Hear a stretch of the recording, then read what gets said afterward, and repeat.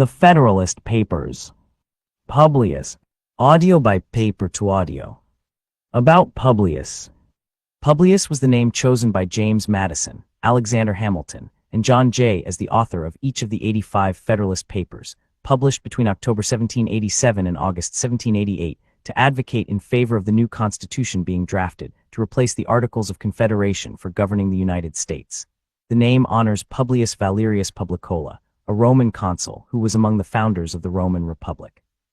Part 1. The Importance of the Union, 1-14. Chapter 1. Federalist Number 1. To the people of the state of New York, after an unequivocal experience of the inefficiency of the subsisting federal government, you are called upon to deliberate on a new constitution for the United States of America. The subject speaks its own importance, comprehending in its consequences nothing less than the existence of the Union, the safety and welfare of the parts of which it is composed, the fate of an empire, in many respects the most interesting in the world.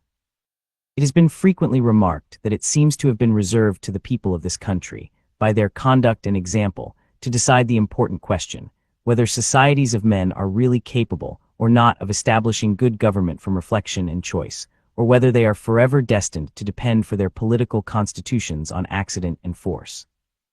If there be any truth in the remark, the crisis at which we are arrived may with propriety be regarded as the era in which that decision is to be made, and a wrong election of the part we shall act may, in this view, deserve to be considered as the general misfortune of mankind.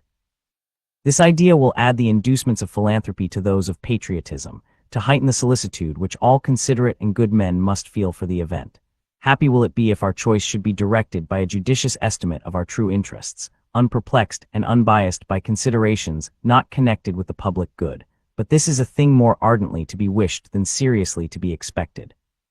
The plan offered to our deliberations affects too many particular interests, innovates upon too many local institutions, not to involve in its discussion a variety of objects foreign to its merits, and of views, passions, and prejudices little favorable to the discovery of truth.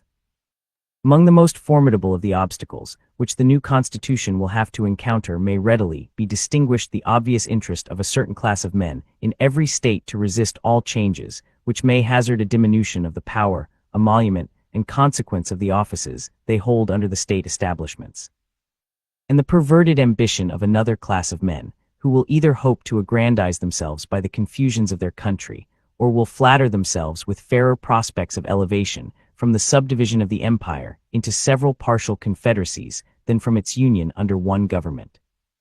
It is not, however, my design to dwell upon observations of this nature.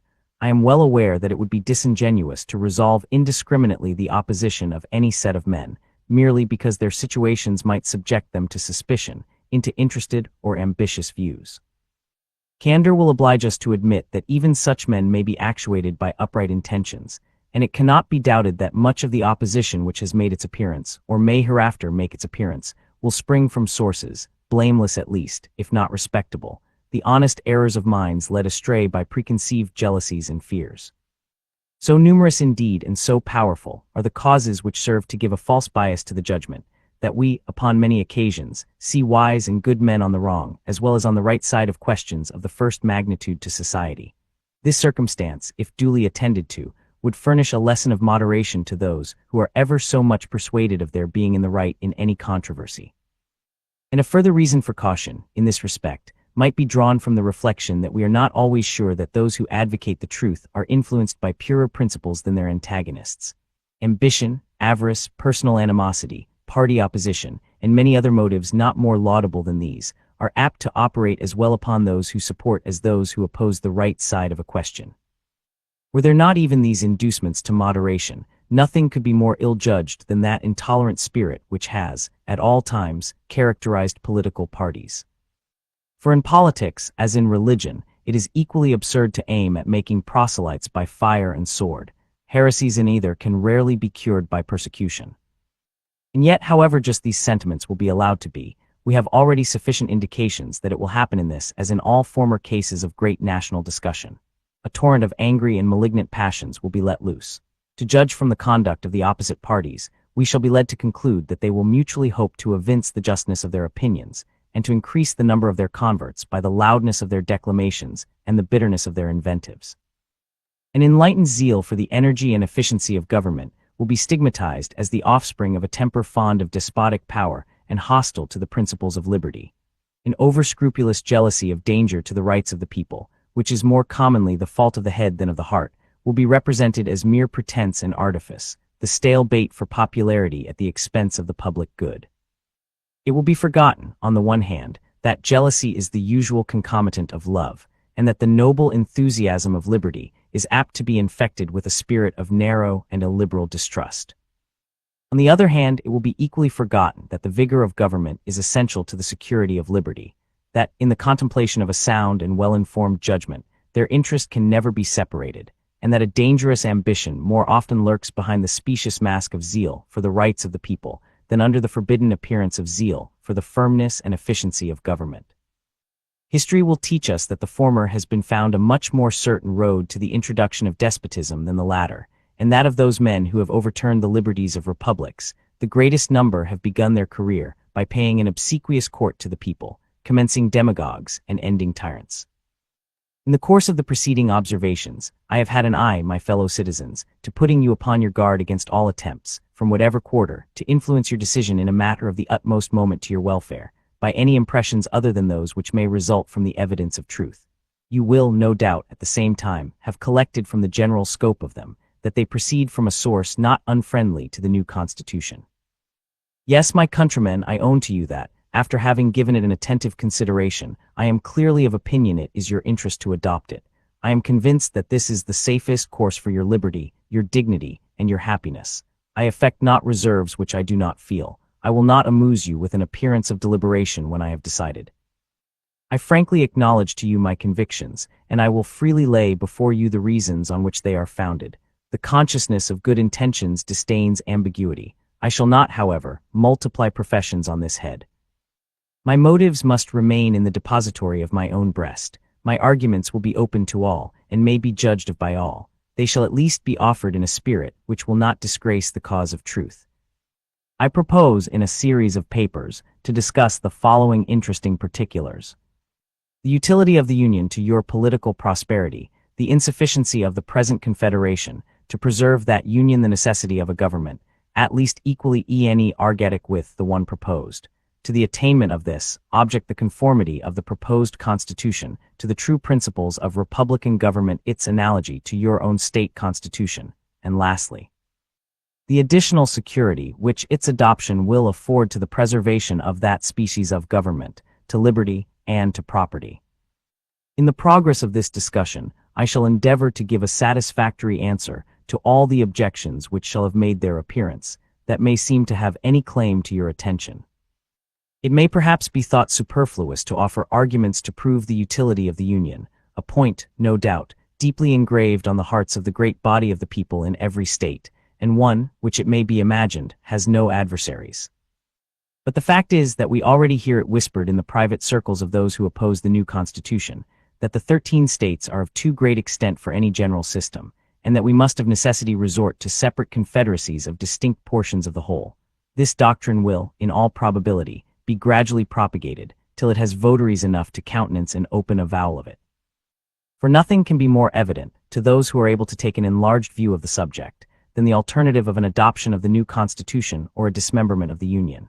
It will therefore be of use to begin by examining the advantages of that Union, the certain evils, and the probable dangers, to which every state will be exposed from its dissolution. This shall accordingly constitute the subject of my next address. Publius. Chapter 2. Federalist Number 2. To the people of the state of New York, when the people of America reflect that they are now called upon to decide a question, which, in its consequences, must prove one of the most important that ever engaged their attention, the propriety of their taking a very comprehensive, as well as a very serious, view of it, will be evident. Nothing is more certain than the indispensable necessity of government, and it is equally undeniable that whenever and however it is instituted, the people must cede to it some of their natural rights in order to vest it with requisite powers. It is well worthy of consideration, therefore, whether it would conduce more to the interest of the people of America that they should, to all general purposes, be one nation, under one federal government, or that they should divide themselves into separate confederacies, and give to the head of each the same kind of powers which they are advised to place in one national government.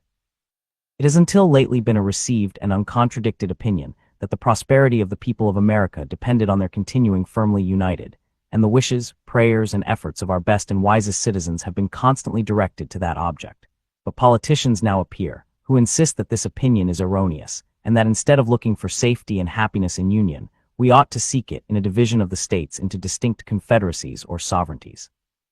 However extraordinary this new doctrine may appear, it nevertheless has its advocates, and certain characters who were much opposed to it formerly are at present of the number.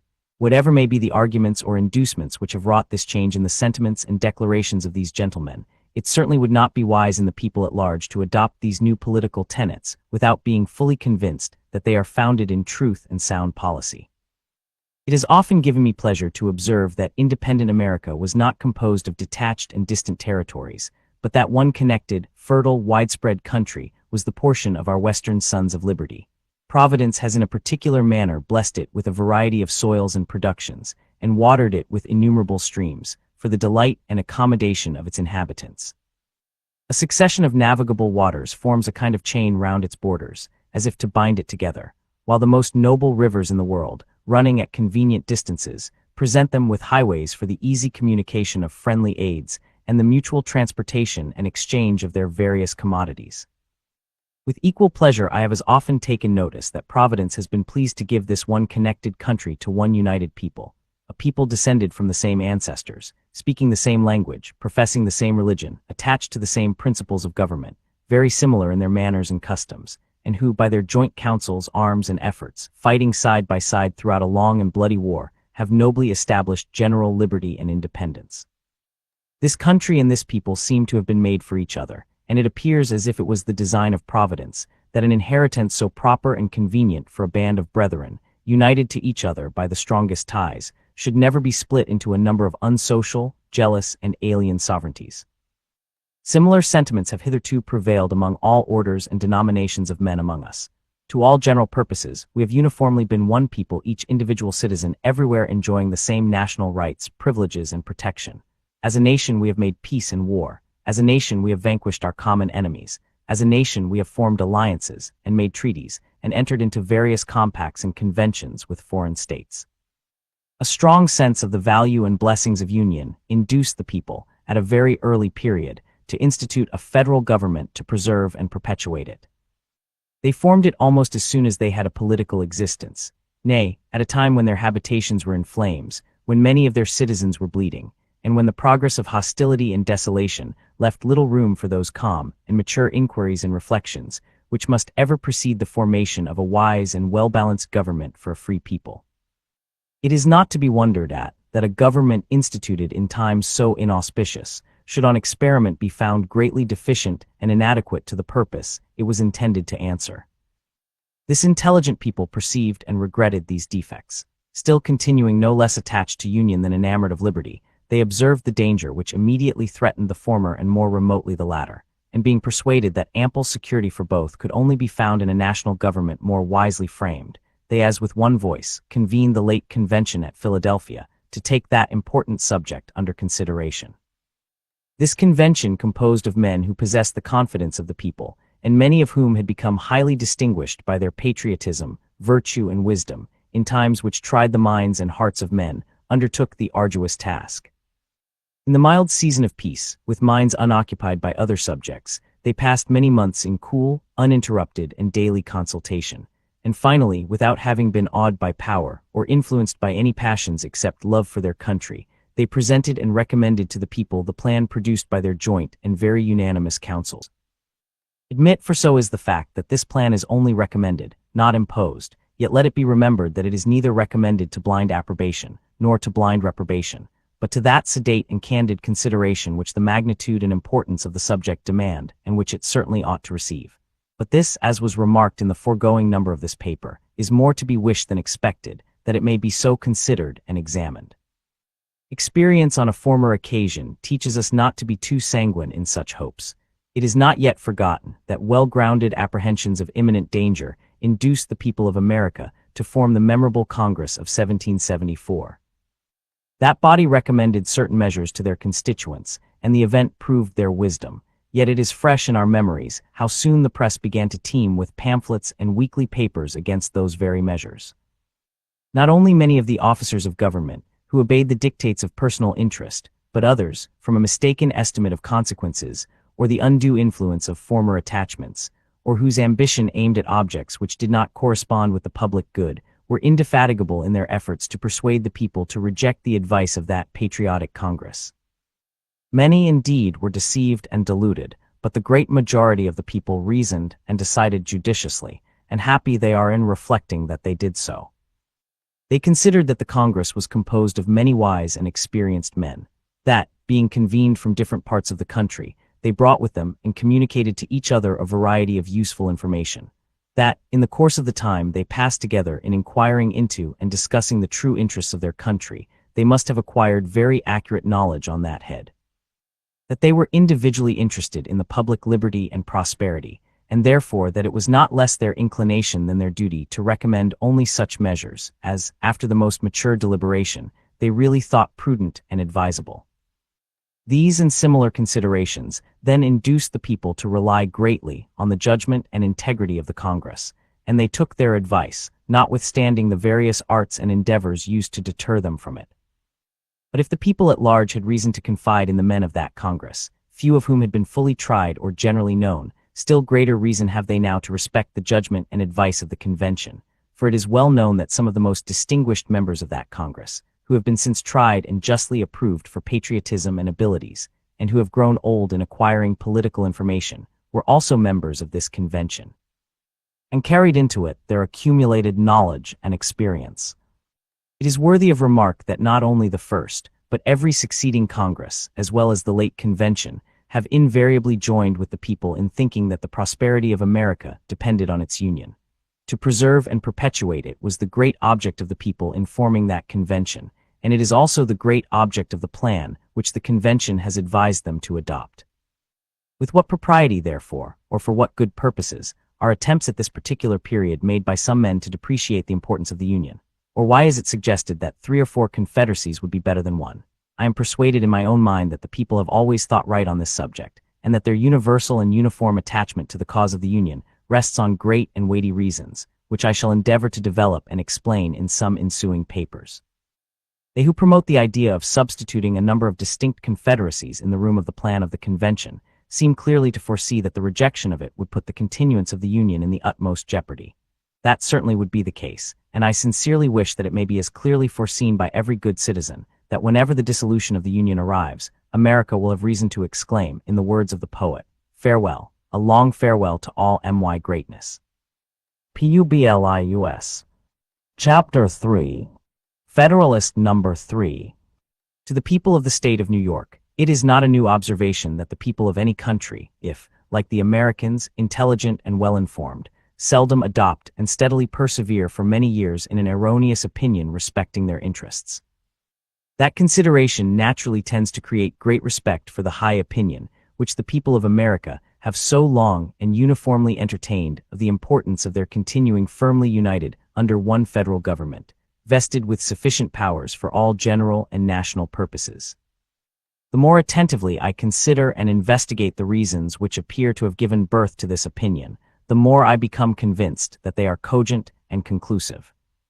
Among the many objects to which a wise and free people find it necessary to direct their attention, that of providing for their safety seems to be the first. The safety of the people doubtless has relation to a great variety of circumstances and considerations, and consequently affords great latitude to those who wish to define it precisely and comprehensively.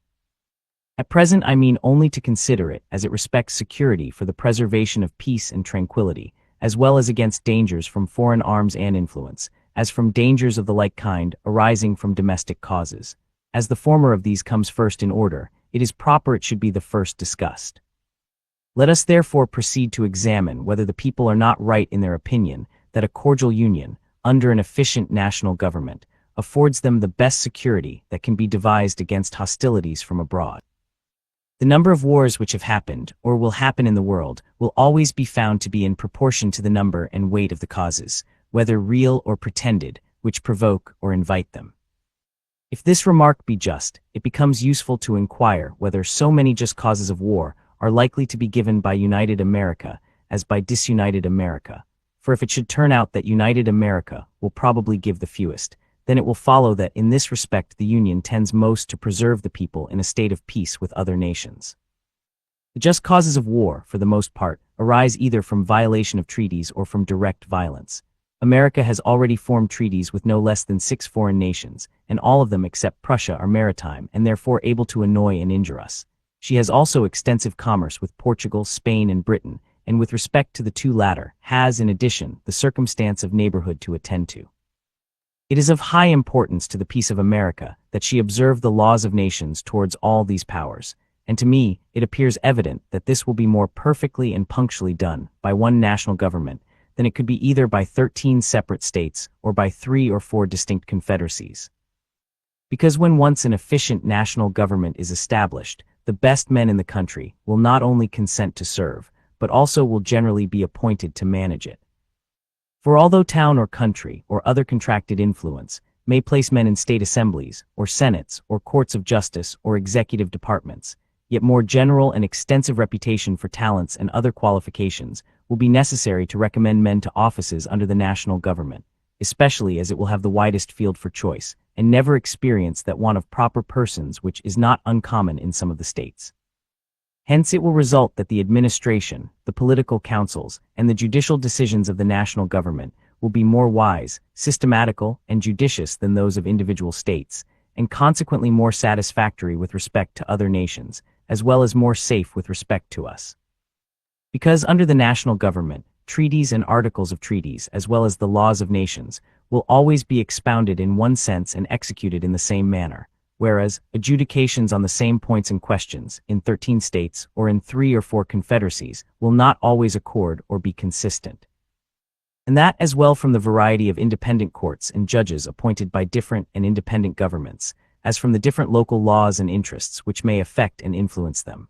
The wisdom of the convention, in committing such questions to the jurisdiction and judgment of courts appointed by and responsible only to one national government, cannot be too much commended. Because the prospect of present loss or advantage may often tempt the governing party in 1 or 2 states to swerve from good faith and justice, but those temptations, not reaching the other states, and consequently having little or no influence on the national government, the temptation will be fruitless, and good faith and justice be preserved. The case of the Treaty of Peace with Britain adds great weight to this reasoning. Because even if the governing party in a state should be disposed to resist such temptations, yet as such temptations may, and commonly do, result from circumstances peculiar to the state, and may affect a great number of the inhabitants, the governing party may not always be able, if willing, to prevent the injustice meditated, or to punish the aggressors.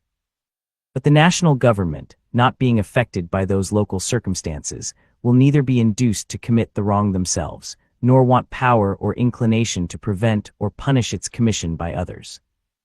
So far therefore, as either designed or accidental violations of treaties and the laws of nations afford just causes of war, they are less to be apprehended under one general government than under several lesser ones, and in that respect the former most favors the safety of the people.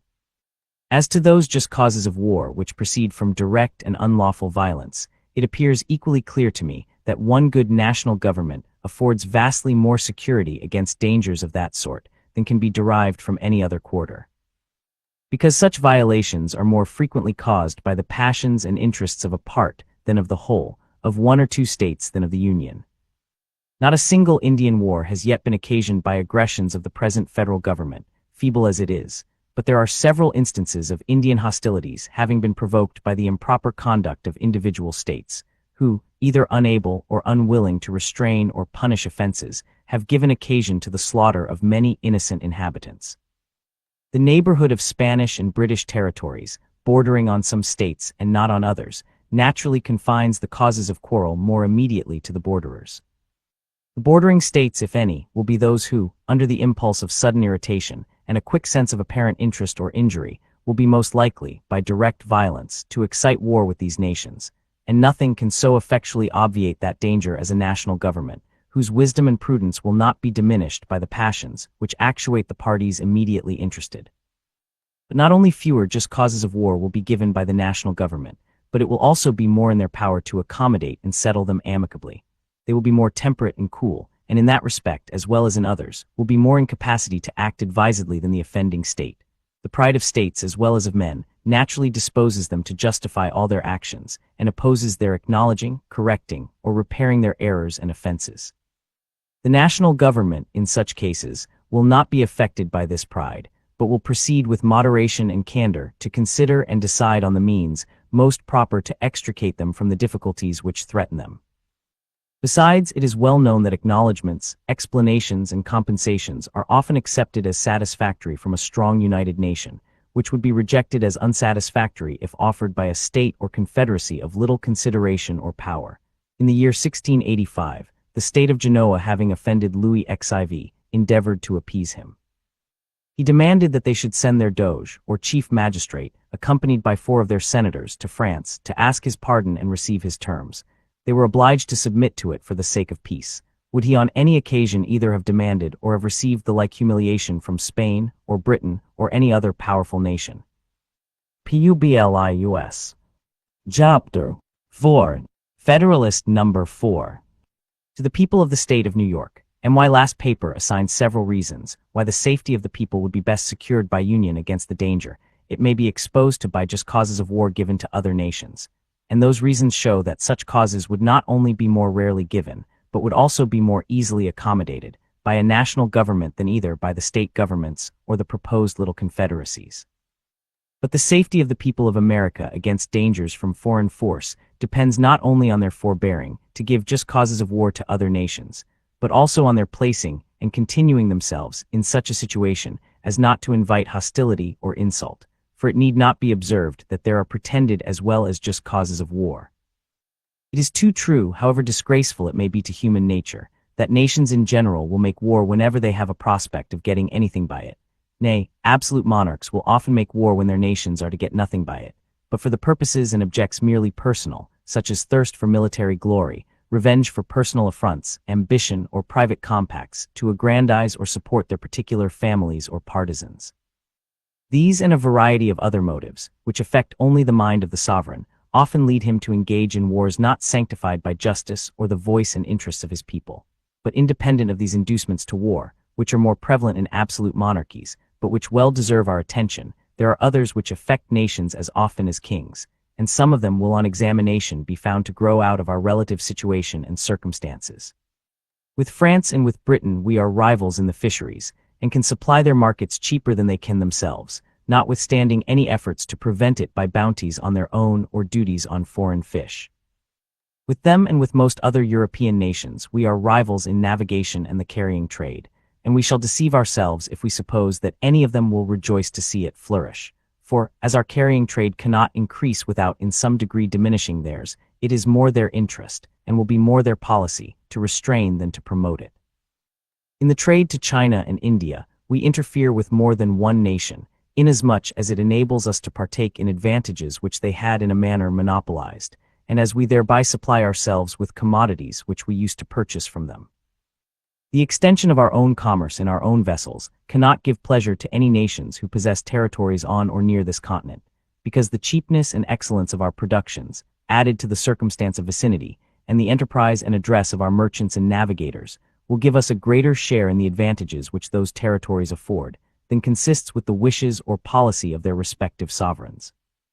Spain thinks it convenient to shut the Mississippi against us on the one side, and Britain excludes us from the St. Lawrence on the other, nor will either of them permit the other waters, which are between them and us, to become the means of mutual intercourse and traffic.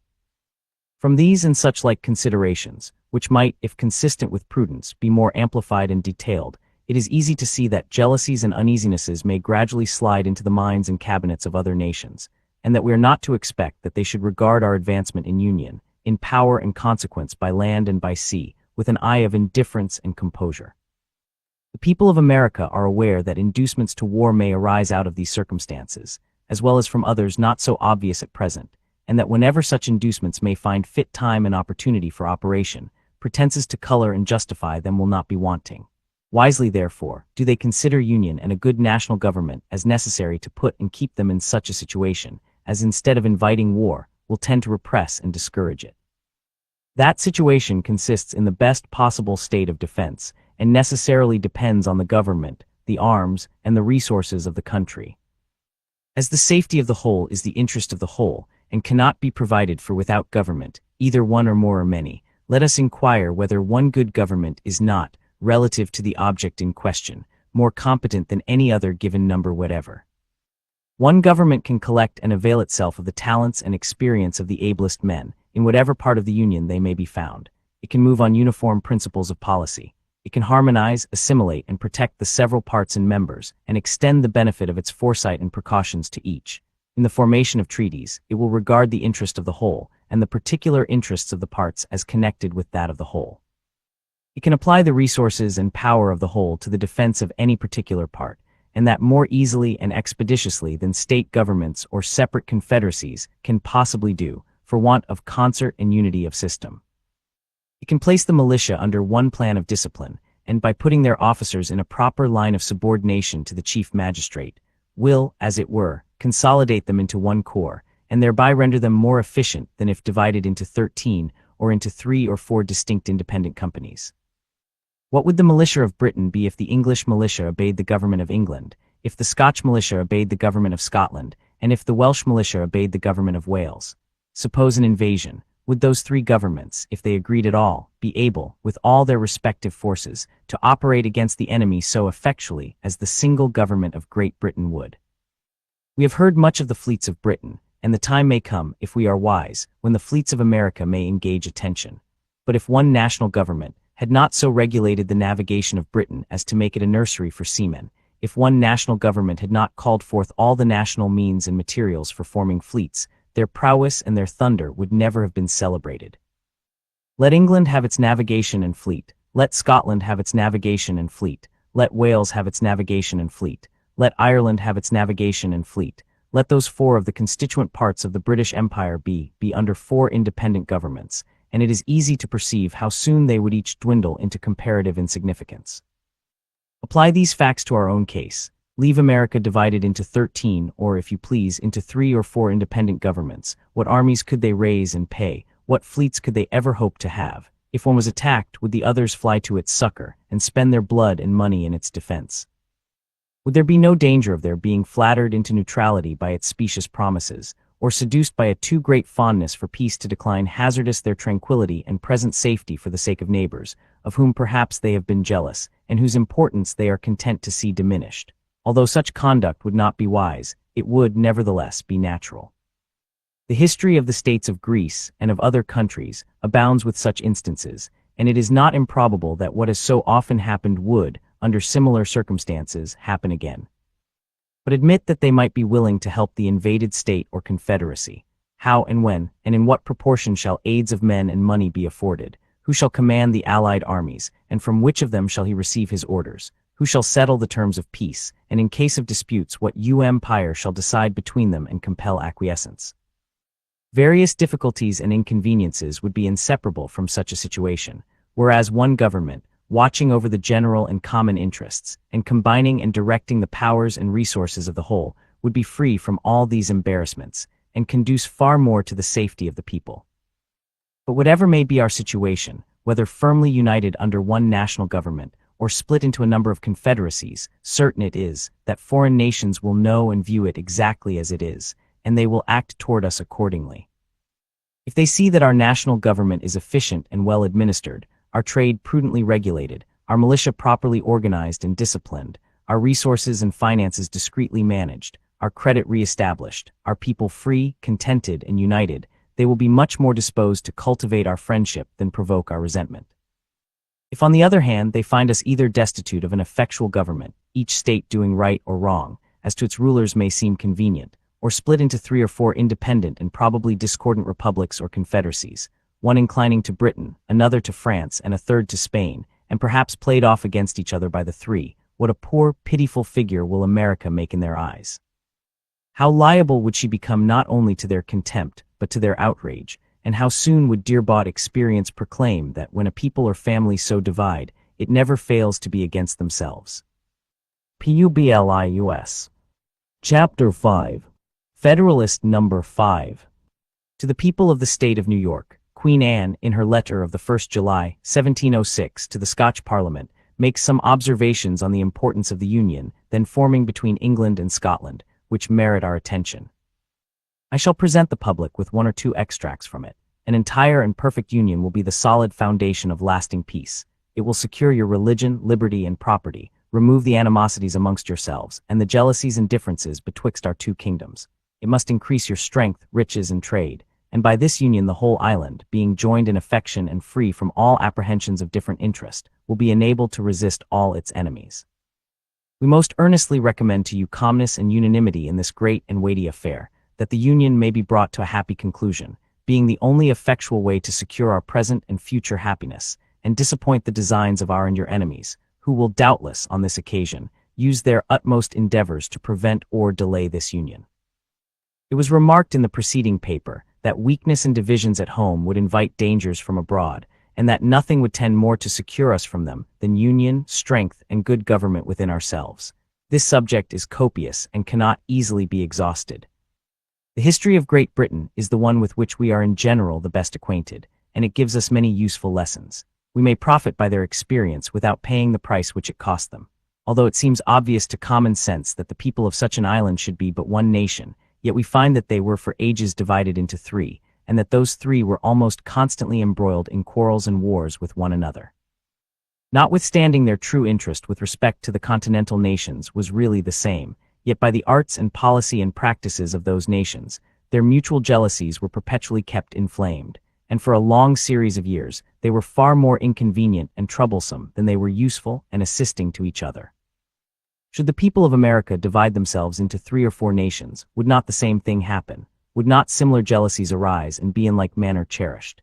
Instead of their being joined in affection and free from all apprehension of different interests, envy and jealousy would soon extinguish confidence and affection, and the partial interests of each confederacy, instead of the general interests of all America, would be the only objects of their policy and pursuits. Hence, like most other bordering nations, they would always be either involved in disputes and war, or live in the constant apprehension of them. The most sanguine advocates for 3 or 4 confederacies cannot reasonably suppose that they would long remain exactly on an equal footing in point of strength, even if it was possible to form them so at first. But admitting that to be practicable, yet what human contrivance can secure the continuance of such equality? Independent of those local circumstances, which tend to beget and increase power in one part, and to impede its progress in another, we must advert to the effects of that superior policy and good management which would probably distinguish the government of one above the rest, and by which their relative equality in strength and consideration would be destroyed. For it cannot be presumed that the same degree of sound policy, prudence, and foresight would uniformly be observed by each of these confederacies for a long succession of years. Whenever and from whatever causes, it might happen, and happen it would, that any one of these nations or confederacies should rise on the scale of political importance much above the degree of her neighbors, that moment would those neighbors behold her with envy and with fear. Both those passions would lead them to countenance, if not to promote, whatever might promise to diminish her importance, and would also restrain them from measures calculated to advance or even to secure her prosperity. Much time would not be necessary to enable her to discern these unfriendly dispositions. She would soon begin, not only to lose confidence in her neighbors, but also to feel a disposition equally unfavorable to them. Distrust naturally creates distrust, and by nothing is good, will and kind conduct more speedily changed than by invidious jealousies and uncandid imputations, whether expressed or implied. The North is generally the region of strength, and many local circumstances render it probable that the most northern of the proposed confederacies would, at a period not very distant, be unquestionably more formidable than any of the others. No sooner would this become evident than the northern hive would excite the same ideas and sensations in the more southern parts of America, which it formerly did in the southern parts of Europe. Nor does it appear to be a rash conjecture that its young swarms might often be tempted to gather honey in the more blooming fields and milder air of their luxurious and more delicate neighbors. They who well consider the history of similar divisions and confederacies will find abundant reason to apprehend that those in contemplation would in no other sense be neighbors than as they would be borderers, that they would neither love nor trust one another, but on the contrary would be a prey to discord, jealousy, and mutual injuries. In short, that they would place us exactly in the situations in which some nations doubtless wish to see us, namely, formidable only to each other. From these considerations, it appears that those gentlemen are greatly mistaken who suppose that alliances offensive and defensive might be formed between these confederacies, and would produce that combination and union of wills of arms and of resources, which would be necessary to put and keep them in a formidable state of defense against foreign enemies. When did the independent states, into which Britain and Spain were formerly divided, combine in such alliance or unite their forces against a foreign enemy? The proposed confederacies will be distinct nations. Each of them would have its commerce with foreigners to regulate by distinct treaties, and as their productions and commodities are different and proper for different markets, so would those treaties be essentially different. Different commercial concerns must create different interests, and of course different degrees of political attachment to and connection with different foreign nations. Hence it might and probably would happen that the foreign nation with whom the Southern Confederacy might be at war would be the one with whom the Northern Confederacy would be the most desirous of preserving peace and friendship. An alliance so contrary to their immediate interest would not therefore be easy to form, nor, if formed, would it be observed and fulfilled with perfect good faith. Nay, it is far more probable that in America, as in Europe, neighboring nations, acting under the impulse of opposite interests and unfriendly passions, would frequently be found taking different sides. Considering our distance from Europe, it would be more natural for these confederacies to apprehend danger from one another than from distant nations, and therefore that each of them should be more desirous to guard against the others by the aid of foreign alliances, than to guard against foreign dangers by alliances between themselves. And here let us not forget how much more easy it is to receive foreign fleets into our ports, and foreign armies into our country, than it is to persuade or compel them to depart. How many conquests did the Romans and others make in the characters of allies, and what innovations did they under the same character introduce into the governments of those whom they pretended to protect? Let candid men judge, then, whether the division of America into any given number of independent sovereignties would tend to secure us against the hostilities and improper interference of foreign nations. Publius. Federalist number 6. To the people of the state of New York, the 3 last numbers of this paper have been dedicated to an enumeration of the dangers to which we should be exposed, in a state of disunion from the arms and arts of foreign nations. I shall now proceed to delineate dangers of a different, and perhaps still more alarming kind, those which will in all probability flow from dissensions between the states themselves, and from domestic factions and convulsions. These have been already in some instances slightly anticipated, but they deserve a more particular and more full investigation. A man must be far gone in utopian speculations who can seriously doubt that, if these states should either be wholly disunited or only united in partial confederacies, the subdivisions into which they might be thrown would have frequent and violent contests with each other. To presume a want of motives for such contests as an argument against their existence would be to forget that men are ambitious, vindictive, and rapacious. To look for a continuation of harmony between a number of independent, unconnected sovereignties in the same neighborhood would be to disregard the uniform course of human events, and to set at defiance the accumulated experience of ages. The causes of hostility among nations are innumerable. There are some which have a general and almost constant operation upon the collective bodies of society. Of this description are the love of power, or the desire of preeminence and dominion, the jealousy of power, or the desire of equality and safety. There are others which have a more circumscribed though an equally operative influence within their spheres. Such are the rivalships and competitions of commerce between commercial nations, and there are others, not less numerous than either of the former, which take their origin entirely in private passions, in the attachments, enmities, interests, hopes, and fears of leading individuals in the communities of which they are members. Men of this class, whether the favorites of a king or of a people, have in too many instances abused the confidence they possessed, and assuming the pretext of some public motive, have not scrupled to sacrifice the national tranquility to personal advantage or personal gratification. The celebrated Pericles, in compliance with the resentment of a prostitute, at the expense of much of the blood and treasure of his countrymen, attacked, vanquished, and destroyed the city of the Samnins. The same man, stimulated by private pique against the Megariansins, another nation of Greece, or to avoid a prosecution with which he was threatened as an accomplice of a supposed theft of the statuary Phidias, or to get rid of the accusations prepared to be brought against him for dissipating the funds of the state in the purchase of popularity, or from a combination of all these causes, was the primitive author of that famous and fatal war. Distinguished in the Grecian annals by the name of the Peloponnesian War, which, after various vicissitudes, intermissions, and renewals, terminated in the ruin of the Athenian Commonwealth. The ambitious cardinal, who was prime minister to Henry VIII, permitting his vanity to aspire to the Triple Crown, entertained hopes of succeeding in the acquisition of that splendid prize by the influence of the Emperor Charles V. Secure the favor and interest of this enterprising and powerful monarch, he precipitated England into a war with France, contrary to the plainest dictates of policy, and at the hazard of the safety and independence, as well of the kingdom over which he presided by his counsels, as of Europe in general. For if there ever was a sovereign who bid fair to realize the project of universal monarchy, it was the Emperor Charles V, of whose intrigues Wolsey was at once the instrument and the dupe. The influence which the bigotry of one female, the petulance of another, and the cabals of a third, had in the contemporary policy, ferments, and pacifications of a considerable part of Europe, are topics that have been too often descended upon not to be generally known. To multiply examples of the agency of personal considerations in the production of great national events, either foreign or domestic, according to their direction, would be an unnecessary waste of time.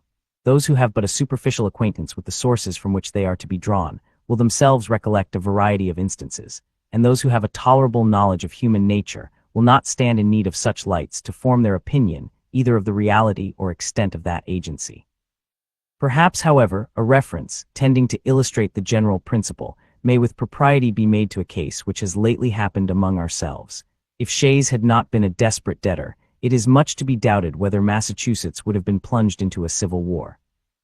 But notwithstanding the concurring testimony of experience, in this particular, there are still to be found visionary or designing men, who stand ready to advocate the paradox of perpetual peace between the states, though dismembered and alienated from each other. The genius of republics, say they, is pacific. The spirit of commerce has a tendency to soften the manners of men, and to extinguish those inflammable humors which have so often kindled into wars. Commercial republics, like ours, will never be disposed to waste themselves in ruinous contentions with each other. They will be governed by mutual interest, and will cultivate a spirit of mutual amity and concord. Is it not, we may ask these projectors in politics, the true interest of all nations to cultivate the same benevolent and philosophically spirit? If this be their true interest, have they in fact pursued it? Has it not, on the contrary, invariably been found that momentary passions and immediate interest have a more active and imperious control over human conduct than general or remote considerations of policy, utility, or justice? Have republics in practice been less addicted to war than monarchies? Are not the former administered by men as well as the latter? Are there not aversions, predilections, rivalships, and desires of unjust acquisitions that affect nations as well as kings? Are not popular assemblies frequently subject to the impulses of rage, resentment, jealousy, avarice, and of other irregular and violent propensities? Is it not well known that their determinations are often governed by a few individuals in whom they place confidence, and are, of course, liable to be tinctured by the passions and views of those individuals? Has commerce hitherto done anything more than change the objects of war? Is not the love of wealth as domineering and enterprising a passion as that of power or glory? Have there not been as many wars founded upon commercial motives since that has become the prevailing system of nations, as were before occasioned by the cupidity of territory or dominion? Has not the spirit of commerce, in many instances, administered new incentives to the appetite, both for the one and for the other? Let experience, the least fallible guide of human opinions, be appealed to for an answer to these inquiries. Sparta, Athens, Rome, and Carthage were all republics, two of them, Athens and Carthage, of the commercial kind, yet were they as often engaged in wars, offensive and defensive, as the neighboring monarchies of the same times. Sparta was little better than a well-regulated camp, and Rome was never sated of carnage and conquest. Carthage, though a commercial republic, was the aggressor in the very war that ended in her destruction. Hannibal had carried her arms into the heart of Italy and to the gates of Rome, before Scipio, in turn, gave him an overthrow in the territories of Carthage and made a conquest of the Commonwealth. Venice, in later times, figured more than once in wars of ambition, till becoming an object to the other Italian states, Pope Julius II found means to accomplish that formidable league which gave a deadly blow to the power and pride of this haughty republic. The provinces of Holland, till they were overwhelmed in debts and taxes, took a leading and conspicuous part in the wars of Europe. They had furious contests with England for the dominion of the sea, and were among the most persevering and most implacable of the opponents of Louis XIV. In the government of Britain, the representatives of the people compose one branch of the national legislature. Commerce has been for ages the predominant pursuit of that country. Few nations, nevertheless, have been more frequently engaged in war, and the wars in which that kingdom has been engaged have, in numerous instances, proceeded from the people. There have been, if I may so express it, almost as many popular as royal wars. The cries of the nation and the importunities of their representatives have, upon various occasions, dragged their monarchs into war, or continued them in it, contrary to their inclinations, and sometimes contrary to the real interests of the state. In that memorable struggle for superiority between the rival houses of Austria and Bourbon, which so long kept Europe in a flame, it is well known that the antipathies of the English against the French, seconding the ambition, or rather the avarice, of a favorite leader, Citation 11 protracted the war beyond the limits marked out by sound policy, and for a considerable time in opposition to the views of the court. The wars of these two last-mentioned nations have in a great measure grown out of commercial considerations, the desire of supplanting, and the fear of being supplanted, either in particular branches of traffic, or in the general advantages of trade and navigation. From this summary of what has taken place in other countries, whose situations have borne the nearest resemblance to our own, what reason can we have to confide in those reveries, which would seduce us into an expectation of peace and cordiality between the members of the present Confederacy, in a state of separation? Have we not already seen enough of the fallacy and extravagance of those idle theories, which have amused us with promises of an exemption from the imperfections, weaknesses, and evils incident to society in every shape? Is it not time to awake from the deceitful dream of a golden age, and to adopt as a practical maxim for the direction of our political conduct, that we, as well as the other inhabitants of the globe, are yet remote from the happy empire of perfect wisdom and perfect virtue?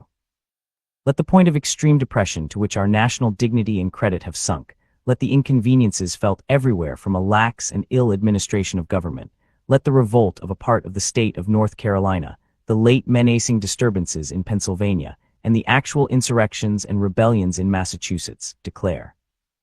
So far is the general sense of mankind from corresponding with the tenets of those who endeavor to lull asleep our apprehensions of discord and hostility between the states, in the event of disunion, that it has from long observation of the progress of society become a sort of axiom in politics, that vicinity or nearness of situation constitutes nations' natural enemies. An intelligent writer expresses himself on this subject to this effect. Neighboring nations, says he, are naturally enemies of each other unless their common weakness forces them to league in a confederate republic, and their constitution prevents the differences that neighborhood occasions, extinguishing that secret jealousy which disposes all states to aggrandize themselves at the expense of their neighbors. This passage, at the same time, points out the evil and suggests the remedy. Publius. Chapter 7. Federalist Number 7. To the people of the state of New York, it is sometimes asked, with an air of seeming triumph, what inducements could the states have if disunited to make war upon each other? It would be a full answer to this question to say, precisely the same inducements which have at different times deluged in blood all the nations in the world.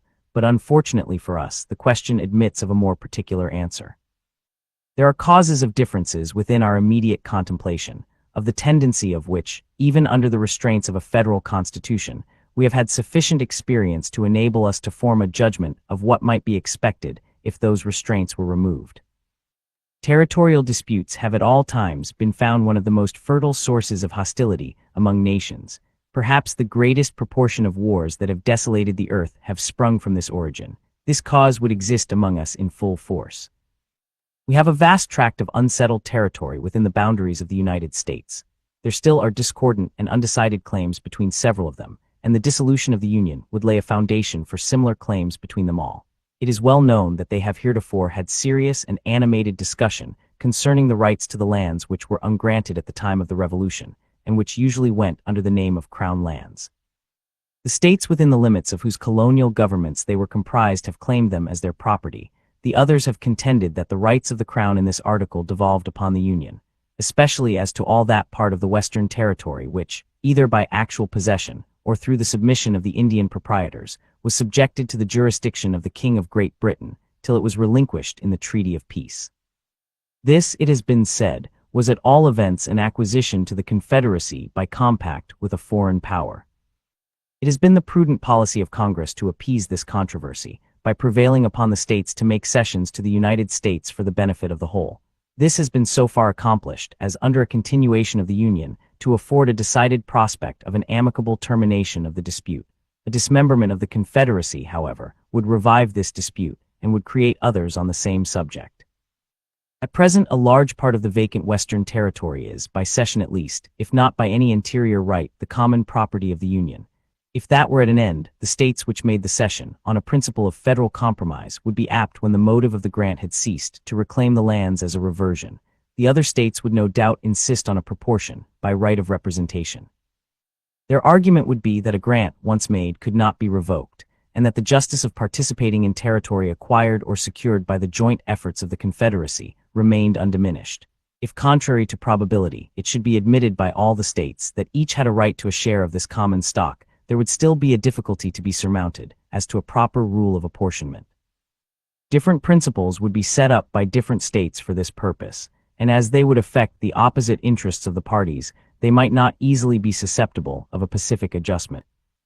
In the wide field of Western Territory, therefore, we perceive an ample theater for hostile pretensions, without any umpire or common judge to interpose between the contending parties.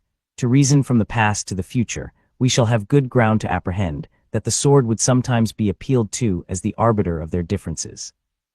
The circumstances of the dispute between Connecticut and Pennsylvania, respecting the land at Wyoming, admonish us not to be sanguine in expecting an easy accommodation of such differences.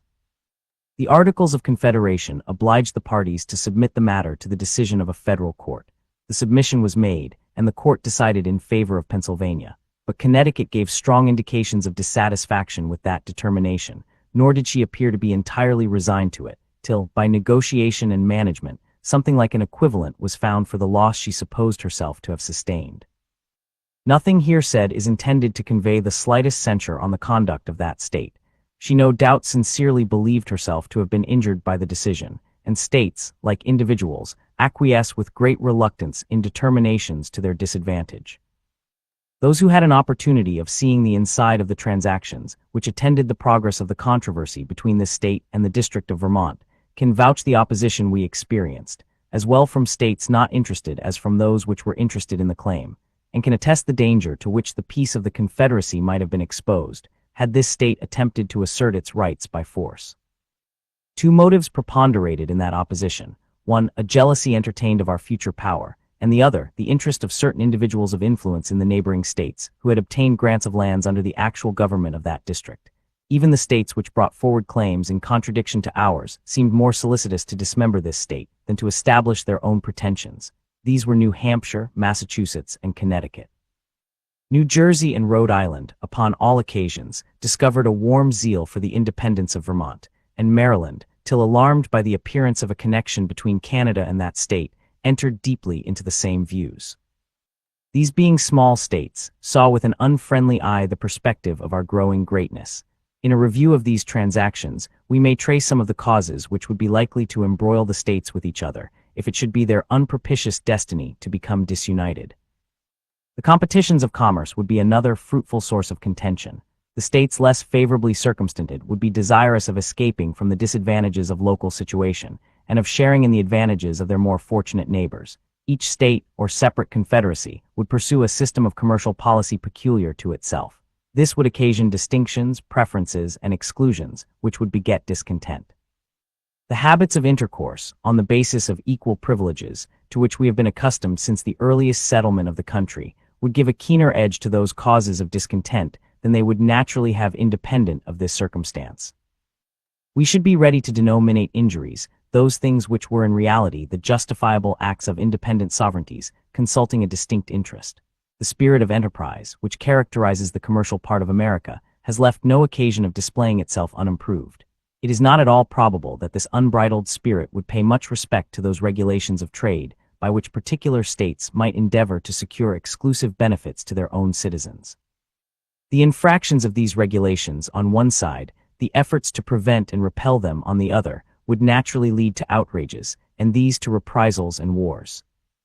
The opportunities which some states would have of rendering others tributary to them by commercial regulations would be impatiently submitted to by the tributary states.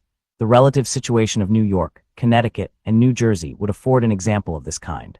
New York, from the necessities of revenue, must lay duties on her importations, a great part of these duties must be paid by the inhabitants of the two other states in the capacity of consumers of what we import. New York would neither be willing nor able to forgo this advantage. Her citizens would not consent that a duty paid by them should be remitted in favor of the citizens of her neighbors, nor would it be practicable, if there were not this impediment in the way, to distinguish the customers in our own markets. Would Connecticut and New Jersey long submit to be taxed by New York for her exclusive benefit? Should we be long permitted to remain in the quiet and undisturbed enjoyment of a metropolis, from the possession of which we derived an advantage so odious to our neighbors, and, in their opinion, so oppressive? Should we be able to preserve it against the incumbent weight of Connecticut on the one side, and the cooperating pressure of New Jersey on the other? These are questions that tempority alone will answer in the affirmative. The public debt of the Union would be a further cause of collision between the separate states or confederacies. The apportionment in the first instance, and the progressive extinguishment afterward, would be alike productive of ill humor and animosity. How would it be possible to agree upon a rule of apportionment satisfactory to all? There is scarcely any that can be proposed which is entirely free from real objections. These, as usual, would be exaggerated by the adverse interest of the parties. There are even dissimilar views among the states as to the general principle of discharging the public debt. Some of them, either less impressed with the importance of national credit, or because their citizens have little, if any, immediate interest in the question, feel an indifference, if not a repugnance, to the payment of the domestic debt at any rate. These would be inclined to magnify the difficulties of a distribution. Others of them, a numerous body of whose citizens are creditors to the public beyond proportion of the state in the total amount of the national debt, would be strenuous for some equitable and effective provision. The procrastinations of the former would excite the resentments of the latter. The settlement of a rule would, in the meantime, be postponed by real differences of opinion and affected delays. The citizens of the states interested would clamor. Foreign powers would urge for the satisfaction of their just demands, and the peace of the states would be hazardous to the double contingency of external invasion and internal contention. Suppose the difficulties of agreeing upon a rule surmounted, and the apportionment made, still there is great room to suppose that the rule agreed upon would, upon experiment, be found to bear harder upon some states than upon others. Those which were sufferers by it would naturally seek for a mitigation of the burden. The others would as naturally be disinclined to a revision, which was likely to end in an increase of their own encumbrances. Their refusal would be too plausible a pretext to the complaining states to withhold their contributions, not to be embraced with avidity, and the noncompliance of these states with their engagements would be a ground of bitter discussion and altercation. If even the rule adopted should in practice justify the equality of its principle, still delinquencies in payments on the part of some of the states would result from a diversity of other causes: the real deficiency of resources, the mismanagement of their finances, accidental disorders in the management of the government. And in addition to the rest, the reluctance with which men commonly part with money for purposes that have outlived the exigencies which produced them, and interfere with the supply of immediate wants. Delinquencies from whatever causes would be productive of complaints, recriminations, and quarrels. There is perhaps nothing more likely to disturb the tranquility of nations than their being bound to mutual contributions for any common object that does not yield an equal and coincident benefit. For it is an observation, as true as it is trite, that there is nothing men differ so readily about as the payment of money. Laws in violation of private contracts, as they amount to aggressions on the rights of those states whose citizens are injured by them, may be considered as another probable source of hostility. We are not authorized to expect that a more liberal or more equitable spirit would preside over the legislations of the individual states hereafter, if unrestrained by any additional checks, than we have heretofore seen in too many instances disgracing their several codes.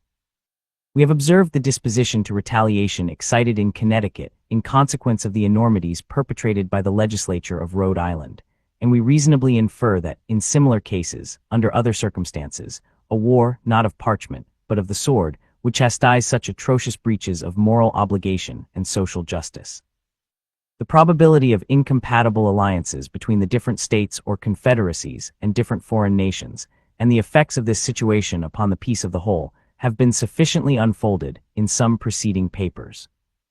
From the view they have exhibited of this part of the subject, this conclusion is to be drawn, that America, if not connected at all, or only by the feeble tie of a simple league, offensive and defensive, would, by the operation of such jarring alliances, be gradually entangled in all the pernicious labyrinths of European politics and wars. And by the destructive contentions of the parts into which she was divided, would be likely to become a prey to the artifices and machinations of powers, equally the enemies of them all. Divide et impera must be the motto of every nation that either hates or fears us. Publius. Federalist number 8. To the people of the state of New York. Assuming it therefore as an established truth that the several states, in case of disunion, or such combinations of them as might happen to be formed out of the wreck of the general confederacy, would be subject to those vicissitudes of peace and war, of friendship and enmity, with each other, which have fallen to the lot of all neighboring nations not united under one government, let us enter into a concise detail of some of the consequences that would attend such a situation. War between the states, in the first period of their separate existence, would be accompanied with much greater distresses than it commonly is in those countries where regular military establishments have long obtained. The disciplined armies always kept on foot on the continent of Europe, though they bear a malignant aspect to liberty and economy, have, notwithstanding, been productive of the signal advantage of rendering sudden conquests impracticable, and of preventing that rapid desolation which used to mark the progress of war prior to their introduction. The art of fortification has contributed to the same ends. The nations of Europe are encircled with chains of fortified places, which mutually obstruct invasion. Campaigns are wasted in reducing 2 or 3 frontier garrisons to gain admittance into an enemy's country. Similar impediments occur at every step to exhaust the strength and delay the progress of an invader. Formerly, an invading army would penetrate into the heart of a neighboring country almost as soon as intelligence of its approach could be received, but now a comparatively small force of disciplined troops, acting on the defensive with the aid of posts, is able to impede, and finally to frustrate, the enterprises of one much more considerable. The history of war in that quarter of the globe is no longer a history of nations subdued and empires overturned, but of towns taken and retaken, of battles that decide nothing, of retreats more beneficial than victories, of much effort and little acquisition. In this country the scene would be altogether reversed. The jealousy of military establishments would postpone them as long as possible. The want of fortifications, leaving the frontiers of one state open to another, would facilitate inroads. The populous states would, with little difficulty, overrun their less populous neighbors. Conquests would be as easy to be made as difficult to be retained. War, therefore, would be desultory and predatory. Plunder and devastation ever march in the train of irregulars. The calamities of individuals would make the principal figure in the events which would characterize our military exploits. This picture is not too highly wrought, though I confess it would not long remain a just one. Safety from external danger is the most powerful director of national conduct. Even the ardent love of liberty will, after a time, give way to its dictates. The violent destruction of life and property incident to war, the continual effort and alarm attendant on a state of continual danger, will compel nations the most attached to liberty to resort for repose and security to institutions which have a tendency to destroy their civil and political rights. To be more safe, they at length become willing to run the risk of being less free. The institutions chiefly alluded to are standing armies and the correspondent appendages of military establishments. Standing armies, it is said, are not provided against in the new Constitution, and it is therefore inferred that they may exist under it. Citation 15. Their existence, however, from the very terms of the proposition, is at most problematical and uncertain. But standing armies, it may be replied, must inevitably result from a dissolution of the Confederacy.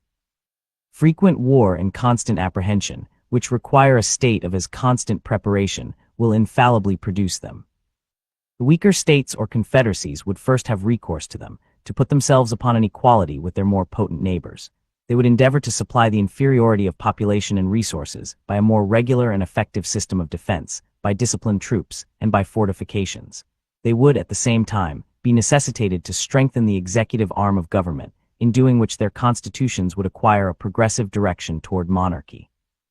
It is of the nature of war to increase the executive at the expense of the legislative authority. The expedients which have been mentioned would soon give the states or confederacies that made use of them a superiority over their neighbors.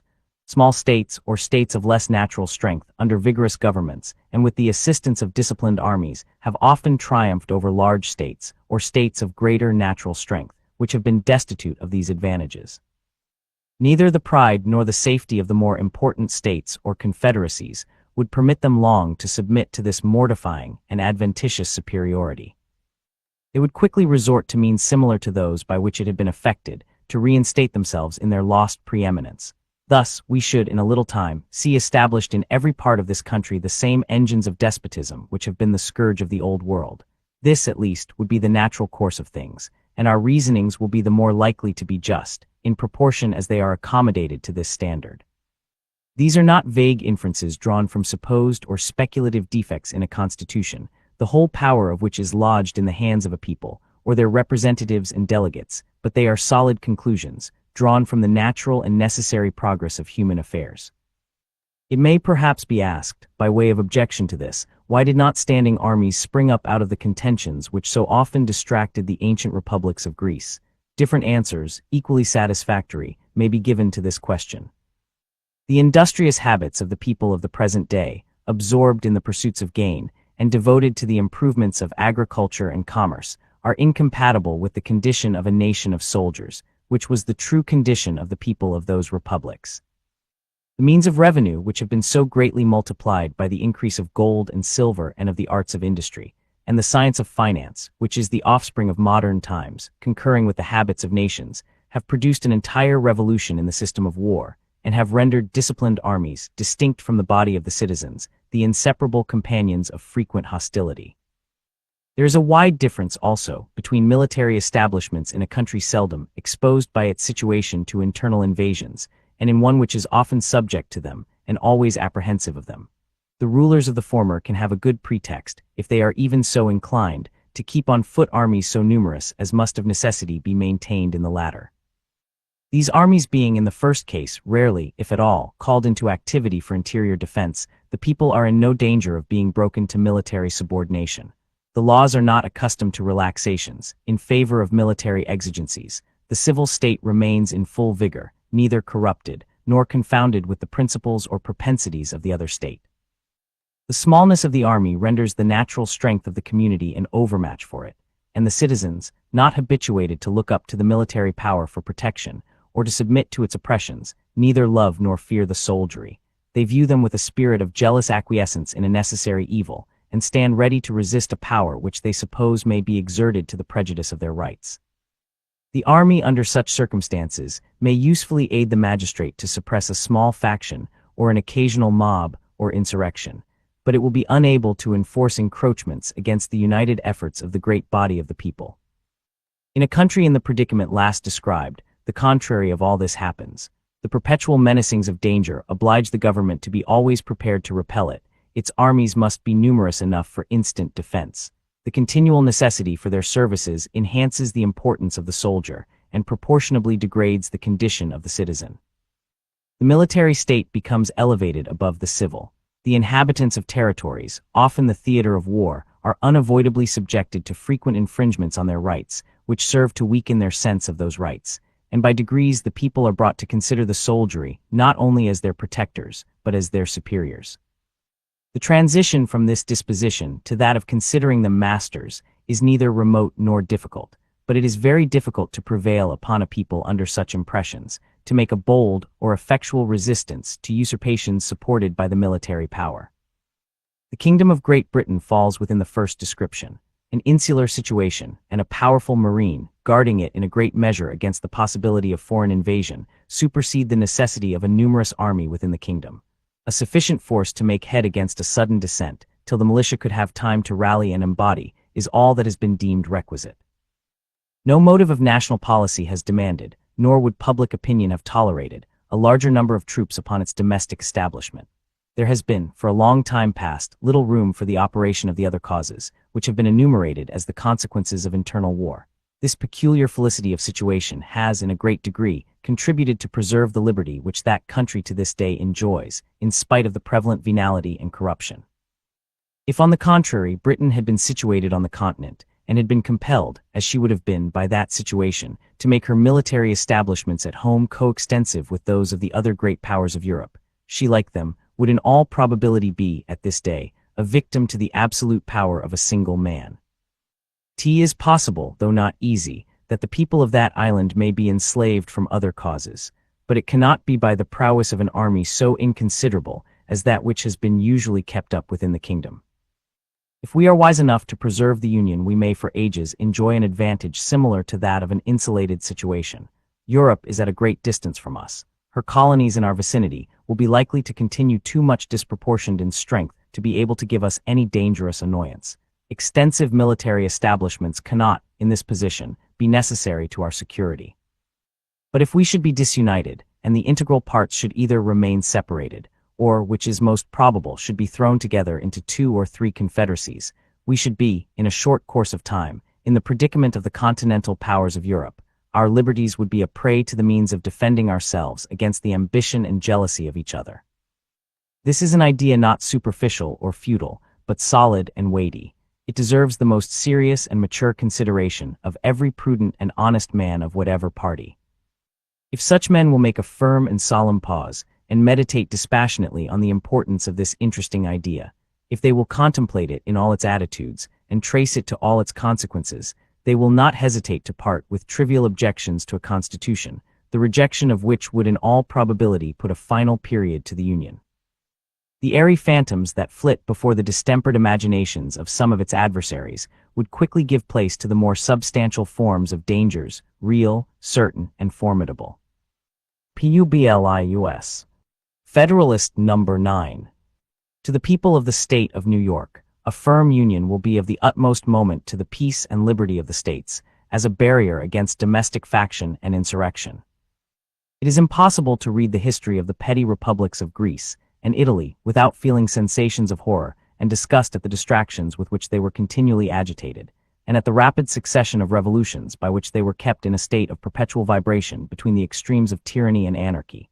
If they exhibit occasional calms, these only serve as short-lived contrast to the furious storms that are to succeed. If now and then intervals of felicity open to view, we behold them with a mixture of regret, arising from the reflection that the pleasing scenes before us are soon to be overwhelmed by the tempestuous waves of sedition and party rage. If momentary rays of glory break forth from the gloom, while they dazzle us with a transient and fleeting brilliancy, they at the same time admonish us to lament that the vices of government should pervert the direction and tarnish the luster of those bright talents and exalted endowments for which the favored soils that produced them have been so justly celebrated. From the disorders that disfigure the annals of those republics, the advocates of despotism have drawn arguments, not only against the forms of republican government, but against the very principles of civil liberty. They have decried all free government as inconsistent with the order of society, and have indulged themselves in malicious exultation over its friends and partisans. Happily for mankind, stupendous fabrics reared on the basis of liberty, which have flourished for ages, have, in a few glorious instances, refuted their gloomy sophisms. And I trust America will be the broad and solid foundation of other edifices, not less magnificent, which will be equally permanent monuments of their errors. But it is not to be denied that the portraits they have sketched of republican government were too just copies of the originals from which they were taken. If it had been found impracticable to have devised models of a more perfect structure, the enlightened friends to liberty would have been obliged to abandon the cause of that species of government as indefensible. The science of politics, however, like most other sciences, has received great improvement.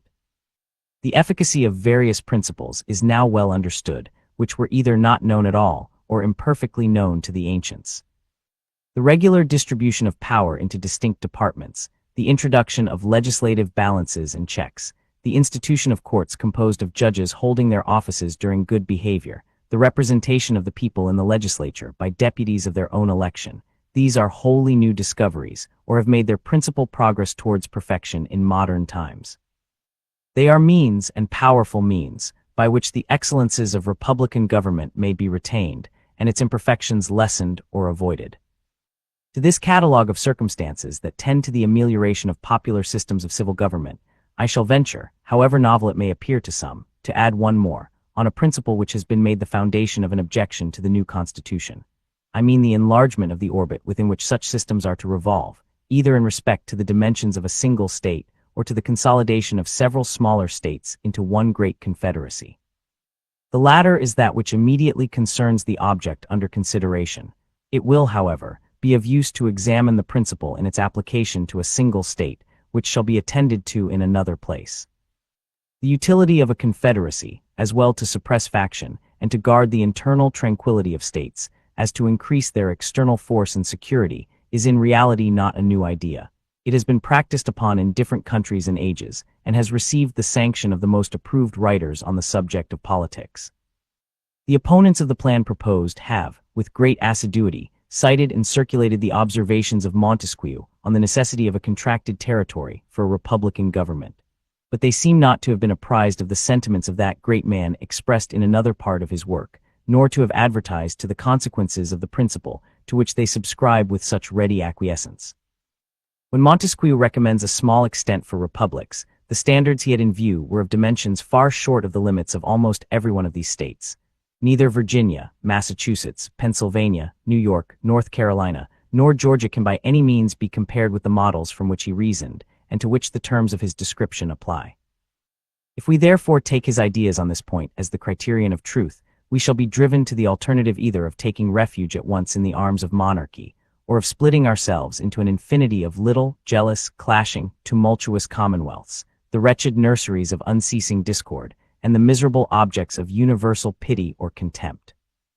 Some of the writers who have come forward on the other side of the question seem to have been aware of the dilemma, and have even been bold enough to hint at the division of the larger states as a desirable thing. Such an infatuated policy, such a desperate expedient, might, by the multiplication of petty offices, answer the views of men who possess not qualifications to extend their influence beyond the narrow circles of personal intrigue, but it could never promote the greatness or happiness of the people of America. Referring the examination of the principle itself to another place, as has been already mentioned, it will be sufficient to remark here that, in the sense of the author who has been most emphatically quoted upon the occasion, it would only dictate a reduction of the size of the more considerable members of the Union, but would not militate against their being all comprehended in one Confederate government. And this is the true question, in the discussion of which we are at present interested.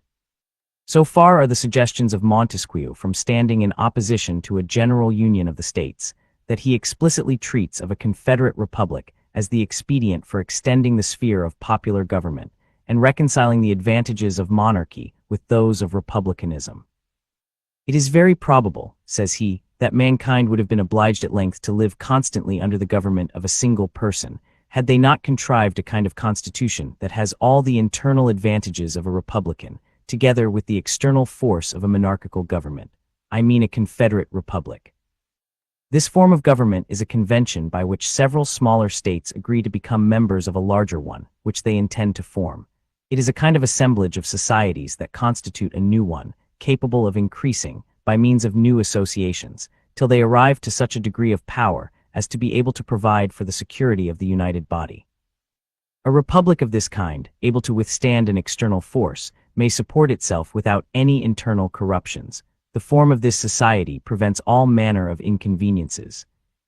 If a single member should attempt to usurp the supreme authority, he could not be supposed to have an equal authority and credit in all the Confederate states. Were he to have too great influence over one, this would alarm the rest. Were he to subdue a part, that which would still remain free might oppose him, with forces independent of those which he had usurped, and overpower him, before he could be settled in his usurpation.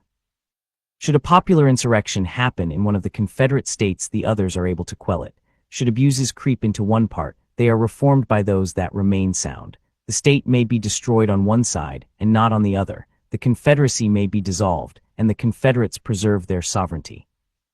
As this government is composed of small republics, it enjoys the internal happiness of each, and with respect to its external situation, it is possessed, by means of the association, of all the advantages of large monarchies. I have thought it proper to quote at length these interesting passages, because they contain a luminous abridgment of the principal arguments in favor of the Union, and must effectually remove the false impressions which a misapplication of other parts of the work was calculated to make. They have, at the same time, an intimate connection with the more immediate design of this paper, which is, to illustrate the tendency of the Union to repress domestic faction and insurrection. A distinction, more subtle than accurate, has been raised between a confederacy and a consolidation of the states. The essential characteristic of the first is said to be the restriction of its authority to the members in their collective capacities, without reaching to the individuals of whom they are composed. It is contended that the National Council ought to have no concern with any object of internal administration. An exact equality of suffrage between the members has also been insisted upon as a leading feature of a Confederate government. These positions are, in the main, arbitrary. They are supported neither by principle nor precedent. It has indeed happened that governments of this kind have generally operated in the manner which the distinction taken notice of supposes to be inherent in their nature. but there have been in most of them extensive exceptions to the practice, which serve to prove, as far as example will go, that there is no absolute rule on the subject. And it will be clearly shown in the course of this investigation that as far as the principle contended for has prevailed, it has been the cause of incurable disorder and imbecility in the government. The definition of a confederate republic seems simply to be an assemblage of societies, or an association of two or more states into one state. The extent, modifications, and objects of the federal authority are mere matters of discretion. So long as the separate organization of the members be not abolished, so long as it exists by a constitutional necessity for local purposes, though it should be in perfect subordination to the general authority of the Union, it would still be, in fact and in theory, an association of states or a confederacy. The proposed Constitution, so far from implying an abolition of the state governments, makes them constituent parts of the national sovereignty by allowing them a direct representation in the Senate and leaves in their possession certain exclusive and very important portions of sovereign power. This fully corresponds, in every rational import of the terms, with the idea of a federal government. In the Lycian Confederacy, which consisted of 23 cities or republics, the largest were entitled to 3 votes in the Common Council, those of the middle class to 2, and the smallest to 1. The Common Council had the appointment of all the judges and magistrates of the respective cities. This was certainly the most delicate species of interference in their internal administration, for if there be anything that seems exclusively appropriated to the local jurisdictions, it is the appointment of their own officers. Yet Montesquieu, speaking of this association, says, "Were I to give a model of an excellent Confederate republic, it would be that of Lycia." Thus we perceive that the distinctions insisted upon were not within the contemplation of this enlightened civilian, and we shall be led to conclude that they are the novel refinements of an erroneous theory. Publius. Chapter 10. Federalist Number 10. To the people of the state of New York, among the numerous advantages promised by a well-constructed union, none deserves to be more accurately developed than its tendency to break and control the violence of faction. The friend of popular governments never finds himself so much alarmed for their character and fate as when he contemplates their propensity to this dangerous vice. He will not fail, therefore, to set a due value on any plan which, without violating the principles to which he is attached, provides a proper cure for it. The instability, injustice, and confusion introduced into the public councils have, in truth, been the mortal diseases under which popular governments have everywhere perished, as they continue to be the favorite and fruitful topics from which the adversaries to liberty derive their most specious declamations. The valuable improvements made by the American constitutions on the popular models, both ancient and modern, cannot certainly be too much admired, but it would be an unwarrantable partiality to contend that they have as effectually obviated the danger on this side as was wished and expected. Complaints are everywhere heard from our most considerate and virtuous citizens, equally the friends of public and private faith, and of public and personal liberty, that our governments are too unstable, that the public good is disregarded in the conflicts of rival parties, and that measures are too often decided, not according to the rules of justice and the rights of the minor party, but by the superior force of an interested and overbearing majority. However anxiously we may wish that these complaints had no foundation, the evidence of known facts will not permit us to deny that they are in some degree true. It will be found, indeed, on a candid review of our situation, that some of the distresses under which we labor have been erroneously charged on the operation of our governments, but it will be found at the same time that other causes will not alone account for many of our heaviest misfortunes, and particularly for that prevailing and increasing distrust of public engagements and alarm for private rights, which are echoed from one end of the continent to the other. These must be chiefly, if not wholly, effects of the unsteadiness and injustice with which a factious spirit has tainted our public administrations. By a faction I understand a number of citizens, whether amounting to a majority or a minority of the whole, who are united and actuated by some common impulse of passion, or of interest, addressed to the rights of other citizens, or to the permanent and aggregate interests of the community. There are 2 methods of curing the mischiefs of faction, the one by removing its causes, the other by controlling its effects. There are again 2 methods of removing the causes of faction, the one by destroying the liberty which is essential to its existence, the other by giving to every citizen the same opinions, the same passions, and the same interests. It could never be more truly said than of the first remedy, that it was worse than the disease. Liberty is to faction what air is to fire, an aliment without which it instantly expires. but it could not be less folly to abolish liberty, which is essential to political life, because it nourishes faction, than it would be to wish the annihilation of air, which is essential to animal life, because it imparts to fire its destructive agency. The second expedient is as impracticable as the first would be unwise. As long as the reason of man continues fallible, and he is at liberty to exercise it, different opinions will be formed. As long as the connection subsists between his reason and his self-love, his opinions and his passions will have a reciprocal influence on each other, and the former will be objects to which the latter will attach themselves. The diversity in the faculties of men, from which the rights of property originate, is not less an insuperable obstacle to a uniformity of interests. The protection of these faculties is the first object of government.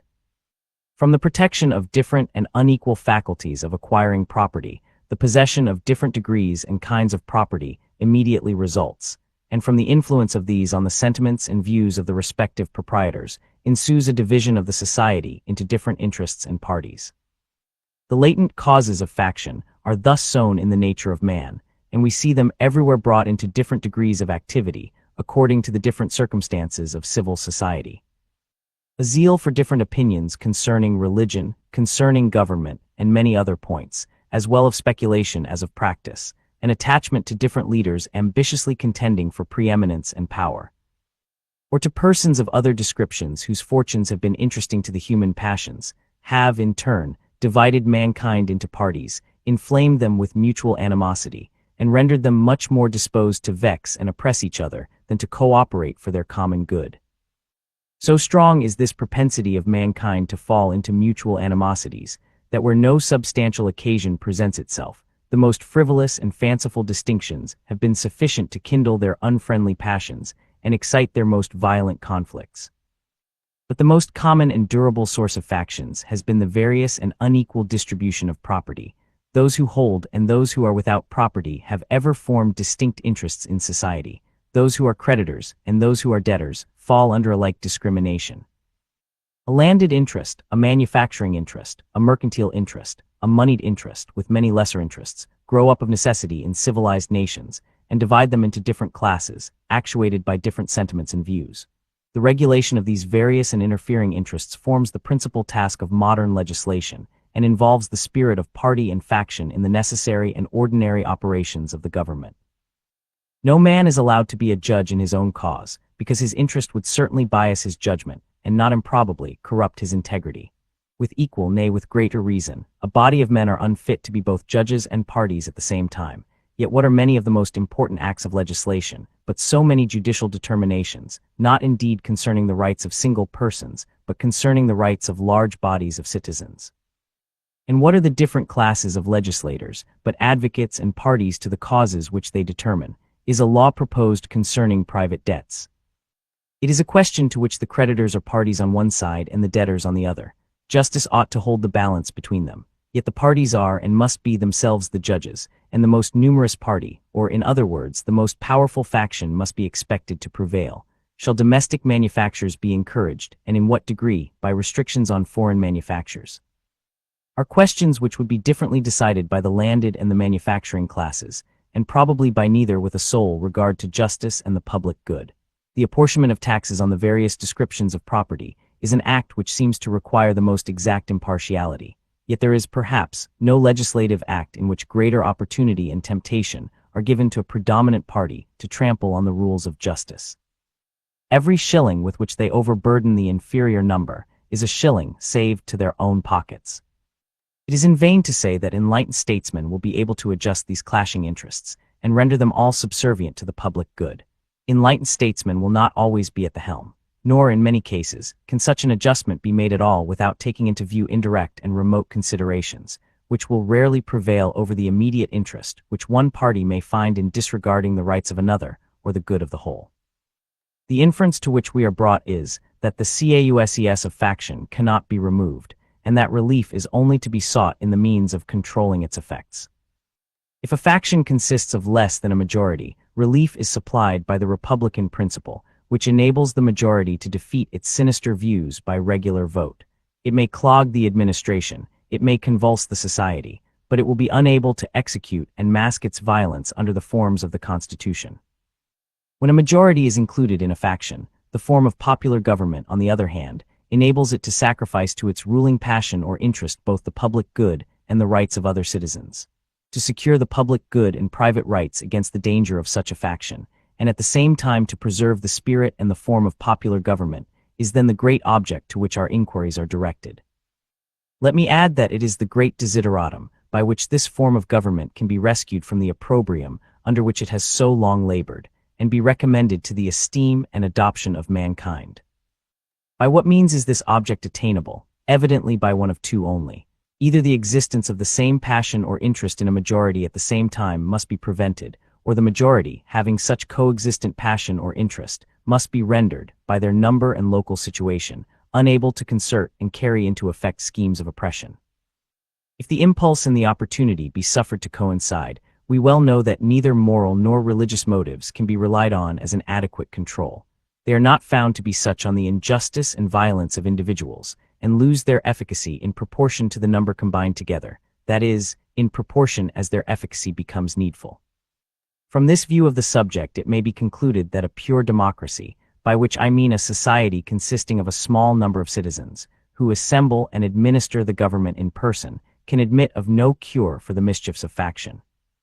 A common passion or interest will, in almost every case, be felt by a majority of the whole.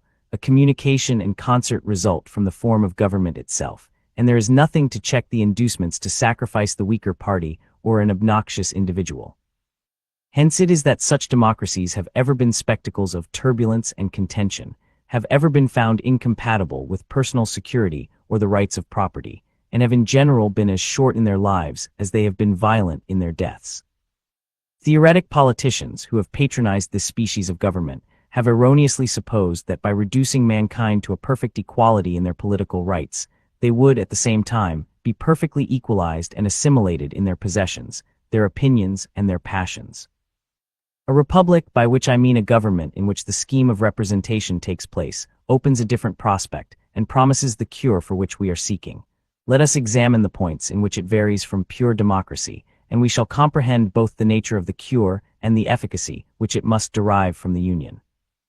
The two great points of difference between a democracy and a republic are, first, the delegation of the government in the latter to a small number of citizens elected by the rest; secondly, the greater number of citizens and greater sphere of country over which the latter may be extended.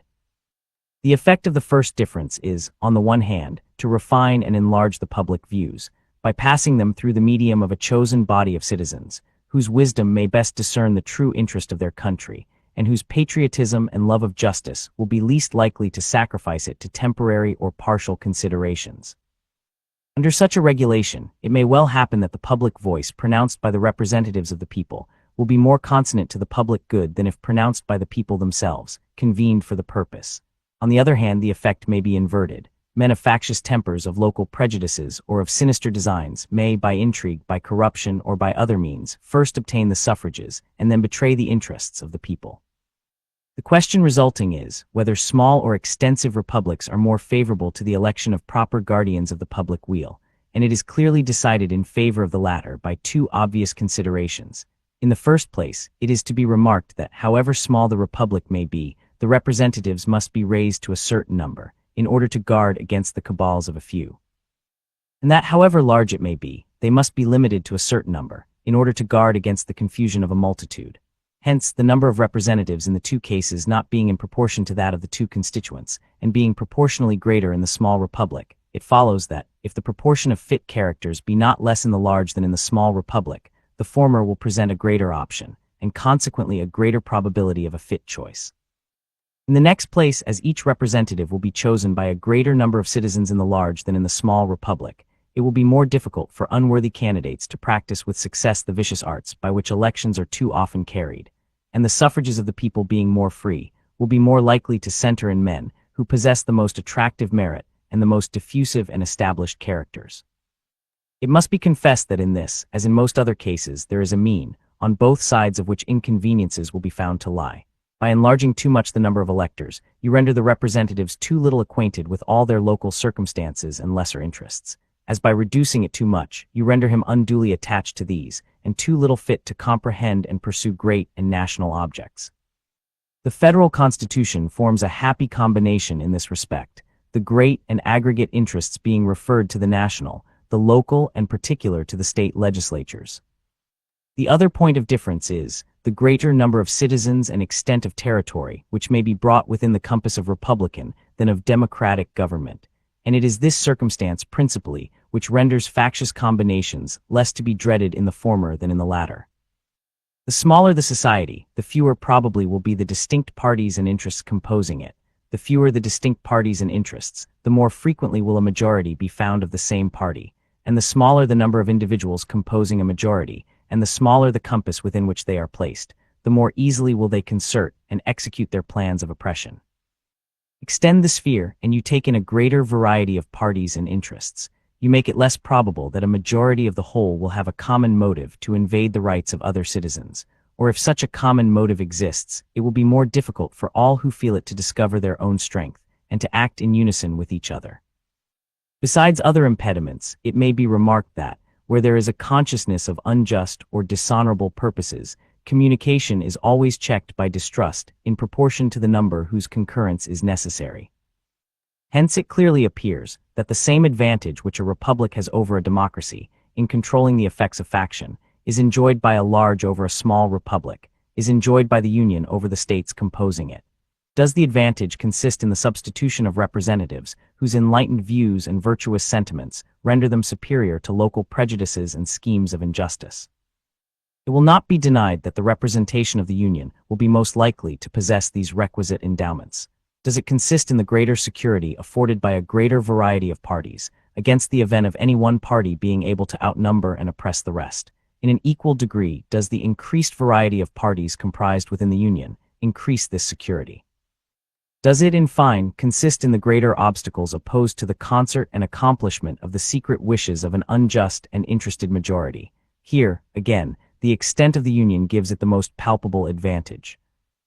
The influence of factious leaders may kindle a flame within their particular states, but will be unable to spread a general conflagration through the other states. A religious sect may degenerate into a political faction in a part of the Confederacy, but the variety of sects dispersed over the entire face of it must secure the national councils against any danger from that source.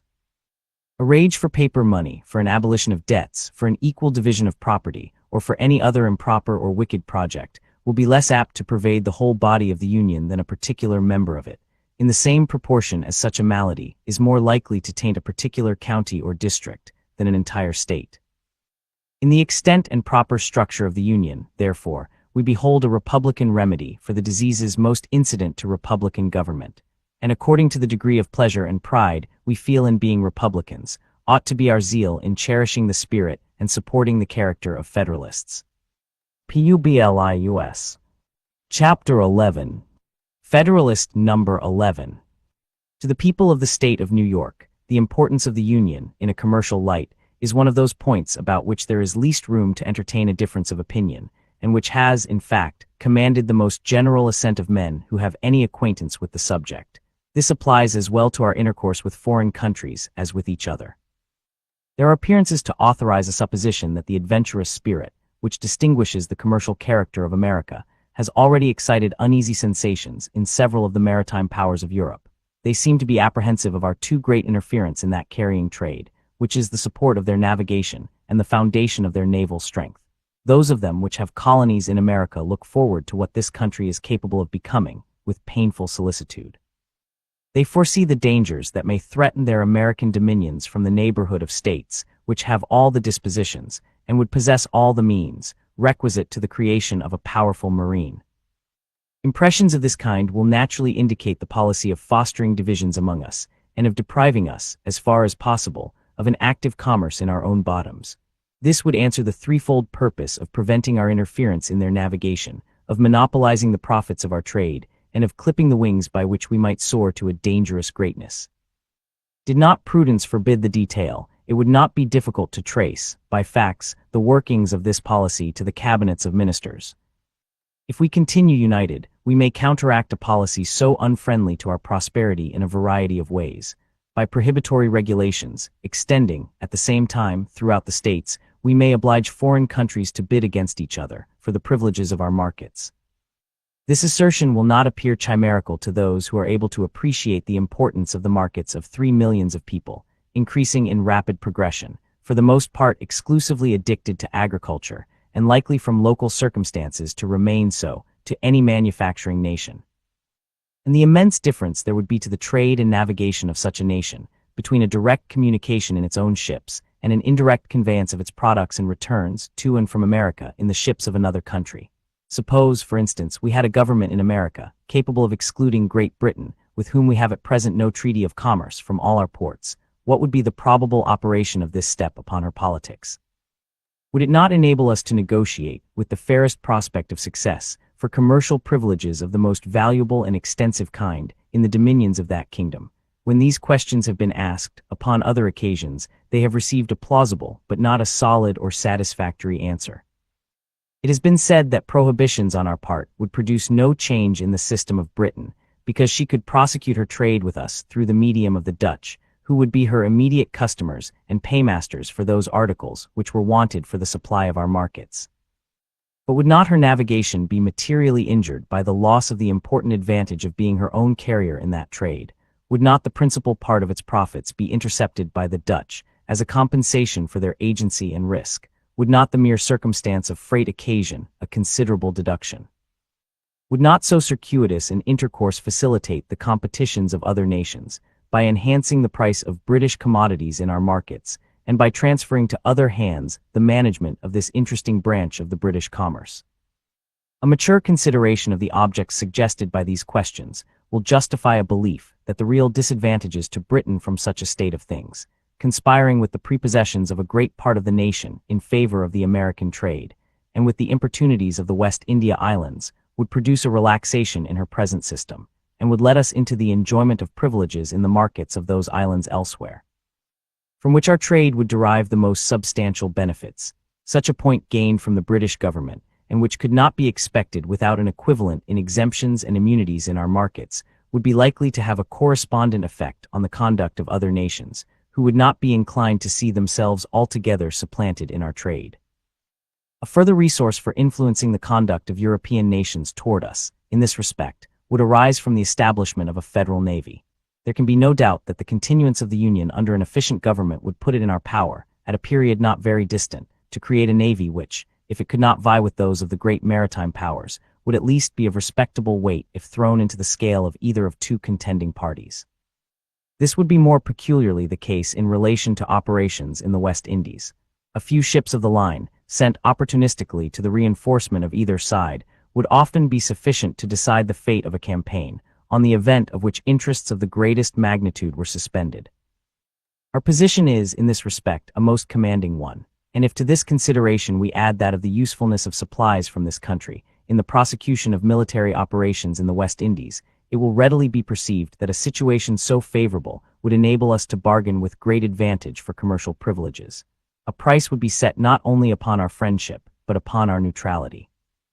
By a steady adherence to the Union, we may hope, ere long, to become the arbiter of Europe in America, and to be able to incline the balance of European competitions in this part of the world, as our interest may dictate. But in the reverse of this eligible situation, we shall discover that the rivalships of the parts would make them checks upon each other, and would frustrate all the tempting advantages which nature has kindly placed within our reach. In a state so insignificant, our commerce would be a prey to the wanton intermediate dealings of all nations at war with each other, who, having nothing to fear from us, would with little scruple or remorse supply their wants by depredations on our property as often as it fell in their way. The rights of neutrality will only be respected when they are defended by an adequate power. A nation, despicable by its weakness, forfeits even the privilege of being neutral. Under a vigorous national government, the natural strength and resources of the country, directed to a common interest, would baffle all the combinations of European jealousy to restrain our growth. This situation would even take away the motive to such combinations, by inducing an impracticability of success. An active commerce, an extensive navigation, and a flourishing marine would then be the offspring of moral and physical necessity. We might defy the little arts of the little politicians to control or vary the irresistible and unchangeable course of nature. But in a state of disunion, these combinations might exist and might operate with success. It would be in the power of the maritime nations, availing themselves of our universal impotence, to prescribe the conditions of our political existence. And as they have a common interest in being our carriers, and still more in preventing our becoming theirs, they would in all probability combine to embarrass our navigation in such a manner as would in effect destroy it, and confine us to a passive commerce. We should then be compelled to content ourselves with the first price of our commodities, and to see the profits of our trade snatched from us to enrich our enemies and our secutors. That unequaled spirit of enterprise, which signalizes the genius of the American merchants and navigators, and which is in itself an inexhaustible mine of national wealth, would be stifled and lost, and poverty and disgrace would overspread a country which, with wisdom, might make herself the admiration and envy of the world. There are rights of great moment to the trade of America which are rights of the Union. I allude to the fisheries, to the navigation of the Western lakes, and to that of the Mississippi. The dissolution of the Confederacy would give room for delicate questions concerning the future existence of these rights, which the interest of more powerful partners would hardly fail to solve to our disadvantage. The disposition of Spain with regard to the Mississippi needs no comment. France and Britain are concerned with us in the fisheries, and view them as of the utmost moment to their navigation. They, of course, would hardly remain long indifferent to that decided mastery, of which experience has shown us to be possessed in this valuable branch of traffic, and by which we are able to undersell those nations in their own markets. What more natural than that they should be disposed to exclude from the list such dangerous competitors? This branch of trade ought not to be considered as a partial benefit. All the navigating states may, in different degrees, advantageously participate in it, and under circumstances of a greater extension of mercantile capital, would not be unlikely to do it.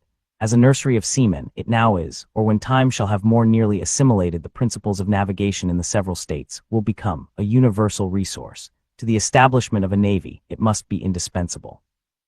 To this great national object, a navy, union will contribute in various ways. Every institution will grow and flourish in proportion to the quantity and extent of the means concentrated towards its formation and support. A navy of the United States, as it would embrace the resources of all, is an object far less remote than a navy of any single state or partial confederacy, which would only embrace the resources of a single part. It happens indeed that different portions of Confederated America possess each some peculiar advantage for this essential establishment. The more southern states furnish in greater abundance certain kinds of naval stores, tar, pitch, and turpentine. Their wood for the construction of ships is also of a more solid and lasting texture.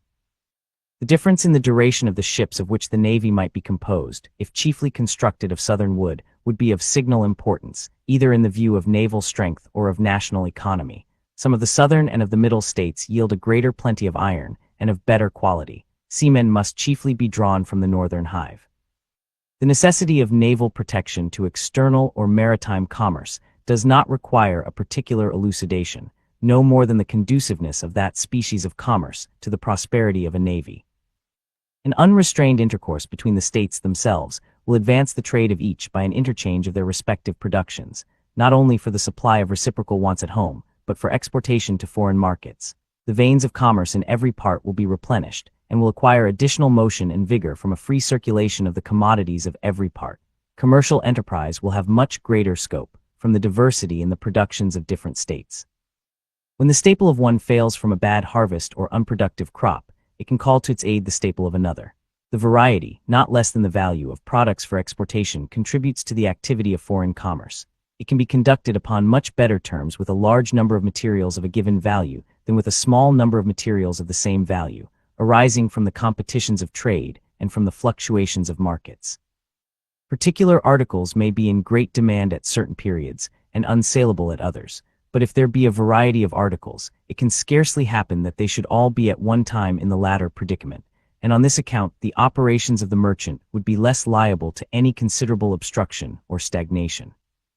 The speculative trader will at once perceive the force of these observations, and will acknowledge that the aggregate balance of the commerce of the United States would bid fair to be much more favorable than that of the 13 states without union or with partial unions. It may perhaps be replied to this, that whether the states are united or disunited, there would still be an intimate intercourse between them which would answer the same ends. This intercourse would be fettered, interrupted, and narrowed by a multiplicity of causes, which in the course of these papers have been amply detailed. A unity of commercial, as well as political, interests can only result from a unity of government.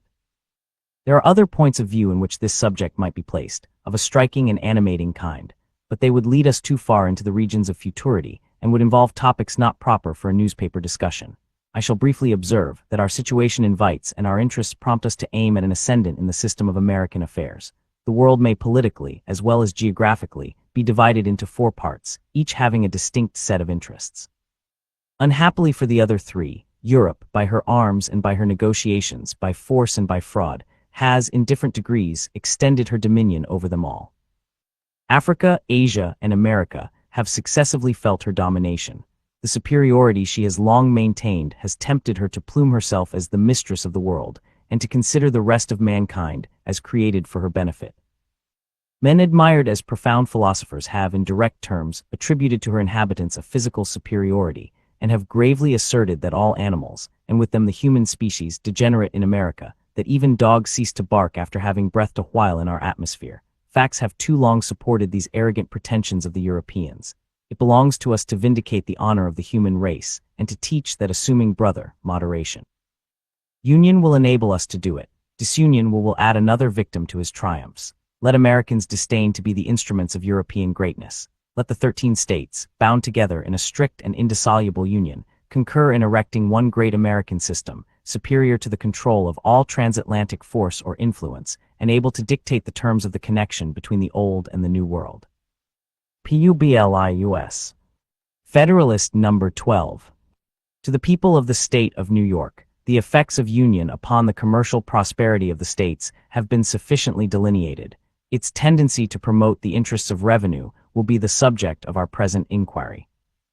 The prosperity of commerce is now perceived and acknowledged by all enlightened statesmen to be the most useful as well as the most productive source of national wealth, and has accordingly become a primary object of their political cares.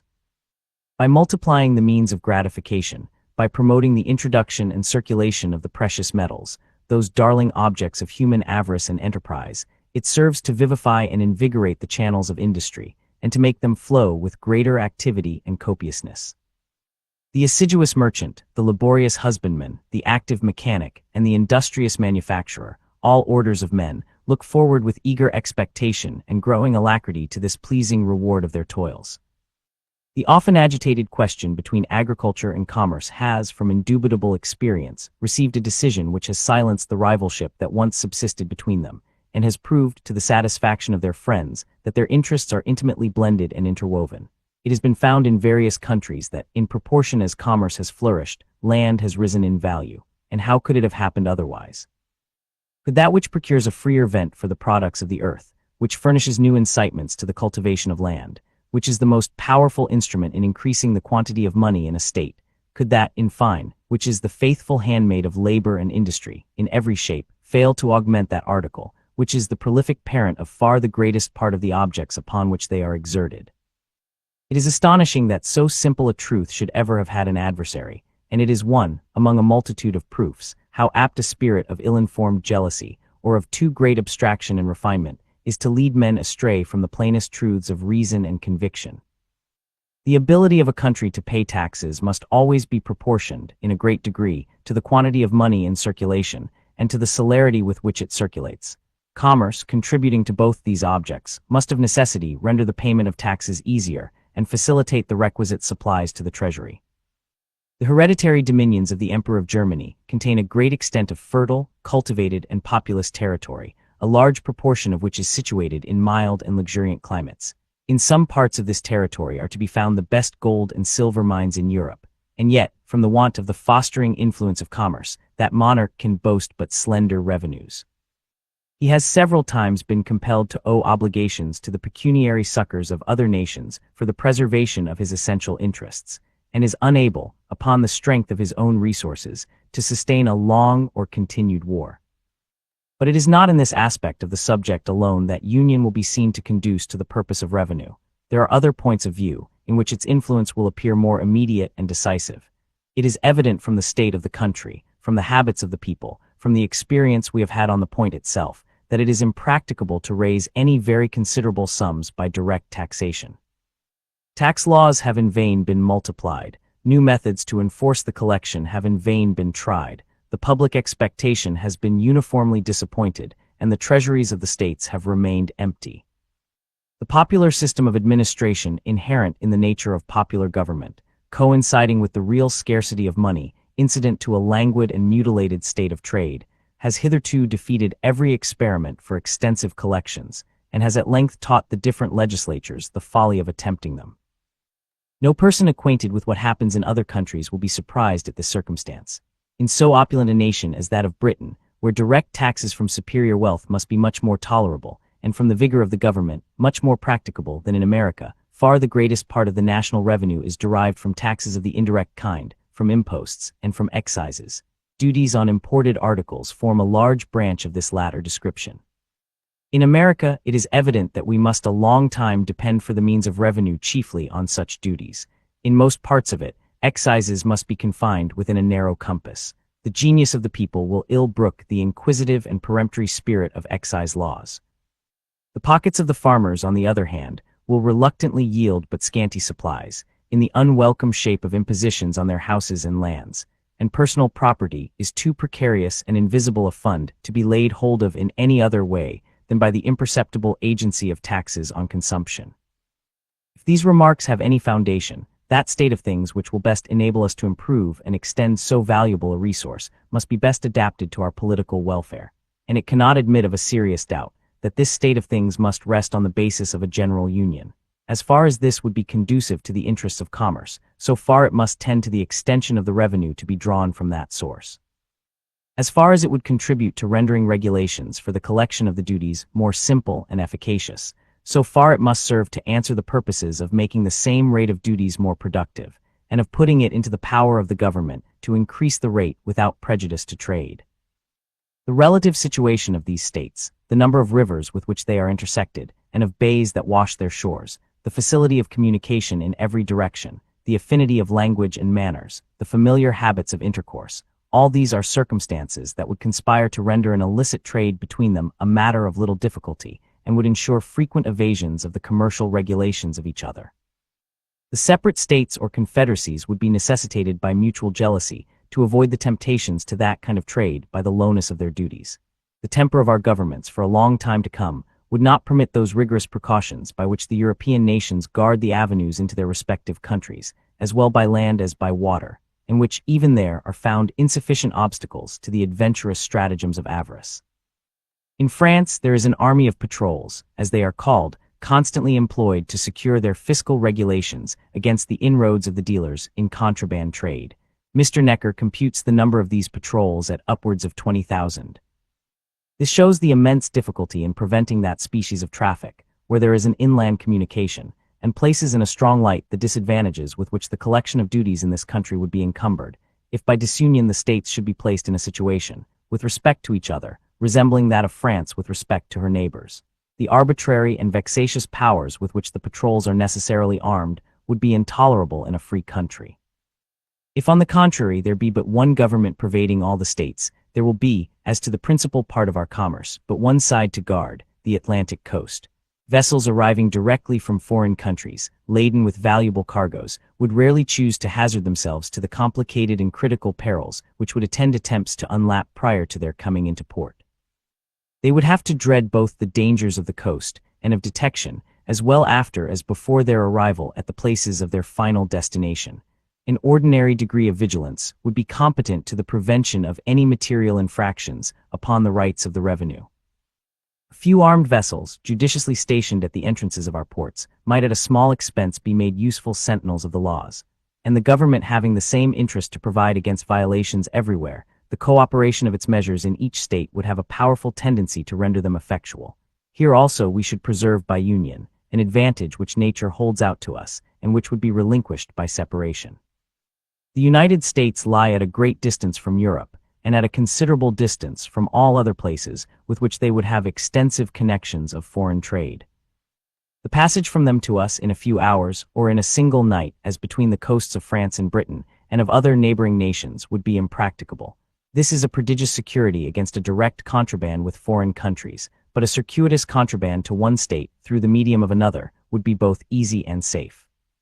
The difference between a direct importation from abroad and an indirect importation through the channel of a neighboring state, in small parcels, according to time and opportunity, with the additional facilities of inland communication, must be palpable to every man of discernment.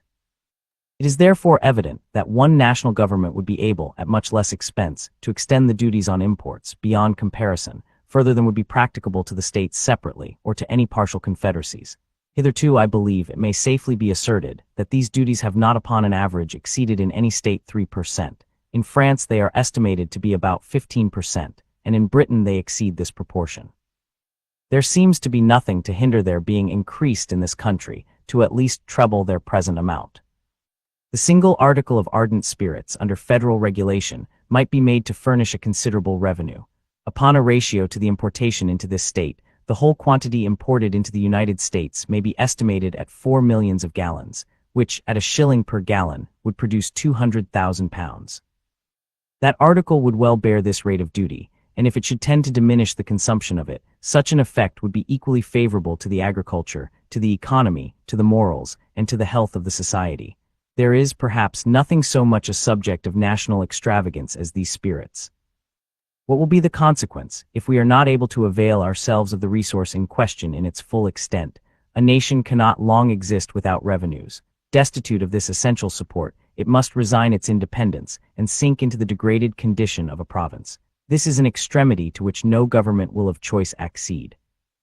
Revenue, therefore, must be had at all events. In this country, if the principal part be not drawn from commerce, it must fall with oppressive weight upon land. It has been already intimated that excises, in their true signification, are too little in unison with the feelings of the people, to admit of great use being made of that mode of taxation. Nor, indeed, in the states where almost the sole employment is agriculture, are the objects proper for excise sufficiently numerous to permit very ample collections in that way. Personal estate, as has been before remarked, from the difficulty in tracing it, cannot be subjected to large contributions, by any other means than by taxes on consumption. In populous cities it may be enough the subject of conjecture, to occasion the oppression of individuals, without much aggregate benefit to the state, but beyond these circles it must, in a great measure, escape the eye and the hand of the tax-gatherer. As the necessities of the state, nevertheless, must be satisfied in some mode or other, the defect of other resources must throw the principal weight of public burdens on the possessors of land. And as, on the other hand, the wants of the government can never obtain an adequate supply, unless all the sources of revenue are open to its demands, the finances of the community, under such embarrassments, cannot be put into a situation consistent with its respectability or its security. Thus we shall not even have the consolations of a full treasury, to atone for the oppression of that valuable class of the citizens who are employed in the cultivation of the soil. But public and private distress will keep pace with each other in gloomy concert, and unite in deploring the infatuation of those councils which led to disunion. Publius. Federalist number 13. To the people of the state of New York, as connected with the subject of revenue, we may with propriety consider that of economy. The money saved from one object may be usefully applied to another, and there will be so much the less to be drawn from the pockets of the people. If the states are united under one government, there will be but one national civil list to support. If they are divided into several confederacies, there will be as many different national civil lists to be provided for, and each of them, as to the principal departments, coextensive with that which would be necessary for a government of the whole. The entire separation of the states into 13 unconnected sovereignties is a project too extravagant and too replete with danger to have many advocates. The ideas of men who speculate upon the dismemberment of the empire seem generally turned toward 3 confederacies, one consisting of the 4 northern, another of the 4 middle, and a third of the 5 southern states. There is little probability that there would be a greater number. According to this distribution, each confederacy would comprise an extent of territory larger than that of the Kingdom of Great Britain. No well-informed man will suppose that the affairs of such a confederacy can be properly regulated by a government less comprehensive in its organs or institutions than that which has been proposed by the convention. When the dimensions of a state attain to a certain magnitude, it requires the same energy of government and the same forms of administration which are requisite in one of much greater extent. This idea admits not of precise demonstration, because there is no rule by which we can measure the momentum of civil power necessary to the government of any given number of individuals. But when we consider that the island of Britain, nearly commensurate with each of the supposed confederacies, contains about 8 millions of people, and when we reflect upon the degree of authority required to direct the passions of so large a society to the public good, we shall see no reason to doubt that the like portion of power would be sufficient to perform the same task in a society far more numerous. Civil power properly organized and exerted is capable of diffusing its force to a very great extent, and can, in a manner, reproduce itself in every part of a great empire by a judicious arrangement of subordinate institutions.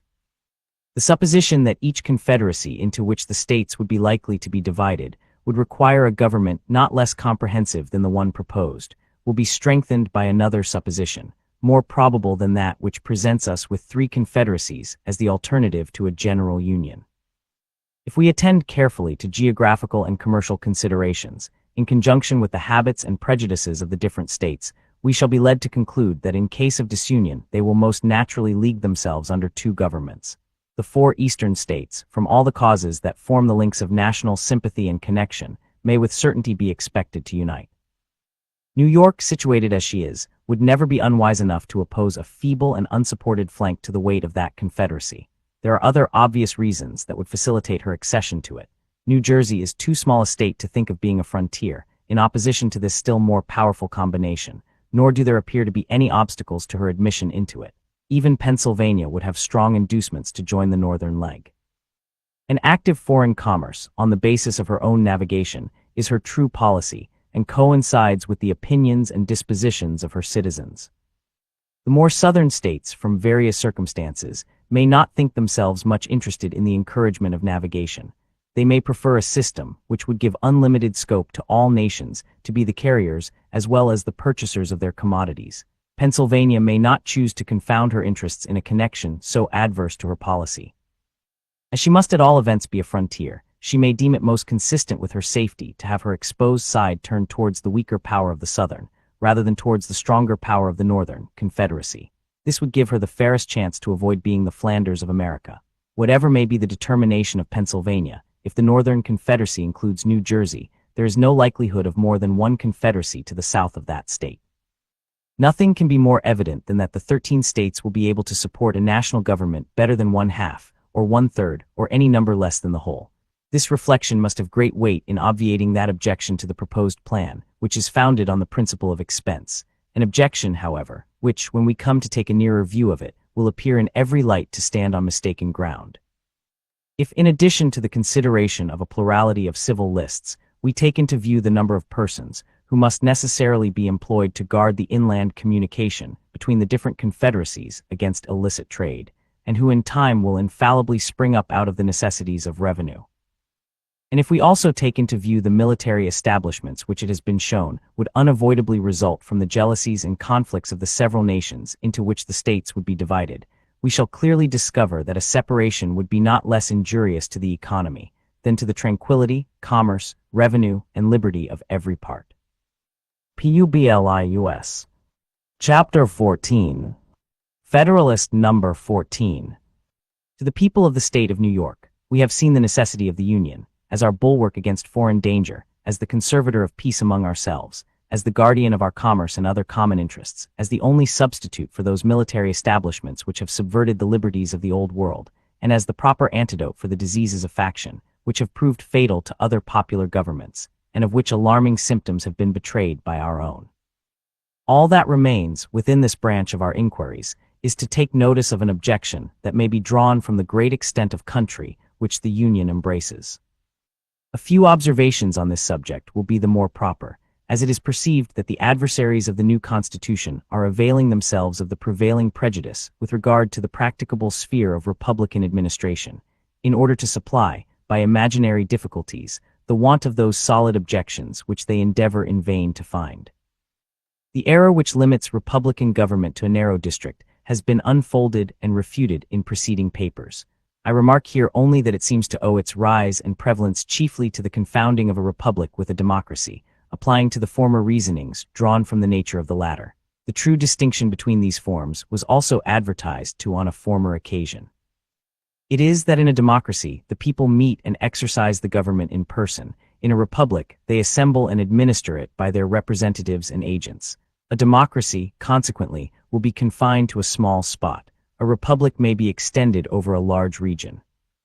To this accidental source of the error may be added the artifice of some celebrated authors, whose writings have had a great share in forming the modern standard of political opinions.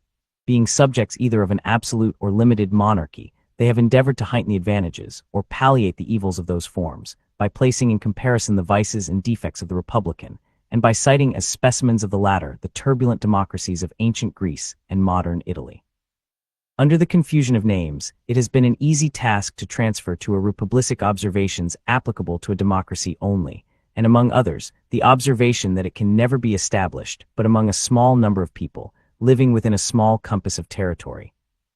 Such a fallacy may have been the less perceived, as most of the popular governments of antiquity were of the democratic species, and even in modern Europe, to which we owe the great principle of representation, no example is seen of a government wholly popular, and founded, at the same time, wholly on that principle. If Europe has the merit of discovering this great mechanical power in government, by the simple agency of which the will of the largest political body may be concentrated, and its force directed to any object which the public good requires, America can claim the merit of making the discovery the basis of unmixed and extensive republics. It is only to be lamented that any of her citizens should wish to deprive her of the additional merit of displaying its full efficacy in the establishment of the comprehensive system now under her consideration. As the natural limit of a democracy is that distance from the central point, which will just permit the most remote citizens to assemble as often as their public functions demand, and will include no greater number than can join in those functions. So the natural limit of a republic is that distance from the center which will barely allow the representatives to meet as often as may be necessary for the administration of public affairs. Can it be said that the limits of the United States exceed this distance? It will not be said by those who recollect that the Atlantic coast is the longest side of the Union, that during the term of 13 years, the representatives of the states have been almost continually assembled, and that the members from the most distant states are not chargeable with greater intermissions of attendance than those from the states in the neighborhood of Congress. That we may form a juster estimate with regard to this interesting subject, let us resort to the actual dimensions of the Union. The limits, as fixed by the Treaty of Peace, are, on the east the Atlantic, on the south the latitude of 31 degrees, on the west the Mississippi, and on the north an irregular line running in some instances beyond the 45th degree, in others falling as low as the 42nd. The southern shore of Lake Erie lies below that latitude. Computing the distance between the 31st and 45th degrees, it amounts to 973 common miles, computing it from 31 to 42 degrees to 764 miles and a half. Taking the mean for the distance, the amount will be 868 miles and 3/4. The mean distance from the Atlantic to the Mississippi does not probably exceed 750 miles. On a comparison of this extent with that of several countries in Europe, the practicability of rendering our system commensurate to it appears to be demonstrable. It is not a great deal larger than Germany, where a diet representing the whole empire is continually assembled, or than Poland before the late dismemberment, where another national diet was the depositary of the supreme power. Passing by France and Spain, we find that in Great Britain, inferior as it may be in size, the representatives of the northern extremity of the island have as far to travel to the National Council as will be required of those of the most remote parts of the Union. Favorable as this view of the subject may be, some observations remain which will place it in a light still more satisfactory. In the first place, it is to be remembered that the general government is not to be charged with the whole power of making and administering laws. Its jurisdiction is limited to certain enumerated objects, which concern all the members of the Republic, but which are not to be attained by the separate provisions of any. The subordinate governments, which can extend their care to all those other subjects which can be separately provided for, will retain their due authority and activity. Were it proposed by the plan of the Convention to abolish the governments of the particular states, its adversaries would have some ground for their objection, though it would not be difficult to show that if they were abolished the general government would be compelled, by the principle of self-preservation, to reinstate them in their proper jurisdiction. A second observation to be made is that the immediate object of the federal constitution is to secure the union of the 13 primitive states, which we know to be practicable, and to add to them such other states as may arise in their own bosoms, or in their neighborhoods, which we cannot doubt to be equally practicable. The arrangements that may be necessary for those angles and fractions of our territory which lie on our northwestern frontier must be left to those whom further discoveries and experience will render more equal to the task. Let it be remarked in the third place that the intercourse throughout the Union will be facilitated by new improvements. Roads will everywhere be shortened and kept in better order. Accommodations for travelers will be multiplied and ameliorated, and interior navigation on our eastern side will be opened throughout, or nearly throughout, the whole extent of the 13 states. The communication between the western and Atlantic districts, and between different parts of each, will be rendered more and more easy by those numerous canals with which the beneficence of nature has intersected our country, and which art finds it so little difficult to connect and complete. A fourth and still more important consideration is, that as almost every state will, on one side or other, be a frontier, and will thus find, in regard to its safety, an inducement to make some sacrifices for the sake of the general protection. So the states which lie at the greatest distance from the heart of the Union, and which of course may partake least of the ordinary circulation of its benefits, will be at the same time immediately contiguous to foreign nations, and will consequently stand, on particular occasions, in greatest need of its strength and resources. It may be inconvenient for Georgia, or the states forming our western or northeastern borders, to send their representatives to the seat of government, but they would find it more so to struggle alone against an invading enemy, or even to support alone the whole expense of those precautions which may be dictated by the neighborhood of continual danger. If they should derive less benefit, therefore, from the Union in some respects than the less distant states, they will derive greater benefit from it in other respects, and thus the proper equilibrium will be maintained throughout. I submit to you, my fellow citizens, these considerations, in full confidence that the good sense which has so often marked your decisions will allow them their due weight and effect, and that you will never suffer difficulties, however formidable in appearance, or however fashionable the error on which they may be founded, to drive you into the gloomy and perilous scene into which the advocates for disunion would conduct you. Hearken not to the unnatural voice which tells you that the people of America, knit together as they are by so many cords of affection, can no longer live together as members of the same family, can no longer continue the mutual guardians of their mutual happiness, can no longer be fellow citizens of one great, respectable, and flourishing empire. Hearken not to the voice which petulantly tells you that the form of government recommended for your adoption is a novelty in the political world, that it has never yet had a place in the theories of the wildest projectors, that it rashly attempts what it is impossible to accomplish. No, my countrymen, shut your ears against this unhallowed language. Shut your hearts against the poison which it conveys, the kindred blood which flows in the veins of American citizens, the mingled blood which they have shed in defense of their sacred rights, consecrate their union, and excite horror at the idea of their becoming aliens, rivals, enemies. And if novelties are to be shunned, believe me, the most alarming of all novelties, the most wild of all projects, the most rash of all attempts, is that of rendering us in pieces, in order to preserve our liberties and promote our happiness. But why is the experiment of an extended republic to be rejected, merely because it may comprise what is new? Is it not the glory of the people of America, that, whilst they have paid a decent regard to the opinions of former times and other nations, they have not suffered a blind veneration for antiquity, for custom, or for names, to overrule the suggestions of their own good sense, the knowledge of their own situation, and the lessons of their own experience? To this manly spirit, posterity will be indebted for the possession, and the world for the example, of the numerous innovations displayed on the American theater, in favor of private rights and public happiness.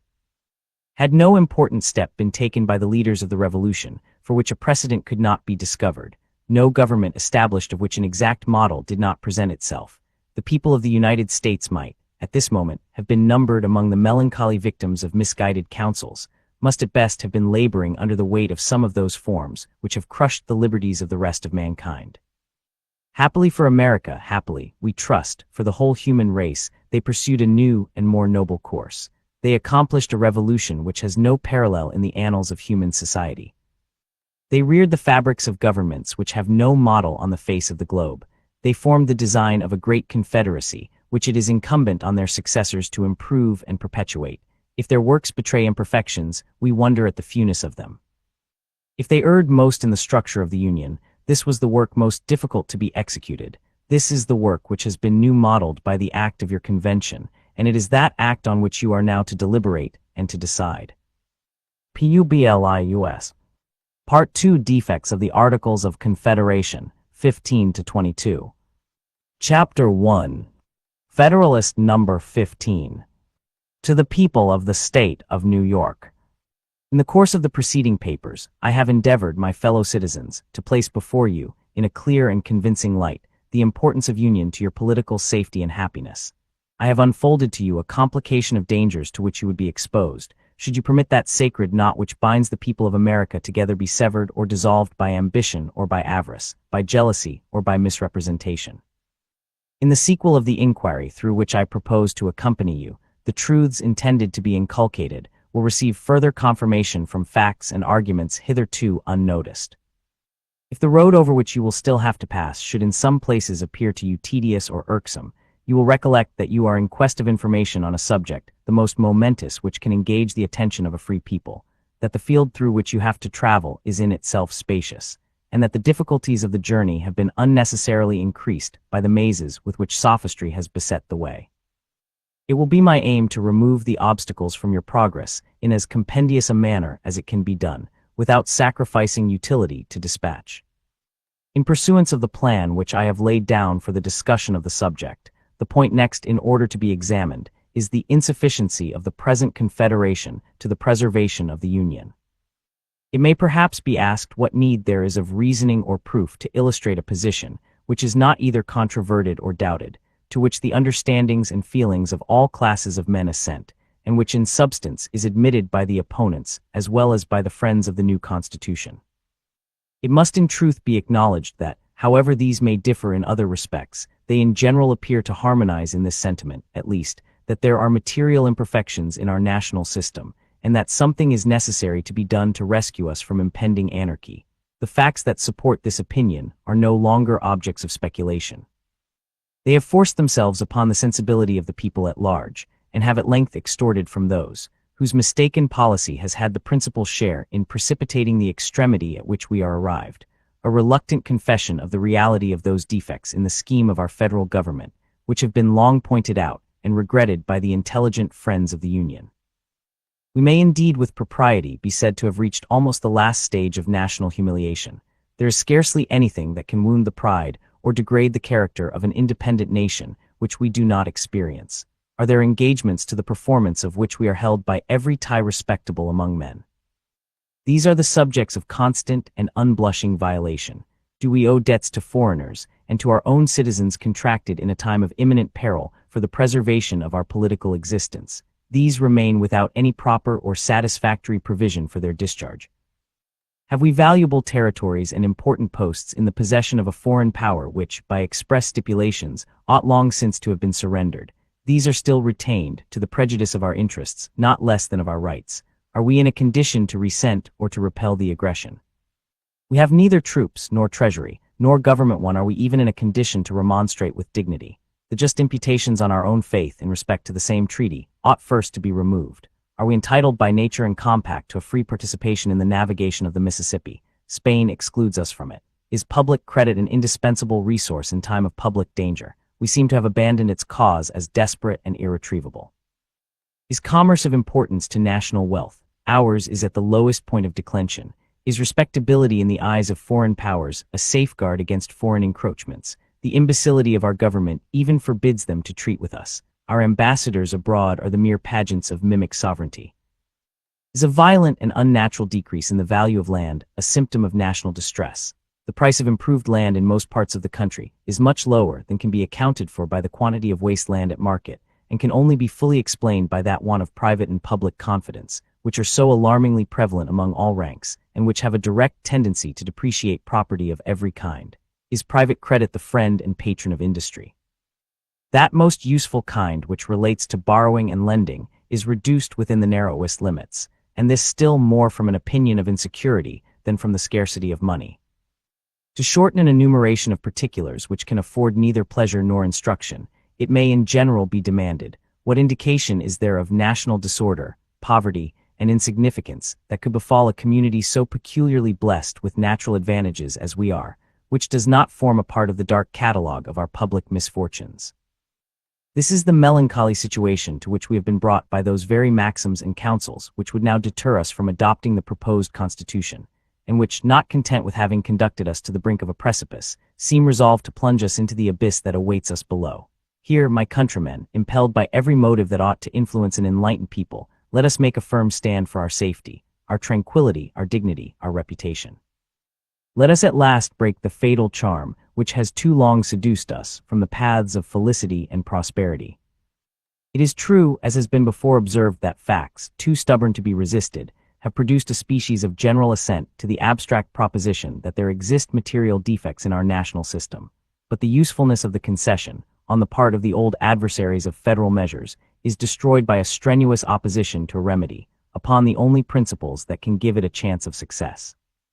While they admit that the government of the United States is destitute of energy, they contend against conferring upon it those powers which are requisite to supply that energy.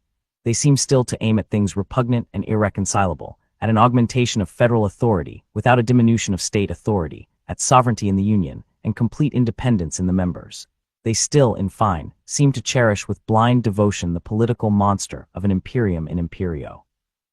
This renders a full display of the principal defects of the Confederation necessary, in order to show that the evils we experience do not proceed from minute or partial imperfections, but from fundamental errors in the structure of the building, which cannot be amended otherwise than by an alteration in the first principles and main pillars of the fabric. The great and radical vice in the construction of the existing Confederation is in the principle of legislation for states or governments, in their corporate or collective capacities, and as contradistinguished from the individuals of which they consist. Though this principle does not run through all the powers delegated to the Union, yet it pervades and governs those on which the efficacy of the rest depends.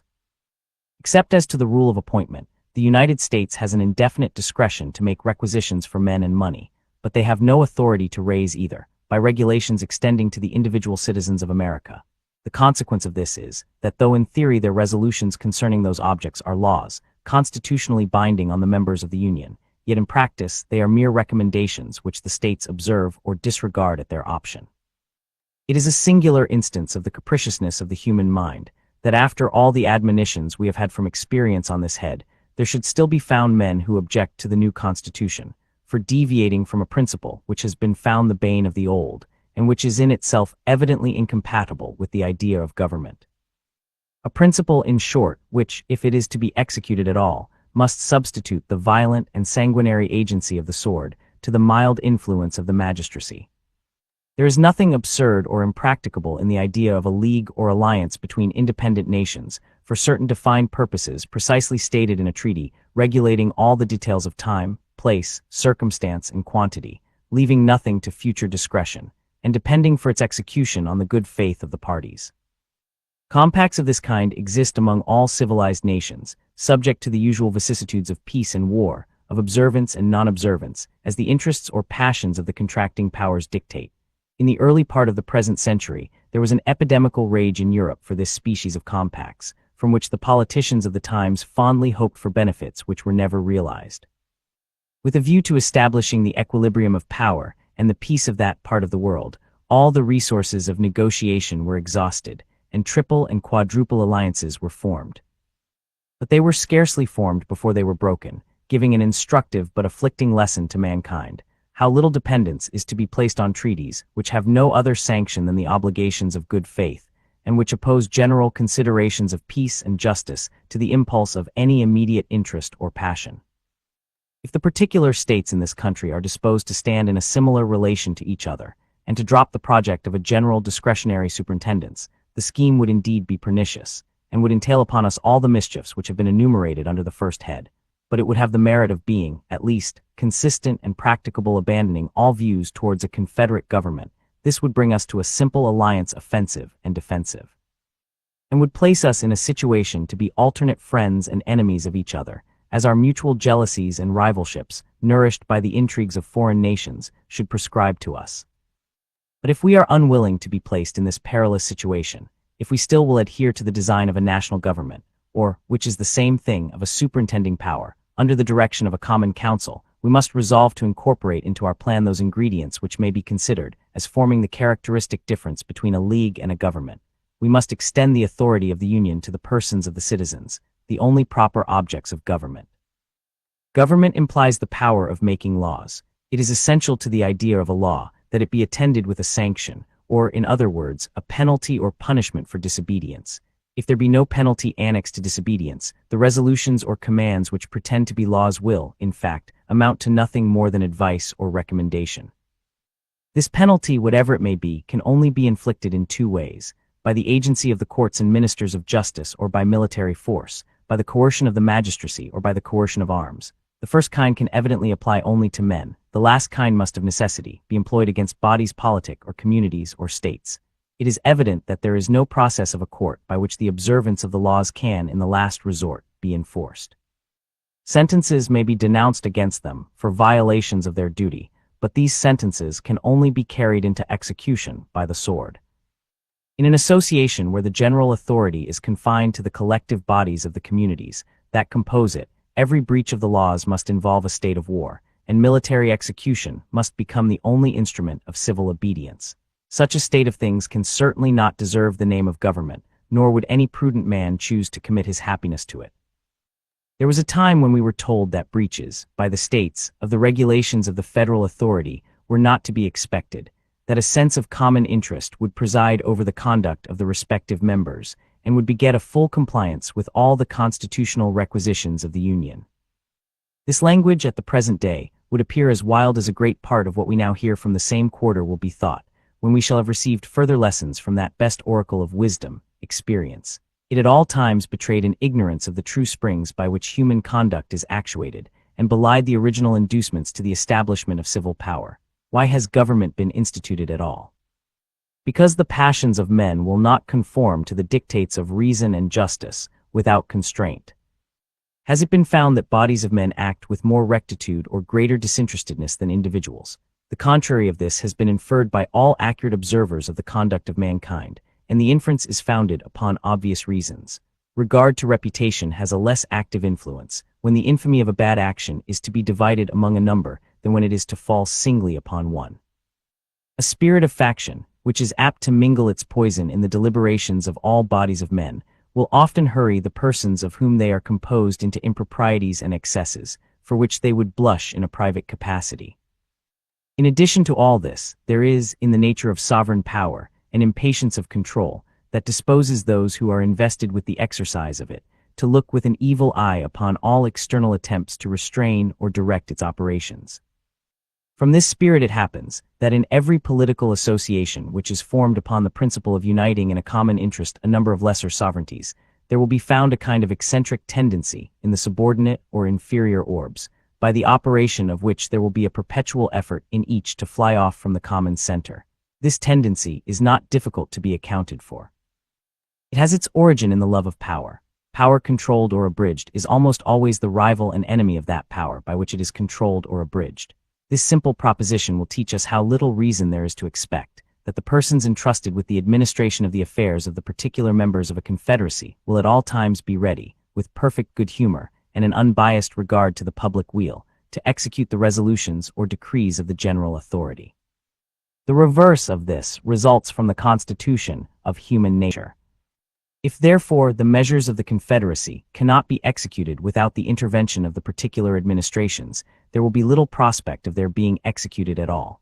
The rulers of the respective members, whether they have a constitutional right to do it or not, will undertake to judge of the propriety of the measures themselves. They will consider the conformity of the thing proposed or required to their immediate interests or aims, the momentary conveniences or inconveniences that would attend its adoption.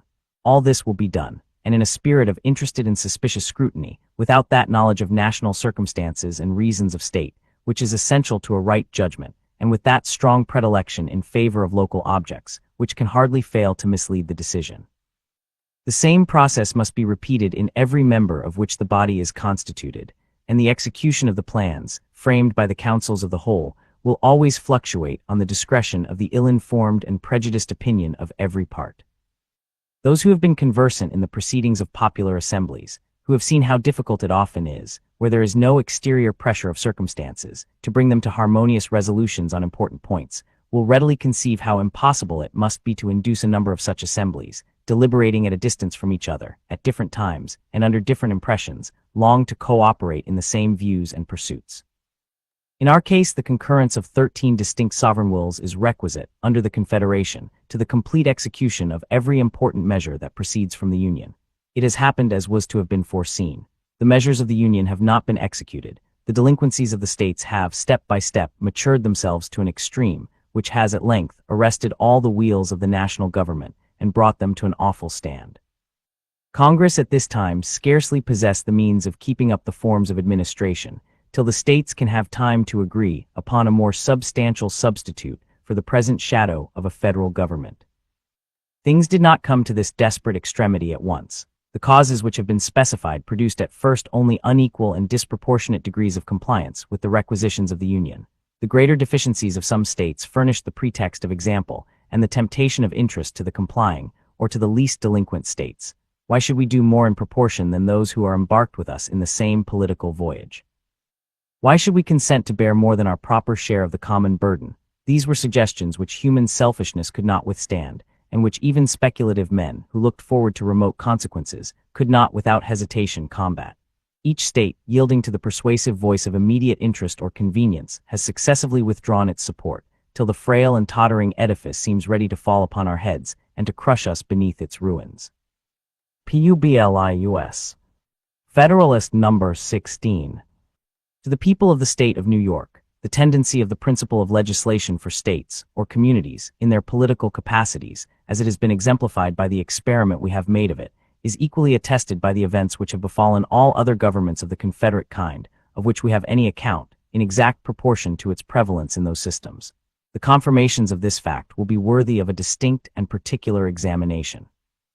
I shall content myself with barely observing here that of all the confederacies of antiquity, which history has handed down to us, the Lycian and Achaean leagues, as far as there remain vestiges of them, appear to have been most free from the fetters of that mistaken principle, and were accordingly those which have best deserved, and have most liberally received, the applauding suffrages of political writers. This exceptional principle may, as truly as emphatically, be styled the parent of anarchy. It has been seen that delinquencies in the members of the Union are its natural and necessary offspring, and that whenever they happen, the only constitutional remedy is force, and the immediate effect of the use of it, civil war. It remains to inquire how far so odious an engine of government, in its application to us, would even be capable of answering its end. If there should not be a large army constantly at the disposal of the national government, it would either not be able to employ force at all, or, when this could be done, it would amount to a war between parts of the Confederacy concerning the infractions of a league, in which the strongest combination would be most likely to prevail, whether it consisted of those who supported or of those who resisted the general authority. It would rarely happen that the delinquency to be redressed would be confined to a single member, and if there were more than one who had neglected their duty, similarity of situation would induce them to unite for common defense. Independent of this motive of sympathy, if a large and influential state should happen to be the aggravating member, it would commonly have weight enough with its neighbors to win over some of them as associates to its cause. Specious arguments of danger to the common liberty could easily be contrived.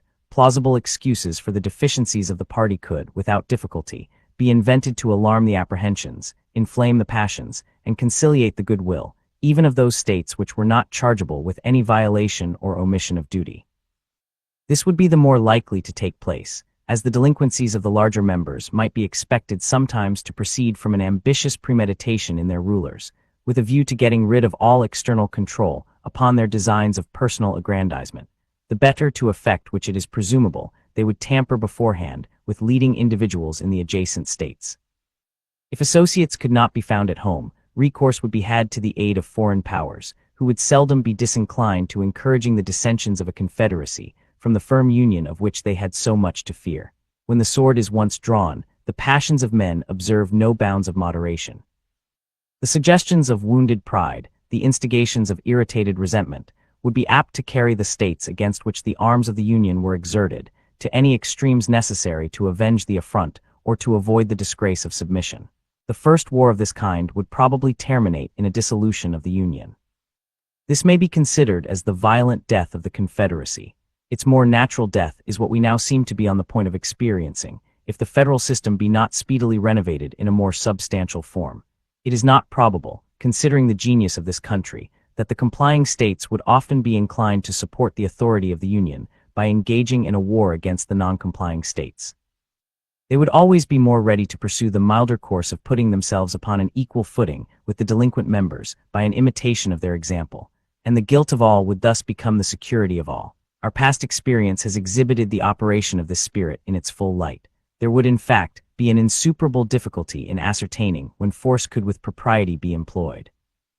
In the article of pecuniary contribution, which would be the most usual source of delinquency, it would often be impossible to decide whether it had proceeded from disinclination or inability.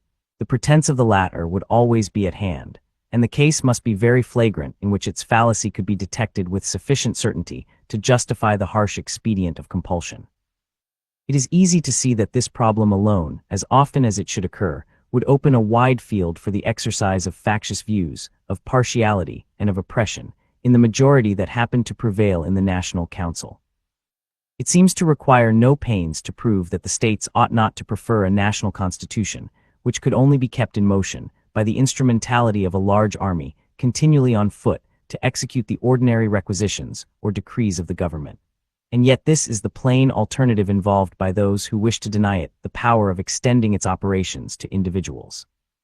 Such a scheme, if practicable at all, would instantly degenerate into a military despotism, but it will be found in every light impracticable. The resources of the Union would not be equal to the maintenance of an army considerable enough to confine the larger states within the limits of their duty, nor would the means ever be furnished of forming such an army in the first instance. Whoever considers the popularity and strength of several of these states singly at the present juncture, and looks forward to what they will become, even at the distance of half a century, will at once dismiss as idle and visionary any scheme which aims at regulating their movements by laws to operate upon them in their collective capacities, and to be executed by a coercion applicable to them in the same capacities. A project of this kind is little less romantic than the monster-taming spirit which is attributed to the fabulous heroes and demigods of antiquity. Even in those confederacies which have been composed of members smaller than many of our counties, the principle of legislation for sovereign states, supported by military coercion, has never been found effectual. It has rarely been attempted to be employed, but against the weaker members, and in most instances attempts to coerce the refractory and disobedient have been the signals of bloody wars, in which one half of the confederacy has displayed its banners against the other half.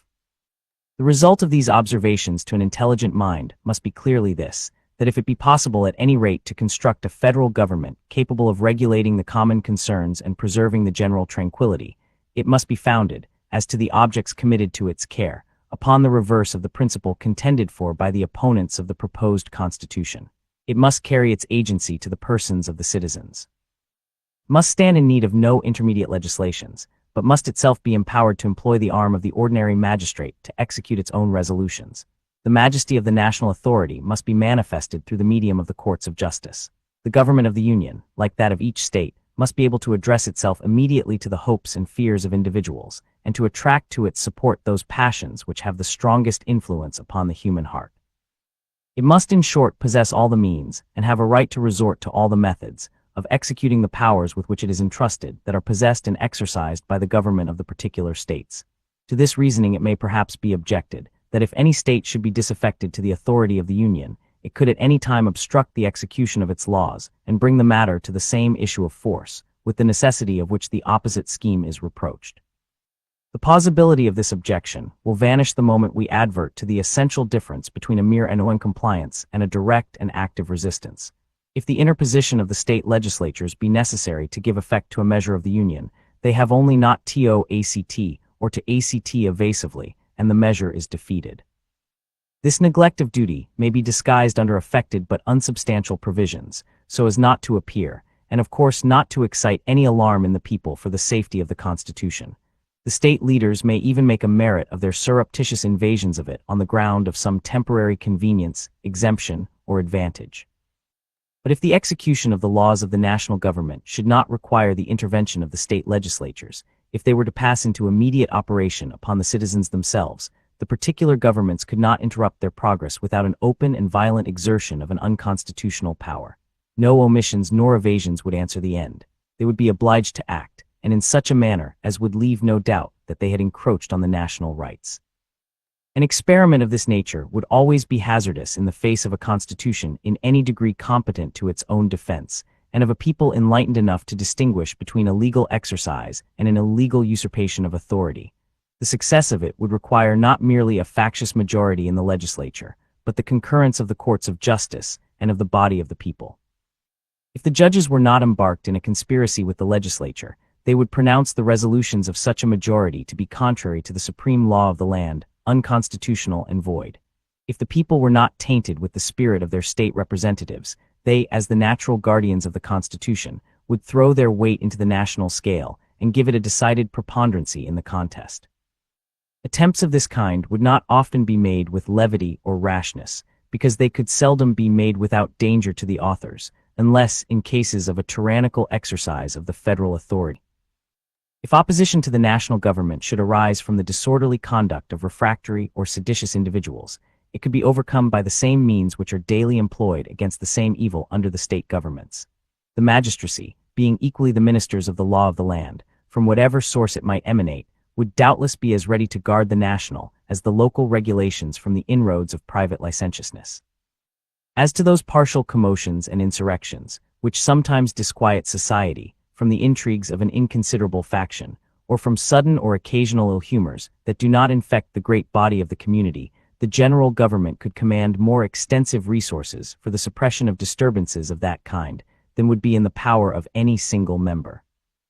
And as to those mortal feuds which, in certain conjunctures, spread a conflagration through a whole nation, or through a very large proportion of it, proceeding either from weighty causes of discontent given by the government, or from the contagion of some violent popular paroxysm, they do not fall within any ordinary rules of calculation. When they happen, they commonly amount to revolutions and dismemberments of empire. No form of government can always either avoid or control them. It is in vain to hope to guard against events too mighty for human foresight or precaution, and it would be idle to object to a government because it could not perform impossibilities. Publius. Chapter 3. Federalist Number 17. To the people of the state of New York, an objection, of a nature different from that which has been stated and answered, in my last address, may perhaps be likewise urged against the principle of legislation for the individual citizens of America. It may be said that it would tend to render the government of the Union too powerful, and to enable it to absorb those residuary authorities, which it might be judged proper to leave with the states for local purposes. Allowing the utmost latitude to the love of power, which any reasonable man can require, I confess I am at a loss to discover what temptation the persons entrusted with the administration of the general government could ever feel to divest the states of the authorities of that description. The regulation of the mere domestic police of a state appears to me to hold out slender allurements to ambition.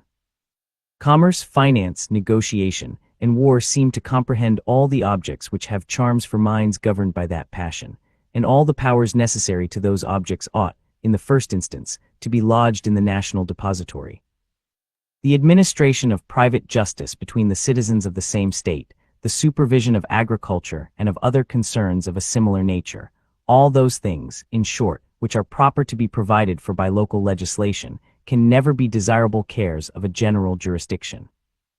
It is therefore improbable that there should exist a disposition in the federal councils to usurp the powers with which they are connected, because the attempt to exercise those powers would be as troublesome as it would be nugatory, and the possession of them, for that reason, would contribute nothing to the dignity, to the importance, or to the splendor of the national government. But let it be admitted, for argument's sake, that mere wantonness and lust of domination would be sufficient to beget that disposition. Still it may be safely affirmed that the sense of the constituent body of the national representatives, or, in other words, the people of the several states, would control the indulgence of so extravagant an appetite. It will always be far more easy for the state governments to encroach upon the national authorities than for the national government to encroach upon the state authorities. The proof of this proposition turns upon the greater degree of influence which the state governments, if they administer their affairs with uprightness and prudence, will generally possess over the people, a circumstance which at the same time teaches us that there is an inherent and intrinsic weakness in all federal constitutions, and that too much pains cannot be taken in their organization to give them all the force which is compatible with the principles of liberty. The superiority of influence in favor of the particular governments would result partly from the diffusive construction of the national government, but chiefly from the nature of the objects to which the attention of the state administrations would be directed. It is a known fact in human nature that its affections are commonly weak in proportion to the distance or diffusiveness of the object. Upon the same principle that a man is more attached to his family than to his neighborhood than to the community at large, the people of each state would be apt to feel a stronger bias towards their local governments than towards the government of the Union, unless the force of that principle should be destroyed by a much better administration of the latter. This strong propensity of the human heart would find powerful auxiliaries in the objects of state regulation. The variety of more minute interests, which will necessarily fall under the superintendence of the local administrations, and which will form so many rivulets of influence, running through every part of the society, cannot be particularized, without involving a detail too tedious and uninteresting to compensate for the instruction it might afford. There is one transcendent advantage belonging to the province of the state governments, which alone suffices to place the matter in a clear and satisfactory light. I mean the ordinary administration of criminal and civil justice. This, of all others, is the most powerful, most universal, and most attractive source of popular obedience and attachment. It is that which, being the immediate and visible guardian of life and property, having its benefits and its terrors in constant activity before the public eye, regulating all those personal interests and familiar concerns to which the sensibility of individuals is more immediately awake, contributes more than any other circumstance to impressing upon the minds of the people affection, esteem, and reverence towards the government. This great cement of society, which will diffuse itself almost wholly through the channels of the particular governments, independent of all other causes of influence, would ensure them so decided an empire over their respective citizens as to render them at all times a complete counterpoise, and not unfrequently dangerous rivals to the power of the Union. The operations of the national government, on the other hand, falling less immediately under the observation of the mass of the citizens, the benefits derived from it will chiefly be perceived and attended to by speculative men. Relating to more general interests, they will be less apt to come home to the feelings of the people, and in proportion, less likely to inspire an habitual sense of obligation and an active sentiment of attachment. The reasoning on this head has been abundantly exemplified by the experience of all federal constitutions with which we are acquainted, and of all others which have borne the least analogy to them. Though the ancient feudal systems were not, strictly speaking, confederacies, yet they partook of the nature of that species of association. There was a common head, chieftain, or sovereign whose authority extended over the whole nation, and a number of subordinate vassals, or feudatories, who had large portions of land allotted to them, and numerous trains of inferior vassals or retainers, who occupied and cultivated that land upon the tenure of fealty or obedience to the persons of whom they held it. Each principal vassal was a kind of sovereign within his particular domains. The consequences of this situation were a continual opposition to authority of the sovereign, and frequent wars between the great barons or chief feudatories themselves. The power of the head of the nation was commonly too weak, either to preserve the public peace, or to protect the people against the oppressions of their immediate lords. This period of European affairs is emphatically styled by historians the times of feudal anarchy. When the sovereign happened to be a man of vigorous and warlike temper and of superior abilities, he would acquire a personal weight and influence, which answered, for the time, the purpose of a more regular authority. But in general, the power of the barons triumphed over that of the prince, and in many instances his dominion was entirely thrown off, and the great fiefs were erected into independent principalities or states. In those instances in which the monarch finally prevailed over his vassals, his success was chiefly owing to the tyranny of those vassals over their dependents. The barons, or nobles, equally the enemies of the sovereign and the oppressors of the common people, were dreaded and detested by both, till mutual danger and mutual interest effected a union between them fatal to the power of the aristocracy. Had the nobles, by a conduct of clemency and justice, preserved the fidelity and devotion of their retainers and followers, the contests between them and the prince must almost always have ended in their favor, and in the abridgment or subversion of the royal authority. This is not an assertion founded merely in speculation or conjecture. Among other illustrations of its truth which might be cited, Scotland will furnish a cogent example. The spirit of clanship which was, at an early day, introduced into that kingdom, uniting the nobles and their dependents by ties equivalent to those of kindred, rendered the aristocracy a constant overmatch for the power of the monarch, till the incorporation with England subdued its fierce and ungovernable spirit, and reduced it within those rules of subordination, which a more rational and more energetic system of civil polity had previously established in the latter kingdom. The separate governments in a confederacy may aptly be compared with the feudal baronies, with this advantage in their favor, that from the reasons already explained, they will generally possess the confidence and goodwill of the people, and with so important a support, will be able effectually to oppose all encroachments of the national government.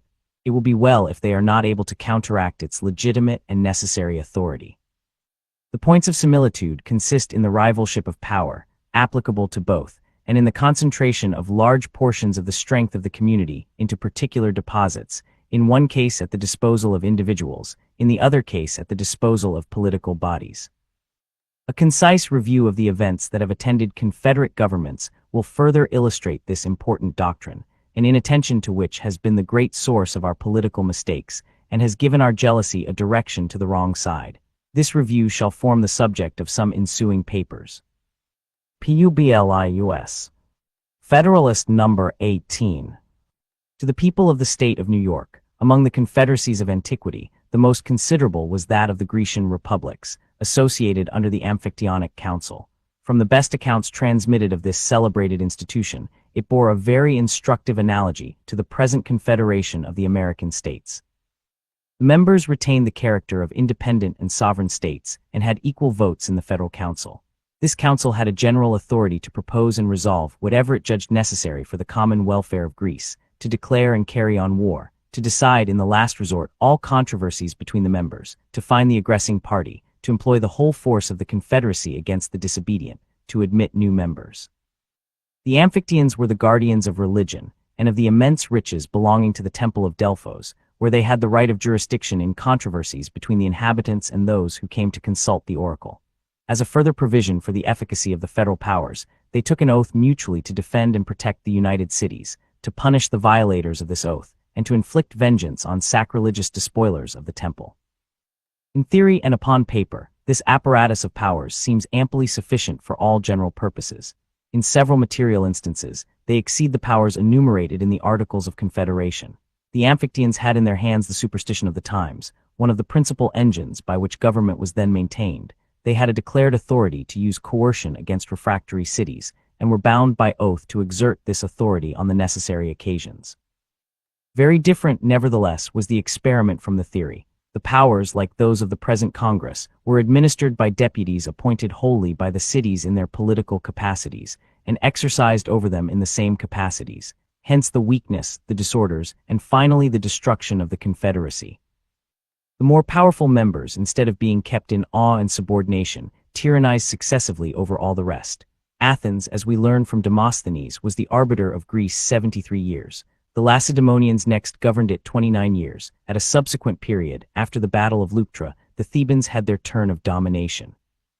It happened but too often, according to Plutarch, that the deputies of the strongest cities awed and corrupted those of the weaker, and that judgment went in favor of the most powerful party.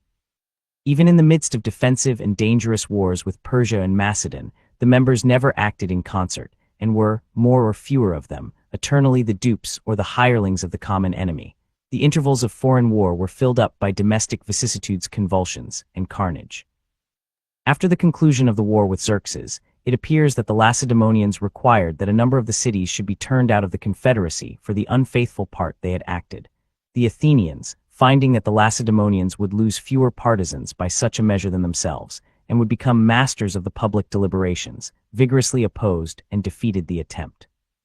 This piece of history proves at once the inefficiency of the Union, the ambition and jealousy of its most powerful members, and the dependent and degraded condition of the rest. The smaller members, though entitled by the theory of their system to revolve in equal pride and majesty around the common center, had become, in fact, satellites of the orbs of primary magnitude.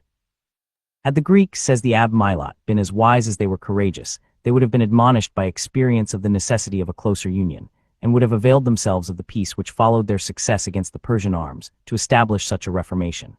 Instead of this obvious policy, Athens and Sparta, inflated with the victories and the glory they had acquired, became first rivals and then enemies, and did each other infinitely more mischief than they had suffered from Xerxes. Their mutual jealousies, fears, hatreds, and injuries ended in the celebrated Peloponnesian War, which itself ended in the ruin and slavery of the Athenians who had begun it. As a weak government, when not at war, is ever agitated by internal dissensions, so these never fail to bring on fresh calamities from abroad. The Phocians, having plowed up some consecrated ground belonging to the temple of Apollo, the Amphictyonic Council, according to the superstition of the age, imposed a fine on the sacrilegious offenders. The Phocians, being abetted by Athens and Sparta, refused to submit to the decree. The Thebans, with others of the cities, undertook to maintain the authority of the Amphictyons and to avenge the violated god. The latter, being the weaker party, invited the assistance of Philip of Macedon, who had secretly fostered the contest. Philip gladly seized the opportunity of executing the designs he had long planned against the liberties of Greece. By his intrigues and bribes, he won over to his interests the popular leaders of several cities, by their influence and votes, gained admission into the Amphictyonic Council, and by his arts and his arms, made himself master of the confederacy. Such were the consequences of the fallacious principle on which this interesting establishment was founded. Had Greece, says a judicious observer on her fate, been united by a stricter confederation, and persevered in her union, she would never have worn the chains of Macedon, and might have proved a barrier to the vast projects of Rome. The Achaean League, as it is called, was another society of Grecian republics which supplies us with valuable instruction. The union here was far more intimate, and its organization much wiser than in the preceding instance. It will accordingly appear that though not exempt from a similar catastrophe, it by no means equally deserved it. The cities composing this leg retained their municipal jurisdiction, appointed their own officers, and enjoyed a perfect equality. The Senate in which they were represented had the sole and exclusive right of peace and war, of sending and receiving ambassadors, of entering into treaties and alliances, of appointing a chief magistrate or praetor as he was called who commanded their armies, and who, with the advice and consent of 10 of the senators, not only administered the government in the recess of the Senate, but had a great share in its deliberations when assembled. According to the primitive constitution, there were 2 praetors associated in the administration, but on trial a single one was preferred. It appears that the cities had all the same laws and customs, the same weights and measures, and the same money. But how far this effect proceeded from the authority of the Federal Council is left in uncertainty. It is said only that the cities were in a manner compelled to receive the same laws and usages. When Lacedaemon was brought into the league by Philopoemen, it was attended with an abolition of the institutions and laws of Lycurgus, and an adoption of those of the Achaeans. The Amphictyonic Confederacy, of which she had been a member, left her in the full exercise of her government and her legislation. This circumstance alone proves a very material difference in the genius of the 2 systems. It is much to be regretted that such imperfect monuments remain of this curious political fabric. Could its interior structure and regular operation be ascertained, it is probable that more light would be thrown by it on the science of federal government than by any of the like experiments with which we are acquainted. One important fact seems to be witnessed by all the historians who take notice of Achaean affairs. It is, that as well after the renovation of the league by Aratus, as before its dissolution by the arts of Macedon, there was infinitely more of moderation and justice in the administration of its government, and less of violence and sedition in the people, than were to be found in any of the cities exercising singly all the prerogatives of sovereignty. The Abbé Mabley, in his observations on Greece, says that the popular government, which was so tempestuous elsewhere, caused no disorders in the members of the Achaean Republic, because it was there tempered by the general authority and laws of the confederacy. We are not to conclude too hastily, however, that faction did not, in a certain degree, agitate the particular cities, much less that a due subordination and harmony reigned in the general system. The contrary is sufficiently displayed in the vicissitudes and fate of the Republic. Whilst the Amphictyonic Confederacy remained, that of the Achaeans, which comprehended the less important cities only, made little figure on the theater of Greece. When the former became a victim to Macedon, the latter was spared by the policy of Philip and Alexander. Under the successors of these princes, however, a different policy prevailed. The arts of division were practiced among the Achaeans. Each city was seduced into a separate interest. The union was dissolved. Some of the cities fell under the tyranny of Macedonian garrisons, others under that of usurpers springing out of their own confusions. Shame and oppression ere long awakened their love of liberty. A few cities reunited. Their example was followed by others, as opportunities were found of cutting off their tyrants. The league soon embraced almost the whole Peloponnesus. Macedon saw its progress, but was hindered by internal dissensions from stopping it. All Greece caught the enthusiasm and seemed ready to unite in one confederacy, when the jealousy and envy in Sparta and Athens, of the rising glory of the Achaeans, threw a fatal damp on the enterprise. The dread of the Macedonian power induced the league to court the alliance of the kings of Egypt and Syria, who, as successors of Alexander, were rivals of the king of Macedon. This policy was defeated by Cleomenes, king of Sparta, who was led by his ambition to make an unprovoked attack on his neighbors, the Achaeans, and who, as an enemy to Macedon, had interest enough with the Egyptian and Syrian princes to effect a breach of their engagements with the Leg. The Achaeans were now reduced to the dilemma of submitting to Cleomenes, or of supplicating the aid of Macedon, its former oppressor. The latter expedient was adopted. The contests of the Greeks always afforded a pleasing opportunity to that powerful neighbor of intermeddling in their affairs. A Macedonian army quickly appeared. Cleomenes was vanquished. The Achaeans soon experienced, as often happens, that a victorious and powerful ally is but another name for a master. All that their most abject compliances could obtain from him was a toleration of the exercise of their laws. Philip, who was now on the throne of Macedon, soon provoked by his tyrannies fresh combinations among the Greeks.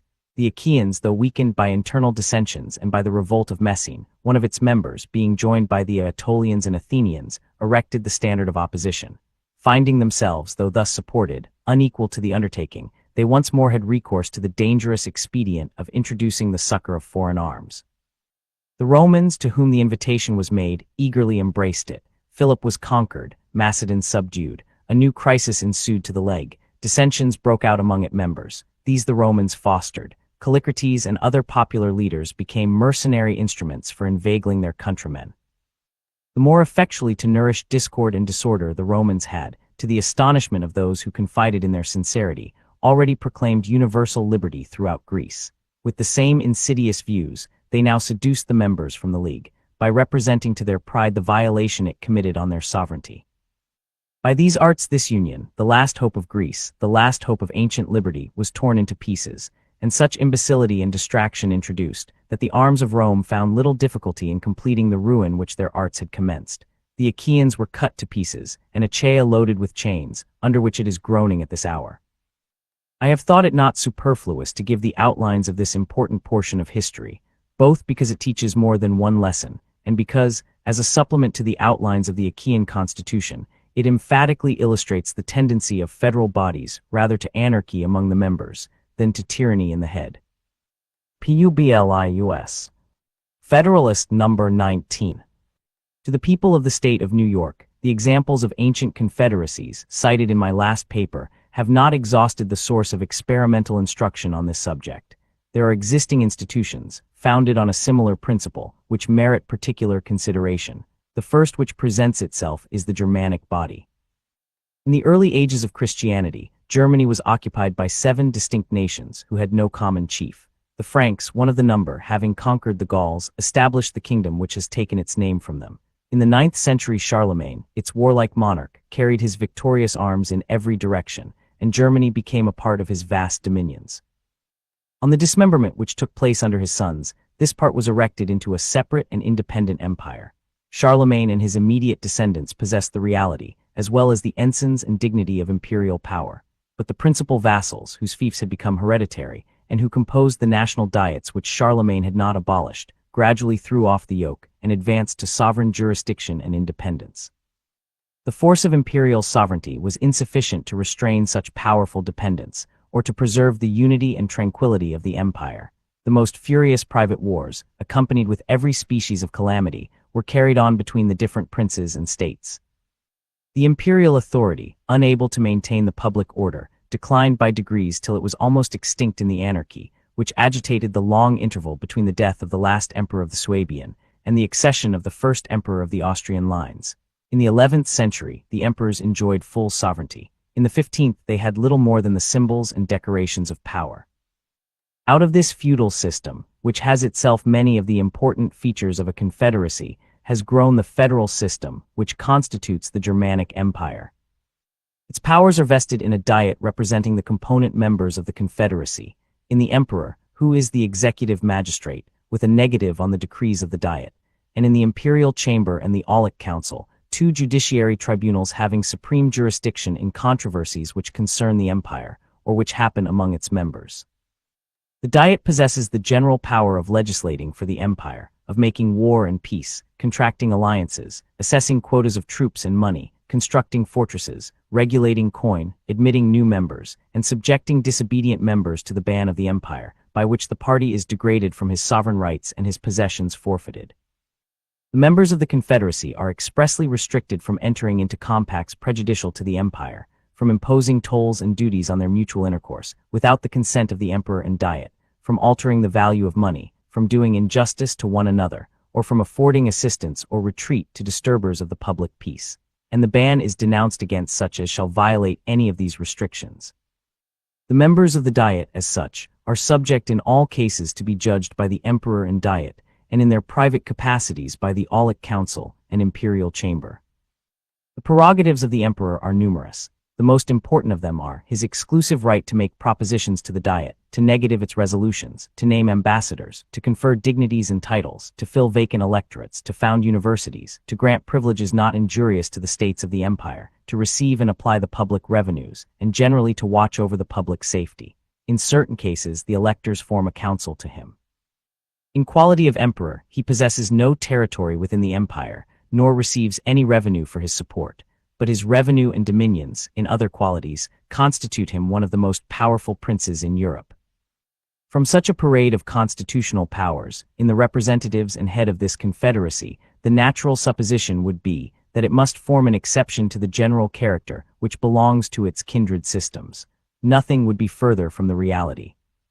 The fundamental principle on which it rests, that the empire is a community of sovereigns, that the diet is a representation of sovereigns, and that the laws are addressed to sovereigns, renders the empire a nerveless body, incapable of regulating its own members, insecure against external dangers, and agitated with unceasing fermentations in its own bowels.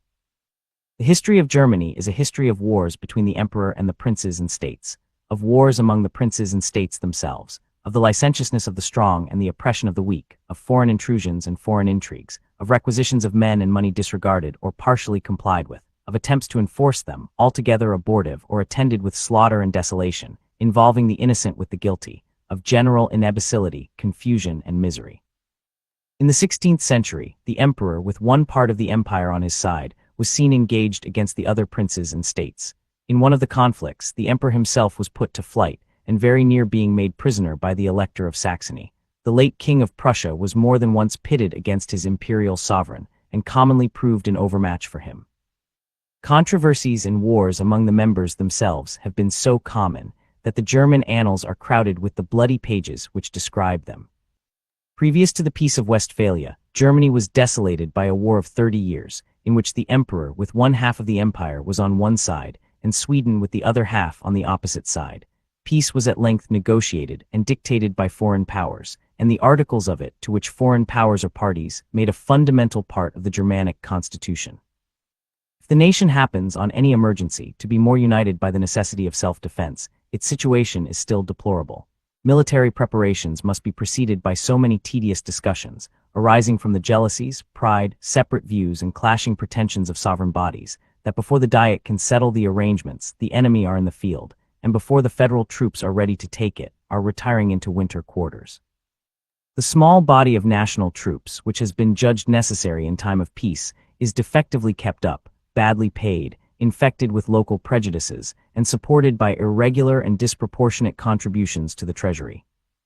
The impossibility of maintaining order and dispensing justice among these sovereign subjects produced the experiment of dividing the empire into 9 or 10 circles or districts, of giving them an interior organization, and of charging them with the military execution of the laws against delinquent and tumultuous members.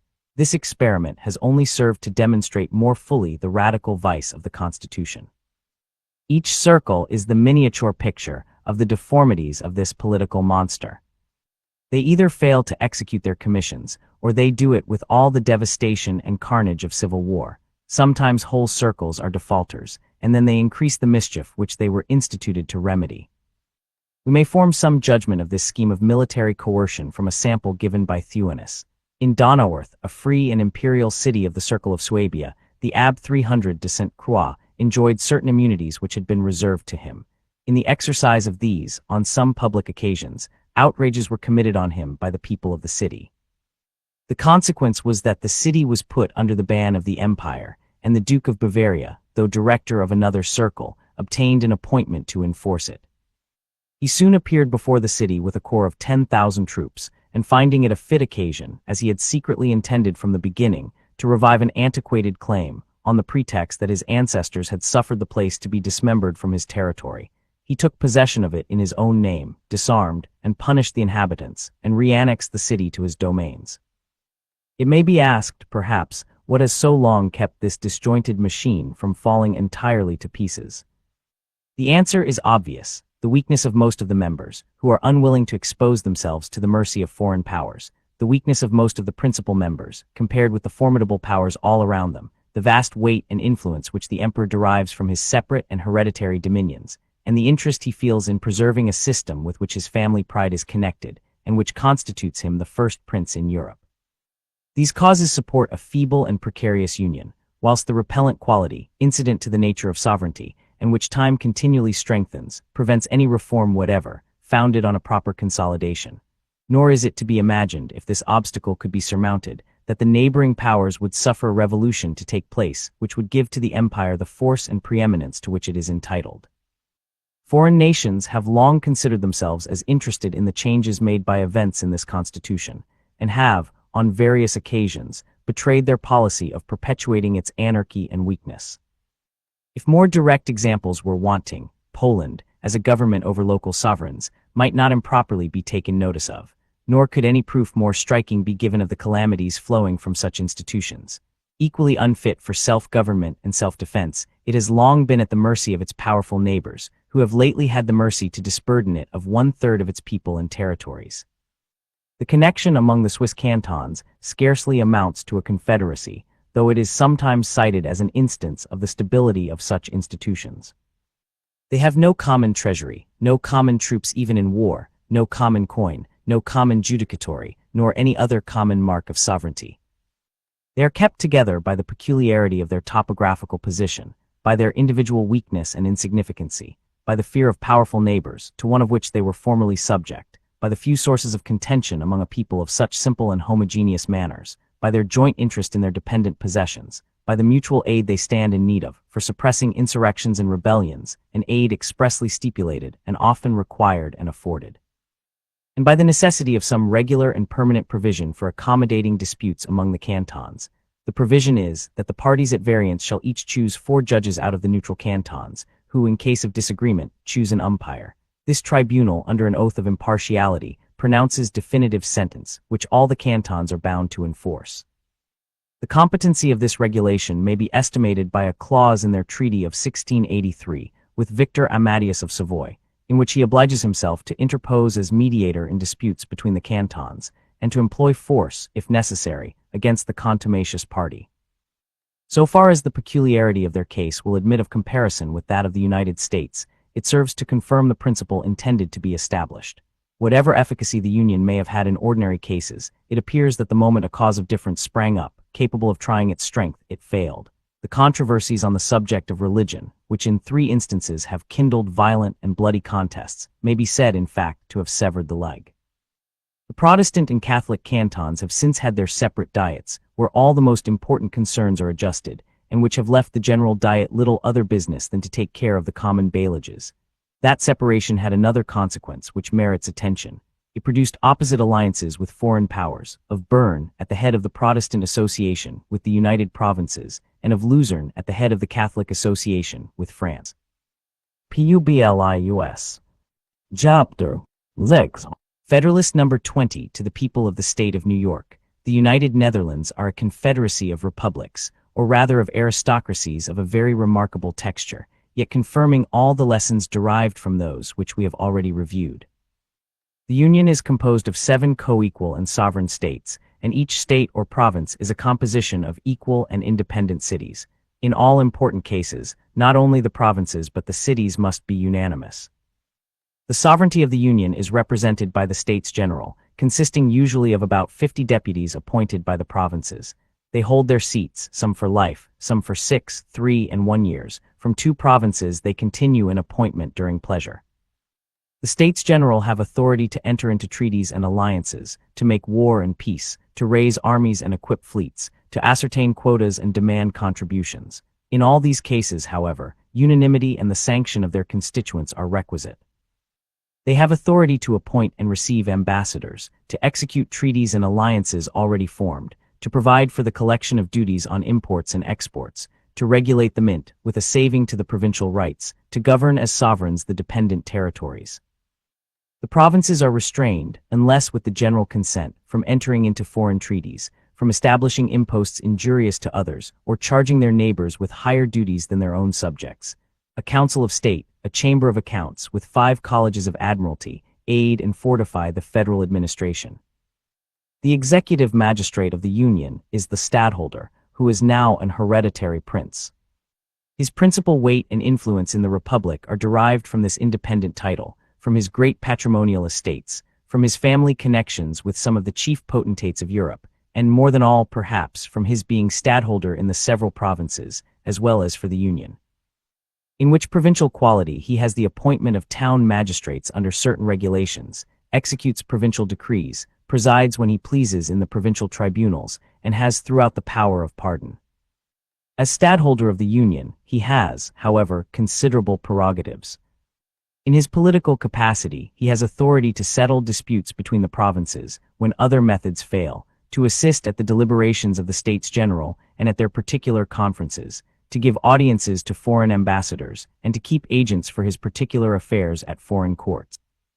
In his military capacity, he commands the federal troops, provides for garrisons, and in general regulates military affairs, disposes of all appointments, from colonels to ensigns, and of the governments and posts of fortified towns. In his marine capacity he is Admiral General, and superintends and directs everything relative to naval forces and other naval affairs, presides in the admiralties in person or by proxy, appoints lieutenant admirals and other officers, and establishes councils of war, whose sentences are not executed till he approves them. His revenue, exclusive of his private income, amounts to 300,000 florins. The standing army which he commands consists of about 40,000 men. Such is the nature of the celebrated Belgic Confederacy, as delineated on parchment. What are the characters which practice has stamped upon it? Imbecility in the government, discord among the provinces, foreign influence and indignities, a precarious existence in peace, and peculiar calamities from war. It was long ago remarked by Grotius, that nothing but the hatred of his countrymen to the House of Austria kept them from being ruined by the vices of their constitution. The Union of Utrecht, says another respectable writer, reposes an authority in the States General, seemingly sufficient to secure harmony, but the jealousy in each province renders the practice very different from the theory. The same instrument, says another, obliges each province to levy certain contributions, but this article never could, and probably never will, be executed, because the inland provinces, who have little commerce, cannot pay an equal quota. In matters of contribution, it is the practice to waive the articles of the Constitution. The danger of delay obliges the consenting provinces to furnish their quotas, without waiting for the others, and then to obtain reimbursement from the others, by deputations, which are frequent, or otherwise as they can. The great wealth and influence of the province of Holland enable her to effect both these purposes. It has more than once happened that the deficiencies had to be ultimately collected at the point of the bayonet, a thing practicable, though dreadful, in a confederacy where one of the members exceeds in force all the rest, and where several of them are too small to meditate resistance, but utterly impracticable in one composed of members, several of which are equal to each other in strength and resources, and equal singly to a vigorous and persevering defense. Foreign ministers, says Sir William Temple, who was himself a foreign minister, elude matters taken ad referendum, by tampering with the provinces and cities. In 1726, the Treaty of Hanover was delayed by these means a whole year. Instances of a like nature are numerous and notorious. In critical emergencies, the States General are often compelled to overleap their constitutional bounds. In 1688, they concluded a treaty of themselves at the risk of their heads. The Treaty of Westphalia, in 1648, by which their independence was formally and finally recognized, was concluded without the consent of Zealand. Even as recently as the last treaty of peace with Great Britain, the constitutional principle of unanimity was departed from. A weak constitution must necessarily terminate in dissolution, for want of proper powers, or the usurpation of powers requisite for the public safety. Whether the usurpation, when once begun, will stop at the salutary point, or go forward to the dangerous extreme, must depend on the contingencies of the moment.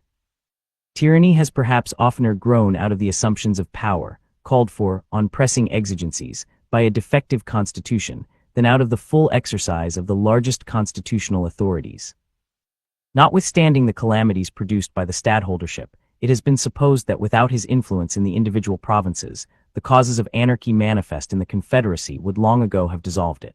Under such a government, says the Abbé Mabley, the Union could never have subsisted if the provinces had not a spring within themselves, capable of quickening their tardiness and compelling them to the same way of thinking. This spring is the stadtholder. It is remarked by Sir William Temple that in the intermissions of the stadtholdership, Holland, by her riches and her authority, which drew the others into a sort of dependence, supplied the place. These are not the only circumstances which have controlled the tendency to anarchy and dissolution. The surrounding powers impose an absolute necessity of union to a certain degree, at the same time that they nourish by their intrigues the constitutional vices which keep the republic in some degree always at their mercy. The true patriots have long bewailed the fatal tendency of these vices, and have made no less than 4 regular experiments by extraordinary assemblies, convened for the special purpose, to apply a remedy. As many times has their laudable zeal found it impossible to unite the public councils in reforming the known, the acknowledged, the fatal evils of the existing constitution. Let us pause, my fellow citizens, for one moment, over this melancholy and monitory lesson of history, and with the tear that drops for the calamities brought on mankind by their adverse opinions and selfish passions, let our gratitude mingle an ejaculation to heaven, for the propitious concord which has distinguished the consultations for our political happiness. A design was also conceived of establishing a general tax to be administered by the federal authority. This also had its adversaries and failed.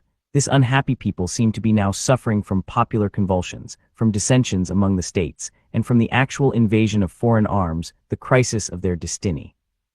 All nations have their eyes fixed on the awful spectacle. The first wish prompted by humanity is, that this severe trial may issue in such a revolution of their government as will establish their union, and render it the parent of tranquility, freedom, and happiness. The next, that the asylum under which, we trust, the enjoyment of these blessings will speedily be secured in this country, may receive and console them for the catastrophe of their own. I make no apology for having dwelt so long on the contemplation of these federal precedents.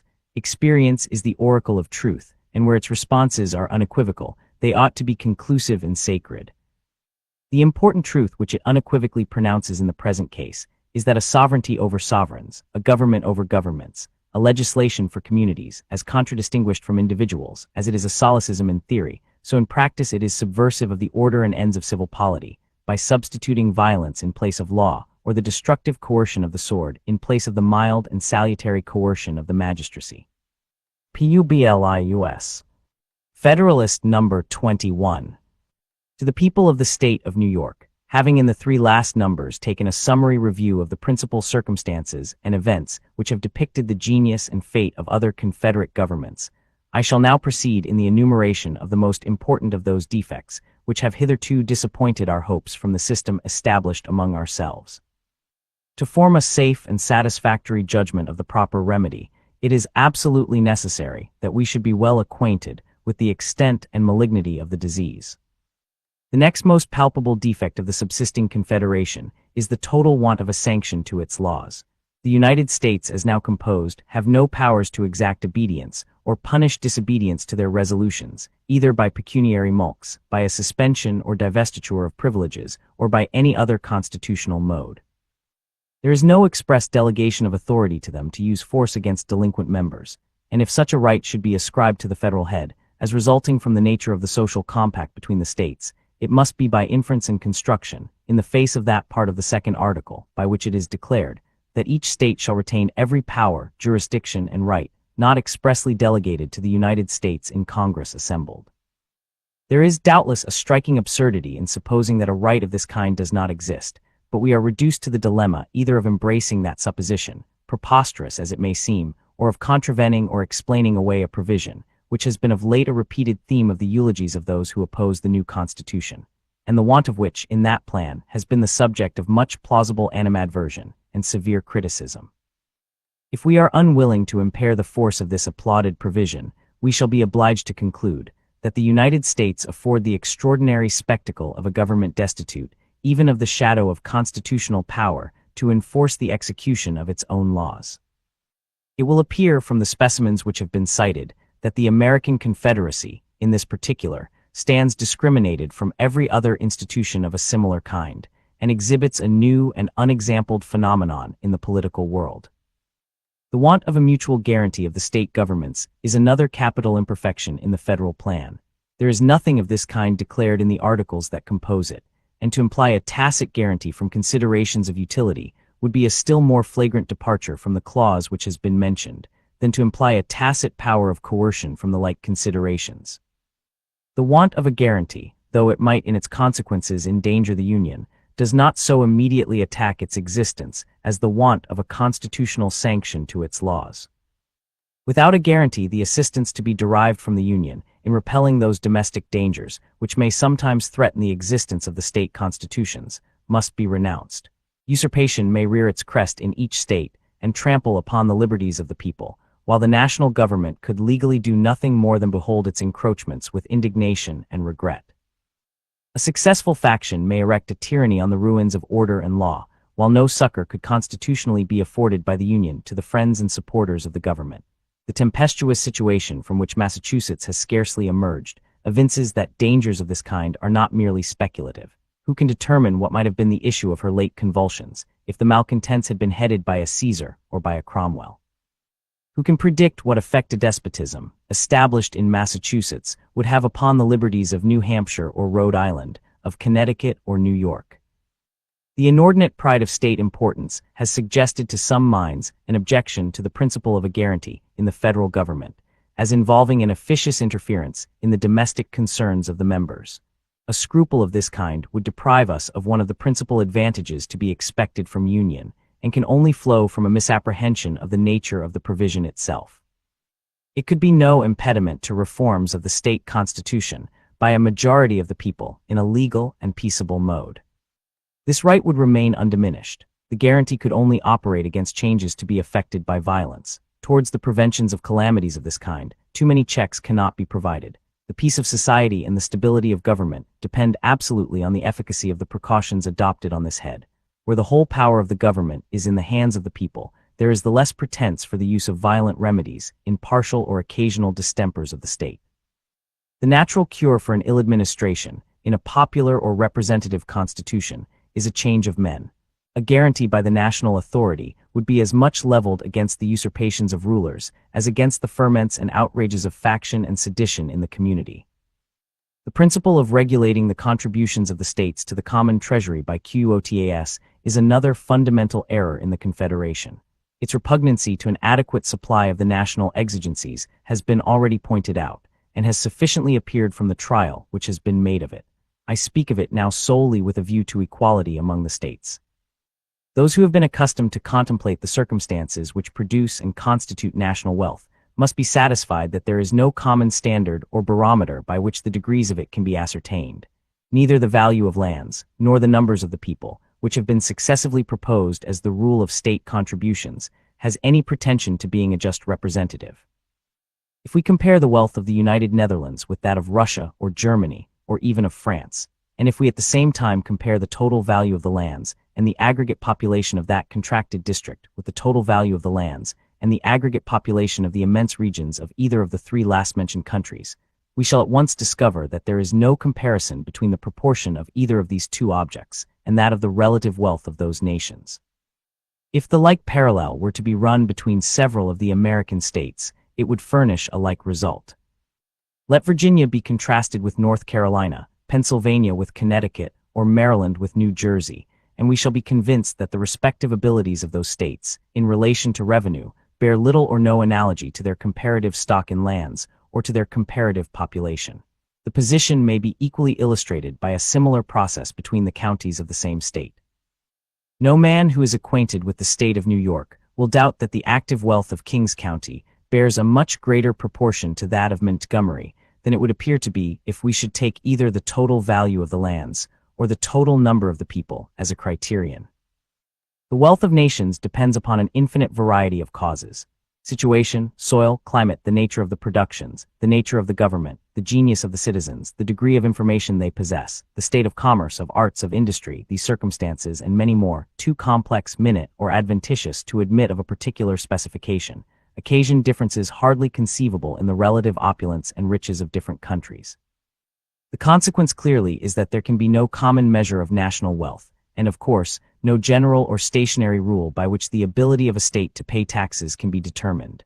The attempt, therefore, to regulate the contributions of the members of a confederacy by any such rule cannot fail to be productive of glaring inequality and extreme oppression. This inequality would of itself be sufficient in America to work the eventual destruction of the Union, if any mode of enforcing a compliance with its requisitions could be devised.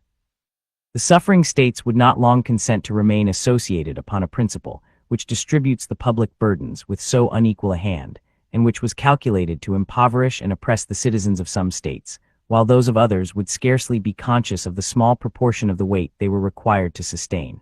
This, however, is an evil inseparable from the principle of quotas and requisitions. There is no method of steering clear of this inconvenience, but by authorizing the national government to raise its own revenues in its own way. Imposts, excises, and in general all duties upon articles of consumption may be compared to a fluid, which will, in time, find its level with the means of paying them. The amount to be contributed by each citizen will in a degree be at his own option, and can be regulated by an attention to his resources. The rich may be extravagant, the poor can be frugal, and private oppression may always be avoided by a judicious selection of objects proper for such impositions. If inequalities should arise in some states from duties on particular objects, these will, in all probability, be counterbalanced by proportional inequalities in other states, from the duties on other objects. In the course of time and things, an equilibrium, as far as it is attainable in so complicated a subject, will be established everywhere. Or, if inequalities should still exist, they would neither be so great in their degree, so uniform in their operation, nor so odious in their appearance, as those which would necessarily spring from quotas, upon any scale that can possibly be devised. It is a signal advantage of taxes on articles of consumption that they contain in their own nature a security against excess. They prescribe their own limit, which cannot be exceeded without defeating the end proposed, that is, an extension of the revenue. When applied to this object, the saying is as just as it is witty that, in political arithmetic, 2 and 2 do not always make 4. If duties are too high, they lessen the consumption, the collection is eluded, and the product to the treasury is not so great as when they are confined within proper and moderate bounds. This forms a complete barrier against any material oppression of the citizens by taxes of this class, and is itself a natural limitation of the power of imposing them. Impositions of this kind usually fall under the denomination of indirect taxes, and must for a long time constitute the chief part of the revenue raised in this country. Those of the direct kind, which principally relate to land and buildings, may admit of a rule of apportionment. Either the value of land or the number of the people may serve as a standard. The state of agriculture and the populousness of a country have been considered as nearly connected with each other. And as a rule for the purpose intended, numbers, in the view of simplicity and certainty, are entitled to a preference. In every country it is a Herculean task to obtain a valuation of the land. In a country imperfectly settled and progressive in improvement, the difficulties are increased almost to impracticability. The expense of an accurate valuation is, in all situations, a formidable objection. In a branch of taxation where no limits to the discretion of the government are to be found in the nature of things, the establishment of a fixed rule, not incompatible with the end, may be attended with fewer inconveniences than to leave that discretion altogether at large. Publius. Federalist number 22. To the people of the state of New York, in addition to the defects already enumerated in the existing federal system, there are others of not less importance, which concur in rendering it altogether unfit for the administration of the affairs of the Union. The want of a power to regulate commerce is by all parties allowed to be of the number. The utility of such a power has been anticipated under the first head of our inquiries, and for this reason, as well as from the universal conviction entertained upon the subject, little need be added in this place. It is indeed evident on the most superficial view that there is no object, either as it respects the interests of trade or finance, that more strongly demands a federal superintendence. The want of it has already operated as a bar to the formation of beneficial treaties with foreign powers, and has given occasions of dissatisfaction between the states. No nation acquainted with the nature of our political association would be unwise enough to enter into stipulations with the United States, by which they conceded privileges of any importance to them, while they were apprised that the engagements on the part of the Union might at any moment be violated by its members, and while they found from experience that they might enjoy every advantage they desired in our markets, without granting us any return, but such as their momentary convenience might suggest. It is not, therefore, to be wondered at that Mr. Jenkinson, in ushering into the House of Commons a bill for regulating the temporary intercourse between the two countries, should preface its introduction by a declaration that similar provisions in former bills had been found to answer every purpose to the commerce of Great Britain, and that it would be prudent to persist in the plan until it should appear whether the American government was likely or not to acquire greater consistency.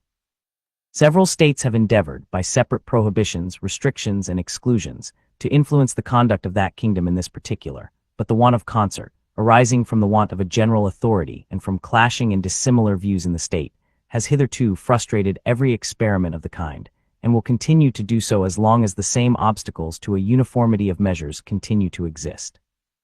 The interfering and unneighborly regulations of some states, contrary to the true spirit of the Union, have in different instances given just cause of umbrage and complaint to others, and it is to be feared that examples of this nature, if not restrained by a national control, would be multiplied and extended till they became not less serious sources of animosity and discord than injurious impediments to the intercourse between the different parts of the Confederacy. The commerce of the German Empire 22 is in continual trammels from the multiplicity of the duties, which the several princes and states exact upon the merchandises passing through their territories, by means of which the fine streams and navigable rivers with which Germany is so happily watered are rendered almost useless. Though the genius of the people of this country might never permit this description to be strictly applicable to us, yet we may reasonably expect, from the gradual conflicts of state regulations, that the citizens of each would at length come to be considered and treated by the others in no better light than that of foreigners and aliens. The power of raising armies, by the most obvious construction of the Articles of the Confederation, is merely a power of making requisitions upon the states for quotas of men. This practice in the course of the late war was found replete with obstructions to a vigorous and to an economical system of defense. It gave birth to a competition between the states, which created a kind of auction for men. In order to furnish the quotas required of them, they outbid each other till bounties grew to an enormous and insupportable size. The hope of a still further increase afforded an inducement to those who were disposed to serve to procrastinate their enlistment and disincline them from engaging for any considerable periods. Hence slow and scanty levies of men in the most critical emergencies of our affairs, short enlistments at an unparalleled expense, continual fluctuations in the troops, ruinous to their discipline, and subjecting the public safety frequently to the perilous crisis of a disbanded army. Hence, also, those oppressive expedients for raising men which were upon several occasions practiced, and which nothing but the enthusiasm of liberty would have induced the people to endure. This method of raising troops is not more unfriendly to economy and vigor than it is to an equal distribution of the burden. The states near the seat of war, influenced by motives of self-preservation, made efforts to furnish their quotas which even exceeded their abilities, while those at a distance from danger were, for the most part, as remiss as the others were diligent in their exertions. The immediate pressure of this inequality was not in this case, as in that of the contributions of money, alleviated by the hope of a final liquidation. The states which did not pay their proportions of money might at least be charged with their deficiencies, but no account could be formed of the deficiencies in the supplies of men. We shall not, however, see much reason to regret the want of this hope, when we consider how little prospect there is that the most delinquent states will ever be able to make compensation for their pecuniary failures. The system of quotas and requisitions, whether it be applied to men or money, is, in every view, a system of imbecility in the Union, and of inequality and injustice among the members. The right of equal suffrage among the states is another exceptionable part of the Confederation.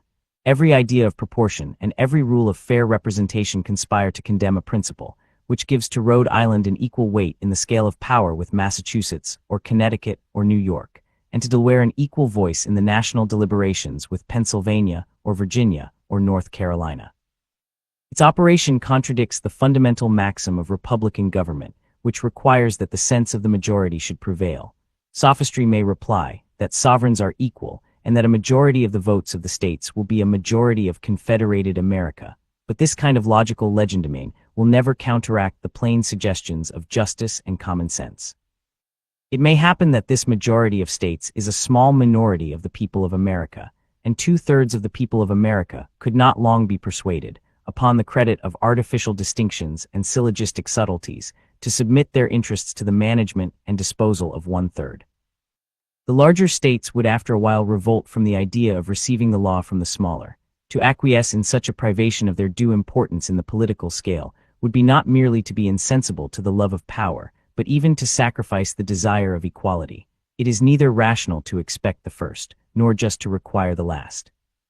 The smaller states, considering how peculiarly their safety and welfare depend on union, ought readily to renounce a pretension which, if not relinquished, would prove fatal to its duration.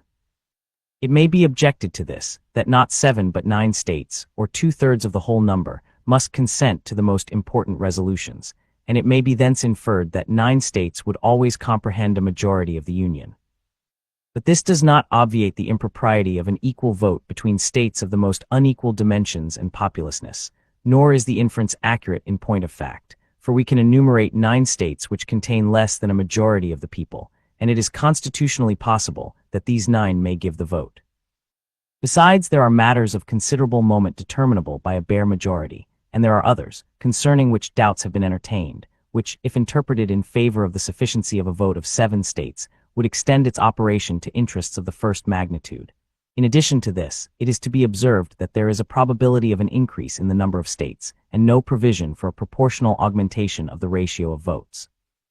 But this is not all. What at first sight may seem a remedy, is in reality a poison. To give a minority a negative upon the majority, which is always the case where more than a majority is requisite to a decision, is in its tendency to subject the sense of the greater number to that of the lesser. Congress, from the non-attendance of a few states, have been frequently in the situation of a Polish Diet, where a single vote has been sufficient to put a stop to all their movements. A 60th part of the Union, which is about the proportion of Delaware and Rhode Island, has several times been able to oppose an entire bar to its operations.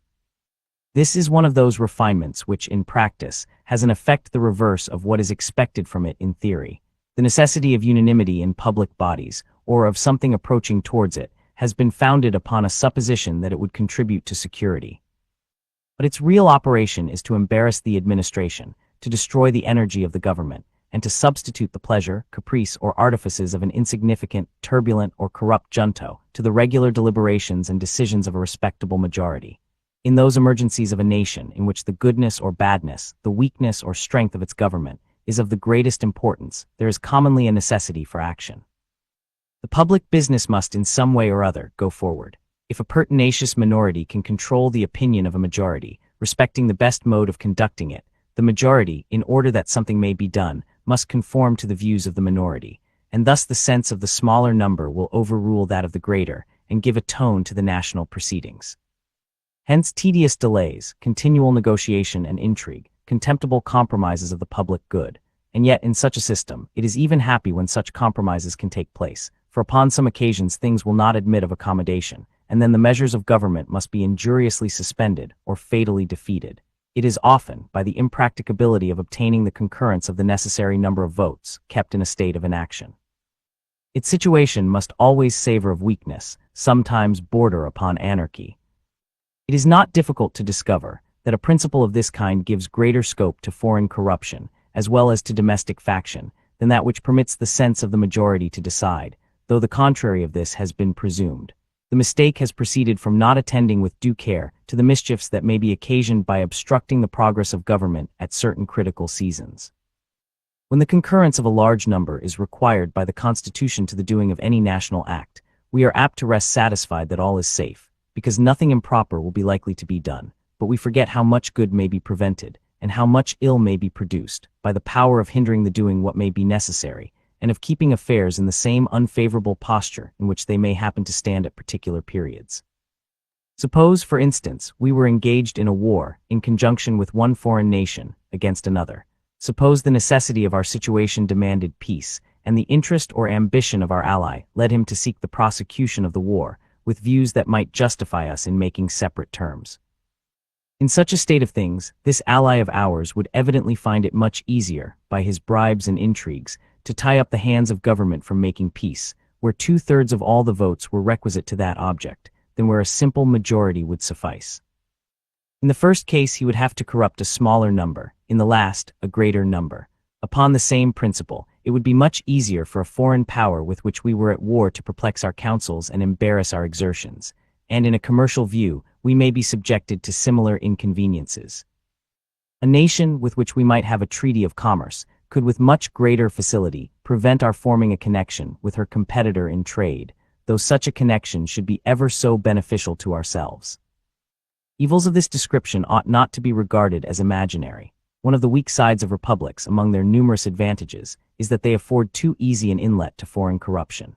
An hereditary monarch, though often disposed to sacrifice his subjects to his ambition, has so great a personal interest in the government and in the external glory of the nation that it is not easy for a foreign power to give him an equivalent for what he would sacrifice by treachery to the state. The world has accordingly been witness to few examples of this species of royal prostitution, though there have been abundant specimens of every other kind. In republics, persons elevated from the mass of the community, by the suffrages of their fellow citizens, to stations of great preeminence and power, may find compensations for betraying their trust, which to any but minds animated and guided by superior virtue, may appear to exceed the proportion of interest they have in the common stock, and to overbalance the obligations of duty. Hence it is that history furnishes us with so many mortifying examples of the prevalency of foreign corruption in republican governments. How much this contributed to the ruin of the ancient commonwealth has been already delineated. It is well known that the deputies of the United Provinces have, in various instances, been purchased by the emissaries of the neighboring kingdoms. The Earl of Chesterfield, if my memory serves me right, in a letter to his court, intimates that his success in an important negotiation must depend on his obtaining a major's commission for one of those deputies. And in Sweden the parties were alternately bought by France and England in so barefaced and notorious a manner that it excited universal disgust in the nation, and was a principal cause that the most limited monarch in Europe, in a single day, without tumult, violence, or opposition, became one of the most absolute and uncontrolled. A circumstance which crowns the defects of the Confederation remains yet to be mentioned, the want of a judiciary power. Laws are a dead letter without courts to expound and define their true meaning and operation. The treaties of the United States, to have any force at all, must be considered as part of the law of the land. Their true import as far as respects individuals must, like all other laws, be ascertained by judicial determinations. To produce uniformity in these determinations, they ought to be submitted in the last resort to one supreme tribunal, and this tribunal ought to be instituted under the same authority which forms the treaties themselves. These ingredients are both indispensable. If there is in each state a court of final jurisdiction, there may be as many different final determinations on the same point as there are courts. There are endless diversities in the opinions of men. We often see not only different courts, but the judges of the same court differing from each other.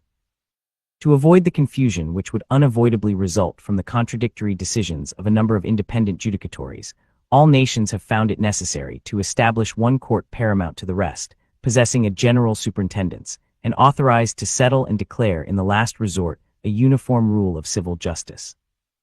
This is the more necessary where the frame of the government is so compounded that the laws of the whole are in danger of being contravened by the laws of the parts.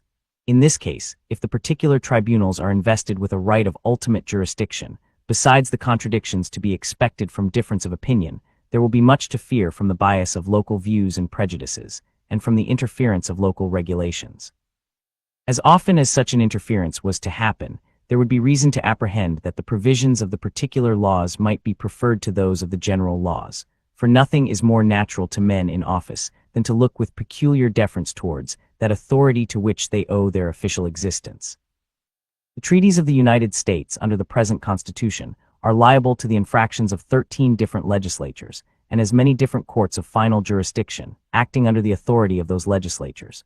The faith, the reputation, the peace of the whole Union are thus continually at the mercy of the prejudices, the passions, and the interests of every member of which it is composed. Is it possible that foreign nations can either respect or confide in such a government? Is it possible that the people of America will longer consent to trust their honor, their happiness, their safety, on so precarious a foundation? In this review of the Confederation, I have confined myself to the exhibition of its most material defects, passing over those imperfections in its details by which even a great part of the power intended to be conferred upon it has been in a great measure rendered abortive. It must be by this time evident to all men of reflection, who can divest themselves of the prepossessions of preconceived opinions, that it is a system so radically vicious and unsound, as to admit not of amendment, but by an entire change in its leading features and characters. The organization of Congress is itself utterly improper for the exercise of those powers which are necessary to be deposited in the Union. A single assembly may be a proper receptacle of those slender, or rather fettered, authorities, which have been heretofore delegated to the federal head, but it would be inconsistent with all the principles of good government to entrust it with those additional powers which, even the moderate and more rational adversaries of the proposed Constitution admit, ought to reside in the United States. If that plan should not be adopted, and if the necessity of the Union should be able to withstand the ambitious aims of those men, who may indulge magnificent schemes of personal aggrandizement from its dissolution, the probability would be that we should run into the project of conferring supplementary powers upon Congress, as they are now constituted, and either the machine, from the intrinsic feebleness of its structure, will molder into pieces, in spite of our ill-judged efforts to prop it, or by successive augmentations of its force and energy, as necessity might prompt, we shall finally accumulate, in a single body, all the most important prerogatives of sovereignty, and thus entail upon our posterity one of the most execrable forms of government that human infatuation ever contrived. Thus, we should create in reality that very tyranny which the adversaries of the new Constitution either are, or affect to be, solicitous to avert. It has not a little contributed to the infirmities of the existing federal system, that it never had a ratification by the people. Resting on no better foundation than the consent of the several legislatures, it has been exposed to frequent and intricate questions concerning the validity of its powers, and has, in some instances, given birth to the enormous doctrine of a right of legislative repeal. Owing its ratification to the law of a state, it has been contended that the same authority might repeal the law by which it was ratified. However gross a heresy it may be to maintain that a party to a compact has a right to revoke that compact, the doctrine itself has had respectable advocates. The possibility of a question of this nature proves the necessity of laying the foundations of our national government deeper than in the mere sanction of delegated authority. The fabric of American empire ought to rest on the solid basis of the consent of the people. The streams of national power ought to flow immediately from that pure, original fountain of all legitimate authority. Publius. Part 3 Arguments for the Type of Government contained in the Constitution, 23-36. Chapter 1. Federalist Number 23. To the people of the State of New York, the necessity of a Constitution, at least equally energetic with the one proposed to the preservation of the Union, is the point at the examination of which we are now arrived. This inquiry will naturally divide itself into three branches: the objects to be provided for by the federal government, the quantity of power necessary to the accomplishment of those objects, the persons upon whom that power ought to operate. Its distribution and organization will more properly claim our attention under the succeeding head. The principal purposes to be answered by union are these: the common defense of the members, the preservation of the public peace as well against internal convulsions as external attacks, the regulation of commerce with other nations and between the states, the superintendence of our intercourse, political and commercial, with foreign countries. The authorities essential to the common defense are these: to raise armies, to build and equip fleets, to prescribe rules for the government of both, to direct their operations, to provide for their support.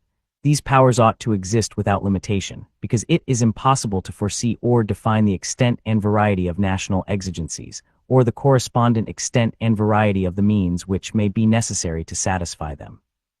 The circumstances that endanger the safety of nations are infinite, and for this reason no constitutional shackles can wisely be imposed on the power to which the care of it is committed. This power ought to be coextensive with all the possible combinations of such circumstances, and ought to be under the direction of the same councils which are appointed to preside over the common defense. This is one of those truths which, to a correct and unprejudiced mind, carries its own evidence along with it, and may be obscured but cannot be made plainer by argument or reasoning. It rests upon axioms as simple as they are universal. The means ought to be proportioned to the end. The persons, from whose agency the attainment of any end is expected, ought to possess the means by which it is to be attained. Whether there ought to be a federal government entrusted with the care of the common defense is a question in the first instance, open for discussion, but the moment it is decided in the affirmative, it will follow that that government ought to be clothed with all the powers requisite to complete execution of its trust. And unless it can be shown that the circumstances which may affect the public safety are reducible within certain determinate limits, unless the contrary of this position can be fairly and rationally disputed, it must be admitted, as a necessary consequence, that there can be no limitation of that authority which is to provide for the defense and protection of the community, in any matter essential to its efficacy, that is, in any matter essential to the formation, direction, or support of the national forces. Defective as the present confederation has been proved to be, this principle appears to have been fully recognized by the framers of it, though they have not made proper or adequate provision for its exercise.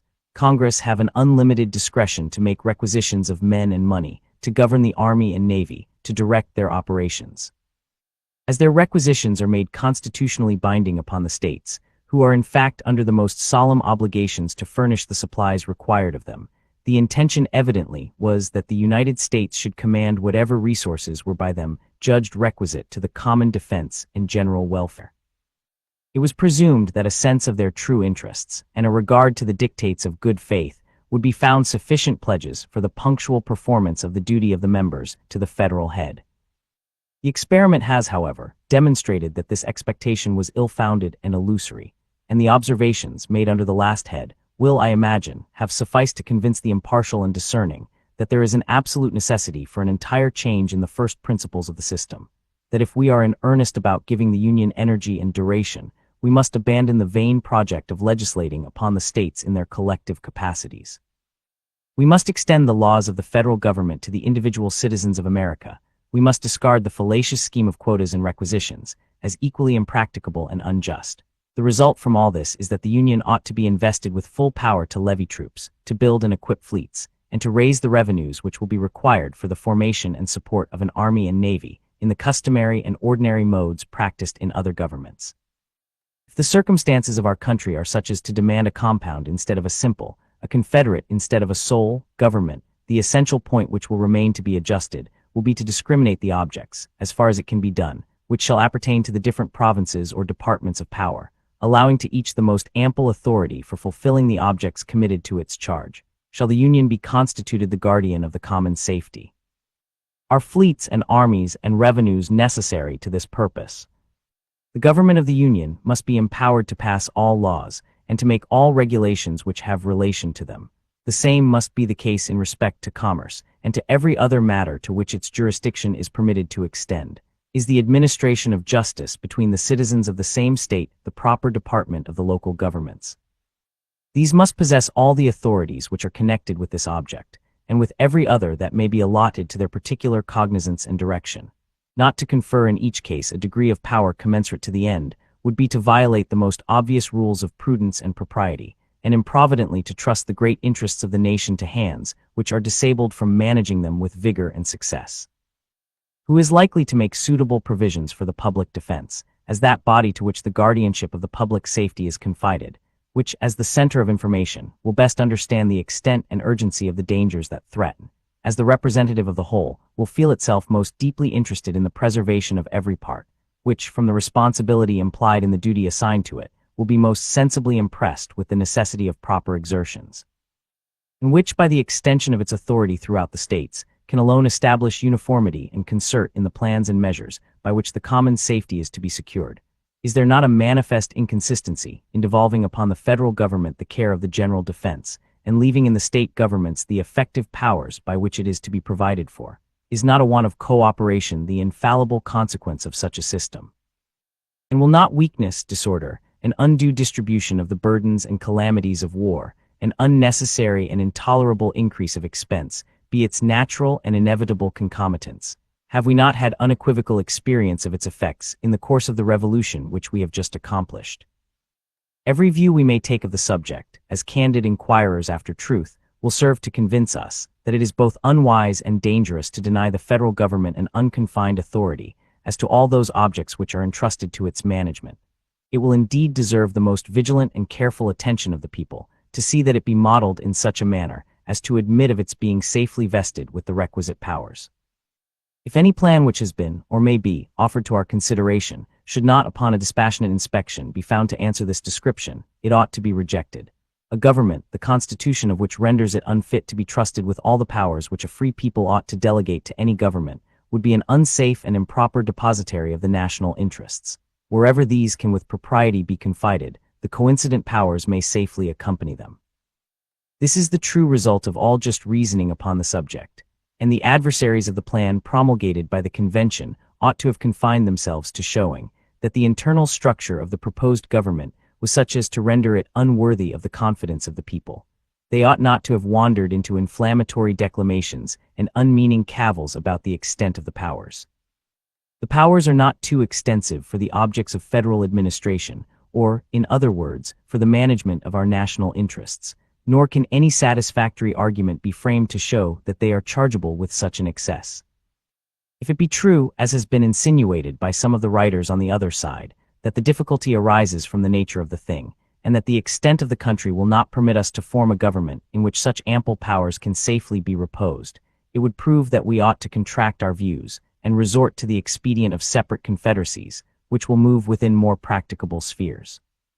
For the absurdity must continually stare us in the face of confiding to a government the direction of the most essential national interests, without daring to trust it to the authorities which are indispensable to their proper and efficient management.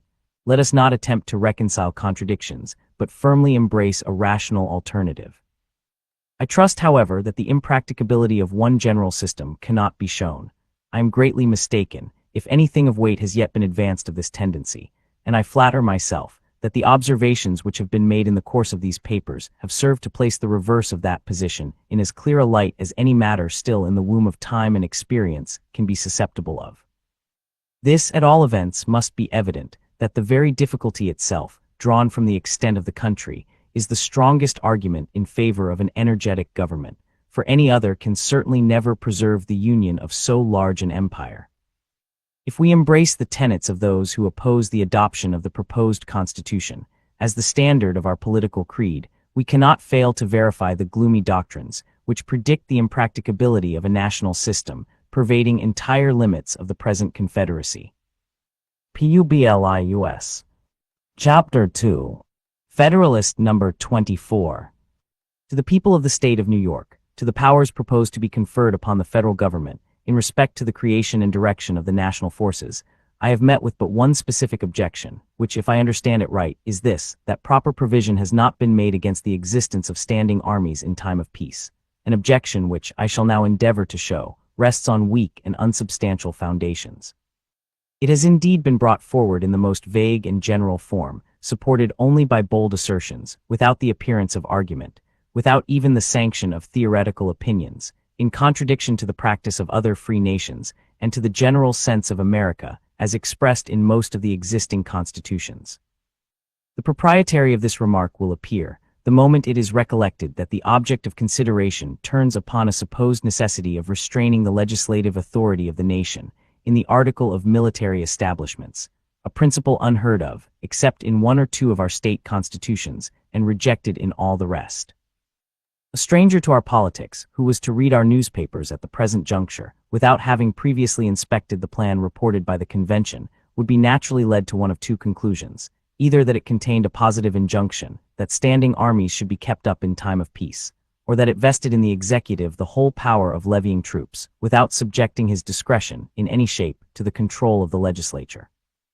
If he came afterwards to peruse the plan itself, he would be surprised to discover that neither the one nor the other was the case, that the whole power of raising armies was lodged in the legislature, not in the executive, that this legislature was to be a popular body, consisting of the representatives of the people periodically elected, and that instead of the provision he had supposed in favor of standing armies, there was to be found, in respect to this object, an important qualification even of the legislative discretion, in that clause which forbids the appropriation of money for the support of an army for any longer period than 2 years, a precaution which, upon a nearer view of it, will appear to be a great and real security against the keeping up of troops without evident necessity. Disappointed in his first surmise, the person I have supposed would be apt to pursue his conjectures a little further. He would naturally say to himself, it is impossible that all this vehement and pathetic declamation can be without some colorable pretext. It must needs be that this people, so jealous of their liberties, have, in all the preceding models of the constitutions which they have established, inserted the most precise and rigid precautions on this point, the omission of which in the new plan has given birth to all this apprehension and clamor. If under this impression he proceeded to pass in review the several state constitutions, how great would be his disappointment to find that 2 only of them contained an interdiction of standing armies in time of peace, that the other 11 had either observed a profound silence on the subject, or had in express terms admitted the right of the legislature to authorize their existence. Still, however, he would be persuaded that there must be some plausible foundation for the cry raised on this head. He would never be able to imagine, while any source of information remained unexplored, that it was nothing more than an experiment upon the public credibility, dictated either by a deliberate intention to deceive, or by the overflows of a zeal too intemperate to be ingenuous. It would probably occur to him that he would be likely to find the precautions he was in search of in the primitive compact between the states. Here at length he would expect to meet with a solution of the enigma. No doubt, he would observe to himself, the existing confederation must contain the most explicit provisions against military establishments in time of peace, and a departure from this model, in a favorite point, has occasioned the discontent which appears to influence these political champions. If he should now apply himself to a careful and critical survey of the Articles of Confederation, his astonishment would not only be increased, but would acquire a mixture of indignation at the unexpected discovery that these articles, instead of containing the prohibition he looked for, and though they had, with jealous circumspection, restricted the authority of the state legislatures in this particular, had not imposed a single restraint on that of the United States. If he happened to be a man of quick sensibility, or ardent temper, he could now no longer refrain from regarding these clamors as the dishonest artifices of a sinister and unprincipled opposition to a plan which ought at least to receive a fair and candid examination from all sincere lovers of their country. How else, he would say, could the authors of them have been tempted to vent such loud censures upon that plan, about a point in which it seems to have conformed itself to the general sense of America as declared in its different forms of government, and in which it has even superadded a new and powerful guard unknown to any of them? If, on the contrary, he happened to be a man of calm and dispassionate feelings, he would indulge a sigh for the frailty of human nature, and would lament that in a matter so interesting to the happiness of millions, the true merits of the question should be perplexed and entangled by expedients so unfriendly to an impartial and right determination. Even such a man could hardly forbear remarking that a conduct of this kind has too much the appearance of an intention to mislead the people by alarming their passions, rather than to convince them by arguments addressed to their understandings. But however little this objection may be countenanced, even by precedents among ourselves, it may be satisfactory to take a nearer view of its intrinsic merits. From a close examination, it will appear that restraints upon the discretion of the legislature in respect to military establishments in time of peace would be improper to be imposed, and if imposed from the necessities of society, would be unlikely to be observed. Though a wide ocean separates the United States from Europe, yet there are various considerations that warn us against an excess of confidence or security. On one side of us, and stretching far into our rear, are growing settlements subject to the dominion of Britain. On the other side, and extending to meet the British settlements, are colonies and establishments subject to the dominion of Spain. This situation and the vicinity of the West India Islands, belonging to these two powers, create between them, in respect to their American possessions and in relation to us, a common interest. The savage tribes on our western frontier ought to be regarded as our natural enemies, their natural allies, because they have most to fear from us and most to hope from them. The improvements in the art of navigation have, as to the facility of communication, rendered distant nations, in a great measure, neighbors. Britain and Spain are among the principal maritime powers of Europe. A future concert of views between these nations ought not to be regarded as improbable. The increasing remoteness of consanguinity is every day diminishing the force of the family compact between France and Spain, and politicians have ever with great reason considered the ties of blood as feeble and precarious links of political connection. These circumstances combined admonish us not to be too sanguine in considering ourselves as entirely out of the reach of danger. Previous to the Revolution, and ever since the peace, there has been a constant necessity for keeping small garrisons on our western frontier. No person can doubt that these will continue to be indispensable, if it should only be against the ravages and depredations of the Indians. These garrisons must either be furnished by occasional detachments from the militia, or by permanent corps in the pay of the government. The first is impracticable, and if practicable, would be pernicious. The militia would not long, if at all, submit to be dragged from their occupations and families to perform that most disagreeable duty in times of profound peace. And if they could be prevailed upon or compelled to do it, the increased expense of a frequent rotation of service, and the loss of labor and disconcertion of the industrious pursuits of individuals, would form conclusive objections to the scheme. It would be as burdensome and injurious to the public as ruinous to private citizens. The latter resource of permanent corps in the pay of the government amounts to a standing army in time of peace, a small one indeed, but not the less real for being small. Here is a simple view of the subject that shows us at once the impropriety of a constitutional interdiction of such establishments and the necessity of leaving the matter to the discretion and prudence of the legislature. In proportion to our increase in strength, it is probable, nay, it may be said certain, that Britain and Spain would augment their military establishments in our neighborhood. If we should not be willing to be exposed, in a naked and defenseless condition, to their insults and encroachments, we should find it expedient to increase our frontier garrisons in some ratio to the force by which our western settlements might be annoyed.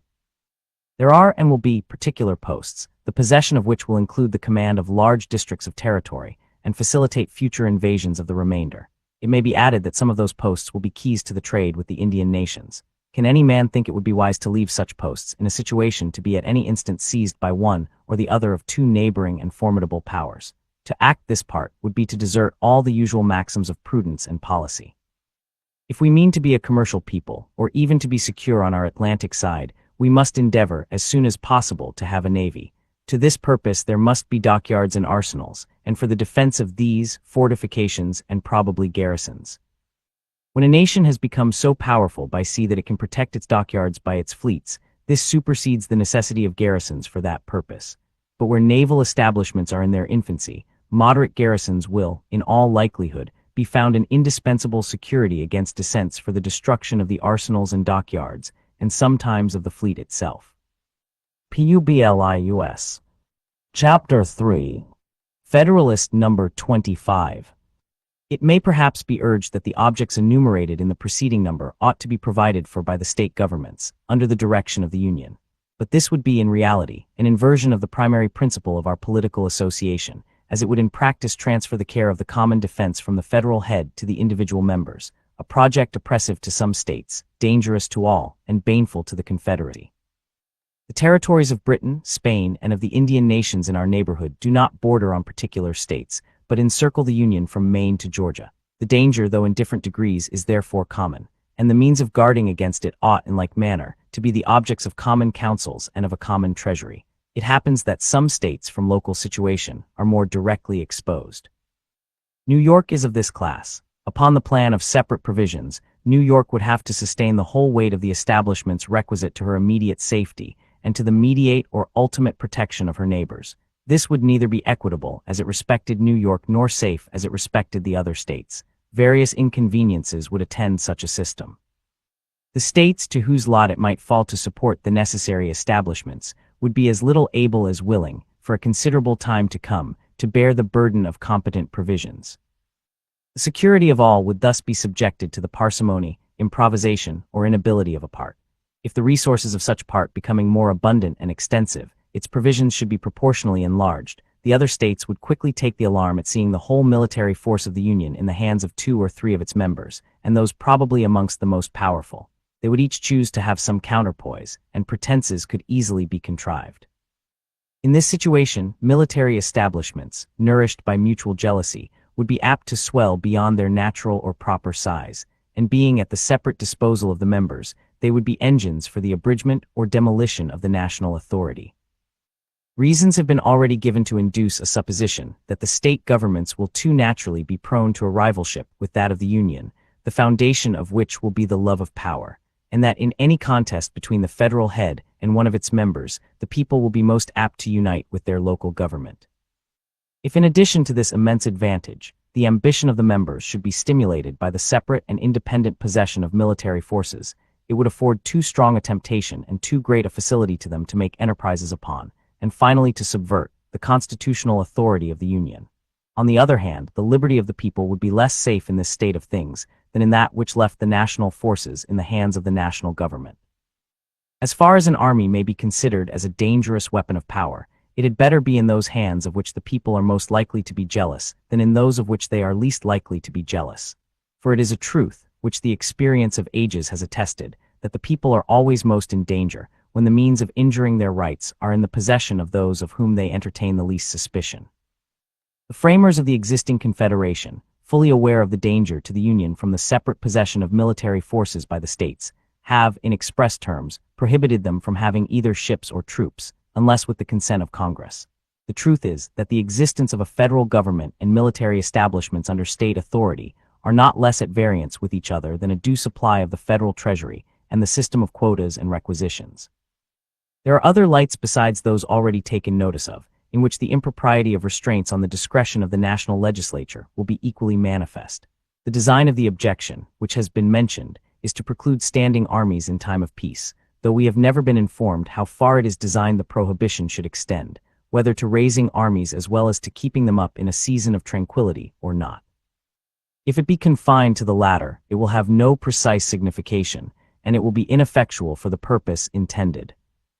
When armies are once raised, what shall be denominated keeping them up, contrary to the sense of the Constitution? What time shall be requisite to ascertain the violation? Shall it be a week, a month, a year? Or shall we say they may be continued as long as the danger which occasioned their being raised continues? This would be to admit that they might be kept up in time of peace, against threatening or impending danger, which would be at once to deviate from the literal meaning of the prohibition, and to introduce an extensive latitude of construction. Who shall judge of the continuance of the danger? This must undoubtedly be submitted to the national government, and the matter would then be brought to this issue, that the national government, to provide against apprehended danger, might in the first instance raise troops, and might afterwards keep them on foot as long as they supposed the peace or safety of the community was in any degree of jeopardy. It is easy to perceive that a discretion so latitudinary as this would afford ample room for eluding the force of the provision. The supposed utility of a provision of this kind can only be founded on the supposed probability, or at least possibility, of a combination between the executive and the legislative, in some scheme of usurpation. Should this at any time happen, how easy would it be to fabricate pretenses of approaching danger? Indian hostilities, instigated by Spain or Britain, would always be at hand. Provocations to produce the desired appearances might even be given to some foreign power, and appeased again by timely concessions. If we can reasonably presume such a combination to have been formed, and that the enterprise is warranted by a sufficient prospect of success, the army, when once raised from whatever cause or on whatever pretext, may be applied to the execution of the project. If to obviate this consequence, it should be resolved to extend the prohibition to the raising of armies in time of peace, the United States would then exhibit the most extraordinary spectacle which the world has yet seen, that of a nation incapacitated by its constitution to prepare for defense, before it was actually invaded. As the ceremony of a formal denunciation of war has of late fallen into disuse, the presence of an enemy within our territories must be waited for, as the legal warrant to the government to begin its levies of men for the protection of the state. We must receive the blow before we could even prepare to return it. All that kind of policy by which nations anticipate distant danger and meet the gathering storm must be abstained from, as contrary to the genuine maxims of a free government. We must expose our property and liberty to the mercy of foreign invaders, and invite them by our weakness to seize the naked and defenseless prey, because we are afraid that rulers, created by our choice, dependent on our will, might endanger that liberty, by an abuse of the means necessary to its preservation. Here I expect we shall be told that the militia of the country is its natural bulwark, and would be at all times equal to the national defense. This doctrine, in substance, had like to have lost us our independence. It cost millions to the United States that might have been saved. The facts which from our own experience forbid a reliance of this kind are too recent to permit us to be the dupes of such a suggestion. The steady operations of war against a regular and disciplined army can only be successfully conducted by a force of the same kind. Considerations of economy, not less than of stability and vigor, confirm this position. The American militia in the course of the late war have by their valor on numerous occasions erected eternal monuments to their fame, but the bravest of them feel and know that the liberty of their country could not have been established by their efforts alone, however great and valuable they were. War, like most other things, is a science to be acquired and perfected by diligence, by perseverance, by time, and by practice. All violent policy, as it is contrary to the natural and experienced course of human affairs, defeats itself. Pennsylvania, at this instant, affords an example of the truth of this remark. The Bill of Rights of that state declares that standing armies are dangerous to liberty and ought not to be kept up in time of peace.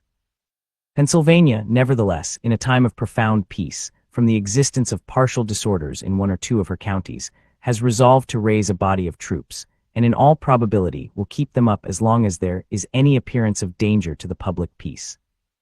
The conduct of Massachusetts affords a lesson on the same subject, though on different ground. That state, without waiting for the sanction of Congress, as the Articles of the Confederation require, was compelled to raise troops to quell a domestic insurrection, and still keeps a corps in pay to prevent a revival of the spirit of revolt. The particular Constitution of Massachusetts opposed no obstacle to the measure, but the instance is still of use to instruct us that cases are likely to occur under our government, as well as under those of other nations, which will sometimes render a military force in time of peace essential to the security of the society, and that it is therefore improper in this respect to control the legislative discretion. It also teaches us, in its application to the United States, how little the rights of a feeble government are likely to be respected, even by its own constituents. And it teaches us, in addition to the rest, how unequal parchment provisions are to a struggle with public necessity. It was a fundamental maxim of the Lacedaemonian Commonwealth that the post of admiral should not be conferred twice on the same person. The Peloponnesian confederates, having suffered a severe defeat at sea from the Athenians, demanded Lysander, who had before served with success in that capacity, to command the combined fleets. The Lacedaemonians, to gratify their allies, and yet preserve the semblance of an adherence to their ancient institutions, had recourse to the flimsy subterfuge of investing Lysander with the real power of admiral, under the nominal title of vice-admiral. This instance is selected from among a multitude that might be cited to confirm the truth already advanced and illustrated by domestic examples, which is, that nations pay little regard to rules and maxims calculated in their very nature to run counter to the necessities of society. Wise politicians will be cautious about fettering the government with restrictions that cannot be observed, because they know that every breach of the fundamental laws, though dictated by necessity, impairs that sacred reverence which ought to be maintained in the breast of rulers towards the constitution of a country, and forms a precedent for other breaches, where the same plea of necessity does not exist at all, or is less urgent and palpable. Publius. It was a thing hardly to be expected that in a popular revolution the minds of men should stop at that happy mean, which marks the salutary boundary between power and privilege, and combines the energy of government with the security of private rights. A failure in this delicate and important point is the great source of the inconveniences we experience, and if we are not cautious to avoid a repetition of the error, in our future attempts to rectify and ameliorate our system, we may travel from one chimerical project to another, we may try change after change, but we shall never be likely to make any material change for the better. The idea of restraining the legislative authority, in the means of providing for the national defense, is one of those refinements which owe their origin to a zeal for liberty more ardent than enlightened. We have seen, however, that it has not had thus far an extensive prevalency, that even in this country, where it made its first appearance, Pennsylvania and North Carolina are the only two states by which it has been in any degree patronized, and that all the others have refused to give it the least countenance, wisely judging that confidence must be placed somewhere, that the necessity of doing it is implied in the very act of delegating power, and that it is better to hazard the abuse of that confidence than to embarrass the government and endanger the public safety by impolitic restrictions on the legislative authority. The opponents of the proposed Constitution combat, in this respect, the general decision of America, and instead of being taught by experience the propriety of correcting any extremes into which we may have heretofore run, they appear disposed to conduct us into others still more dangerous and more extravagant. As if the tone of government had been found too high, or too rigid, the doctrines they teach are calculated to induce us to depress or to relax it, by expedients which, upon other occasions, have been condemned or forborne. It may be affirmed without the imputation of invective, that if the principles they inculcate, on various points, could so far obtain as to become the popular creed, they would utterly unfit the people of this country for any species of government whatever. But a danger of this kind is not to be apprehended. The citizens of America have too much discernment to be argued into anarchy, and I am much mistaken if experience has not wrought a deep and solemn conviction in the public mind that greater energy of government is essential to the welfare and prosperity of the community. It may not be amiss in this place concisely to remark the origin and progress of the idea, which aims at the exclusion of military establishments in time of peace.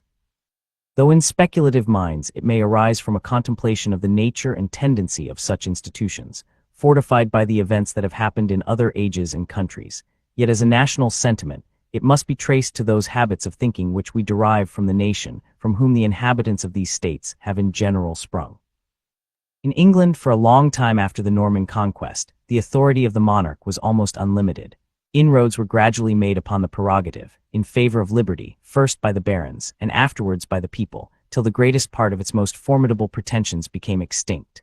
But it was not till the Revolution in 1688, which elevated the Prince of Orange to the throne of Great Britain, that English liberty was completely triumphant.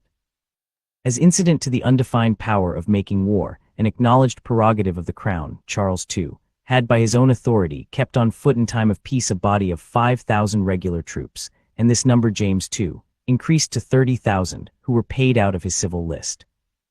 At the Revolution, to abolish the exercise of so dangerous an authority, it became an article of the Bill of Rights then framed, that the raising or keeping a standing army within the kingdom in time of peace, unless with the consent of Parliament, was against law.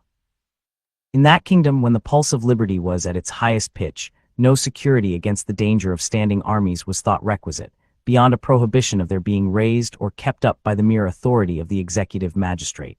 The patriots who effected that memorable revolution were too temperate, too well-informed, to think of any restraint on the legislative discretion. They were aware that a certain number of troops for guards and garrisons were indispensable, that no precise bounds could be set to the national exigencies, that a power equal to every possible contingency must exist somewhere in the government, and that when they referred the exercise of that power to the judgment of the legislature, they had arrived at the ultimate point of precaution which was reconcilable with the safety of the community. From the same source, the people of America may be said to have derived an hereditary impression of danger to liberty from standing armies in time of peace. The circumstances of a revolution quicken the public sensibility on every point connected with the security of popular rights, and in some instances raise the warmth of our zeal beyond the degree which consisted with the due temperature of the body politic. The attempts of two of the states to restrict the authority of the legislature in the article of military establishments are of the number of these instances. The principles which had taught us to be jealous of the power of an hereditary monarch were by an injudicious excess extended to the representatives of the people in their popular assemblies. Even in some of the states where this error was not adopted, we find unnecessary declarations that standing armies ought not to be kept up in time of peace without the consent of the legislature. I call them unnecessary because the reason which had introduced a similar provision into the English Bill of Rights is not applicable to any of the state constitutions. The power of raising armies at all under those constitutions can by no construction be deemed to reside anywhere else than in the legislatures themselves, and it was superfluous, if not absurd, to declare that a matter should not be done without the consent of a body, which alone had the power of doing it. Accordingly, in some of these constitutions, and among others, in that of this state of New York, which has been justly celebrated, both in Europe and America, as one of the best of the forms of government established in this country, there is a total silence upon the subject. It is remarkable that even in the two states which seem to have meditated an interdiction of military establishments in time of peace, the mode of expression made use of is rather cautionary than prohibitory. It is not said that standing armies shall not be kept up, but that they ought not to be kept up in time of peace. This ambiguity of terms appears to have been the result of a conflict between jealousy and conviction, between the desire of excluding such establishments at all events, and the persuasion that an absolute exclusion would be unwise and unsafe. Can it be doubted that such a provision, whenever the situation of public affairs was understood to require a departure from it, would be interpreted by the legislature into a mere admonition, and would be made to yield to the necessities or supposed necessities of the state? Let the fact already mentioned with respect to Pennsylvania decide. What then, it may be asked, is the use of such a provision, if it ceased to operate the moment there is an inclination to disregard it? Let us examine whether there be any comparison, in point of efficacy, between the provision alluded to and that which is contained in the new Constitution, for restraining the appropriations of money for military purposes to the period of 2 years. The former, by aiming at too much, is calculated to effect nothing; the latter, by steering clear of an imprudent extreme, and by being perfectly compatible with a proper provision for the exigencies of the nation, will have a salutary and powerful operation. The legislature of the United States will be obliged, by this provision, once at least in every 2 years, to deliberate upon the propriety of keeping a military force on foot, to come to a new resolution on the point, and to declare their sense of the matter, by a formal vote in the face of their constituents. They are not at liberty to vest in the executive department permanent funds for the support of an army, if they were even incautious enough to be willing to repose in it so improper a confidence. As the spirit of party, in different degrees, must be expected to infect all political bodies, there will be, no doubt, persons in the national legislature willing enough to arraign the measures and emanate the views of the majority. The provision for the support of a military force will always be a favorable topic for declamation. As often as the question comes forward, the public attention will be roused and attracted to the subject by the party in opposition, and if the majority should be really disposed to exceed the proper limits, the community will be warned of the danger and will have an opportunity of taking measures to guard against it. Independent of parties in the national legislature itself, as often as the period of discussion arrived, the state legislatures, who will always be not only vigilant but suspicious and jealous guardians of the rights of the citizens against encroachments from the federal government, will constantly have their attention awake to the conduct of the national rulers, and will be ready enough, if anything improper appears, to sound the alarm to the people, and not only to be the voice, but, if necessary, the arm of their discontent. Schemes to subvert the liberties of a great community require time to mature them for execution. An army, so large as seriously to menace those liberties, could only be formed by progressive augmentations, which would suppose not merely a temporary combination between the legislature and executive, but a continued conspiracy for a series of time. Is it probable that such a combination would exist at all? Is it probable that it would be persevered in and transmitted along through all the successive variations in a representative body, which biennial elections would naturally produce in both houses? Is it presumable that every man, the instant he took his seat in the National Senate or House of Representatives, would commence a traitor to his constituents and to his country? Can it be supposed that there would not be found one man, discerning enough to detect so atrocious a conspiracy, or bold or honest enough to apprise his constituents of their danger?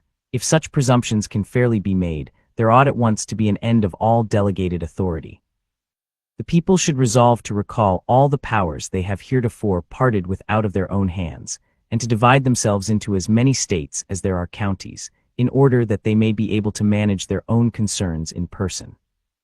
If such suppositions could even be reasonably made, still the concealment of the design, for any duration, would be impracticable. It would be announced, by the very circumstance of augmenting the army to so great an extent in time of profound peace. What colorable reason could be assigned, in a country so situated, for such vast augmentations of the military force? It is impossible that the people could be long deceived, and the destruction of the project and of the projectors would quickly follow the discovery. It has been said that the provision which limits the appropriation of money for the support of an army to the period of 2 years would be unavailing, because the executive, when once possessed of a force large enough to awe the people into submission, would find resources in that very force sufficient to enable him to dispense with supplies from the acts of the legislature. But the question again recurs, upon what pretense could he be put in possession of a force of that magnitude in time of peace? If we suppose it to have been created in consequence of some domestic insurrection or foreign war, then it becomes a case not within the principles of the objection, for this is leveled against the power of keeping up troops in time of peace. Few persons will be so visionary as seriously to contend that military forces ought not to be raised to quell a rebellion or resist an invasion. And if the defense of the community under such circumstances should make it necessary to have an army so numerous as to hazard its liberty, this is one of those calamities for which there is neither preventative nor cure.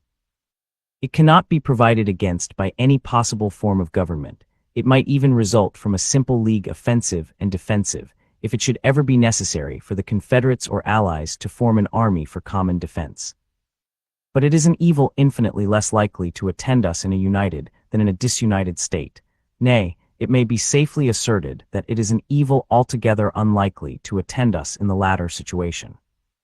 It is not easy to conceive a possibility that dangers so formidable can assail the whole Union, as to demand a force considerable enough to place our liberties in the least jeopardy, especially if we take into our view the aid to be derived from the militia, which ought always to be counted upon as a valuable and powerful auxiliary. But in a state of disunion, as has been fully shown in another place, the contrary of this supposition would become not only probable, but almost unavoidable. Publius. Federalist number 27. To the people of the state of New York, it has been urged in different shapes that a constitution of the kind proposed by the convention cannot operate without the aid of a military force to execute its laws. This, however, like most other things that have been alleged on that side, rests on mere general assertion, unsupported by any precise or intelligible designation of the reasons upon which it is founded. As far as I have been able to divine the latent meaning of the objectors, it seems to originate in a presupposition that the people will be disinclined to the exercise of federal authority in any matter of an internal nature. Waiving any exception that might be taken to the inaccuracy or inexplicitness of the distinction between internal and external, let us inquire what ground there is to presuppose that disinclination in the people. Unless we presume at the same time that the powers of the general government will be worse administered than those of the state government, there seems to be no room for the presumption of ill will, disaffection, or opposition in the people. I believe it may be laid down as a general rule that their confidence in and obedience to a government will commonly be proportioned to the goodness or badness of its administration.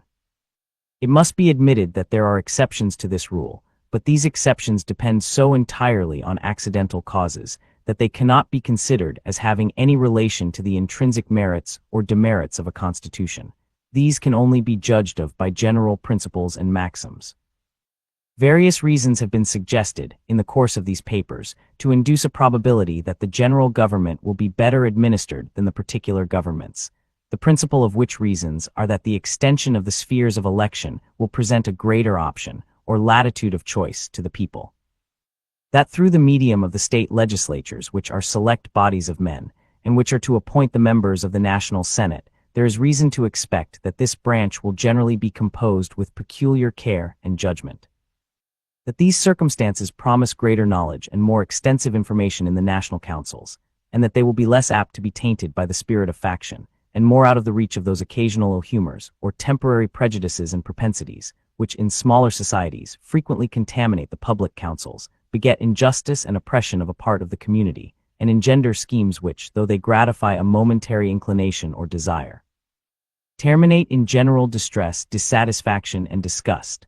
Several additional reasons of considerable force to fortify that probability will occur when we come to survey, with a more critical eye, the interior structure of the edifice which we are invited to erect. It will be sufficient here to remark that until satisfactory reasons can be assigned to justify an opinion that the federal government is likely to be administered in such a manner as to render it odious or contemptible to the people, there can be no reasonable foundation for the supposition that the laws of the Union will meet with any greater obstruction from them, or will stand in need of any other methods to enforce their execution than the laws of the particular members.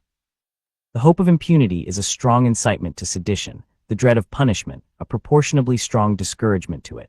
Will not the government of the Union, which, if possessed of a due degree of power, can call to its aid the collective resources of the whole Confederacy, be more likely to repress the former sentiment and to inspire the latter than that of a single state, which can only command the resources within itself? A turbulent faction in a state may easily suppose itself able to contend with the friends to the government in that state, but it can hardly be so infatuated as to imagine itself a match for the combined efforts of the Union.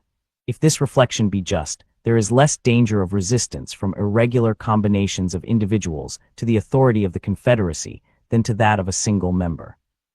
I will in this place hazard an observation, which will not be the less just because to some it may appear new, which is that the more the operations of the national authority are intermingled in the ordinary exercise of government, the more the citizens are accustomed to meet with it in the common occurrences of their political life, the more it is familiarized to their sight and to their feelings, the further it enters into those objects which touch the most sensible chords and put in motion the most active springs of the human heart. The greater will be the probability that it will conciliate the respect and attachment of the community. Man is very much a creature of habit. A thing that rarely strikes his senses will generally have but little influence upon his mind. A government continually at a distance and out of sight can hardly be expected to interest the sensations of the people. The inference is that the authority of the Union, and the affections of the citizens towards it, will be strengthened, rather than weakened, by its extension to what are called matters of internal concern, and will have less occasion to recur to force, in proportion to the familiarity and comprehensiveness of its agency. The more it circulates through those channels and currents in which the passions of mankind naturally flow, the less will it require the aid of the violent and perilous expedients of compulsion. One thing, at all events, must be evident, that a government like the one proposed would bid much fairer to avoid the necessity of using force than that species of leg contend for by most of its opponents, the authority of which should only operate upon the states in their political or collective capacities.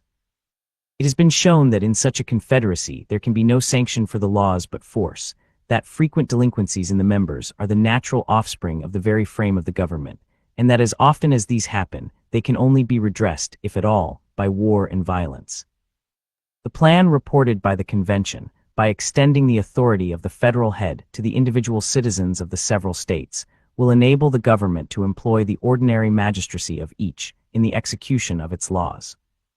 It is easy to perceive that this will tend to destroy, in the common apprehension, all distinction between the sources from which they might proceed, and will give the federal government the same advantage for securing a due obedience to its authority which is enjoyed by the government of each state, in addition to the influence on public opinion, which will result from the important consideration of its having power to call to its assistance and support the resources of the whole Union.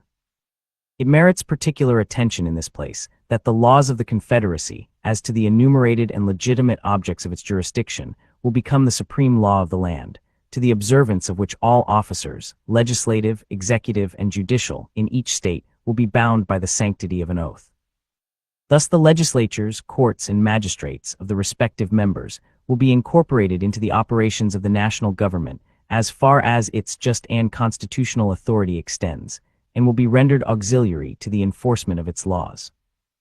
Any man who will pursue, by his own reflections, the consequences of this situation, will perceive that there is good ground to calculate upon a regular and peaceable execution of the laws of the Union, if its powers are administered with a common share of prudence.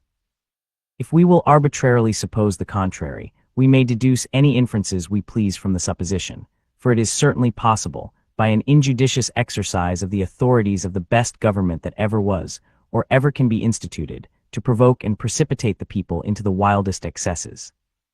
But though the adversaries of the proposed Constitution should presume that the national rulers would be insensible to the motives of public good, or to the obligations of duty, I would still ask them how the interests of ambition, or the views of encroachment, can be promoted by such a conduct. Publius. Federalist number 28.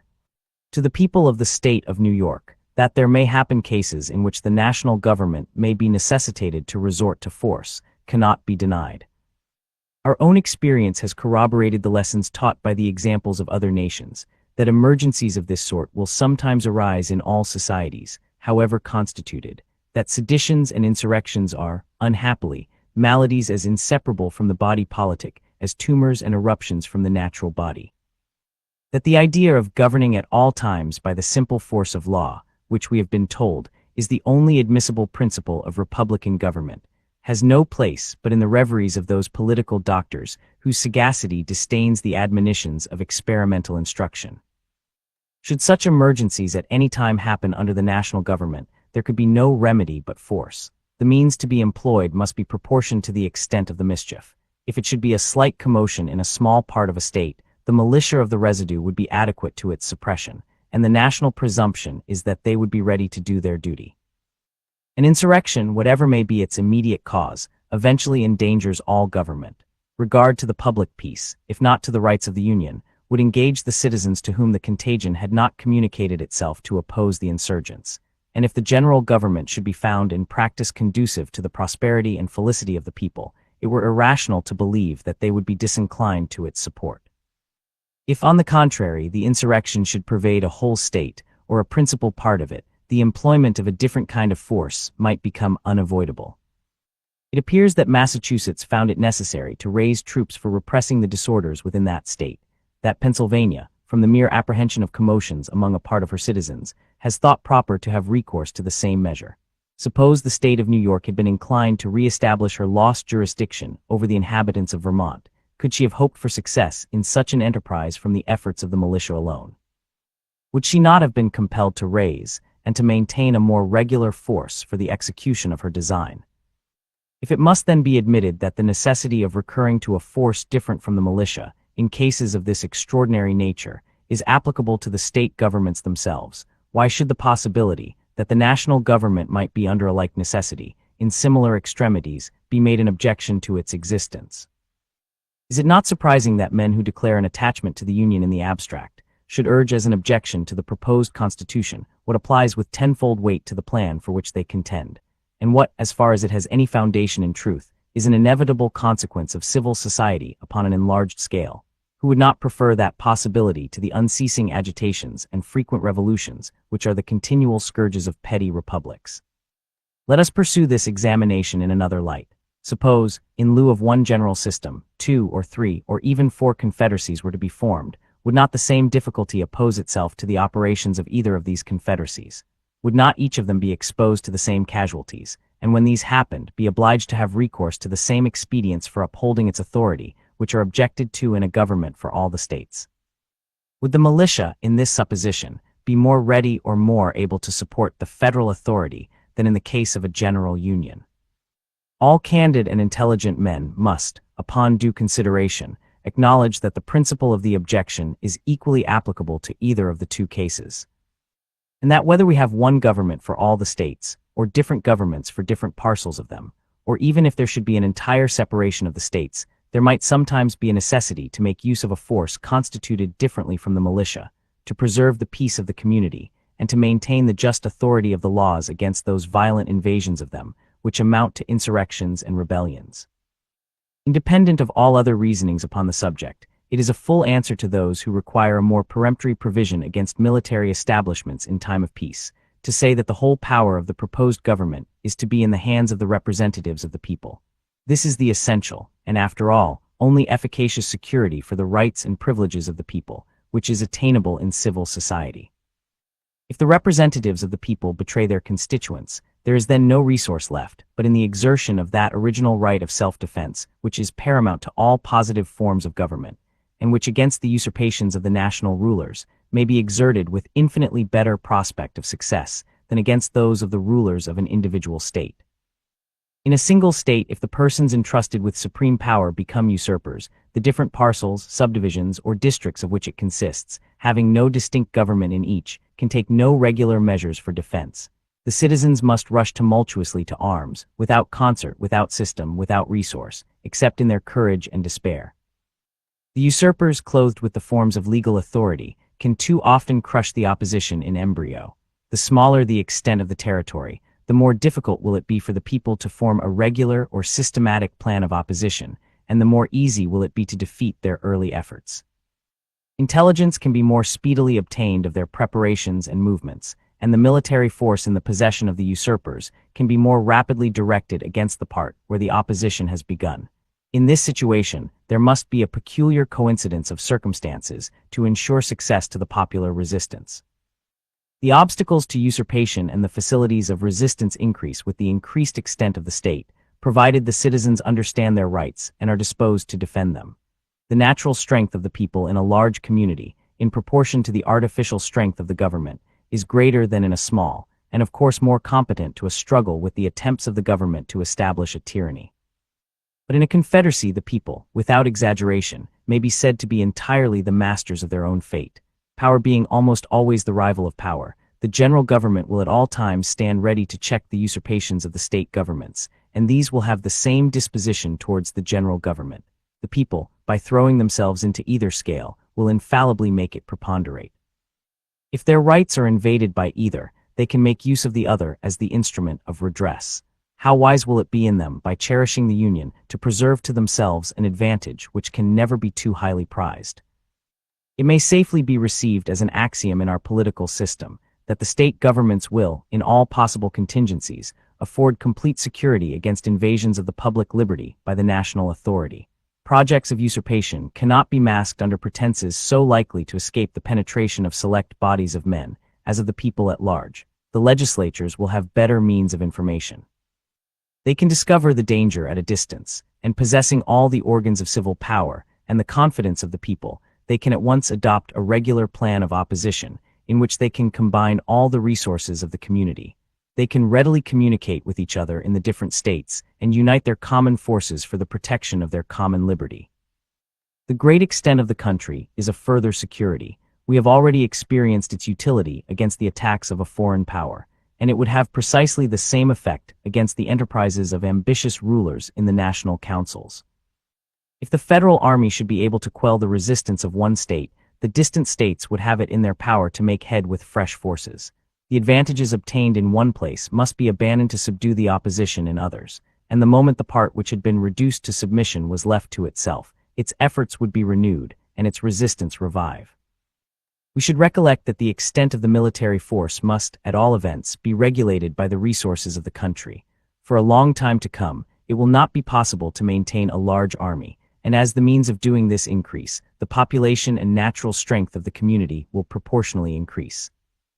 When will the time arrive that the federal government can raise and maintain an army capable of erecting a despotism over the great body of the people of an immense empire, who are in a situation, through the medium of their state governments, to take measures for their own defense, with all the celerity, regularity, and system of independent nations? The apprehension may be considered as a disease, for which there can be found no cure in the resources of argument and reasoning. Publius. Chapter 7. Federalist Number 29. To the people of the state of New York, the power of regulating the militia and of commanding its services in times of insurrection and invasion are natural incidents to the duties of superintending the common defense and of watching over the internal peace of the Confederacy. It requires no skill in the science of war to discern that uniformity in the organization and discipline of the militia would be attended with the most beneficial effects whenever they were called into service for the public defense.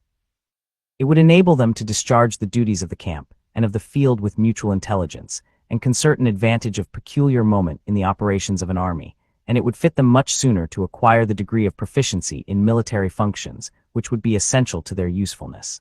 This desirable uniformity can only be accomplished by confiding the regulation of the militia to the direction of the national authority. It is therefore with the most evident propriety that the plan of the convention proposes to empower the Union to provide for organizing, arming, and disciplining the militia, and for governing such part of them as may be employed in the service of the United States, reserving to the states respectively the appointment of the officers, and the authority of training the militia according to the discipline preserved by Congress. Of the different grounds which have been taken in opposition to the plan of the convention, there is none that was so little to have been expected, or is so untenable in itself, as the one from which this particular provision has been attacked. If a well-regulated militia be the most natural defense of a free country, it ought certainly to be under the regulation, and at the disposal of that body, which is constituted the guardian of the national security. If standing armies are dangerous to liberty, an efficacious power over the militia, in the body to whose care the protection of the state is committed, ought, as far as possible, to take away the inducement and the pretext to such unfriendly institutions. If the federal government can command the aid of the militia in those emergencies which call for the military arm in support of the civil magistrate, it can the better dispense with the employment of a different kind of force. If it cannot avail itself of the former, it will be obliged to recur to the latter. To render an army unnecessary will be a more certain method of preventing its existence than 1,000 prohibitions upon paper. In order to cast an odium upon the power of calling forth the militia to execute the laws of the Union, it has been remarked that there is nowhere any provision in the proposed Constitution for calling out the posse comitatus to assist the magistrate in the execution of his duty, whence it has been inferred that military force was intended to be his only auxiliary. There is a striking incoherence in the objections which have appeared, and sometimes even from the same quarter, not much calculated to inspire a very favorable opinion of the sincerity or fair dealing of their authors. The same persons who tell us in one breath that the powers of the federal government will be despotic and unlimited, inform us in the next that it has not authority sufficient even to call out the posse comitatus. The latter, fortunately, is as much short of the truth as the former exceeds it. It would be as absurd to doubt that a right to pass all laws necessary and proper to execute its declared powers would include that of requiring the assistance of the citizens to the officers who may be entrusted with the execution of those laws, as it would be to believe that a right to enact laws necessary and proper for the imposition and collection of taxes would involve that of varying the rules of descent and of the alienation of landed property, or of abolishing the trial by jury in cases relating to it. It being therefore evident that the supposition of a want of power to require the aid of the posse comitatus is entirely destitute of color, it will follow that the conclusion which has been drawn from it, in its application to the authority of the federal government over the militia, is as uncandid as it is illogical. What reason could there be to infer that force was intended to be the sole instrument of authority, merely because there is a power to make use of it when necessary? What shall we think of the motives which could induce men of sense to reason in this manner? How shall we prevent a conflict between charity and judgment? By a curious refinement upon the spirit of republican jealousy, we are even taught to apprehend danger from the militia itself, in the hands of the federal government. It is observed that select corps may be formed, composed of the young and ardent, who may be rendered subservient to the views of arbitrary power. What plan for the regulation of the militia may be pursued by the national government is impossible to be foreseen. But so far from viewing the matter in the same light with those who object to select corps as dangerous, were the Constitution ratified, and were I to deliver my sentiments to a member of the federal legislature from this state on the subject of a militia establishment, I should hold to him, in substance, the following discourse. The project of disciplining all the militia of the United States is as futile as it would be injurious, if it were capable of being carried into execution. A tolerable expertness in military movements is a business that requires time and practice. It is not a day, or even a week, that will suffice for the attainment of it. To oblige the great body of the yeomanry, and of the other classes of the citizens, to be under arms for the purpose of going through military exercises and evolutions, as often as might be necessary to acquire the degree of perfection which would entitle them to the character of a well-regulated militia, would be a real grievance to the people, and a serious public inconvenience and loss. It would form an annual deduction from the productive labor of the country, to an amount which, calculating upon the present numbers of the people, would not fall far short of the whole expense of the civil establishments of all the states. To attempt a thing which would abridge the mass of labor and industry to so considerable an extent would be unwise, and the experiment, if made, could not succeed, because it would not long be endured. Little more can reasonably be aimed at, with respect to the people at large, than to have them properly armed and equipped, and in order to see that this be not neglected, it will be necessary to assemble them once or twice in the course of a year. But though the scheme of disciplining the whole nation must be abandoned as mischievous or impracticable, yet it is a matter of the utmost importance that a well-digested plan should, as soon as possible, be adopted for the proper establishment of the militia. The attention of the government ought particularly to be directed to the formation of a select corps of moderate extent, upon such principles as will really fit them for service in case of need. By thus circumscribing the plan, it will be possible to have an excellent body of well-trained militia, ready to take the field whenever the defense of the state shall require it. This will not only lessen the call for military establishments, but if circumstances should at any time oblige the government to form an army of any magnitude, that army can never be formidable to the liberties of the people, while there is a large body of citizens, little, if at all, inferior to them in discipline and the use of arms, who stand ready to defend their own rights and those of their fellow citizens. This appears to me the only substitute that can be devised for a standing army, and the best possible security against it, if it should exist. Thus, differently from the adversaries of the proposed Constitution, should I reason on the same subject, deducing arguments of safety from the very sources which they represent as fraught with danger and perdition. But how the national legislature may reason on the point, is a thing which neither they nor I can foresee. There is something so far-fetched and so extravagant in the idea of danger to liberty from the militia, that one is at a loss whether to treat it with gravity or with raillery, whether to consider it as a mere trial of skill, like the paradoxes of rhetoricians, as a disingenuous artifice to instill prejudices at any price, or as the serious offspring of political fanaticism.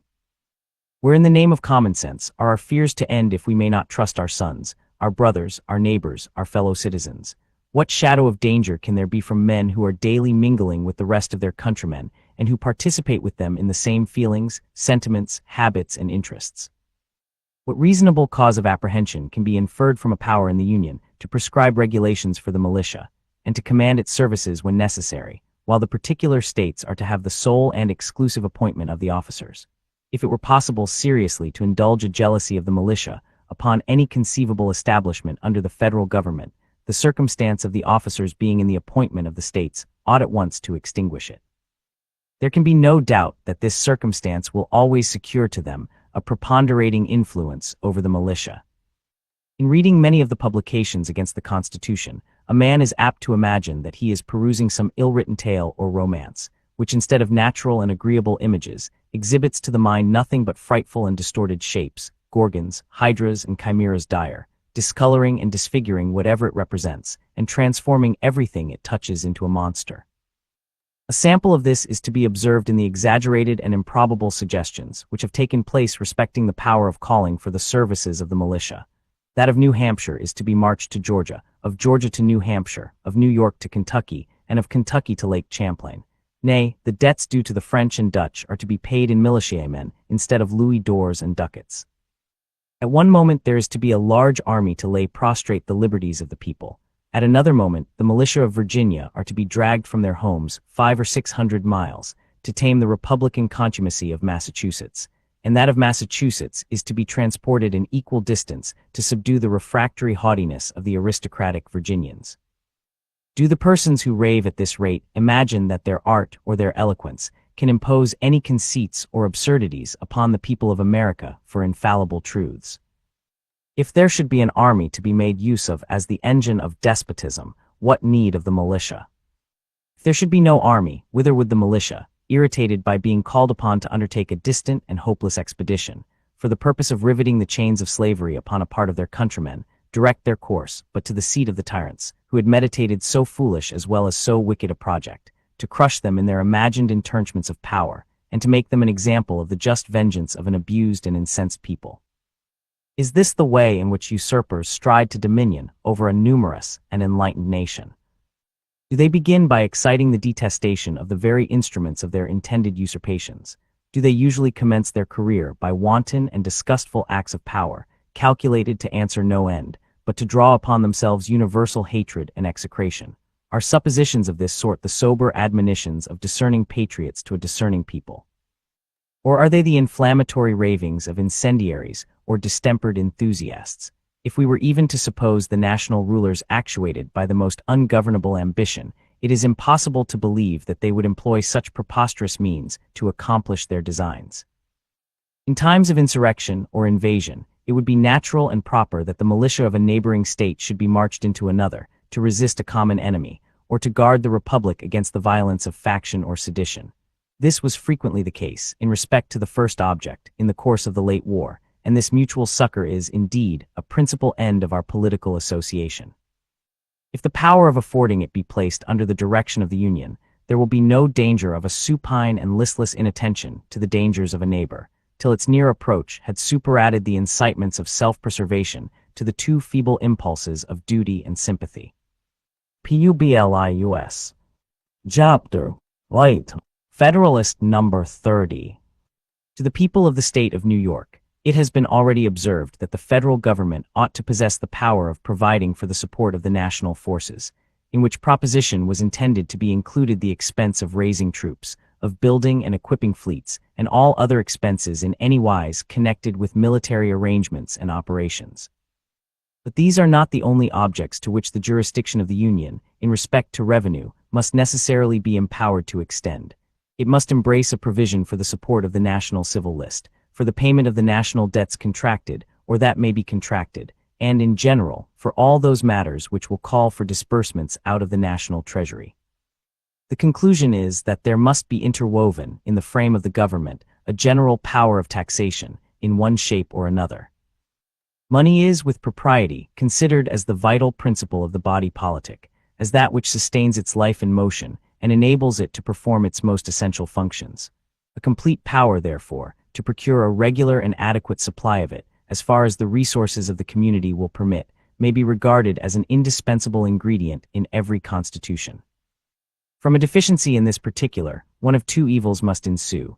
Either the people must be subjected to continual plunder, as a substitute for a more eligible mode of supplying the public wants, or the government must sink into a fatal atrophy, and, in a short course of time, perish.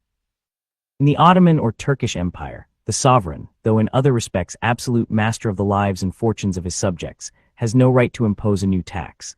The consequence is that he permits the bashaws or governors of provinces to pillage the people without mercy, and in turn squeezes out of them the sums of which he stands in need, to satisfy his own exigencies and those of the state.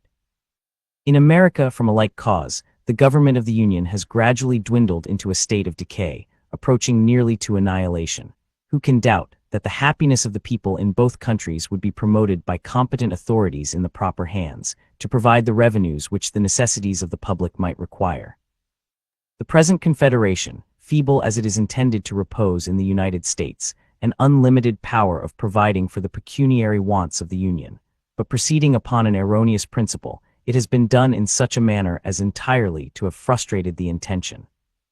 Congress, by the articles which compose that compact, as has already been stated, are authorized to ascertain and call for any sums of money necessary, in their judgment, to the service of the United States, and their requisitions, if conformable to the rule of apportionment, are in every constitutional sense obligatory upon the states. These have no right to question the propriety of the demand, no discretion beyond that of devising the ways and means of furnishing the sums demanded. But though this be strictly and truly the case, though the assumption of such a right would be an infringement of the Articles of Union, though it may seldom or never have been avowedly claimed, yet in practice it has been constantly exercised, and would continue to be so, as long as the revenues of the Confederacy should remain dependent on the intermediate agency of its members. What the consequences of this system have been, is within the knowledge of every man the least conversant in our public affairs, and has been amply unfolded in different parts of these inquiries. It is this which has chiefly contributed to reduce us to a situation, which affords ample cause both of mortification to ourselves, and of triumph to our enemies. What remedy can there be for this situation, but in a change of the system which has produced it, in a change of the fallacious and delusive system of quotas and requisitions? What substitute can there be imagined for this ignis fatuus in finance, but that of permitting the national government to raise its own revenues by the ordinary methods of taxation authorized in every well-ordered constitution of civil government? Ingenious men may declaim with plausibility on any subject, but no human ingenuity can point out any other expedient to rescue us from the inconveniences and embarrassments naturally resulting from defective supplies of the public treasury. The more intelligent adversaries of the new Constitution admit the force of this reasoning, but they qualify their admission by a distinction between what they call internal and external taxation. The former they would reserve to the state governments, the latter, which they explain into commercial imposts, or rather duties on imported articles, they declare themselves willing to concede to the federal head. This distinction, however, would violate the maxim of good sense and sound policy, which dictates that every power ought to be in proportion to its object, and would still leave the general government in a kind of tutelage to the state governments, inconsistent with every idea of vigor or efficiency. Who can pretend that commercial imposts are, or would be, alone equal to the present and future exigencies of the Union? Taking into the account the existing debt, foreign and domestic, upon any plan of extinguishment which a man moderately impressed with the importance of public justice and public credit could approve, in addition to the establishments which all parties will acknowledge to be necessary, we could not reasonably flatter ourselves that this resource alone, upon the most improved scale, would even suffice for its present necessities. Its future necessities admit not of calculation or limitation, and upon the principle, more than once advertised to, the power of making provision for them as they arise ought to be equally unconfined. I believe it may be regarded as a position warranted by the history of mankind, that in the usual progress of things, the necessities of a nation, in every stage of its existence, will be found at least equal to its resources. To say that deficiencies may be provided for by requisitions upon the states, is on the one hand to acknowledge that this system cannot be depended upon, and on the other hand to depend upon it for everything beyond a certain limit. Those who have carefully attended to its vices and deformities, as they have been exhibited by experience or delineated in the course of these papers, must feel invincible repugnancy to trusting the national interests in any degree to its operation. Its inevitable tendency, whenever it is brought into activity, must be to enfeeble the Union, and sow the seeds of discord and contention between the federal head and its members, and between the members themselves. Can it be expected that the deficiencies would be better supplied in this mode than the total wants of the Union have heretofore been supplied in the same mode? It ought to be recollected that if less will be required from the states, they will have proportionably less means to answer the demand. If the opinions of those who contend for the distinction which has been mentioned were to be received as evidence of truth, one would be led to conclude that there was some known point in the economy of national affairs at which it would be safe to stop and to say, thus far the ends of public happiness will be promoted by supplying the wants of government, and all beyond this is unworthy of our care or anxiety. How is it possible that a government half supplied and always incessitous can fulfill the purposes of its institution, can provide for the security, advance the prosperity, or support the reputation of the Commonwealth? How can it ever possess either energy or stability, dignity or credit, confidence at home or respectability abroad? How can its administration be anything else than a succession of expedients temporizing, impotent, disgraceful? How will it be able to avoid a frequent sacrifice of its engagements to immediate necessity? How can it undertake or execute any liberal or enlarged plans of public good? Let us attend to what would be the effects of this situation in the very first war in which we should happen to be engaged. We will presume, for argument's sake, that the revenue arising from the impost duties answers the purposes of a provision for the public debt and of a peace establishment for the Union. Thus circumstanced, a war breaks out. What would be the probable conduct of the government in such an emergency? Taught by experience that proper dependence could not be placed on the success of requisitions, unable by its own authority to lay hold of fresh resources, and urged by considerations of national danger, would it not be driven to the expedient of diverting the funds already appropriated from their proper objects to the defense of the state? It is not easy to see how a step of this kind could be avoided, and if it should be taken, it is evident that it would prove the destruction of public credit at the very moment that it was becoming essential to the public safety. To imagine that at such a crisis credit might be dispensed with would be the extreme of infatuation. In the modern system of war, nations the most wealthy are obliged to have recourse to large loans. A country so little opulent as ours must feel this necessity in a much stronger degree. But who would lend to a government that prefaced its overtures for borrowing by an act which demonstrated that no reliance could be placed on the steadiness of its measures for paying? The loans it might be able to procure would be as limited in their extent as burdensome in their conditions. They would be made upon the same principles that usurers commonly lend to bankrupt and fraudulent debtors, with a sparing hand and at enormous premiums. It may perhaps be imagined that, from the scantiness of the resources of the country, the necessity of diverting the established funds in the case supposed would exist, though the national government should possess an unrestrained power of taxation. But two considerations will serve to quiet all apprehension on this head. One is that we are sure the resources of the community, in their full extent, will be brought into activity for the benefit of the Union. The other is that whatever deficiencies there may be, can without difficulty be supplied by loans. The power of creating new funds upon new objects of taxation, by its own authority, would enable the national government to borrow as far as its necessities might require. Foreigners as well as the citizens of America could then reasonably repose confidence in its engagements. But to depend upon a government that must itself depend upon 13 other governments for the means of fulfilling its contracts, when once its situation is clearly understood, would require a degree of credulity not often to be met within the pecuniary transactions of mankind, and little reconcilable with the usual sharp-sightedness of avarice. Reflections of this kind may have trifling weight with men who hope to see realized in America the halcyon scenes of the poetic or fabulous age. But to those who believe we are likely to experience a common portion of the vicissitudes and calamities which have fallen to the lot of other nations, they must appear entitled to serious attention. Such men must behold the actual situation of their country with painful solicitude, and deprecate the evils which ambition or revenge might, with too much facility, inflict upon it. Publius. Chapter 9. Federalist Number 31.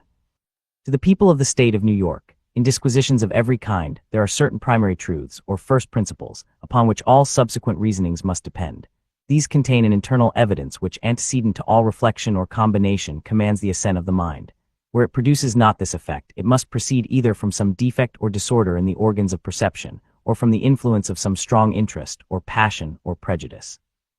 Of this nature are the maxims in geometry, that the whole is greater than its part, things equal to the same are equal to one another, two straight lines cannot enclose a space, and all right angles are equal to each other.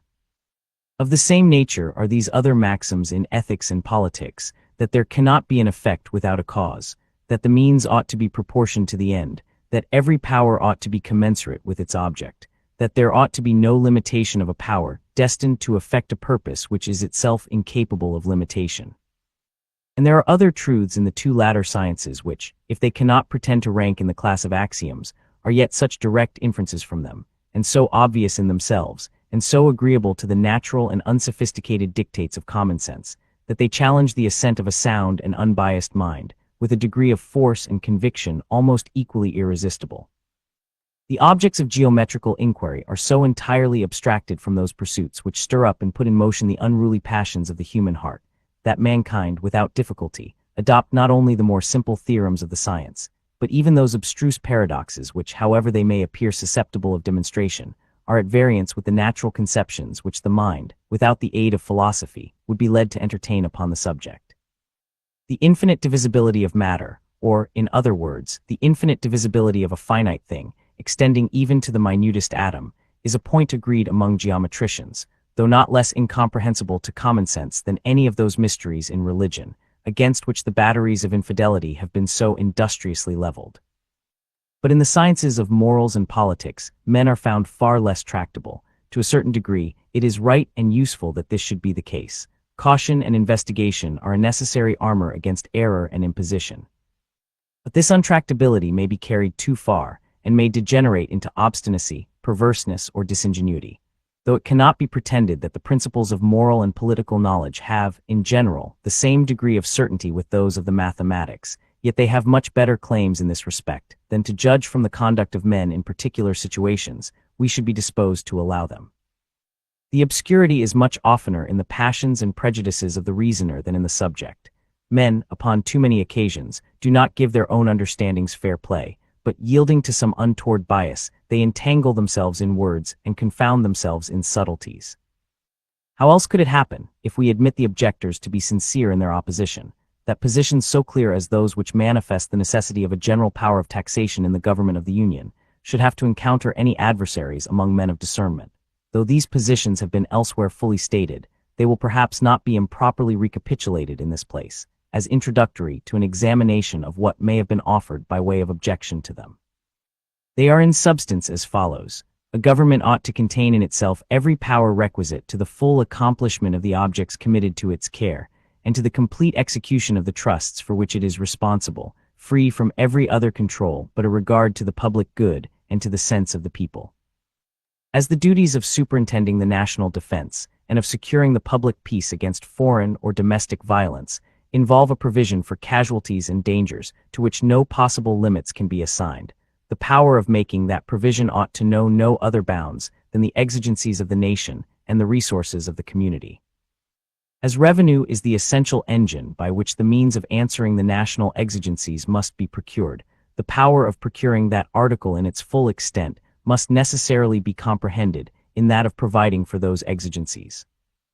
As theory and practice conspire to prove that the power of procuring revenue is unavailing when exercised over the states in their collective capacities, the federal government must of necessity be invested with an unqualified power of taxation in the ordinary modes. Did not experience evince the contrary, it would be natural to conclude that the propriety of a general power of taxation in the national government might safely be permitted to rest on the evidence of these propositions, unassisted by any additional arguments or illustrations. But we find, in fact, that the antagonists of the proposed Constitution, so far from acquiescing in their justness or truth, seem to make their principal and most zealous effort against this part of the plan. It may therefore be satisfactory to analyze the arguments with which they combat it. Those of them which have been most labored with that view seem in substance to amount to this: it is not true, because the exigencies of the Union may not be susceptible of limitation, that its power of laying taxes ought to be unconfined. Revenue is as requisite to the purposes of the local administrations as to those of the Union, and the former are at least of equal importance with the latter to the happiness of the people. It is therefore as necessary that the state governments should be able to command the means of supplying their wants, as that the national government should possess the like faculty in respect to the wants of the Union. But an indefinite power of taxation in the latter might, and probably would in time, deprive the former of the means of providing for their own necessities, and would subject them entirely to the mercy of the national legislature. As the laws of the Union are to become the supreme law of the land, as it is to have power to pass all laws that may be necessary for carrying into execution the authorities with which it is proposed to vest it, the national government might at any time abolish the taxes imposed for state objects upon the pretense of an interference with its own. It might allege a necessity of doing this in order to give efficacy to the national revenues, and thus all the resources of taxation might by degrees become the subjects of federal monopoly, to the entire exclusion and destruction of the state governments. This mode of reasoning appears sometimes to turn upon the supposition of usurpation in the national government. At other times, it seems to be designed only as a deduction from the constitutional operation of its intended powers. It is only in the latter light that it can be admitted to have any pretensions to fairness. The moment we launch into conjectures about the usurpations of the federal government, we get into an unfathomable abyss and fairly put ourselves out of the reach of all reasoning.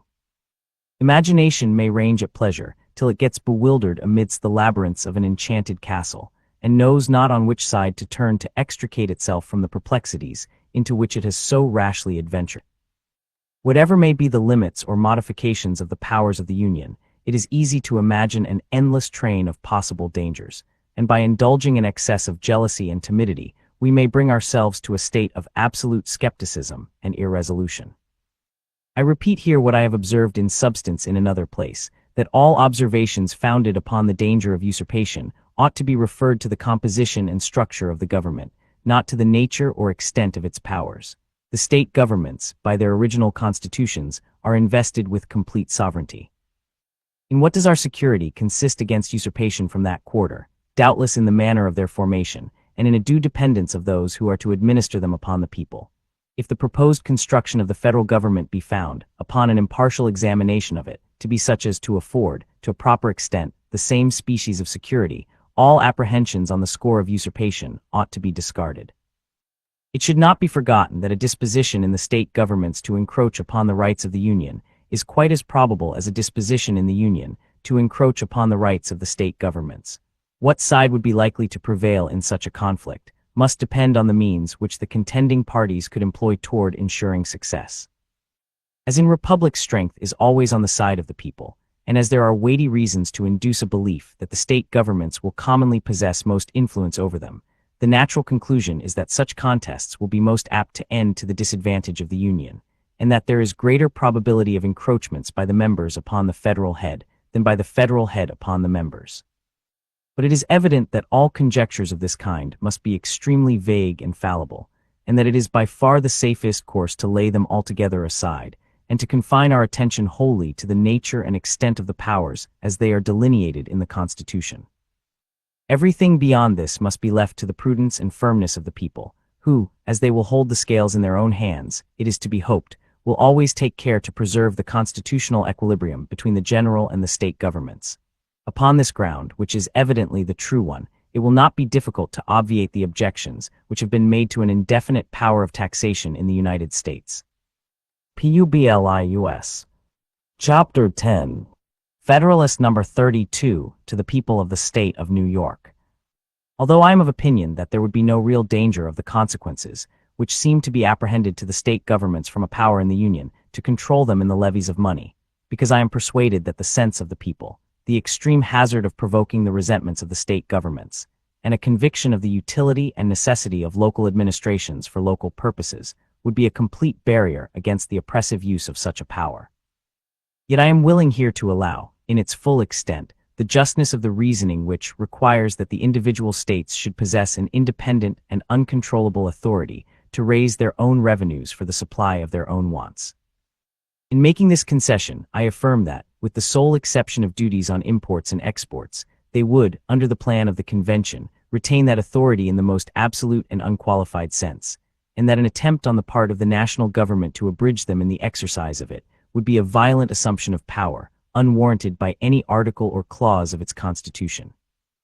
An entire consolidation of the states into one complete national sovereignty would imply an entire subordination of the parts, and whatever powers might remain in them would be altogether dependent on the general will. But as the plan of the Convention aims only at a partial union or consolidation, the state governments would clearly retain all the rights of sovereignty which they before had, and which were not, by that act, exclusively delegated to the United States.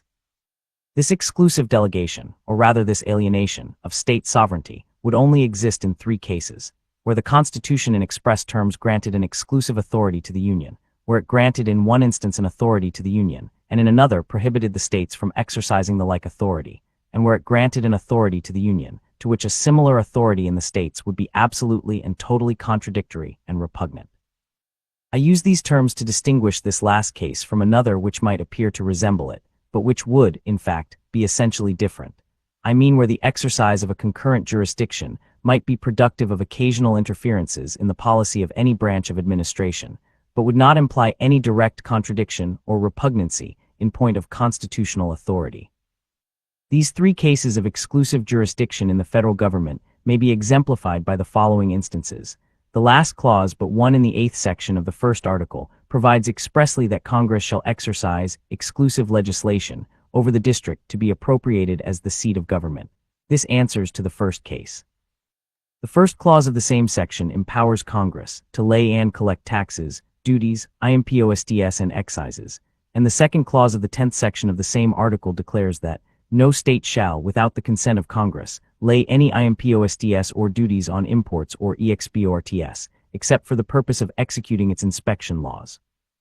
Hence would result an exclusive power in the Union to lay duties on imports and exports, with the particular exception mentioned, but this power is abridged by another clause, which declares that no tax or duty shall be laid on articles exported from any state, in consequence of which qualification, it now only extends to the duties on imports. This answers to the second case. The third will be found in that clause which declares that Congress shall have power to establish an uniform rule of naturalization throughout the United States. This must necessarily be exclusive, because if each state had power to prescribe a distinct rule, there could not be a uniform rule. A case which may perhaps be thought to resemble the latter, but which is in fact widely different, affects the question immediately under consideration. I mean the power of imposing taxes on all articles other than exports and imports. This, I contend, is manifestly a concurrent and co-equal authority in the United States and in the individual states. There is plainly no expression in the granting clause which makes that power exclusive in the Union. There is no independent clause or sentence which prohibits the states from exercising it. So far is this from being the case, that a plain and conclusive argument to the contrary is to be deduced from the restraint laid upon the states in relation to duties on imports and exports. This restriction implies an admission that, if it were not inserted, the states would possess the power it excludes, and it implies a further admission that as to all other taxes, the authority of the states remains undiminished. In any other view it would be both unnecessary and dangerous. It would be unnecessary, because if the grant to the Union of the power of laying such duties implied the exclusion of the states, or even their subordination in this particular, there could be no need of such a restriction. It would be dangerous, because the introduction of it leads directly to the conclusion which has been mentioned, and which, if the reasoning of the objectors be just, could not have been intended. I mean that the states, in all cases to which the restriction did not apply, would have a concurrent power of taxation with the Union. The restriction in question amounts to what lawyers call a negative pregnant, that is, a negation of one thing and an affirmance of another, a negation of the authority of the states to impose taxes on imports and exports, and an affirmance of their authority to impose them on all other articles. It would be mere sophistry to argue that it was meant to exclude them absolutely from the imposition of taxes of the former kind, and to leave them at liberty to lay others subject to the control of the national legislature.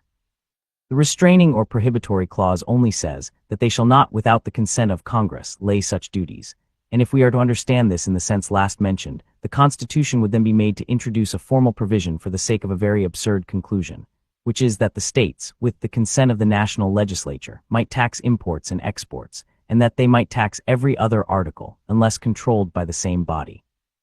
If this was the intention, why not leave it, in the first instance, to what is alleged to be the natural operation of the original clause, conferring a general power of taxation upon the Union? It is evident that this could not have been the intention, and that it will not bear a construction of the kind. As to a supposition of repugnancy between the power of taxation in the states and in the Union, it cannot be supported in that sense which would be requisite to work an exclusion of the states. It is, indeed, possible that a tax might be laid on a particular article by a state which might render it inexpedient that thus a further tax should be laid on the same article by the Union, but it would not imply a constitutional inability to impose a further tax. The quantity of the imposition, the expediency or inexpediency of an increase on either side, would be mutually questions of prudence, but there would be involved no direct contradiction of power. The particular policy of the national and of the state systems of finance might now and then not exactly coincide, and might require reciprocal forbearances. It is not, however, a mere possibility of inconvenience in the exercise of powers, but an immediate constitutional repugnancy that can by implication alienate and extinguish a pre-existing right of sovereignty. The necessity of a concurrent jurisdiction in certain cases results from the division of the sovereign power, and the rule that all authorities, of which the states are not explicitly divested in favor of the Union, remain with them in full vigor, is not a theoretical consequence of that division, but is clearly admitted by the whole tenor of the instrument, which contains the articles of the proposed Constitution. We there find that, notwithstanding the affirmative grants of general authorities, there has been the most pointed care in those cases where it was deemed improper that the like authorities should reside in the states, to insert negative clauses prohibiting the exercise of them by the states. The 10th section of the first article consists altogether of such provisions. This circumstance is a clear indication of the sense of the Convention, and furnishes a rule of interpretation out of the body of the Act, which justifies the position I have advanced and refutes every hypothesis to the contrary. Publius. Chapter 11. Federalist number 33, to the people of the State of New York. The residue of the argument against the provisions of the Constitution in respect to taxation is engrafted upon the following clause. The last clause of the 8th section of the first article of the plan under consideration authorizes the national legislature to make all laws which shall be necessary and proper for carrying into execution the powers by that Constitution vested in the government of the United States, or in any department or officer thereof. And the second clause of the 6th article declares that the Constitution and the laws of the United States made in pursuance thereof, and the treaties made by their authority shall be the supreme law of the land, anything in the Constitution or laws of any state to the contrary notwithstanding. These two clauses have been the source of much virulent invective and petulant declamation against the proposed Constitution. They have been held up to the people in all the exaggerated colors of misrepresentation as the pernicious engines by which their local governments were to be destroyed and their liberties exterminated, as the hideous monster whose devouring jaws would spare neither sex nor age, nor high nor low, nor sacred nor profane.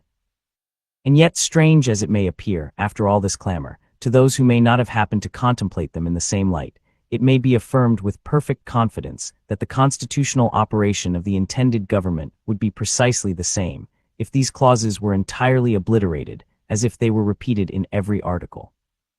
They are only declaratory of a truth which would have resulted by necessary and unavoidable implication from the very act of constituting a federal government, investing it with certain specified powers. This is so clear a proposition that moderation itself can scarcely listen to the railings which have been so copiously vented against this part of the plan, without emotions that disturb its equanimity. What is a power but the ability or faculty of doing a thing? What is the ability to do a thing but the power of employing the means necessary to its execution? What is a legislative power but a power of making laws? What are the means to execute a legislative power but laws? What is the power of laying and collecting taxes but a legislative power, or a power of making laws to lay and collect taxes? What are the proper means of executing such a power but necessary and proper laws? This simple train of inquiry furnishes us at once with a test by which to judge of the true nature of the clause complained of. It conducts us to this palpable truth, that a power to lay and collect taxes must be a power to pass all laws necessary and proper for the execution of that power. And what does the unfortunate and calumniated provision in question do more than declare the same truth, to wit, that the national legislature, to whom the power of laying and collecting taxes had been previously given, might, in the execution of that power, pass all laws necessary and proper to carry it into effect. I have applied these observations thus particularly to the power of taxation, because it is the immediate subject under consideration, and because it is the most important of the authorities proposed to be conferred upon the Union. But the same process will lead to the same result, in relation to all other powers declared in the Constitution. And it is expressly to execute these powers that the sweeping clause, as it has been affectedly called, authorizes the national legislature to pass all necessary and proper laws. If there is anything exceptionable, it must be sought for in the specific powers upon which this general declaration is predicated. The declaration itself, though it may be chargeable with tautology or redundancy, is at least perfectly harmless. But suspicion may ask, why then was it introduced? The answer is that it could only have been done for greater caution, and to guard against all cavilling refinements in those who might hereafter feel a disposition to curtail and evade the legitimate authorities of the Union. The Convention probably foresaw, what it has been a principal aim of these papers to inculcate, that the danger which most threatens our political welfare is that the state governments will finally sap the foundations of the Union, and might therefore think it necessary, in so cardinal a point, to leave nothing to construction. Whatever may have been the inducement to it, the wisdom of the precaution is evident from the cry which has been raised against it, as that very cry betrays a disposition to question the great and essential truth which it is manifestly the object of that provision to declare. But it may be again asked, who is to judge of the necessity and propriety of the laws to be passed for executing the powers of the Union? I answer first that this question arises as well and as fully upon the simple grant of those powers as upon the declaratory clause. And I answer in the second place that the national government, like every other, must judge in the first instance of the proper exercise of its powers, and its constituents in the last. If the federal government should overpass the just bounds of its authority and make a tyrannical use of its powers, the people whose creature it is must appeal to the standard they have formed, and take such measures to redress the injury done to the Constitution as the exigency may suggest and prudence justify. The propriety of a law, in a constitutional light, must always be determined by the nature of the powers upon which it is founded. Suppose by some forced constructions of its authority, which, indeed, cannot easily be imagined, the federal legislature should attempt to vary the law of descent in any state, would it not be evident that, in making such an attempt, it had exceeded its jurisdiction, and infringed upon that of the state?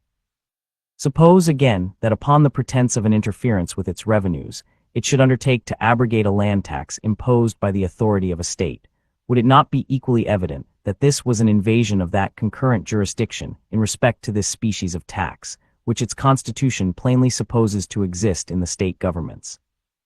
If there ever should be a doubt on this head, the credit of it will be entirely due to those reasoners who, in the imprudent zeal of their animosity to the plan of the convention, have labored to envelop it in a cloud calculated to obscure the plainest and simplest truths. But it is said that the laws of the Union are to be the supreme law of the land. But what inference can be drawn from this, or what would they amount to if they were not to be supreme? It is evident they would amount to nothing. A law, by the very meaning of the term, includes supremacy. It is a rule which those to whom it is prescribed are bound to observe. This results from every political association. If individuals enter into a state of society, the laws of that society must be the supreme regulator of their conduct. If a number of political societies enter into a larger political society, the laws which the latter may enact, pursuant to the powers entrusted to it by its constitution, must necessarily be supreme over those societies, and the individuals of whom they are composed. It would otherwise be a mere treaty, dependent on the good faith of the parties, and not a government, which is only another word for political power and supremacy. But it will not follow from this doctrine that acts of the large society which are not pursuant to its constitutional powers, but which are invasions of the residuary authorities of the smaller societies, will become the supreme law of the land. These will be merely acts of usurpation, and will deserve to be treated as such. Hence we perceive that the clause which declares the supremacy of the laws of the Union, like the one we have just before considered, only declares a truth, which flows immediately and necessarily from the institution of a federal government. It will not, I presume, have escaped observation that it expressly confines this supremacy to laws made pursuant to the Constitution, which I mention merely as an instance of caution in the Convention, since that limitation would have been to be understood, though it had not been expressed. Though a law, therefore, laying a tax for the use of the United States would be supreme in its nature, and could not legally be opposed or controlled, yet a law for abrogating or preventing the collection of a tax laid by the authority of the state, unless upon imports and exports, would not be the supreme law of the land, but a usurpation of power not granted by the Constitution. As far as an improper accumulation of taxes on the same object might tend to render the collection difficult or precarious, this would be a mutual inconvenience, not arising from a superiority or defect of power on either side, but from an injudicious exercise of power by one or the other, in a manner equally disadvantageous to both. It is to be hoped and presumed, however, that mutual interest would dictate a concert in this respect, which would avoid any material inconvenience. The inference from the whole is, that the individual states would, under the proposed Constitution, retain an independent and uncontrollable authority to raise revenue to any extent of which they may stand in need, by every kind of taxation, except duties on imports and exports. It will be shown in the next paper that this concurrent jurisdiction in the article of taxation was the only admissible substitute for an entire subordination, in respect to this branch of power, of the state authority to that of the Union. Publius. Federalist number 34. To the people of the state of New York, I flatter myself it has been clearly shown in my last number that the particular states, under the proposed Constitution, would have co-equal authority with the Union in the article of revenue, except as to duties on imports. As this leaves open to the states far the greatest part of the resources of the community, there can be no color for the assertion that they would not possess means as abundant as could be desired for the supply of their own wants, independent of all external control. That the field is sufficiently wide will more fully appear when we come to advert to the inconsiderable share of the public expenses for which it will fall to the lot of the state governments to provide. To argue upon abstract principles that this coordinate authority cannot exist is to set up supposition and theory against fact and reality. However proper such reasonings might be to show that a thing ought not to exist, they are wholly to be rejected when they are made use of to prove that it does not exist contrary to the evidence of the fact itself. It is well known that in the Roman Republic the legislative authority, in the last resort, resided for ages in two different political bodies, not as branches of the same legislature, but as distinct and independent legislatures, in each of which an opposite interest prevailed, in one the patrician, in the other the plebeian. Many arguments might have been adduced to prove the unfitness of two such seemingly contradictory authorities, each having power to annul or repeal the acts of the other. But a man would have been regarded as frantic who should have attempted at Rome to disprove their existence.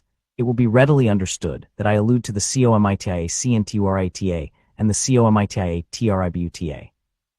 The former, in which the people voted by centuries, was so arranged as to give a superiority to the patrician interest. In the latter, in which numbers prevailed, the plebeian interest had an entire predominancy. And yet these two legislatures coexisted for ages, and the Roman Republic attained to the utmost height of human greatness. In the case particularly under consideration, there is no such contradiction as appears in the example cited. There is no power on either side to annul the acts of the other. And in practice there is little reason to apprehend any inconvenience, because, in a short course of time, the wants of the states will naturally reduce themselves within a very narrow compass, and in the interim, the United States will, in all probability, find it convenient to abstain wholly from those objects to which the particular states would be inclined to resort. To form a more precise judgment of the true merits of this question, it will be well to advert to the proportion between the objects that will require a federal provision in respect to revenue and those which will require a state provision. We shall discover that the former are altogether unlimited, and that the latter are circumscribed within very moderate bounds. In pursuing this inquiry, we must bear in mind that we are not to confine our view to the present period, but to look forward to remote futurity. Constitutions of civil government are not to be framed upon a calculation of existing exigencies, but upon a combination of these with the probable exigencies of ages, according to the natural and tried course of human affairs. Nothing, therefore, can be more fallacious than to infer the extent of any power, proper to be lodged in the national government, from an estimate of its immediate necessities. There ought to be a capacity to provide for future contingencies as they may happen, and as these are illimitable in their nature, it is impossible safely to limit that capacity. It is true, perhaps, that a computation might be made with sufficient accuracy to answer the purpose of the quantity of revenue requisite to discharge the subsisting engagements of the Union, and to maintain those establishments which, for some time to come, would suffice in time of peace. But would it be wise, or would it not rather be the extreme of folly, to stop at this point, and to leave the government entrusted with the care of the national defense in a state of absolute incapacity to provide for the protection of the community against future invasions of the public peace, by foreign war or domestic convulsions? If, on the contrary, we ought to exceed this point, where can we stop, short of an indefinite power of providing for emergencies as they may arise? Though it is easy to assert, in general terms, the possibility of forming a rational judgment of a due provision against probable dangers, yet we may safely challenge those who make the assertion to bring forward their data, and may affirm that they would be found as vague and uncertain as any that could be produced to establish the probable duration of the world. Observations confined to the mere prospects of internal attacks can deserve no weight, though even these will admit of no satisfactory calculation. But if we mean to be a commercial people, it must form a part of our policy to be able one day to defend that commerce. The support of a navy and of naval wars would involve contingencies that must baffle all the efforts of political arithmetic. Admitting that we ought to try the novel and absurd experiment in politics of tying up the hands of government from offensive war founded upon reasons of state, yet certainly we ought not to disable it from guarding the community against the ambition or enmity of other nations. A cloud has been for some time hanging over the European world. If it should break forth into a storm, who can ensure us that in its progress a part of its fury would not be spent upon us? No reasonable man would hastily pronounce that we are entirely out of its reach, or if the combustible materials that now seem to be collecting should be dissipated without coming to maturity, or if a flame should be kindled without extending to us, what security can we have that our tranquility will long remain undisturbed from some other cause or from some other quarter? Let us recollect that peace or war will not always be left to our option, that however moderate or unambitious we may be, we cannot count upon the moderation, or hope to extinguish the ambition of others. Who could have imagined at the conclusion of the last war that France and Britain, wearied and exhausted as they both were, would so soon have looked with so hostile an aspect upon each other?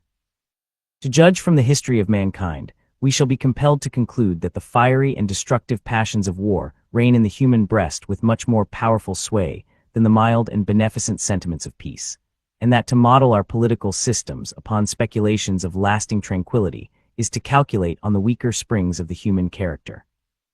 What are the chief sources of expense in every government? What has occasioned that enormous accumulation of debts with which several of the European nations are oppressed? The answer plainly is wars and rebellions, the support of those institutions which are necessary to guard the body politic against these two most mortal diseases of society. The expenses arising from those institutions which are relative to the mere domestic police of a state, to the support of its legislative, executive, and judicial departments, with their different appendages, and to the encouragement of agriculture and manufactures, which will comprehend almost all the objects of state expenditure, are insignificant in comparison with those which relate to the national defense. In the Kingdom of Great Britain, where all the ostentatious apparatus of monarchy is to be provided for, not above a 15th part of the annual income of the nation is appropriated to the class of expenses last mentioned. The other 14/15ths are absorbed in the payment of the interest of debts contracted for carrying on the wars in which that country has been engaged, and in the maintenance of fleets and armies. If on the one hand, it should be observed that the expenses incurred in the prosecution of the ambitious enterprises and vainglorious pursuits of a monarchy are not a proper standard by which to judge of those which might be necessary in a republic, it ought, on the other hand, to be remarked that there should be as great a disproportion between the profusion and extravagance of a wealthy kingdom in its domestic administration, and the frugality and economy which in that particular become the modest simplicity of republican government. If we balance a proper deduction from one side against that which it is supposed ought to be made from the other, the proportion may still be considered as holding good. But let us advert to the large debt which we have ourselves contracted in a single war, and let us only calculate on a common share of the events which disturb the peace of nations, and we shall instantly perceive, without the aid of any elaborate illustration, that there must always be an immense disproportion between the objects of federal and state expenditures. It is true that several of the states, separately, are encumbered with considerable debts, which are an excrescence of the late war. But this cannot happen again if the proposed system be adopted, and when these debts are discharged, the only call for revenue of any consequence, which the state governments will continue to experience, will be for the mere support of their respective civil list, to which, if we add all contingencies, the total amount in every state ought to fall considerably short of £200,000. In framing a government for posterity as well as ourselves, we ought, in those provisions which are designed to be permanent, to calculate, not on temporary, but on permanent causes of expense. If this principle be a just one, our attention would be directed to a provision in favor of the state governments for an annual sum of about £200,000, while the exigencies of the Union could be susceptible of no limits, even in imagination. In this view of the subject, by what logic can it be maintained that the local governments ought to command, in perpetuity, an exclusive source of revenue for any sum beyond the extent of £200,000? To extend its power further, in exclusion of the authority of the Union, would be to take the resources of the community out of those hands which stood in need of them for the public welfare, in order to put them into other hands which could have no just or proper occasion for them. Suppose, then, the convention had been inclined to proceed upon the principle of a repartition of the objects of revenue between the Union and its members, in proportion to their comparative necessities. What particular fund could have been selected for the use of the states, that would not either have been too much or too little for their present, too much for their future wants? As to the line of separation between external and internal taxes, this would leave to the states, at a rough computation, the command of 2/3 of the resources of the community to defray from a 10th to a 20th part of its expenses, and to the Union 1/3 of the resources of the community to defray from 9/10 to 19/20 of its expenses. If we desert this boundary and content ourselves with leaving to the states an exclusive power of taxing houses and lands, there would still be a great disproportion between the means and the end, the possession of 1/3 of the resources of the community to supply, at most, 1/10 of its wants. If any fund could have been selected and appropriated, equal to and not greater than the object, it would have been inadequate to the discharge of the existing debts of the particular states, and would have left them dependent on the Union for a provision for this purpose. The preceding train of observation will justify the position which has been elsewhere laid down, that a concurrent jurisdiction in the article of taxation was the only admissible substitute for an entire subordination, in respect to this branch of power, of state authority to that of the Union. any separation of the objects of revenue that could have been fallen upon would have amounted to a sacrifice of the great interests of the Union to the power of the individual states. The convention thought the concurrent jurisdiction preferable to that subordination, and it is evident that it has at least the merit of reconciling an indefinite constitutional power of taxation in the federal government with an adequate and independent power in the states to provide for their own necessities. There remain a few other lights in which this important subject of taxation will claim a further consideration. Publius. Federalist number 35. To the people of the state of New York, before we proceed to examine any other objections to an indefinite power of taxation in the Union, I shall make one general remark, which is that if the jurisdiction of the national government in the article of revenue should be restricted to particular objects, it would naturally occasion an undue proportion of the public burdens to fall upon those objects. Two evils would spring from this source: the oppression of particular branches of industry and an unequal distribution of the taxes, as well among the several states as among the citizens of the same state. Suppose, as has been contended for, the federal power of taxation were to be confined to duties on imports, it is evident that the government, for want of being able to command other resources, would frequently be tempted to extend these duties to an injurious excess. There are persons who imagine that they can never be carried to too great a length, since the higher they are, the more it is alleged they will tend to discourage an extravagant consumption, to produce a favorable balance of trade, and to promote domestic manufactures. But all extremes are pernicious in various ways. Exorbitant duties on imported articles would beget a general spirit of smuggling, which is always prejudicial to the fair trader, and eventually to the revenue itself. They tend to render other classes of the community tributary, in an improper degree, to the manufacturing classes, to whom they give a premature monopoly of the markets. They sometimes force industry out of its more natural channels into others in which it flows with less advantage. And in the last place they oppress the merchant, who is often obliged to pay them himself without any retribution from the consumer. When the demand is equal to the quantity of goods at market, the consumer generally pays the duty, but when the markets happen to be overstocked, a great proportion falls upon the merchant, and sometimes not only exhausts his profits but breaks in upon his capital. I am apt to think that a division of the duty between the seller and the buyer more often happens than is commonly imagined. It is not always possible to raise the price of a commodity in exact proportion to every additional imposition laid upon it. The merchant, especially in a country of small commercial capital, is often under a necessity of keeping prices down in order to a more expeditious sale. The maxim that the consumer is the payer is so much oftener true than the reverse of the proposition, that it is far more equitable that the duties on imports should go into a common stock, than that they should redound to the exclusive benefit of the importing states. But it is not so generally true as to render it equitable, that those duties should form the only national fund. When they are paid by the merchant, they operate as an additional tax upon the importing state, whose citizens pay their proportion of them in the character of consumers. In this view they are productive of inequality among the states, which inequality would be increased with the increased extent of the duties. The confinement of the national revenues to this species of imposts would be attended with inequality, from a different cause, between the manufacturing and the non-manufacturing states. The states which can go farthest towards the supply of their own wants, by their own manufactures, will not, according to their numbers or wealth, consume so great a proportion of imported articles as those states which are not in the same favorable situation. They would not therefore in this mode alone contribute to the public treasury in a ratio to their abilities. To make them do this, it is necessary that recourse be had to excises, the proper objects of which are particular kinds of manufactures. New York is more deeply interested in these considerations than such of her citizens as contend for limiting the power of the Union to external taxation may be aware of. New York is an importing state, and is not likely speedily to be, to any great extent, a manufacturing state. She would, of course, suffer in a double light from restraining the jurisdiction of the Union to commercial imposts. So far as these observations tend to inculcate a danger of the import duties being extended to an injurious extreme, it may be observed, conformably to a remark made in another part of these papers, that the interest of the revenue itself would be a sufficient guard against such an extreme.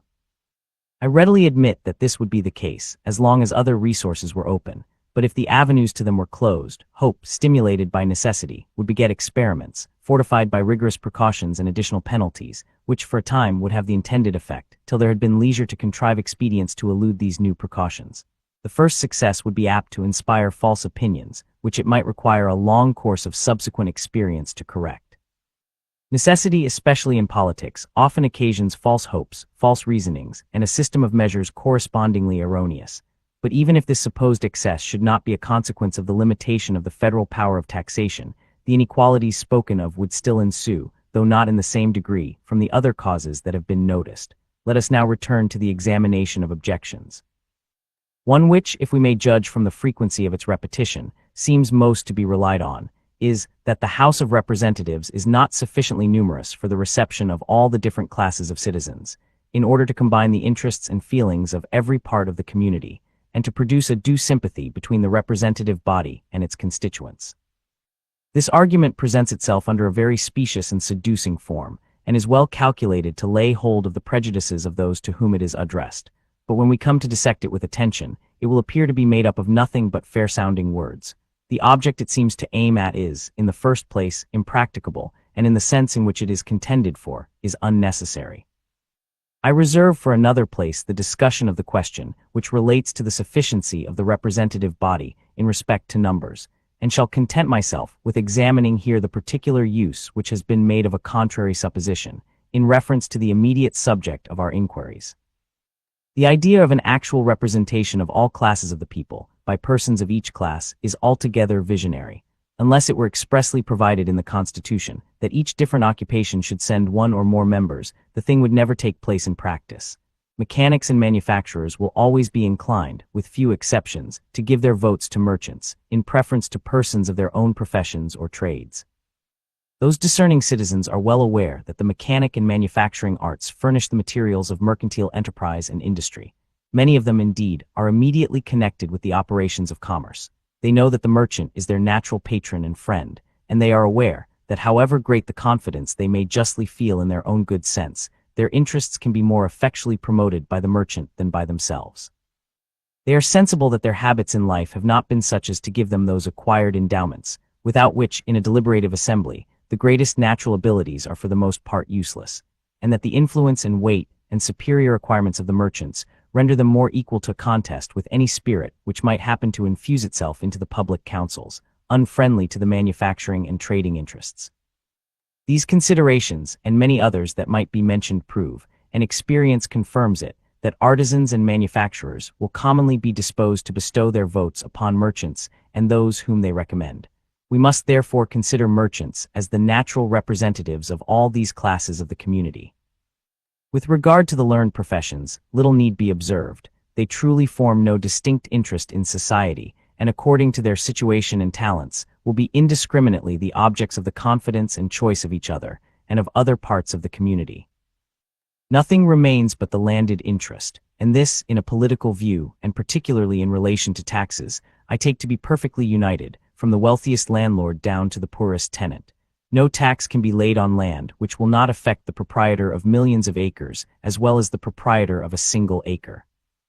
Every landholder will therefore have a common interest to keep the taxes on land as low as possible, and common interest may always be reckoned upon as the surest bond of sympathy. But if we even could suppose a distinction of interest between the opulent landholder and the middling farmer, what reason is there to conclude that the first would stand a better chance of being reputed to the national legislature than the last?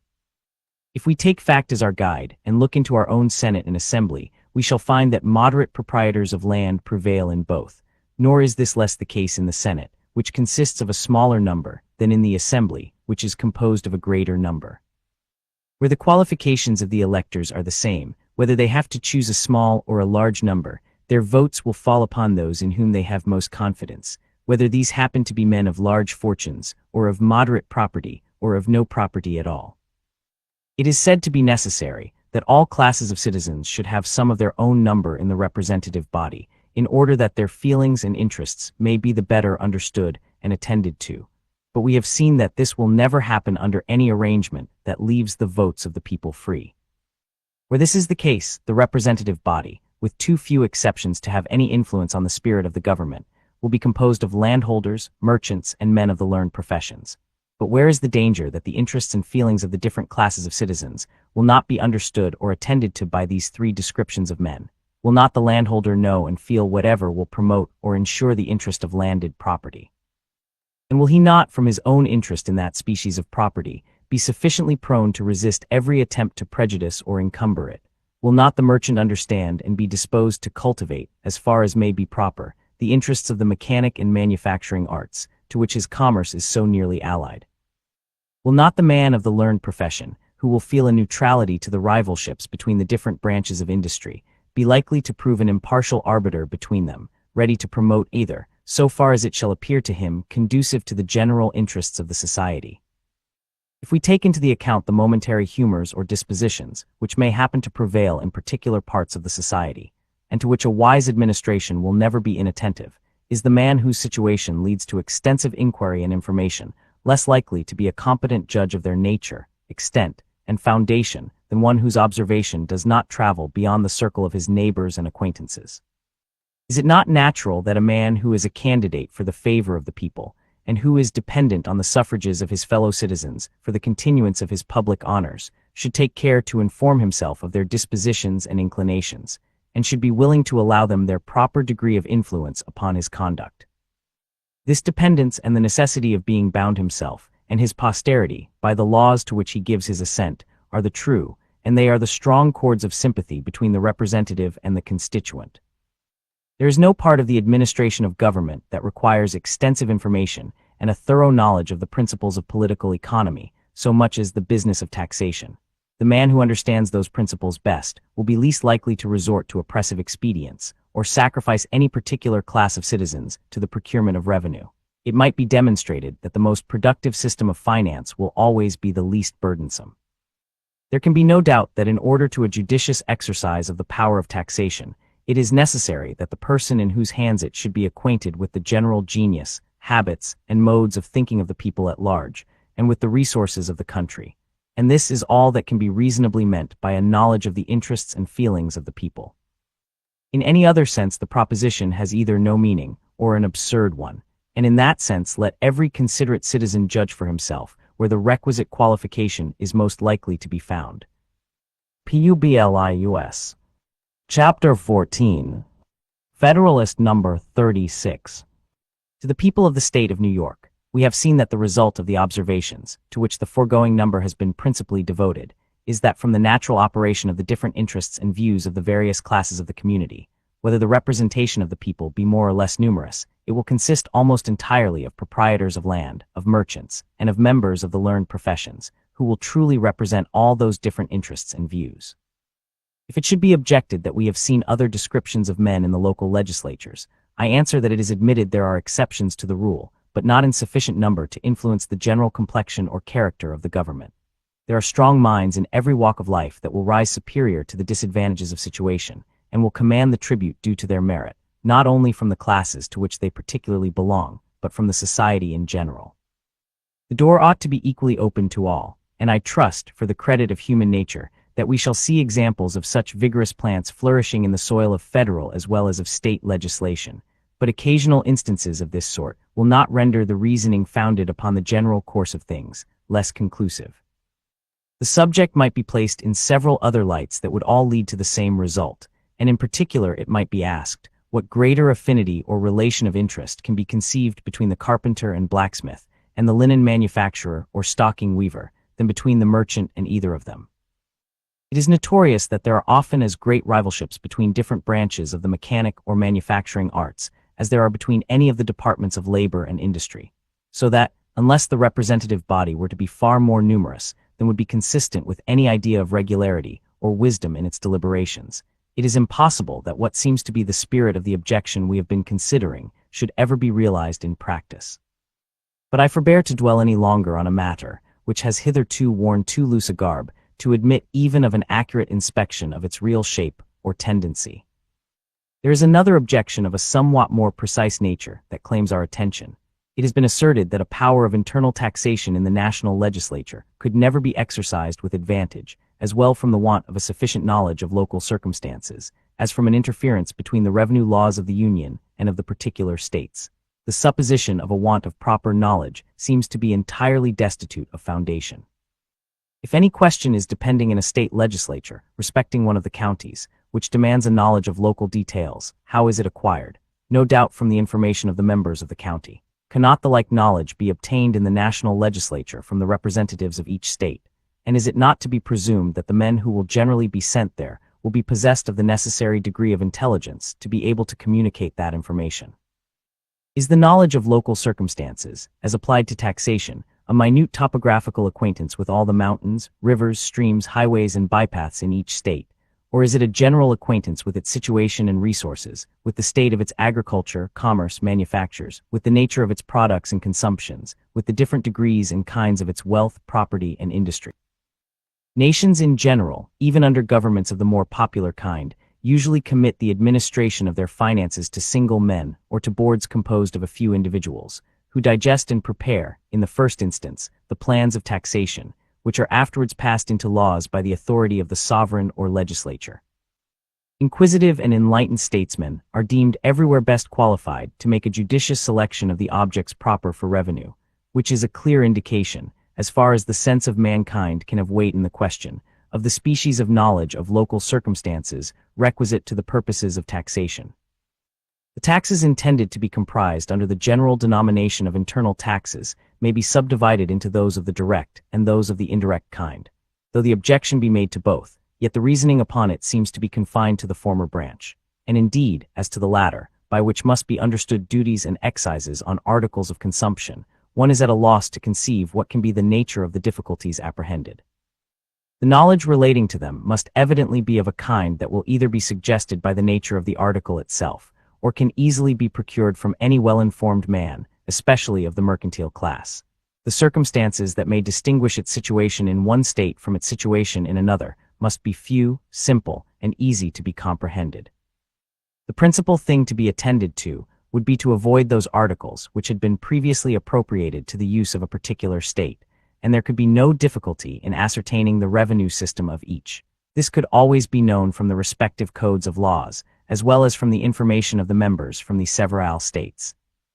The objection when applied to real property or to houses and lands appears to have, at first sight, more foundation, but even in this view it will not bear a close examination. Land taxes are commonly laid in one of two modes, either by actual valuations, permanent or periodical, or by occasional assessments, at the discretion or according to the best judgment of certain officers whose duty it is to make them. In either case, the execution of the business, which alone requires the knowledge of local details, must be devolved upon discrete persons in the character of commissioners or assessors, elected by the people or appointed by the government for the purpose. All that the law can do must be to name the persons or to prescribe the manner of their election or appointment, to fix their numbers and qualifications, and to draw the general outlines of their powers and duties. And what is there in all this that cannot as well be performed by the national legislature as by a state legislature? The attention of either can only reach to general principles. Local details, as already observed, must be referred to those who are to execute the plan. But there is a simple point of view in which this matter may be placed that must be altogether satisfactory. The national legislature can make use of the system of each state within that state. The method of laying and collecting this species of taxes in each state can, in all its parts, be adopted and employed by the federal government. Let it be recollected that the proportion of these taxes is not to be left to the discretion of the national legislature, but is to be determined by the numbers of each state, as described in the second section of the first article.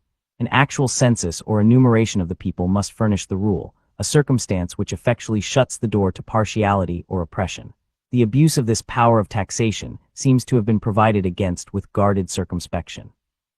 In addition to the precaution just mentioned, there is a provision that all duties, imposts, and excises shall be uniform throughout the United States. It has been very properly observed by different speakers and writers on the side of the Constitution that if the exercise of the power of internal taxation by the Union should be discovered on experiment to be really inconvenient, the federal government may then forbear the use of it, and have recourse to requisitions in its stead. By way of answer to this, it has been triumphantly asked, why not in the first instance omit that ambiguous power and rely upon the latter resource?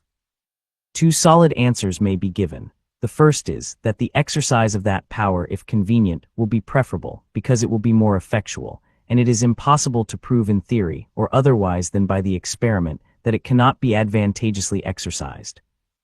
The contrary indeed appears most probable. The second answer is that the existence of such a power in the Constitution will have a strong influence in giving efficacy to requisitions, When the states know that the Union can apply itself without their agency, it will be a powerful motive for exertion on their part. As to the interference of the revenue laws of the Union and of its members, we have already seen that there can be no clashing or repugnancy of authority. The laws cannot, therefore, in a legal sense, interfere with each other, and it is far from impossible to avoid an interference even in the policy of their different systems.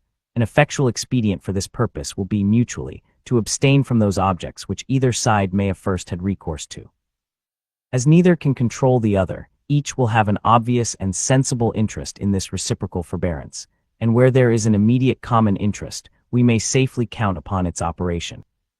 When the particular debts of the states are done away, and their expenses come to be limited within their natural compass, the possibility almost of interference will vanish.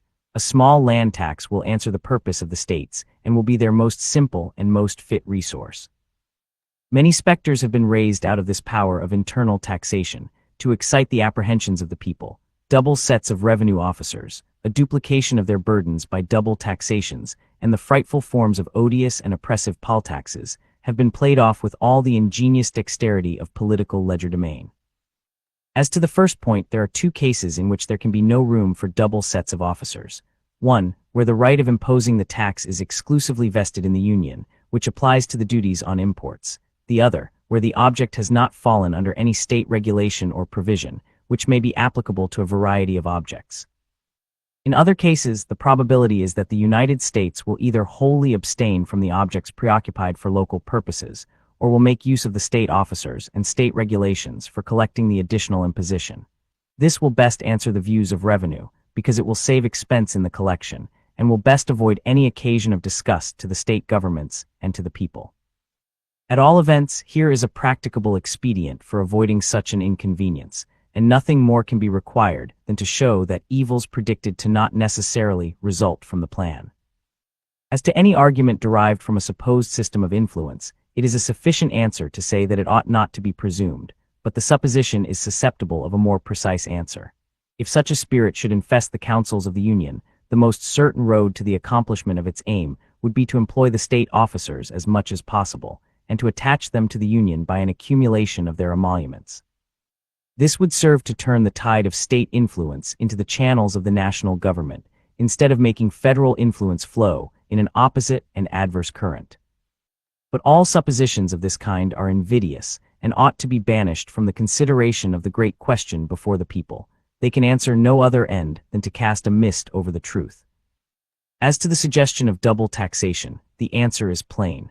The wants of the Union are to be supplied in one way or another. If to be done by the authority of the federal government, it will not be to be done by that of the state government. The quantity of taxes to be paid by the community must be the same in either case. With this advantage, if the provision is to be made by the Union that the capital resource of commercial imposts, which is the most convenient branch of revenue, can be prudently improved to a much greater extent under federal than under state regulation, and of course will render it less necessary to recur to more inconvenient methods. And with this further advantage, that as far as there may be any real difficulty in the exercise of the power of internal taxation, it will impose a disposition to greater care in the choice and arrangement of the means, and must naturally tend to make it a fixed point of policy in the national administration to go as far as may be practicable in making the luxury of the rich tributary to the public treasury, in order to diminish the necessity of those impositions which might create dissatisfaction in the poorer and most numerous classes of the society. Happy it is when the interest which the government has in the preservation of its own power coincides with a proper distribution of the public burdens, and tends to guard the least wealthy part of the community from oppression. As to poll taxes, I, without scruple, confess my disapprobation of them, and though they have prevailed from an early period in those states which have uniformly been the most tenacious of their rights, I should lament to see them introduced into practice under the national government. But does it follow because there is a power to lay them that they will actually be laid? Every state in the Union has power to impose taxes of this kind, and yet in several of them they are unknown in practice. Are the state governments to be stigmatized as tyrannies because they possess this power? If they are not, with what propriety can the like power justify such a charge against the national government, or even be urged as an obstacle to its adoption? As little friendly as I am to the species of imposition, I still feel a thorough conviction that the power of having recourse to it ought to exist in the federal government. There are certain emergencies of nations, in which expedients that in the ordinary state of things ought to be forborne, become essential to the public weal, and the government, from the possibility of such emergencies, ought ever to have the option of making use of them. The real scarcity of objects in this country, which may be considered as productive sources of revenue, is a reason peculiar to itself, for not abridging the discretion of the national councils in this respect. There may exist certain critical and tempestuous conjunctures of the state, in which a poll tax may become an inestimable resource. And as I know nothing to exempt this portion of the globe from the common calamities that have befallen other parts of it, I acknowledge my aversion to every project that is calculated to disarm the government of a single weapon, which in any possible contingency might be usefully employed for the general defense and security. I have now gone through the examination of such of the powers proposed to be vested in the United States, which may be considered as having an immediate relation to the energy of the government, and have endeavored to answer the principal objections which have been made to them. I have passed over in silence those minor authorities, which are either too inconsiderable to have been thought worthy of the hostilities of the opponents of the Constitution, or of too manifest propriety to admit of controversy. The mass of judiciary power, however, might have claimed an investigation under this head, had it not been for the consideration that its organization and its extent may be more advantageously considered in connection. This has determined me to refer it to the branch of our inquiries, upon which we shall next enter. Publius. Part 4, The Republican Form of Government, 37-51. Chapter 1. Federalist Number 37.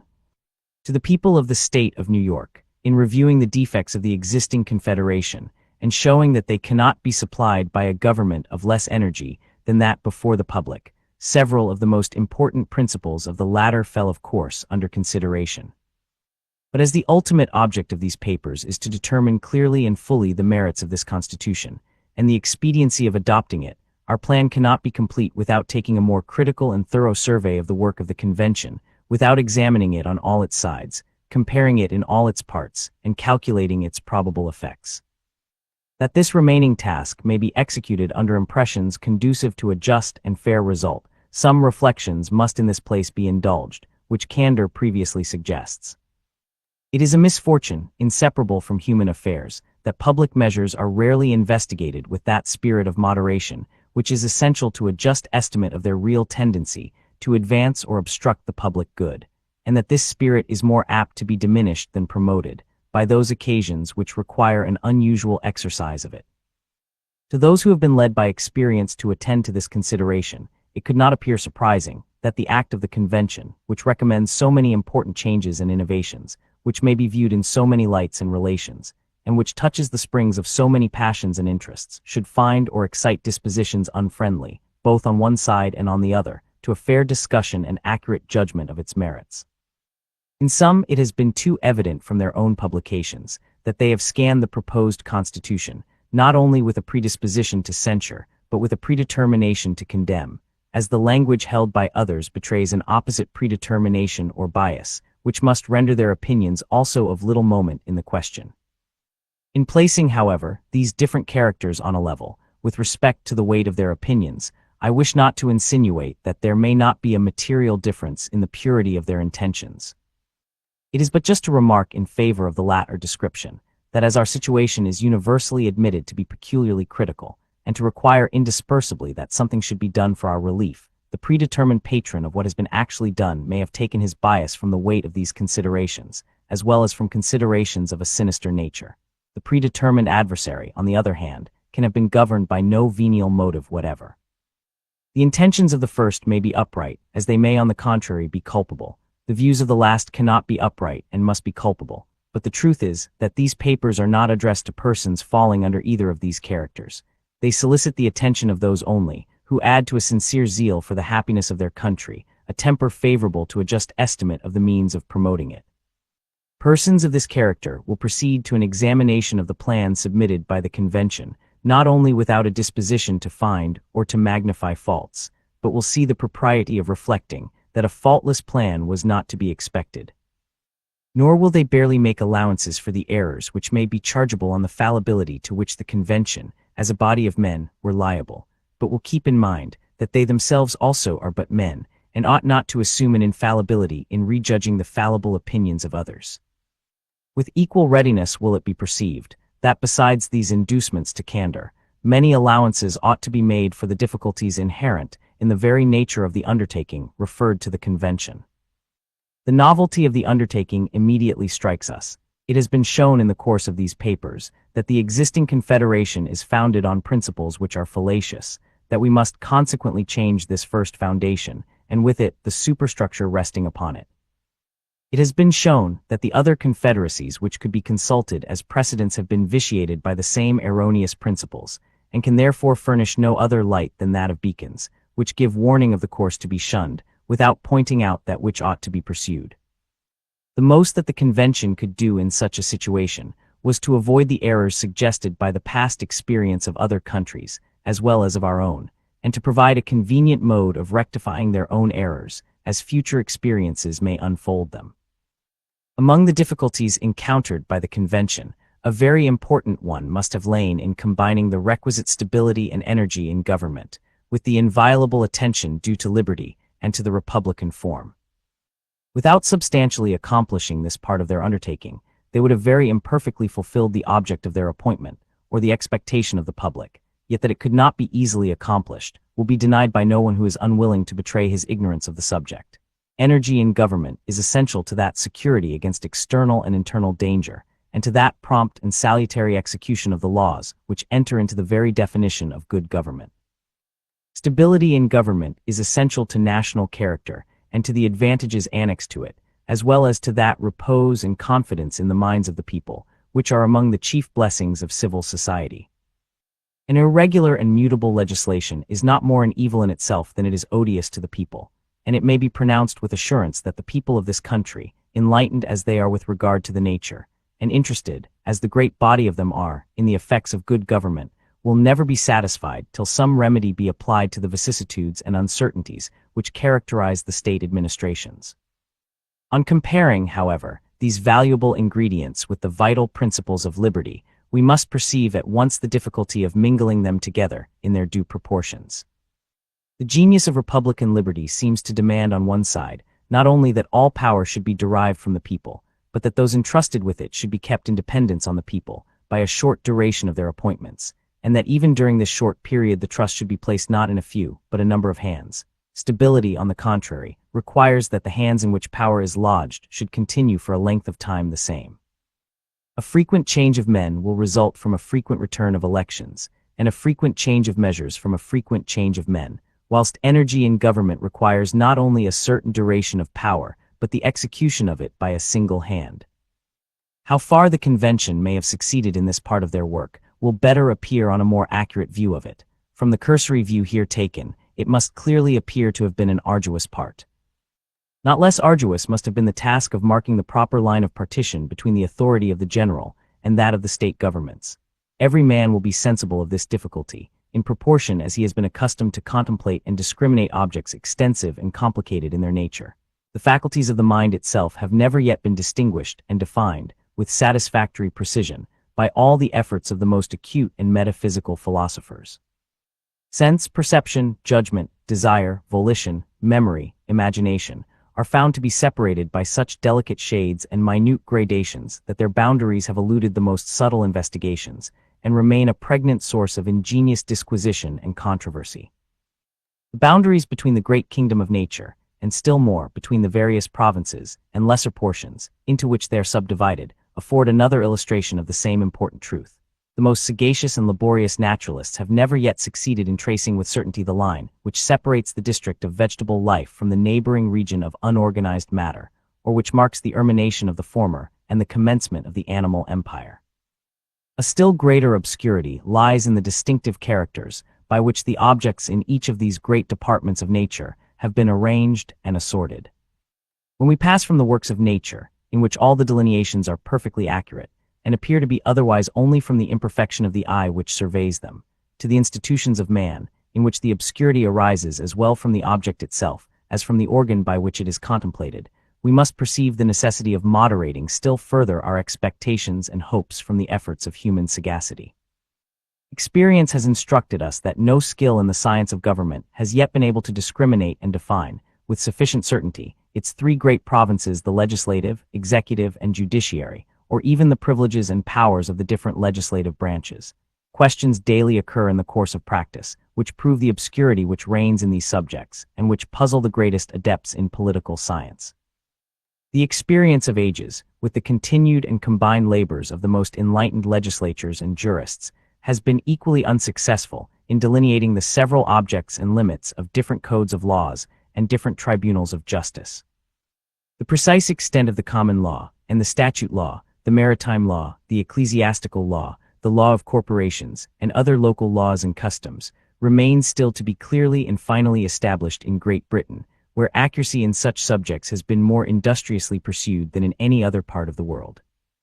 The jurisdiction of her several courts, general and local, of law, of equity, of admiralty, etc., is not less a source of frequent and intricate discussions, sufficiently denoting the indeterminate limits by which they are respectively circumscribed.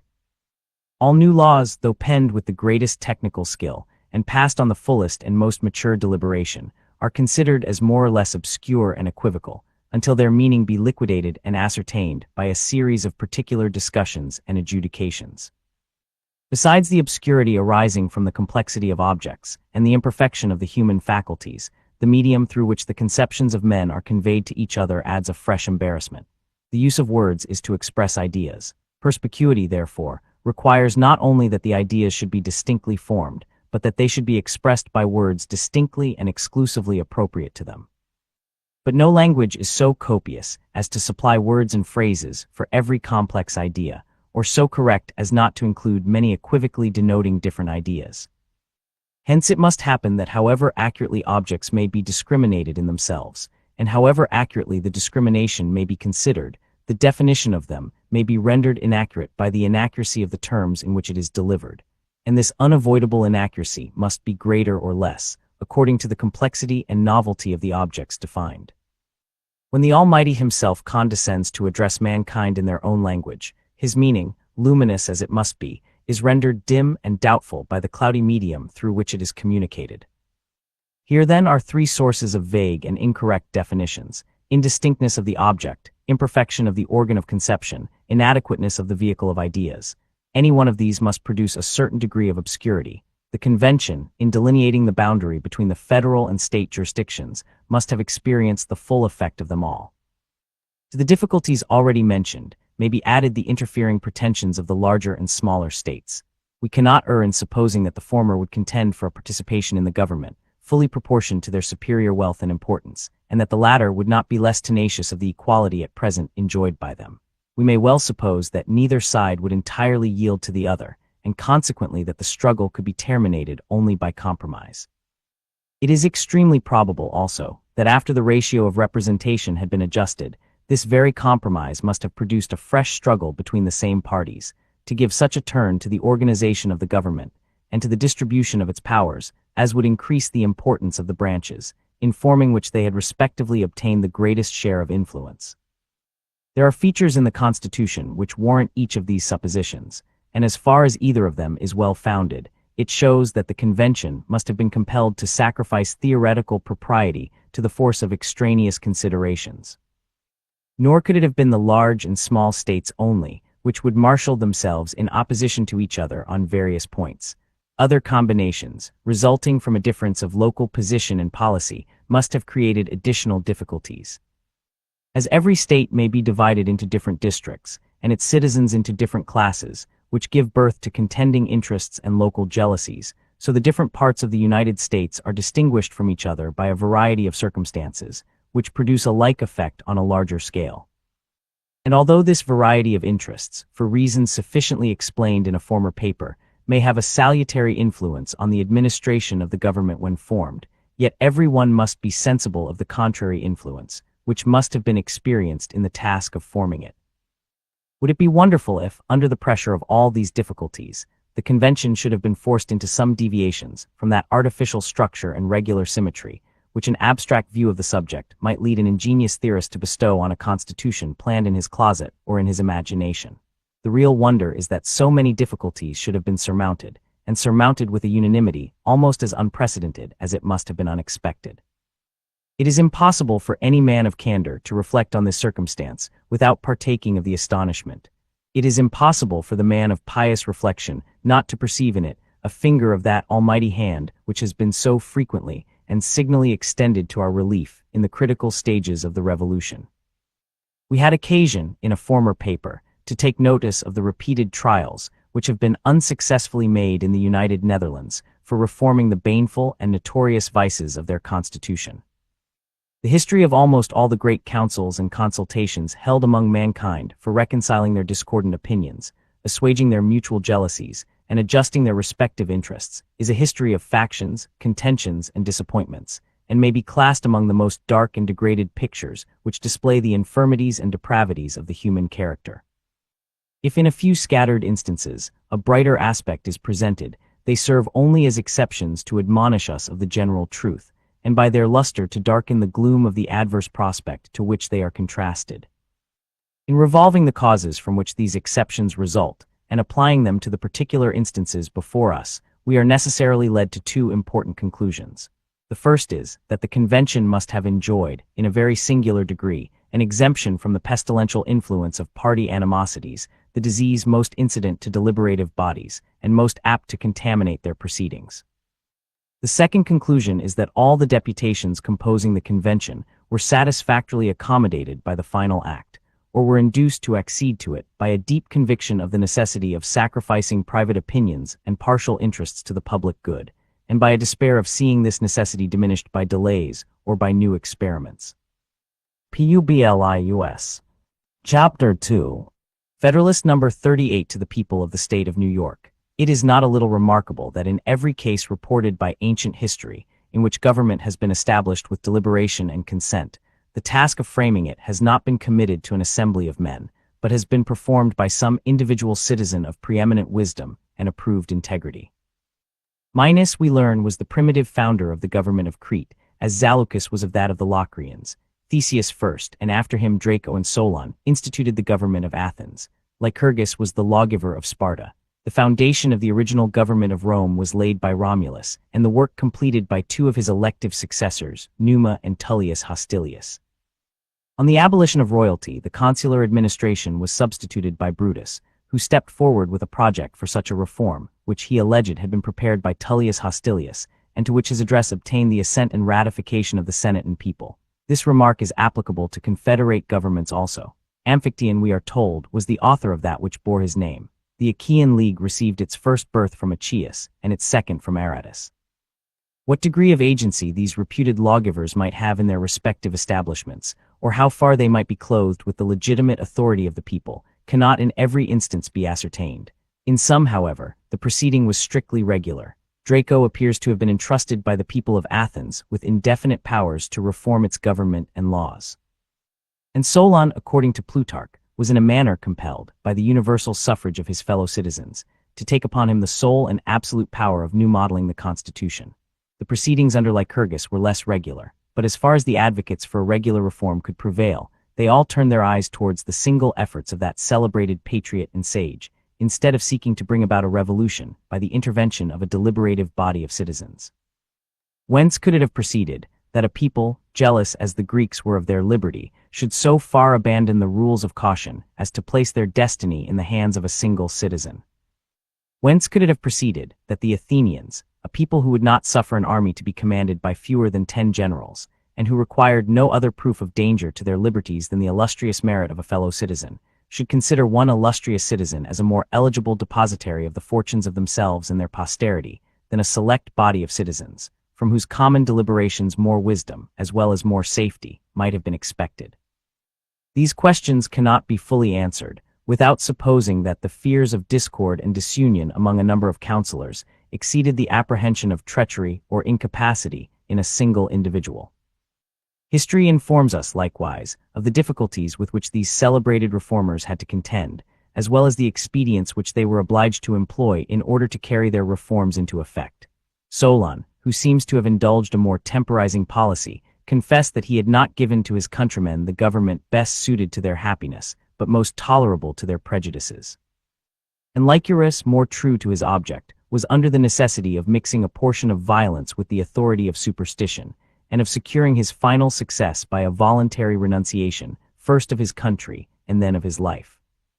If these lessons teach us, on one hand, to admire the improvement made by America on the ancient mode of preparing and establishing regular plans of government, they serve not less, on the other, to admonish us of the hazards and difficulties incident to such experiments, and of the great imprudence of unnecessarily multiplying them. Is it an unreasonable conjecture that the errors which may be contained in the plan of the convention are such as have resulted rather from the defect of antecedent experience on this complicated and difficult subject, than from a want of accuracy or care in the investigation of it, and consequently such as will not be ascertained until an actual trial shall have pointed them out? This conjecture is rendered probable, not only by many considerations of a general nature, but by the particular case of the Articles of Confederation. It is observable that among the numerous objections and amendments suggested by the several states, when these articles were submitted for their ratification, not one is found which alludes to the great and radical error which on actual trial has discovered itself.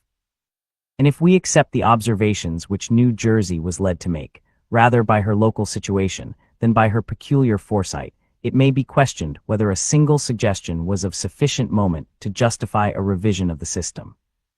There is abundant reason, nevertheless, to suppose that immaterial as these objections were, they would have been adhered to with a very dangerous inflexibility, in some states, had not a zeal for their opinions and supposed interests been stifled by the more powerful sentiment of self-preservation.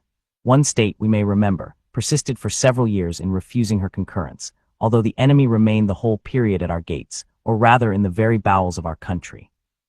Nor was her pliancy in the end affected by a less motive than the fear of being chargeable with protracting the public calamities and endangering the event of the contest. Every candid reader will make the proper reflections on these important facts. A patient who finds his disorder daily growing worse, and that an efficacious remedy can no longer be delayed without extreme danger, after coolly revolving his situation, and the characters of different physicians, selects and calls in such of them as he judges most capable of administering relief, and best entitled to his confidence. The physicians attend, the case of the patient is carefully examined, a consultation is held, they are unanimously agreed that the symptoms are critical, but that the case with proper and timely relief is so far from being desperate that it may be made to issue in an improvement of his constitution. They are equally unanimous in prescribing the remedy, by which this happy effect is to be produced. The prescription is no sooner made known, however, than a number of persons interpose, and without denying the reality or danger of the disorder, assure the patient that the prescription will be poison to his constitution, and forbid him, under pain of certain death, to make use of it. Might not the patient reasonably demand, before he ventured to follow this advice, that the authors of it should at least agree among themselves on some other remedy to be substituted?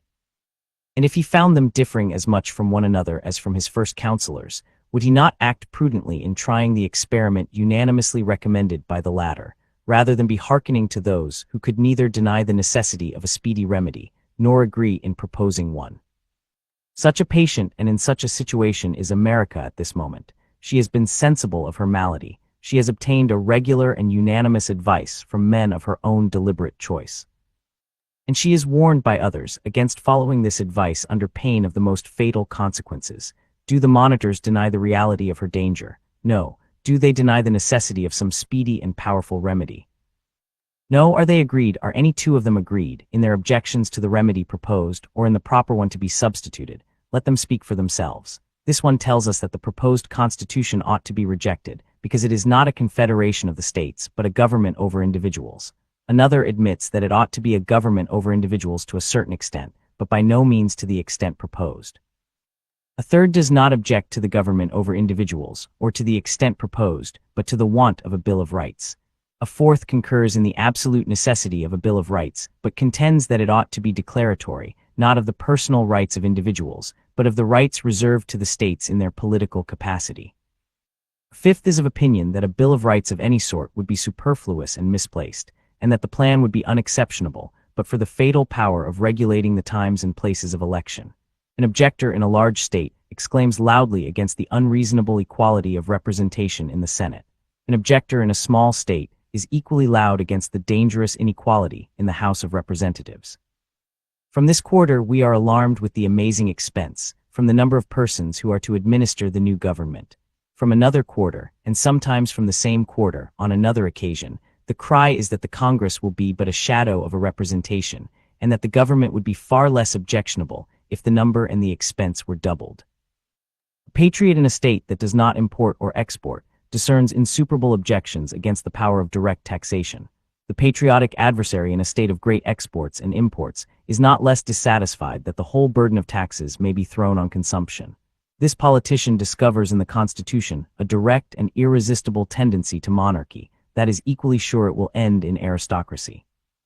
Another is puzzled to say which of these shapes it will ultimately assume, but sees clearly it must be one or other of them, whilst a fourth is not wanting, who with no less confidence affirms that the Constitution is so far from having a bias towards either of these dangers, that the weight on that side will not be sufficient to keep it upright and firm against its opposite propensities.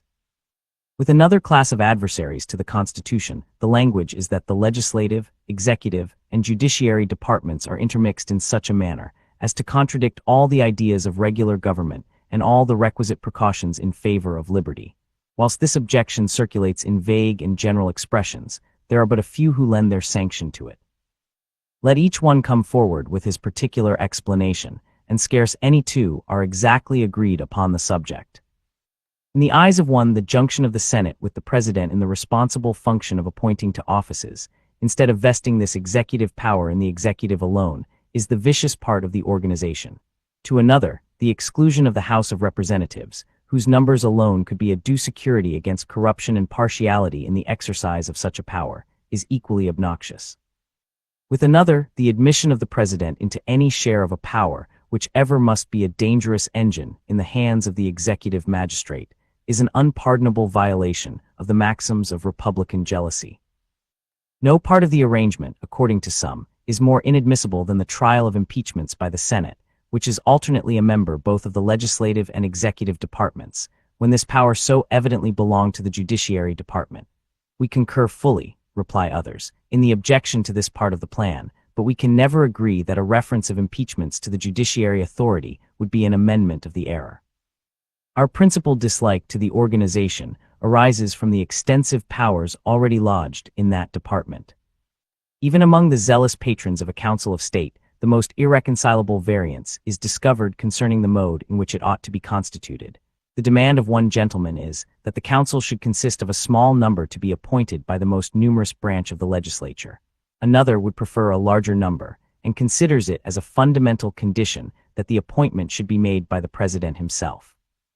As it can give no umbrage to the writers against the plan of the federal Constitution, let us suppose that as they are the most zealous, so they are also the most sagacious, of those who think the late convention were unequal to the task assigned them, and that a wiser and better plan might and ought to be substituted. Let us further suppose that their country should concur, both in this favorable opinion of their merits and in their unfavorable opinion of the convention, and should accordingly proceed to form them into a second convention, with full powers, and for the express purpose of revising and remolding the work of the first. Were the experiment to be seriously made, though it required some effort to view it seriously even in fiction, I leave it to be decided by the sample of opinions just exhibited, whether, with all their enmity to their predecessors, they would, in any one point, depart so widely from their example, as in the discord and ferment that would mark their own deliberations. And whether the Constitution, now before the public, would not stand as fair a chance for immortality, as Lycurgus gave to that of Sparta, by making its change to depend on his own return from exile and death, if it were to be immediately adopted, and were to continue in force, not until a better, but until another should be agreed upon by this new assembly of lawgivers. It is a matter both of wonder and regret that those who raise so many objections against the new Constitution should never call to mind the defects of that which is to be exchanged for it. It is not necessary that the former should be perfect. It is sufficient that the latter is more imperfect. No man would refuse to give brass for silver or gold, because the latter had some alloy in it. No man would refuse to quit a shattered and tottering habitation for a firm and commodious building, because the latter had not a porch to it, or because some of the rooms might be a little larger or smaller, or the ceilings a little higher or lower than his fancy would have planned them. But waiving illustrations of this sort, is it not manifest that most of the capital objections urged against the new system lie, with tenfold weight, against the existing confederation?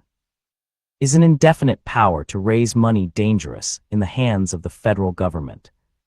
The present Congress can make requisitions to any amount they please, and the states are constitutionally bound to furnish them. They can emit bills of credit as long as they will pay for the paper. they can borrow, both abroad and at home, as long as a shilling will be lent.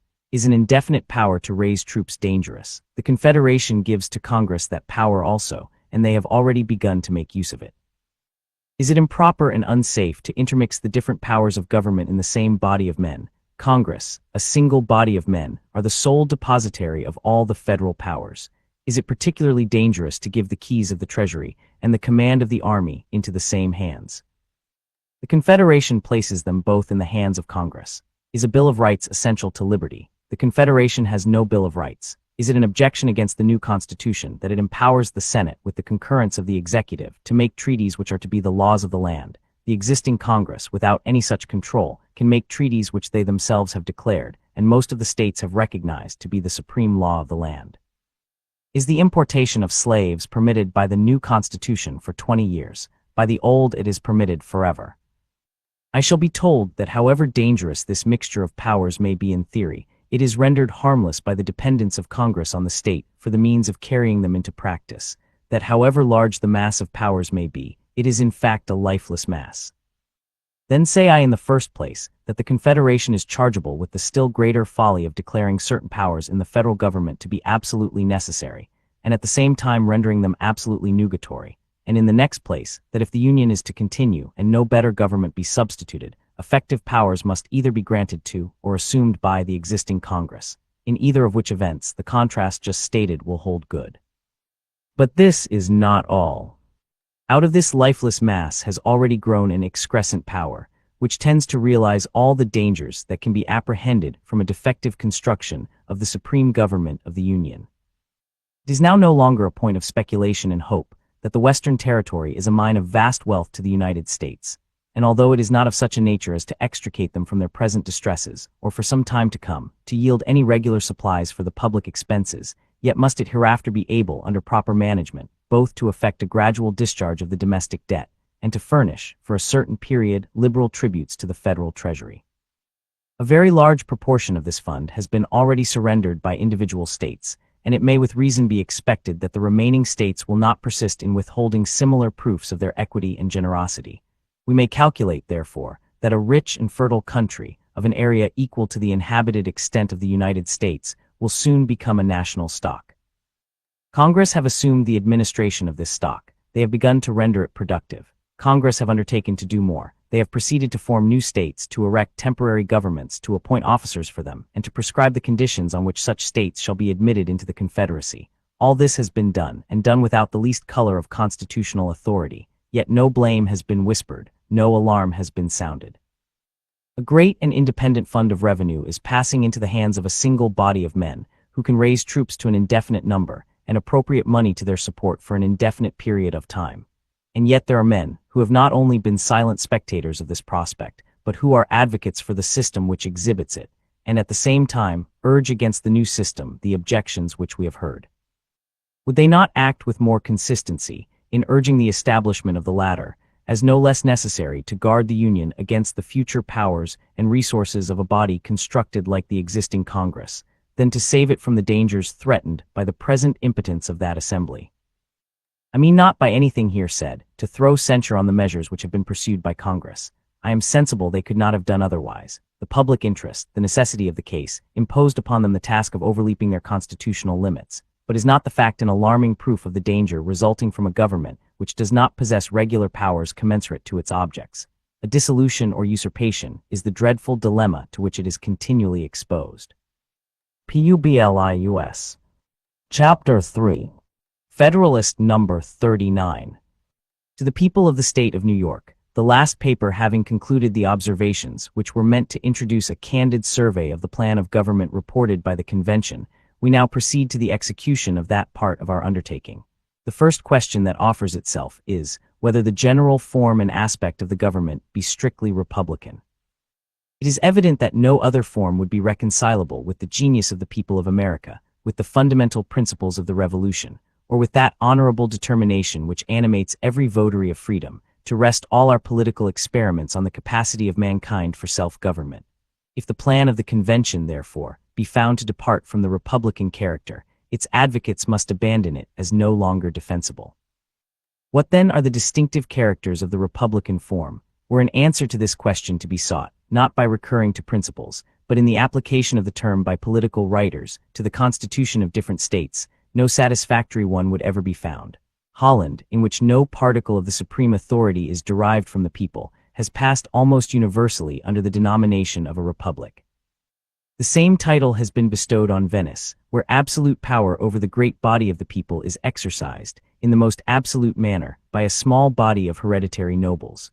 Poland, which is a mixture of aristocracy and of monarchy in their worst forms, has been dignified with the same appellation. The government of England, which has one republican branch only, combined with an hereditary aristocracy and monarchy, has, with equal impropriety, been frequently placed on the list of republics. These examples, which are nearly as dissimilar to each other as to a genuine republic, show the extreme inaccuracy with which the term has been used in political disquisitions. If we resort for a criterion to the different principles on which different forms of government are established, we may define a republic to be, or at least may bestow that name on, a government which derives all its powers directly or indirectly from the great body of the people, and is administered by persons holding their offices during pleasure, for a limited period, or during good behavior. It is essential to such a government that it be derived from the great body of the society, not from an inconsiderable proportion, or a favored class of it. Otherwise a handful of tyrannical nobles, exercising their oppressions by a delegation of their powers, might aspire to the rank of republicans, and claim for their government the honorable title of republic. It is sufficient for such a government that the persons administering it be appointed, either directly or indirectly, by the people, and that they hold their appointments by either of the tenures just specified.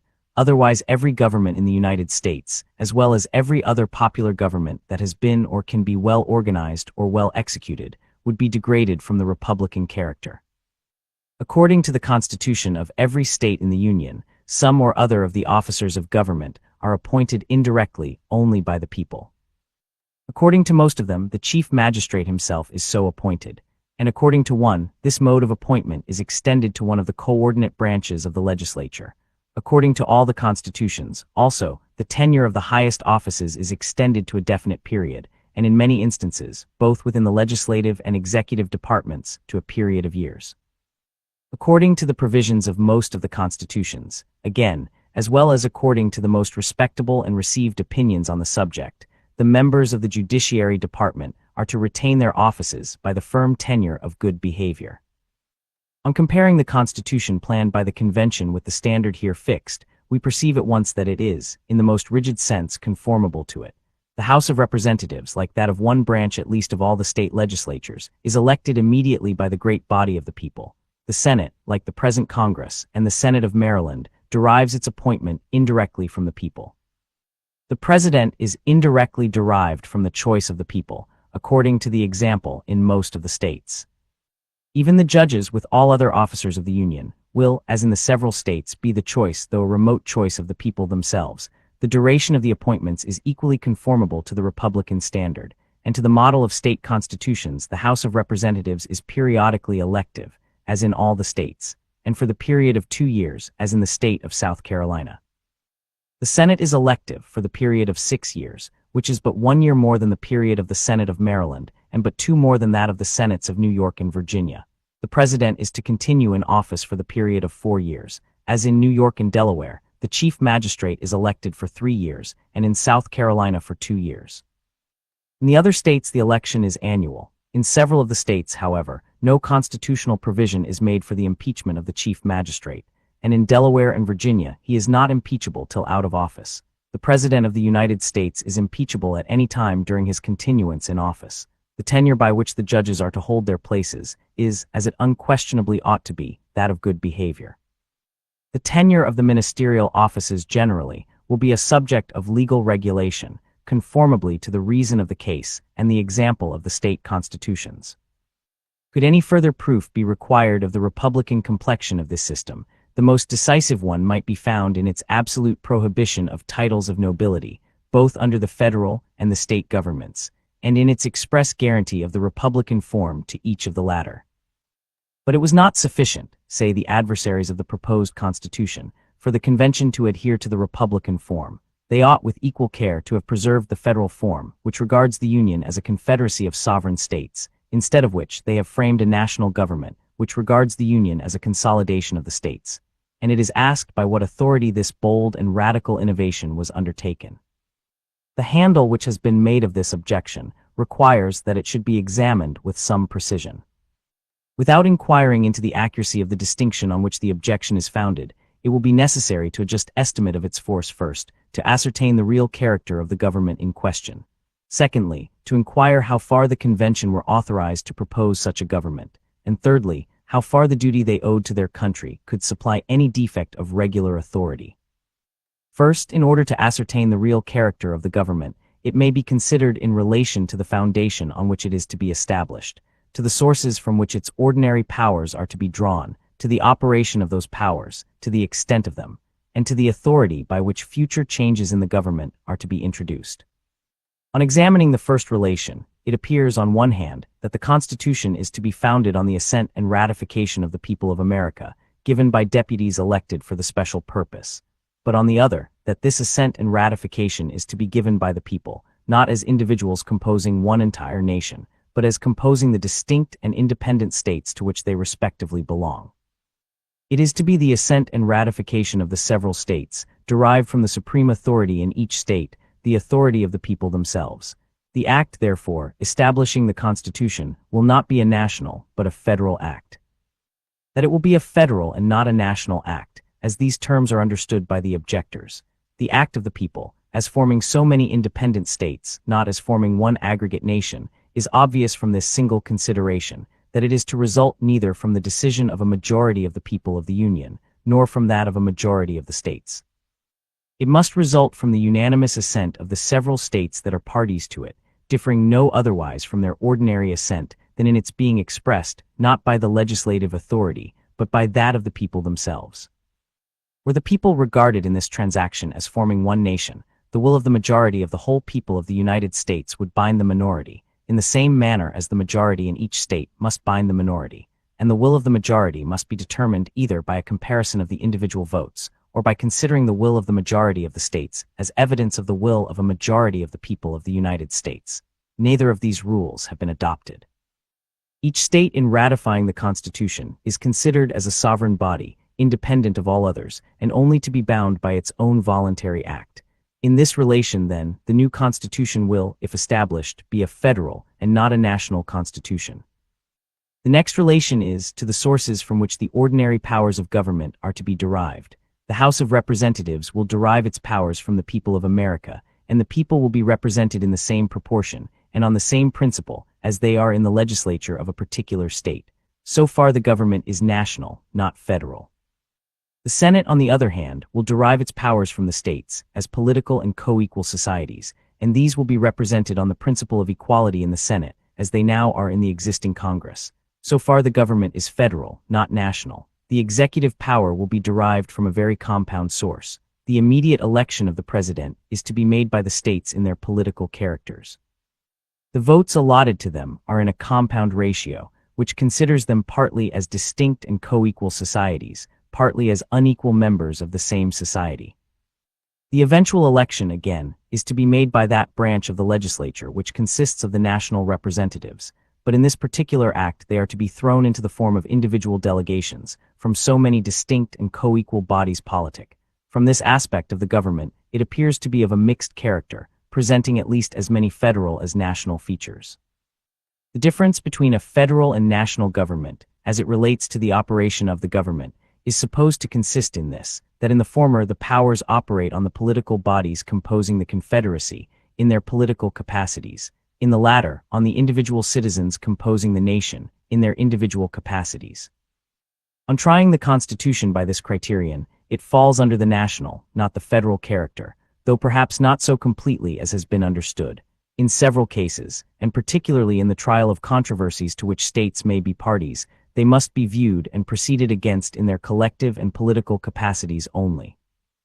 So far the national countenance of the government on this side seems to be disfigured by a few federal features, but this blemish is perhaps unavoidable in any plan, and the operation of the government on the people, in their individual capacities, in its ordinary and most essential proceedings, may, on the whole, designate it, in this relation, a national government.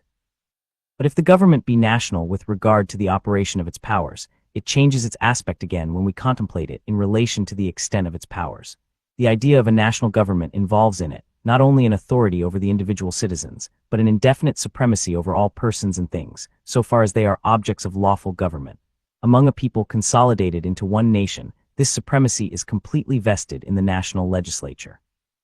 Among communities united for particular purposes, it is vested partly in the general and partly in the municipal legislatures. In the former case, all local authorities are subordinate to the supreme, and may be controlled, directed, or abolished by it at pleasure. In the latter, the local or municipal authorities form distinct and independent portions of the supremacy, no more subject, within their respective spheres, to the general authority, than the general authority is subject to them, within its own sphere. In this relation, then, the proposed government cannot be deemed a national one, since its jurisdiction extends to certain enumerated objects only, and leaves to the several states a residuary and inviolable sovereignty over all other objects. It is true that in controversies relating to the boundary between the two jurisdictions, the tribunal which is ultimately to decide is to be established under the general government. But this does not change the principle of the case. The decision is to be impartially made, according to the rules of the Constitution, and all the usual and most effectual precautions are taken to secure this impartiality. Some such tribunal is clearly essential to prevent an appeal to the sword and a dissolution of the compact, and that it ought to be established under the general rather than under the local governments, or, to speak more properly, that it could be safely established under the first alone, is a position not likely to be combated. If we try the Constitution by its last relation to the authority by which amendments are to be made, we find it neither wholly national nor wholly federal. Were it wholly national, the supreme and ultimate authority would reside in the majority of the people of the Union, and this authority would be competent at all times, like that of a majority of every national society, to alter or abolish its established government. Were it wholly federal, on the other hand, the concurrence of each state in the Union would be essential to every alteration that would be binding on all. The mode provided by the plan of the Convention is not founded on either of these principles, in requiring more than a majority and principles. In requiring more than a majority, and particularly in computing the proportion by states, not by citizens, it departs from the national and advances towards the federal character. In rendering the concurrence of less than the whole number of states sufficient, it loses again the federal and partakes of the national character. The proposed Constitution, therefore, is, in strictness, neither a national nor a federal constitution, but a composition of both.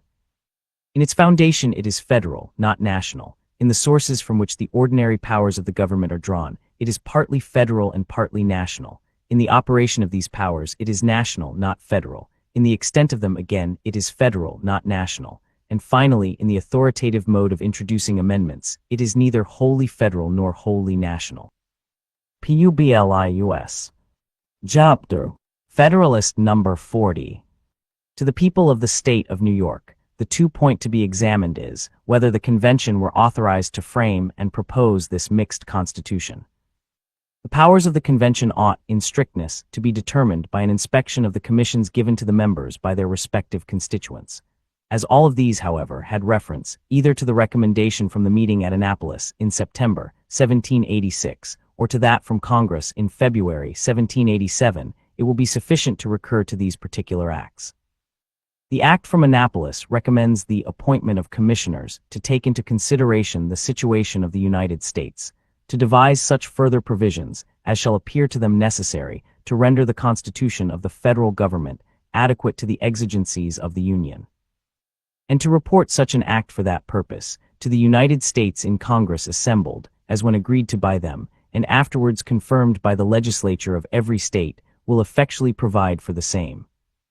The commendatory act of Congress is in the words following: whereas there is provision in the Articles of Confederation and Perpetual Union for making alterations therein, by the assent of a Congress of the United States and of the legislatures of the several states, and whereas experience hath evinced that there are defects in the present Confederation, as a mean to remedy which, several of the states, and particularly the state of New York, by express instructions to their delegates in Congress, have suggested a convention for the purposes expressed in the following resolution, and such convention appearing to be the most probable mean of establishing in these states a firm national government. Resolved that in the opinion of Congress it is expedient that on the second Monday of May next a convention of delegates, who shall have been appointed by the several states, be held at Philadelphia, for the sole and express purpose of revising the Articles of Confederation, and reporting to Congress and the several legislatures such alterations and provisions therein, as shall, when agreed to in Congress, and confirmed by the states, render the federal Constitution adequate to the exigencies of government and the preservation of the Union. From these two acts it appears, first, that the object of the convention was to establish, in these states, a firm national government. Second, that this government was to be such as would be adequate to the exigencies of government and the preservation of the Union. Third, that these purposes were to be effected by alterations and provisions in the Articles of Confederation, as it is expressed in the Act of Congress, or by such further provisions as should appear necessary, as it stands in the Recommendatory Act from Annapolis. Fourth, that the alterations and provisions were to be reported to Congress and to the states in order to be agreed to by the former and confirmed by the latter. From a comparison and fair construction of these several modes of expression is to be deduced the authority under which the convention acted. They were to frame a national government, adequate to the exigencies of government and of the Union, and to reduce the Articles of Confederation into such form as to accomplish these purposes. There are two rules of construction, dictated by plain reason, as well as founded on legal axioms. The one is that every part of the expression ought, if possible, to be allowed some meaning, and be made to conspire to some common end. The other is that where the several parts cannot be made to coincide, the less important should give way to the more important part. The means should be sacrificed to the end, rather than the end to the means. Suppose then that the expressions defining the authority of the convention were irreconcilably at variance with each other, that a national and adequate government could not possibly, in the judgment of the convention, be effected by alterations and provisions in the Articles of Confederation, which part of the definition ought to have been embraced and which rejected, which was the more important, which the less important part, which the end, which the means. Let the most scrupulous expositors of delegated powers, let the most inveterate objectors against those exercised by the convention, answer these questions. Let them declare whether it was of most importance to the happiness of the people of America that the Articles of Confederation should be disregarded, and an adequate government be provided, and the Union preserved, or that an adequate government should be omitted, and the Articles of Confederation preserved. Let them declare whether the preservation of these articles was the end, for securing which a reform of the government was to be introduced as the means, or whether the establishment of a government, adequate to the national happiness, was the end at which these articles themselves originally aimed, and to which they ought, as insufficient means, to have been sacrificed.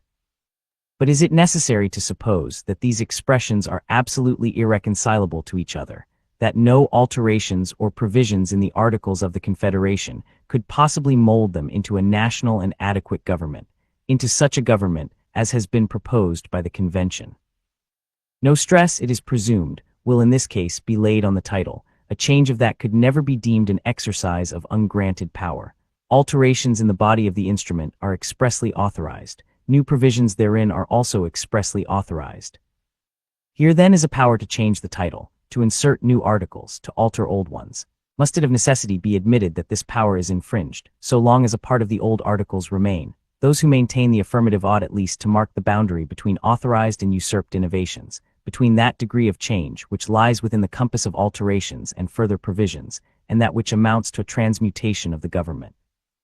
Will it be said that the alterations ought not to have touched the substance of the Confederation? The states would never have appointed a convention with so much solemnity, nor described its objects with so much latitude, if some substantial reform had not been in contemplation. Will it be said that the fundamental principles of the Confederation were not within the purview of the convention, and ought not to have been varied? I ask, what are these principles? Do they require that, in the establishment of the Constitution, the states should be regarded as distinct and independent sovereigns? They are so regarded by the Constitution proposed. Do they require that the members of the government should derive their appointment from the legislatures, not from the people of the states? One branch of the new government is to be appointed by these legislatures, and under the Confederation, the delegates to Congress may all be appointed immediately by the people, and in 2 states citation 29 are actually so appointed. Do they require that the powers of the government should act on the states, and not immediately on individuals? In some instances, as has been shown, the powers of the new government will act on the states in their collective characters. In some instances, also, those of the existing government act immediately on individuals. In cases of capture, of piracy, of the post office, of coins, weights, and measures, of trade with the Indians, of claims under grants of land by different states, and above all in the case of trials by courts-martial in the Army and Navy, by which death may be inflicted without the intervention of a jury or even of a civil magistrate. In all these cases, the powers of the Confederation operate immediately on the persons and interests of individual citizens. Do these fundamental principles require, particularly, that no tax should be levied without the intermediate agency of the states? The Confederation itself authorizes a direct tax, to a certain extent, on the post office. The power of coinage has been so construed by Congress as to levy a tribute immediately from that source also. But pretermitting these instances, was it not an acknowledged object of the Convention and the universal expectation of the people, that the regulation of trade should be submitted to the general government in such a form as would render it an immediate source of general revenue? Had not Congress repeatedly recommended this measure as not inconsistent with the fundamental principles of the Confederation? Had not every state but one, had not New York herself, so far complied with the plan of Congress as to recognize the principle of the innovation? Do these principles, in fine, require that the powers of the general government should be limited, and that, beyond this limit, the states should be left in possession of their sovereignty and independence? We have seen that in the new government, as in the old, the general powers are limited, and that the states, in all unenumerated cases, are left in the enjoyment of their sovereign and independent jurisdiction. Truth is that the great principles of the Constitution proposed by the Convention may be considered less as absolutely new than as the expansion of principles which are found in the Articles of Confederation. The misfortune under the latter system has been that these principles are so feeble and confined as to justify all the charges of inefficiency which have been urged against it, and to require a degree of enlargement which gives to the new system the aspect of an entire transformation of the old. In one particular, it is admitted that the Convention have departed from the tenor of their commission. Instead of reporting a plan requiring the confirmation of the legislatures of all the states, they have reported a plan which is to be confirmed by the people, and may be carried into effect by 9 states only. It is worthy of remark that this objection, though the most plausible, has been the least urged in the publications which have swarmed against the Convention. The forbearance can only have proceeded from an irresistible conviction of the absurdity of subjecting the fate of 12 states to the perverseness or corruption of a 13th. From the example of inflexible opposition given by a majority of 1/60th of the people of America to a measure approved and called for by the voice of 12 states, comprising 59/60ths of the people, an example still fresh in the memory and indignation of every citizen who has felt for the wounded honor and prosperity of his country.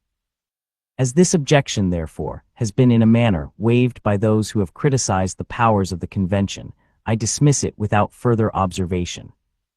The 3rd point to be inquired into is, how far considerations of duty arising out of the case itself could have supplied any defect of regular authority.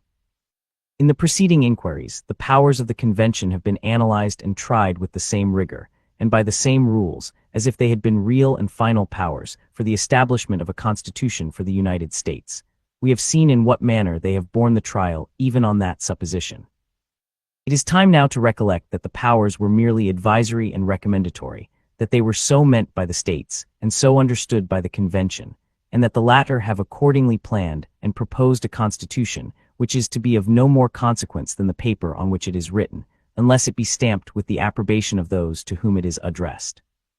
This reflection places the subject in a point of view altogether different, and will enable us to judge with propriety of the course taken by the Convention. Let us view the ground on which the Convention stood. It may be collected from their proceedings that they were deeply and unanimously impressed with the crisis, which had led their country almost with one voice to make so singular and solemn an experiment for correcting the errors of a system by which this crisis had been produced, that they were no less deeply and unanimously convinced that such a reform as they have proposed was absolutely necessary to effect the purposes of their appointment. It could not be unknown to them that the hopes and expectations of the great body of citizens throughout this great empire were turned with the keenest anxiety to the event of their deliberations. They had every reason to believe that the contrary sentiments agitated the minds and bosoms of every external and internal foe to the liberty and prosperity of the United States. They had seen in the origin and progress of the experiment the alacrity with which the proposition, made by a single state, Virginia, towards a partial amendment of the Confederation, had been attended to and promoted. They had seen the liberty assumed by a very few deputies from a very few states, convened at Annapolis, of recommending a great and critical object, wholly foreign to their commission, not only justified by the public opinion, but actually carried into effect by 12 out of the 13 states. They had seen in a variety of instances assumptions by Congress, not only of commendatory, but of operative powers warranted in the public estimation, by occasions and objects infinitely less urgent than those by which their conduct was to be governed. They must have reflected that in all great changes of established governments, forms ought to give way to substance, that a rigid adherence in such cases to the former would render nominal and nugatory the transcendent and precious right of the people to abolish or alter their governments as to them shall seem most likely to affect their safety and happiness. 2. Since it is impossible for the people spontaneously and universally to move in concert towards their object. And it is therefore essential that such changes be instituted by some informal and unauthorized propositions, made by some patriotic and respectable citizen or number of citizens. They must have recollected that it was by this irregular and assumed privilege of proposing to the people plans for their safety and happiness, that the states were first united against the danger with which they were threatened by their ancient government, that committees and congresses were formed for concentrating their efforts and defending their rights, and that conventions were elected in the several states for establishing the constitutions under which they are now governed. Nor could it have been forgotten that no little ill-timed scruples, no zeal for adhering to ordinary forms, were anywhere seen, except in those who wished to indulge, under these masks, their secret enmity to the substance contended for. They must have borne in mind that as the plan to be framed and proposed was to be submitted to the people themselves, the disapproval of this supreme authority would destroy it forever, its approbation blot out antecedent errors and irregularities. It might even have occurred to them that where a disposition to cavil prevailed, their neglect to execute the degree of power vested in them, and still more their recommendation of any measure whatever, not warranted by their commission, would not less excite animadversion than a recommendation at once of a measure fully commensurate to the national exigencies. Had the convention, under all these impressions, and in the midst of all these considerations, instead of exercising a manly confidence in their country, by whose confidence they had been so peculiarly distinguished, and of pointing out a system capable, in their judgment, of securing its happiness, taken the cold and sullen resolution of disappointing its ardent hopes, of sacrificing substance to forms, of committing the dearest interests of their country to the uncertainties of delay and the hazard of events. Let me ask the man who can raise his mind to one elevated conception, who can awaken in his bosom one patriotic emotion, what judgment ought to have been pronounced by the impartial world, by the friends of mankind, by every virtuous citizen, on the conduct and character of this assembly. Or if there be a man whose propensity to condemn is susceptible of no control, let me then ask what sentence he has in reserve for the 12 states who usurped the power of sending deputies to the convention, a body utterly unknown to their constitutions, for Congress, who recommended the appointment of this body, equally unknown to the Confederation, and for the state of New York in particular, which first urged and then complied with this unauthorized interposition. That the objectors may be disarmed of every pretext, it shall be granted for a moment that the convention were neither authorized by their commission, nor justified by circumstances in proposing a constitution for their country. Does it follow that the constitution ought, for that reason alone, to be rejected? If, according to the noble precept, it be lawful to accept good advice even from an enemy, shall we set the ignoble example of refusing such advice even when it is offered by our friends? The prudent inquiry in all cases ought surely to be, not so much from whom the advice comes, as whether the advice be good. The sum of what has been here advanced and proved is, that the charge against the convention of exceeding their powers, except in one instance little urged by the objectors, has no foundation to support it, that if they had exceeded their powers, they were not only warranted, but required, as the confidential servants of their country, by the circumstances in which they were placed, to exercise the liberty which they assume. And that finally, if they had violated both their powers and their obligations, in proposing a constitution, this ought nevertheless to be embraced, if it be calculated to accomplish the views and happiness of the people of America. How far this character is due to the Constitution is the subject under investigation. Publius. Chapter 5. Federalist number 41. To the people of the state of New York, the Constitution proposed by the Convention may be considered under two general points of view. The one relates to the sum or quantity of power which it vests in the government, including the restraints imposed on the states. The two, to the particular structure of the government and the distribution of this power among its several branches. Under the first view of the subject, two important questions arise. 1. whether any part of the powers transferred to the general government be unnecessary or improper. 2. Whether the entire mass of them be dangerous to the portion of jurisdiction left in the several states. Is the aggregate power of the general government greater than ought to have been vested in it? This is the one question. It cannot have escaped those who have attended with candor to the arguments employed against the extensive powers of the government, that the authors of them have very little considered how far these powers were necessary means of attaining a necessary end. They have chosen rather to dwell on the inconveniences which must be unavoidably blended with all political advantages, and on the possible abuses which must be incident to every power or trust of which a beneficial use can be made. This method of handling the subject cannot impose on the good sense of the people of America. It may display the subtlety of the writer. It may open a boundless field for rhetoric and declamation. It may inflame the passions of the unthinking and may confirm the prejudices of the misdrinking. But cool and candid people will at once reflect that the purest of human blessings must have a portion of alloy in them, that the choice must always be made, if not of the lesser evil, at least of the greater, not the perfect, good. And that in every political institution, a power to advance the public happiness involves a discretion which may be misapplied and abused. They will see, therefore, that in all cases where power is to be conferred, the point first to be decided is, whether such a power be necessary to the public good, as the next will be, in case of an affirmative decision, to guard as effectually as possible against a perversion of the power to the public detriment. That we may form a correct judgment on this subject, it will be proper to review the several powers conferred on the government of the Union, and that this may be the more conveniently done, they may be reduced into different classes as they relate to the following different objects: 1. Security against foreign danger. 2. Regulation of the intercourse with foreign nations. 3. Maintenance of harmony and proper intercourse among the states. 4. Certain miscellaneous objects of general utility. 5. Restraint of the states from certain injurious acts. 6. Provisions for giving due efficacy to all these powers. The powers falling within the one class are those of declaring war and granting letters of marque, of providing armies and fleets, of regulating and calling forth the militia, of levying and borrowing money. Security against foreign danger is one of the primitive objects of civil society. It is an avowed and essential object of the American Union. The powers requisite for attaining it must be effectually confided to the federal councils. Is the power of declaring war necessary? No man will answer this question in the negative. It would be superfluous, therefore, to enter into a proof of the affirmative. The existing confederation establishes this power in the most ample form. Is the power of raising armies and equipping fleets necessary? This is involved in the foregoing power. It is involved in the power of self-defense. But was it necessary to give an indefinite power of raising troops, as well as providing fleets, and of maintaining both in peace as well as in war? The answer to these questions has been too far anticipated in another place to admit an extensive discussion of them in this place. The answer indeed seems to be so obvious and conclusive as scarcely to justify such a discussion in any place. With what color of propriety could the force necessary for defense be limited by those who cannot limit the force of offense?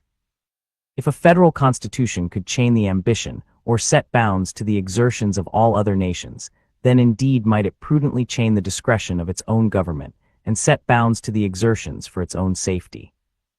How could a readiness for war in time of peace be safely prohibited, unless we could prohibit, in like manner, the preparations and establishments of every hostile nation? The means of security can only be regulated by the means and the danger of attack. They will, in fact, be ever determined by these rules, and by no others. It is in vain to oppose constitutional barriers to the impulse of self-preservation. It is worse than in vain, because it plants in the Constitution itself necessary usurpations of power, every precedent of which is a germ of unnecessary and multiplied repetitions. If one nation maintains constantly a disciplined army, ready for the service of ambition or revenge, it obliges the most pacific nations, who may be within the reach of its enterprises, to take corresponding precautions. The 15th century was the unhappy epoch of military establishments in the time of peace. They were introduced by Charles VII of France. All Europe has followed, or been forced into, the example. Had the example not been followed by other nations, all Europe must long ago have worn the chains of a universal monarch. Were every nation except France now to disband its peace establishments, the same event might follow.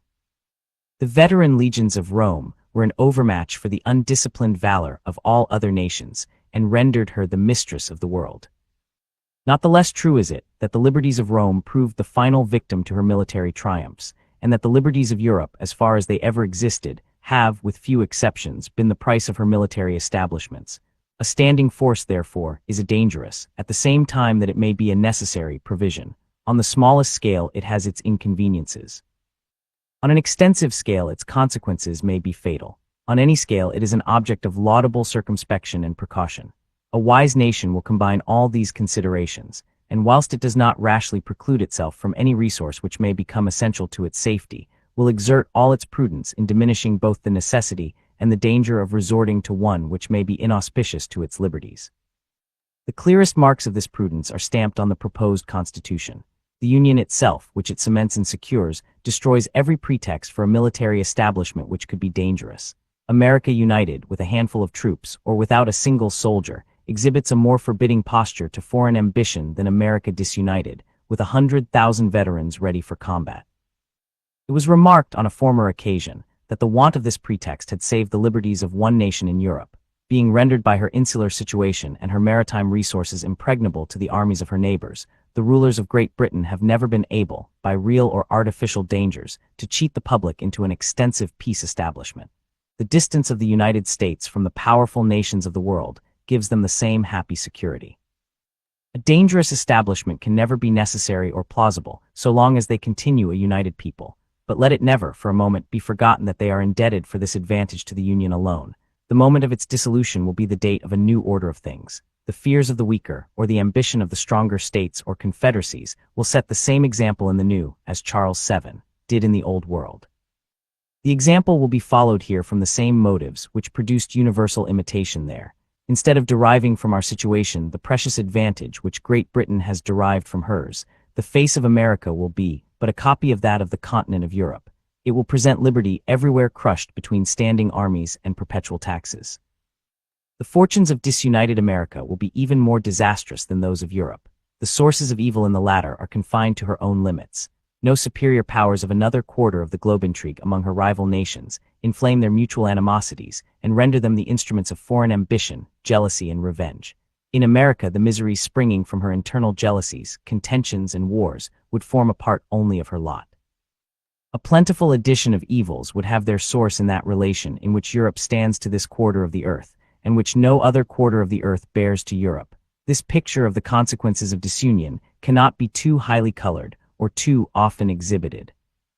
Every man who loves peace, every man who loves his country, every man who loves liberty, ought to have it ever before his eyes, that he may cherish in his heart a due attachment to the Union of America, and be able to set a due value on the means of preserving it. Next to the effectual establishment of the Union, the best possible precaution against danger from standing armies is a limitation of the term for which revenue may be appropriated to their support. This precaution the Constitution has prudently added. I will not repeat here the observations which I flatter myself have placed this subject in a just and satisfactory light, but it may not be improper to take notice of an argument against this part of the Constitution, which has been drawn from the policy and practice of Great Britain. It is said that the continuance of an army in that kingdom requires an annual vote of the legislature, whereas the American Constitution has lengthened this critical period to 2 years. This is the form in which the comparison is usually stated to the public, but is it a just form? Is it a fair comparison? Does the British Constitution restrain the parliamentary discretion to 1 year? Does the American impose on the Congress appropriations for 2 years?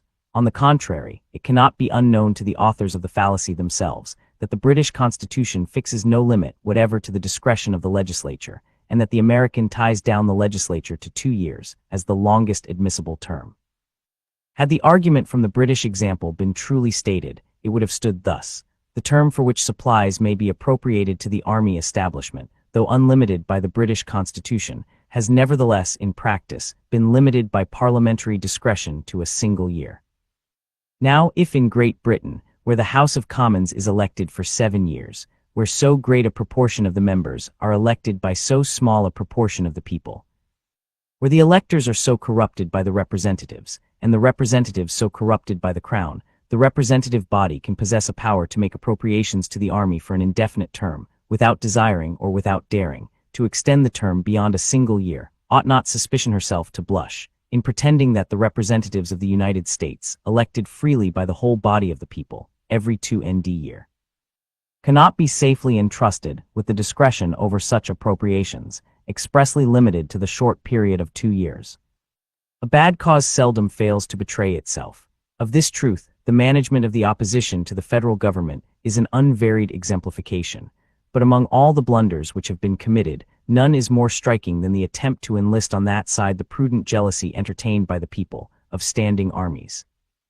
The attempt has awakened fully the public attention to that important subject, and has led to investigations which must terminate in a thorough and universal conviction, not only that the Constitution has provided the most effectual guards against danger from that quarter, but that nothing short of a Constitution fully adequate to the national defense and the preservation of the Union can save America from as many standing armies as it may be split into states or confederacies, and from such a progressive augmentation of these establishments in each, as will render them as burdensome to the properties and ominous to the liberties of the people, as any establishment that can become necessary under a united and efficient government must be tolerable to the former and safe to the latter. The palpable necessity of the power to provide and maintain a navy has protected that part of the Constitution against a spirit of censure, which has spared few other parts. It must indeed be numbered among the greatest blessings of America, that as her Union will be the only source of her maritime strength, so this will be a principal source of her security against danger from abroad. In this respect, our situation bears another likeness to the insular advantage of Great Britain. The batteries most capable of repelling foreign enterprises on our safety are happily such as can never be turned by a perfidious government against our liberties.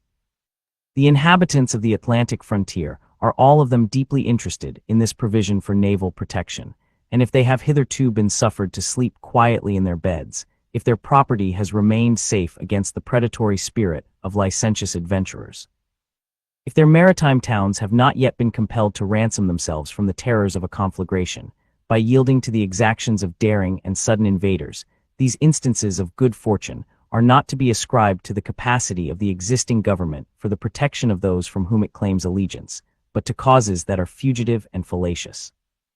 If we except perhaps Virginia and Maryland, which are peculiarly vulnerable on their eastern frontiers, no part of the Union ought to feel more anxiety on this subject than New York. Her seacoast is extensive. A very important district of the state is an island. The state itself is penetrated by a large navigable river for more than 50 leagues.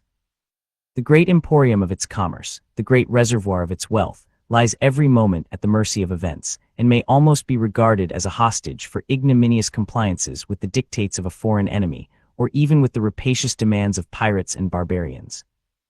Should a war be the result of the precarious situation of European affairs, and all the unruly passions attending it be let loose on the ocean, our escape from insults and depredations, not only on that element, but every part of the other bordering on it, will be truly miraculous. In the present condition of America, the states more immediately exposed to these calamities have nothing to hope from the phantom of a general government which now exists, and if their single resources were equal to the task of fortifying themselves against the danger, the object to be protected would be almost consumed by the means of protecting them. The power of regulating and calling forth the militia has been already sufficiently vindicated and explained. The power of levying and borrowing money, being the sinew of that which is to be exerted in the national defense, is properly thrown into the same class with it. This power also has been examined already with much attention, and has, I trust, been clearly shown to be necessary, both in the extent and form given to it by the Constitution. I will address one additional reflection only to those who contend that the power ought to have been restrained to external taxation, by which they mean taxes on articles imported from other countries. It cannot be doubted that this will always be a valuable source of revenue, that for a considerable time it must be a principal source, that at this moment it is an essential one. But we may form very mistaken ideas on this subject, if we do not call to mind in our calculations that the extent of revenue drawn from foreign commerce must vary with the variations, both in the extent and the kind of imports, and that these variations do not correspond with the progress of population, which must be the general measure of the public wants. As long as agriculture continues the sole field of labor, the importation of manufactures must increase as the consumers multiply. As soon as domestic manufactures are begun by the hands not called for by agriculture, the imported manufactures will decrease as the numbers of people increase. In a more remote stage, the imports may consist in a considerable part of raw materials, which will be wrought into articles for exportation, and will therefore require rather the encouragement of bounties than to be loaded with discouraging duties. A system of government, meant for duration, ought to contemplate these revolutions and be able to accommodate itself to them. Some who have not denied the necessity of the power of taxation have grounded a very fierce attack against the Constitution on the language in which it is defined. It has been urged and echoed that the power to lay and collect taxes, duties, imposts, and excises to pay the debts and provide for the common defense and general welfare of the United States amounts to an unlimited commission to exercise every power which may be alleged to be necessary for the common defense or general welfare. No stronger proof could be given of the distress under which these writers labor for objections than their stooping to such a misconstruction. Had no other enumeration or definition of the powers of the Congress been found in the Constitution than the general expressions just cited, the authors of the objection might have had some color for it, though it would have been difficult to find a reason for so awkward a form of describing an authority to legislate in all possible cases. A power to destroy the freedom of the press, the trial by jury, or even to regulate the course of dissents, or the forms of conveyances, must be very singularly expressed by the terms to raise money for the general welfare. But what color can the objection have, when a specification of the objects alluded to by these general terms immediately follows, and is not even separated by a longer pause than a semicolon? If the different parts of the same instrument ought to be so expounded as to give meaning to every part which will bear it, shall one part of the same sentence be excluded altogether from a share in the meaning?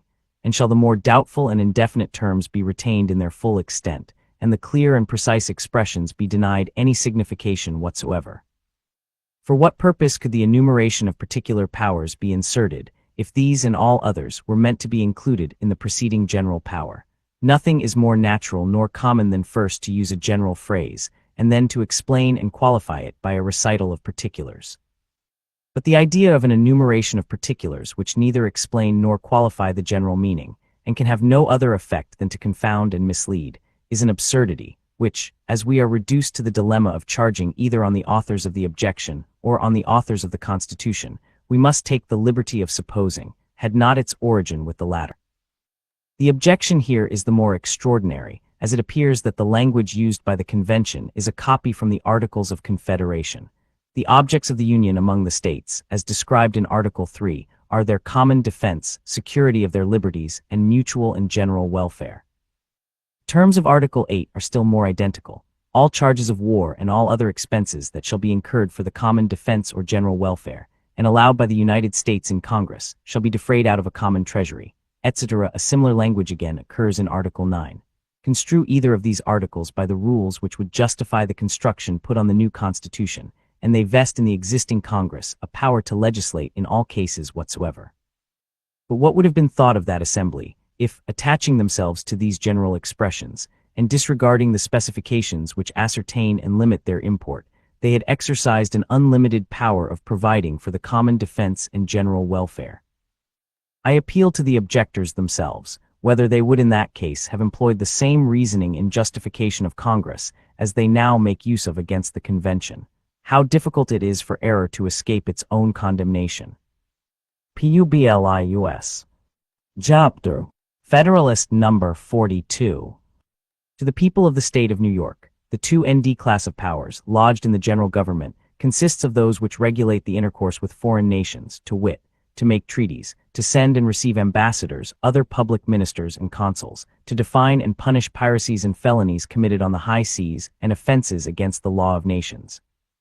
To regulate foreign commerce, including a power to prohibit, after the year 1808, the importation of slaves, and to lay an intermediate duty of $10 per head as a discouragement to such importations.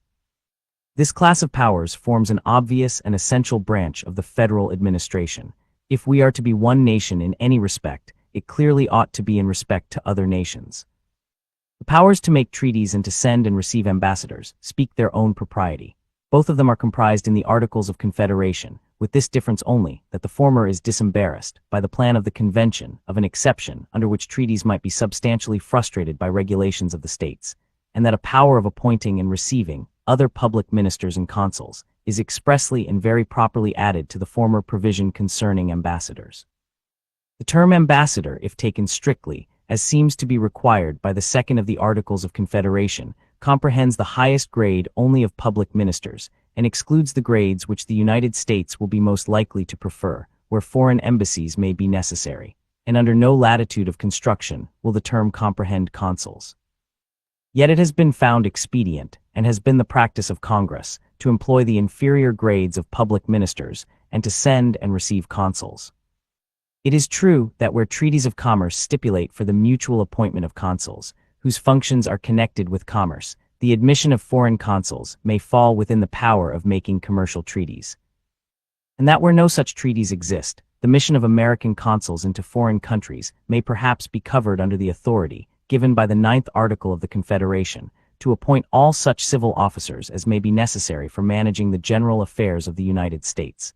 But the admission of consuls into the United States, where no previous treaty has stipulated it, seems to have been nowhere provided for. A supply of the omission is one of the lesser instances in which the convention have improved on the model before them, but the most minute provisions become important when they tend to obviate the necessity or the pretext for gradual and unobserved usurpations of power. A list of the cases in which Congress have been betrayed, or forced by the defects of the Confederation, into violations of their chartered authorities, would not a little surprise those who have paid no attention to the subject, and would be no inconsiderable argument in favor of the new Constitution, which seems to have provided no less studiously for the lesser than the more obvious and striking defects of the old. The power to define and punish piracies and felonies committed on the high seas, and offenses against the law of nations, belongs with equal propriety to the general government, and is a still greater improvement on the Articles of Confederation. These articles contain no provision for the case of offenses against the law of nations, and consequently leave it in the power of any indiscreet member to embroil the Confederacy with foreign nations. The provision of the federal articles on the subject of piracies and felonies extends no further than to the establishment of courts for the trial of these offenses. The definition of piracies might, perhaps, without inconvenience, be left to the law of nations, though a legislative definition of them is found in most municipal codes. A definition of felonies on the high seas is evidently requisite. Felony is a term of loose signification, even in the common law of England, and of various import in the statute law of that kingdom. But neither the common nor the statute law of that, or of any other nation, ought to be a standard for the proceedings of this, unless previously made its own by legislative adoption. The meaning of the term, as defined in the codes of the several states, would be as impracticable as the former would be a dishonorable and illegitimate guide. It is not precisely the same in any two of the states, and varies in each with every revision of its criminal laws. For the sake of certainty and uniformity, therefore, the power of defining felonies in this case was in every respect necessary and proper. The regulation of foreign commerce, having fallen within several views which have been taken of this subject, has been too fully discussed to need additional proofs here of its being properly submitted to the federal administration. It were doubtless to be wished that the power of prohibiting the importation of slaves had not been postponed until the year 1808, or rather that it had been suffered to have immediate operation. But it is not difficult to account, either for this restriction on the general government, or for the manner in which the whole clause is expressed. It ought to be considered as a great point gained in favor of humanity, that a period of 20 years may terminate forever within these states, a traffic which has so long and so loudly upbraided the barbarism of modern policy. That within that period it will receive a considerable discouragement from the federal government, and may be totally abolished, by a concurrence of the few states which continue the unnatural traffic, in the prohibitory example which has been given by so great a majority of the Union. Happy would it be for the unfortunate Africans, if an equal prospect lay before them of being redeemed from the oppressions of their European brethren. Attempts have been made to pervert this clause into an objection against the Constitution, by representing it on one side as a criminal toleration of an illicit practice, and on another as calculated to prevent voluntary and beneficial emigrations from Europe to America. I mention these misconstructions, not with a view to give them an answer, for they deserve none, but as specimens of the manner and spirit in which some have thought fit to conduct their opposition to the proposed government. The powers included in the three class are those which provide for the harmony and proper intercourse among the states. Under this head might be included the particular restraints imposed on the authority of the states, and certain powers of the judicial department, but the former are reserved for a distinct class, and the latter will be particularly examined when we arrive at the structure and organization of the government. I shall confine myself to a cursory review of the remaining powers comprehended under this third description, to wit, to regulate commerce among the several states in the Indian tribes, to coin money, regulate the value thereof and of foreign coin, to provide for the punishment of counterfeiting the current coin and securities of the United States, to fix the standard of weights and measures, to establish a uniform rule of naturalization and uniform laws of bankruptcy, to prescribe the manner in which the public acts, records, and judicial proceedings of each state shall be proved, and the effect they shall have in other states, and to establish post offices and post roads. The defect of power in the existing confederacy to regulate the commerce between its several members is in the number of those which have been clearly pointed out by experience. To the proofs and remarks which former papers have brought into view on this subject, it may be added that without this supplemental provision, the great and essential power of regulating foreign commerce would have been incomplete and ineffectual. A very material object of this power was the relief of the states which import and export through other states, from the improper contributions levied on them by the latter. Were these at liberty to regulate the trade between state and state, it must be foreseen that ways would be found out to load the articles of import and export, during the passage through their jurisdiction, with duties which would fall on the makers of the latter and the consumers of the former. We may be assured by past experience that such a practice would be introduced by future contrivances, and both by that and a common knowledge of human affairs, that it would nourish unceasing animosities, and not improbably terminate in serious interruptions of the public tranquility. To those who do not view the question through the medium of passion or of interest, the desire of the commercial states to collect, in any form, an indirect revenue from their uncommercial neighbors must appear not less impolitic than it is unfair, since it would stimulate the injured party, by resentment as well as interest, to resort to less convenient channels for their foreign trade. But the mild voice of reason, pleading the cause of an enlarged and permanent interest, is but too often drowned, before public bodies as well as individuals, by the clamors of an impatient avidity for immediate and immoderate gain. The necessity of a superintending authority over the reciprocal trade of confederated states has been illustrated by other examples as well as our own. In Switzerland, where the union is so very slight, each canton is obliged to allow to merchandises a passage through its jurisdiction into other cantons, without an augmentation of the tolls. In Germany it is a law of the empire, that the princes and states shall not lay tolls or customs on bridges, rivers, or passages, without the consent of the emperor and the diet, though it appears from a quotation in an antecedent paper, that the practice in this, as in many other instances in that confederacy, has not followed the law, and has produced there the mischiefs which have been foreseen here. Among the restraints imposed by the Union of the Netherlands on its members, one is, that they shall not establish imposts disadvantageous to their neighbors, without the general permission. The regulation of commerce with the Indian tribes is very properly unfettered from two limitations in the Articles of Confederation, which render the provision obscure and contradictory. The power is there restrained to Indians, not members of any of the states, and is not to violate or infringe the legislative right of any state within its own limits. What description of Indians are to be deemed members of a state is not yet settled, and has been a question of frequent perplexity and contention in the federal councils. And how the trade with Indians, though not members of a state, yet residing within its legislative jurisdiction, can be regulated by an external authority, without so far intruding on the internal rights of legislation, is absolutely incomprehensible. This is not the only case in which the Articles of Confederation have inconsiderately endeavored to accomplish impossibilities, to reconcile a partial sovereignty in the Union with complete sovereignty in the states, to subvert a mathematical axiom by taking away a part and letting the whole remain. All that need be remarked on the power to coin money, regulate the value thereof, and of foreign coin, is that by providing for this last case, the Constitution has supplied a material omission in the Articles of Confederation. The authority of the existing Congress is restrained to the regulation of coins struck by their own authority, or that of the respective states. It must be seen at once that the proposed uniformity in the value of the current coin might be destroyed by subjecting that of foreign coin to the different regulations of the different states. The punishment of counterfeiting the public securities, as well as the current coin, is submitted of course to that authority which is to secure the value of both.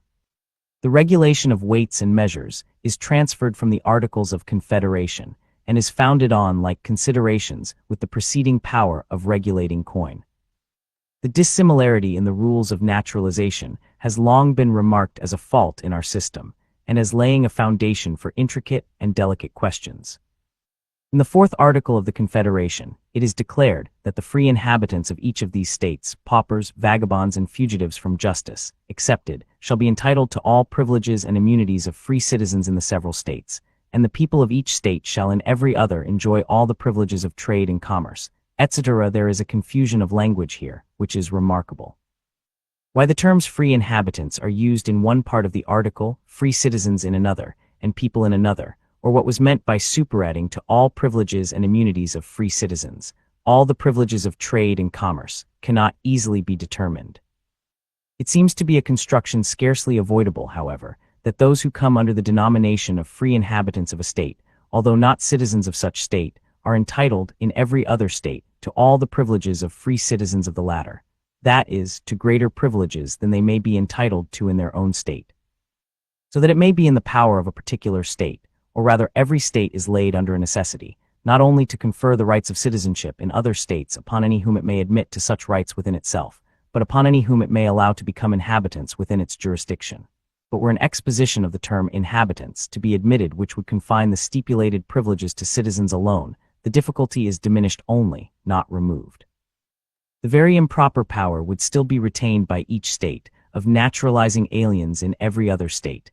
In one state, residence for a short term confirms all the rights of citizenship. In another, qualifications of greater importance are required. An alien, therefore, legally incapacitated for certain rights in the latter, may, by previous residence only in the former, elude his incapacity, and thus the law of one state be preposterously rendered paramount to the law of another, within the jurisdiction of the other. We owe it to mere casualty that very serious embarrassments on this subject have been hitherto escaped. By the laws of several states, certain descriptions of aliens who had rendered themselves obnoxious were laid under interdicts inconsistent not only with the rights of citizenship but with the privilege of residence. What would have been the consequence if such persons, by residence or otherwise, had acquired the character of citizens under the laws of another state, and then asserted their rights as such, both to residence and citizenship, within the state prescribing them? Whatever the legal consequences might have been, other consequences would probably have resulted, of too serious a nature not to be provided against. The new Constitution has accordingly, with great propriety, made provision against them, and all others proceeding from the defect of the Confederation on this head, by authorizing the general government to establish a uniform rule of naturalization throughout the United States. The power of establishing uniform laws of bankruptcy is so intimately connected with the regulation of commerce, and will prevent so many frauds where the parties or their property may lie or be removed into different states, that the expediency of it seems not likely to be drawn into question. The power of prescribing by general laws the manner in which the public acts, records, and judicial proceedings of each state shall be proved, and the effect they shall have in other states, is an evident and valuable improvement on the clause relating to this subject in the Articles of Confederation. The meaning of the latter is extremely indeterminate, and can be of little importance under any interpretation which it will bear. The power here established may be rendered a very convenient instrument of justice, and be particularly beneficial on the borders of contiguous states, where the effects liable to justice may be suddenly and secretly translated, in any stage of the process, within a foreign jurisdiction. The power of establishing post roads must, in every view, be a harmless power, and may perhaps, by judicious management, become productive of great public conveniency. Nothing which tends to facilitate the intercourse between the states can be deemed unworthy of the public care. Publius. Federalist number 43. To the people of the state of New York, the 4th class comprises the following miscellaneous powers. 1. A power to promote the progress of science and useful arts, by securing, for a limited time, to authors and inventors, the exclusive right to their respective writings and discoveries. The utility of this power will scarcely be questioned. The copyright of authors has been solemnly adjudged, in Great Britain, to be a right of common law. The right to useful inventions seems with equal reason to belong to the inventors. The public good fully coincides in both cases with the claims of individuals. The states cannot separately make effectual provisions for either of the cases, and most of them have anticipated the decision of this point, by laws passed at the instance of Congress. 2. To exercise exclusive legislation, in all cases whatsoever over such district, not exceeding 10 miles square, as may, by cession of particular states and the acceptance of Congress, become the seat of the government of the United States, and to exercise like authority over all places purchased by the consent of the legislatures of the states in which the same shall be, for the erection of forts, magazines, arsenals, dockyards, and other needful buildings. The indispensable necessity of complete authority at the seat of government carries its own evidence with it.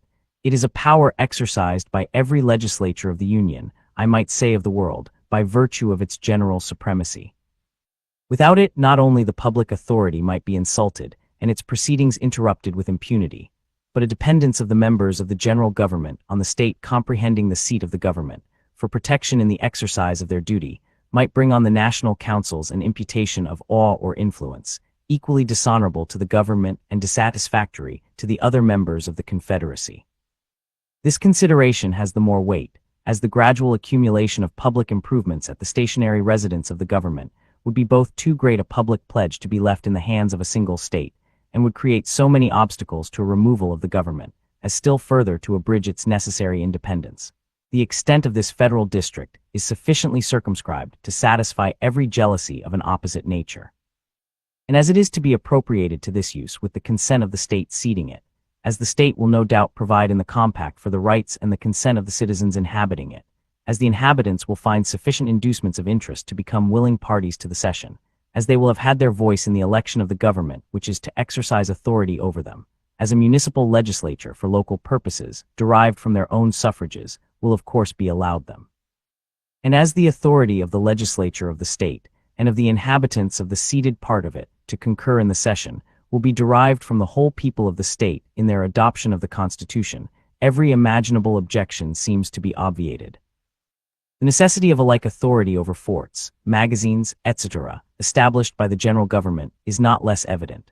The public money expended on such places, and the public property deposited in them, requires that they should be exempt from the authority of the particular state, nor would it be proper for the places on which the security of the entire Union may depend, to be in any degree dependent on a particular member of it.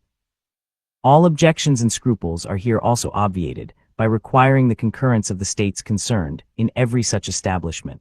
3. To declare the punishment of treason, but no attainder of treason shall work corruption of blood or forfeiture, except during the life of the person attainted.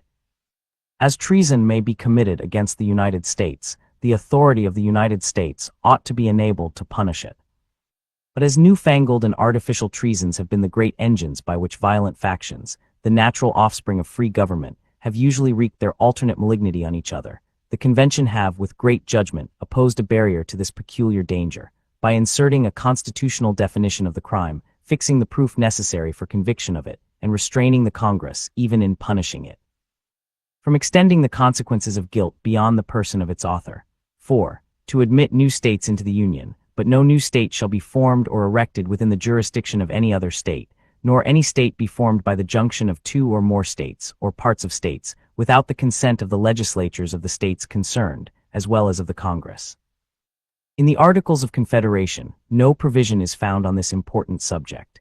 Canada was to be admitted of right, on her joining in the measures of the United States, and the other colonies, by which were evidently meant the other British colonies, at the discretion of 9 states. The eventual establishment of new states seems to have been overlooked by the compilers of that instrument. We have seen the inconvenience of this omission, and the assumption of power into which Congress have been led by it. With great propriety, therefore, has the new system supplied the defect. The general precaution that no new states shall be formed without the concurrence of the federal authority, and that of the states concerned, is consonant to the principles which ought to govern such transactions. The particular precaution against the erection of new states by the partition of a state without its consent quiets the jealousy of the larger states, as that of the smaller is quieted by a like precaution against a junction of states without their consent. 5. To dispose of and make all needful rules and regulations respecting the territory or other property belonging to the United States, with a proviso that nothing in the Constitution shall be so construed as to prejudice any claims of the United States or of any particular state. This is a power of very great importance, and required by considerations similar to those which show the propriety of the former. The proviso annexed is proper in itself, and was probably rendered absolutely necessary by jealousies and questions concerning the Western Territory sufficiently known to the public. 6. To guarantee to every state in the Union a republican form of government, to protect each of them against invasion, and on application of the legislature, or of the executive, when the legislature cannot be convened, against domestic violence. In a confederacy founded on Republican principles and composed of Republican members, the superintending government ought clearly to possess authority to defend the system against aristocratic or monarchical innovations. The more intimate the nature of such a union may be, the greater interest have the members in the political institutions of each other, and the greater right to insist that the forms of government under which the compact was entered into should be substantially maintained. But a right implies a remedy, and where else could the remedy be deposited than where it is deposited by the Constitution? Governments of dissimilar principles and forms have been found less adapted to a federal coalition of any sort than those of a kindred nature. As the Confederate Republic of Germany, says Montesquieu, consists of free cities and petty states, subject to different princes, experience shows us that it is more imperfect than that of Holland and Switzerland. Greece was undone, he adds, as soon as the king of Macedon obtained a seat among the Amphictyons.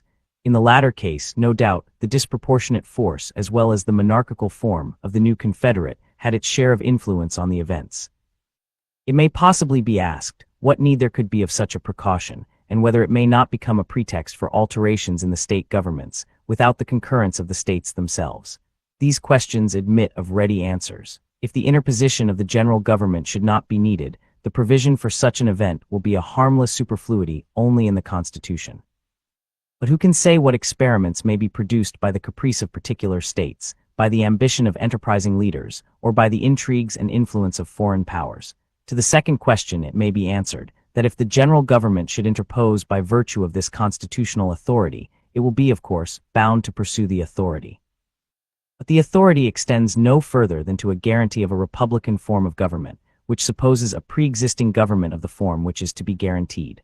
As long, therefore, as the existing republican forms are continued by the states, they are guaranteed by the federal constitution. Whenever the states may choose to substitute other republican forms, they have a right to do so, and to claim the federal guarantee for the latter. The only restriction imposed on them is that they shall not exchange republican for anti-republican constitutions, a restriction which, it is presumed, will hardly be considered as a grievance. Protection against invasion is due from every society to the parts composing it. The latitude of the expression here used seems to secure each state, not only against foreign hostility, but against ambitious or vindictive enterprises of its more powerful neighbors. The history, both of ancient and modern confederacies, proves that the weaker members of the Union ought not to be insensible to the policy of this article. Protection against domestic violence is added with equal propriety. It has been remarked that even among the Swiss cantons, which properly speaking are not under one government, provision is made for this object, and the history of that league informs us that mutual aid is frequently claimed and afforded, and as well by the most democratic as the other cantons. A recent and well-known event among ourselves has warned us to be prepared for emergencies of a like nature.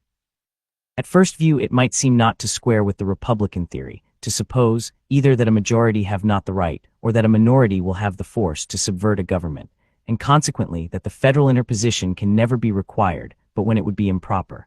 But theoretic reasoning, in this as in most other cases, must be qualified by the lessons of practice. Why may not illicit combinations, for purposes of violence, be formed as well by a majority of a state, especially a small state, as by a majority of a county, or a district of the same state?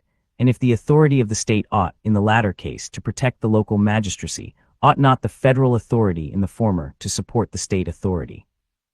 Besides, there are certain parts of the state constitutions which are so interwoven with the federal constitution that a violent blow cannot be given to the one without communicating the wound to the other. Insurrections in a state will rarely induce a federal interposition unless the number concerned in them bear some proportion to the friends of government. It will be much better that the violence in such cases should be repressed by the superintending power than that the majority should be left to maintain their cause by a bloody and obstinate contest. The existence of a right to interpose will generally prevent the necessity of exerting it. Is it true that force and right are necessarily on the same side in republican governments? May not the minor party possess such a superiority of pecuniary resources, of military talents and experience, or of secret succors from foreign powers, as will render it superior also in an appeal to the sword? May not a more compact and advantageous position turn the scale on the same side, against a superior number so situated as to be less capable of a prompt and collected exertion of its strength? Nothing can be more chimerical than to imagine that, in a trial of actual force, victory may be calculated by the rules which prevail in a census of the inhabitants, or which determine the event of an election. May it not happen, in fine, that the minority of citizens may become a majority of persons, by the accession of alien residents, of a casual concourse of adventurers, or of those whom the Constitution of the state has not admitted to the rights of suffrage.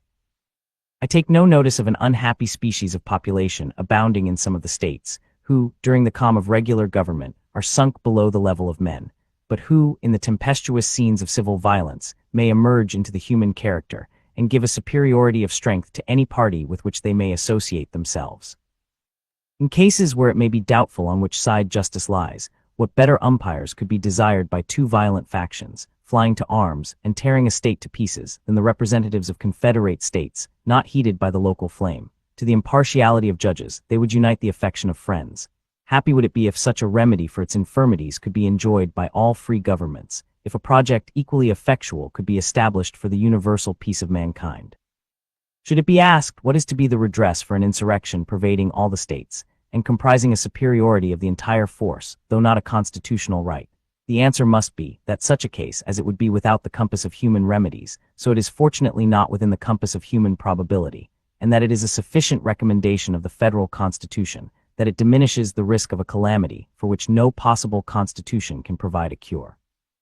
Among the advantages of a Confederate Republic enumerated by Montesquieu, an important one is, that should a popular insurrection happen in one of the states, the others are able to quell it. Should abuses creep into one part, they are reformed by those that remain sound. 7. To consider all debts contracted, and engagements entered into before the adoption of this Constitution, as being no less valid against the United States under this Constitution than under the Confederation. This can only be considered as a declaratory proposition, and may have been inserted, among other reasons, for the satisfaction of the foreign creditors of the United States, who cannot be strangers to the pretended doctrine that a change in the political form of civil society has the magical effect of dissolving its moral obligations. Among the lesser criticisms which have been exercised on the Constitution, it has been remarked that the validity of engagements ought to have been asserted in favor of the United States, as well as against them, and in the spirit which usually characterizes little critics, the omission has been transformed and magnified into a plot against the national rights. The authors of this discovery may be told, what few others need to be informed of, that as engagements are in their nature reciprocal, an assertion of their validity on one side necessarily involves a validity on the other side, and that as the article is merely declaratory, the establishment of the principle in one case is sufficient for every case. They may be further told that every constitution must limit its precautions to dangers that are not altogether imaginary, and that no real danger can exist that the government would dare, with or even without this constitutional declaration before it, to remit the debts justly due to the public, on the pretext here condemned. 8. To provide for amendments to be ratified by 3/4 of the states under 2 exceptions only. That useful alterations will be suggested by experience could not but be foreseen. It was requisite, therefore, that a mode for introducing them should be provided. The mode preferred by the convention seems to be stamped with every mark of propriety. It guards equally against that extreme facility, which would render the Constitution too mutable, and that extreme difficulty, which might perpetuate its discovered faults. It moreover equally enables the general and the state governments to originate the amendment of errors, as they may be pointed out by the experience on one side, or on the other. The exception in favor of the equality of suffrage in the Senate was probably meant as a palladium to the residuary sovereignty of the states, implied and secured by that principle of representation in one branch of the legislature, and was probably insisted on by the states particularly attached to that equality. The other exception must have been admitted on the same considerations which produced the privilege defended by it. 9. The ratification of the conventions of 9 states shall be sufficient for the establishment of this Constitution between the states, ratifying the same. This article speaks for itself. The express authority of the people alone could give due validity to the Constitution. To have required the unanimous ratification of the 13 states would have subjected the essential interests of the whole to the caprice or corruption of a single member. It would have marked a want of foresight in the convention, which our own experience would have rendered inexcusable. 2 questions of a very delicate nature present themselves on this occasion. 1. On what principle the Confederation, which stands in the solemn form of a compact among the states, can be superseded without the unanimous consent of the parties to it? 2. What relation is to subsist between the 9 or more states ratifying the Constitution and the remaining few who do not become parties to it? The first question is answered at once by recurring to the absolute necessity of the case, to the great principle of self-preservation, to the transcendent law of nature and of nature's God, which declares that the safety and happiness of society are the objects at which all political institutions aim, and to which all such institutions must be sacrificed. Perhaps, also, an answer may be found without searching beyond the principles of the compact itself. It has been heretofore noted among the defects of the Confederation that in many of the states it had received no higher sanction than a mere legislative ratification. The principle of reciprocity seems to require that its obligation on the other states should be reduced to the same standard. Compact between independent sovereigns, founded on ordinary acts of legislative authority, can pretend to no higher validity than a league or treaty between the parties. It is an established doctrine on the subject of treaties that all the articles are mutually conditions of each other, that a breach of any one article is a breach of the whole treaty, and that a breach committed by either of the parties absolves the others and authorizes them, if they please, to pronounce the compact violated and void. Should it unhappily be necessary to appeal to these delicate truths for a justification for dispensing with the consent of particular states to a dissolution of the Federal Pact, will not the complaining parties find it a difficult task to answer the multiplied and important infractions with which they may be confronted? The time has been when it was incumbent on us all to veil the ideas which this paragraph exhibits. The scene is now changed, and with it the part which the same motives dictate. The second question is not less delicate, and the flattering prospect of its being merely hypothetical forbids an over-curious discussion of it. It is one of those cases which must be left to provide for itself. In general, it may be observed that although no political relation can subsist between the assenting and dissenting states, yet the moral relations will remain uncancelled. The claims of justice, both on one side and on the other, will be in force and must be fulfilled. The rights of humanity must in all cases be duly and mutually respected, whilst considerations of a common interest, and above all, the remembrance of the endearing scenes which are past, and the anticipation of a speedy triumph over the obstacles to reunion, will, it is hoped, not urge in vain moderation on one side and prudence on the other. Publius. To the people of the State of New York, a 5th class of provisions in favor of the federal authority consists of the following restrictions on the authority of the several states. 1. No state shall enter into any treaty, alliance, or confederation, grant letters of marque in reprisal, coin money, emit bills of credit, make anything but gold and silver a legal tender in payment of debts, pass any bill of attainder, ex post facto law, or law impairing the obligation of contracts, or grant any title of nobility. The prohibition against treaties, alliances, and confederations makes a part of the existing Articles of Union, and for reasons which need no explanation, is copied into the new Constitution. The prohibition of letters of marque is another part of the old system, but is somewhat extended in the new. According to the former, letters of marque could be granted by the states after a declaration of war. According to the latter, these licenses must be obtained, as well during war as previous to its declaration, from the government of the United States. This alteration is fully justified by the advantage of uniformity in all points which relate to foreign powers, and of immediate responsibility to the nation in all those for whose conduct the nation itself is to be responsible. The right of coining money, which is here taken from the states, was left in their hands by the Confederation, as a concurrent right with that of Congress, under an exception in favor of the exclusive right of Congress to regulate the alloy and value. In this instance also, the new provision is an improvement on the old. Whilst the alloy and value depended on the general authority, a right of coinage in the particular states could have no other effect than to multiply expensive mints and diversify the forms and weights of the circulating pieces. The latter inconvenience defeats one purpose for which the power was originally submitted to the federal head, and as far as the former might prevent an inconvenient remittance of gold and silver to the central mint for re-encage, the end can be as well attained by local mints established under the general authority.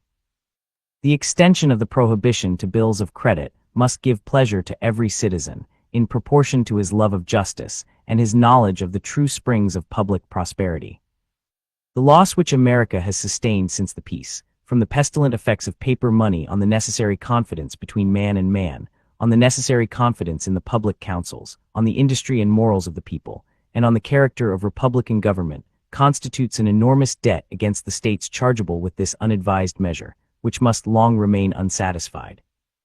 Or rather an accumulation of guilt, which can be expiated no otherwise than by a voluntary sacrifice on the altar of justice, of the power which has been the instrument of it.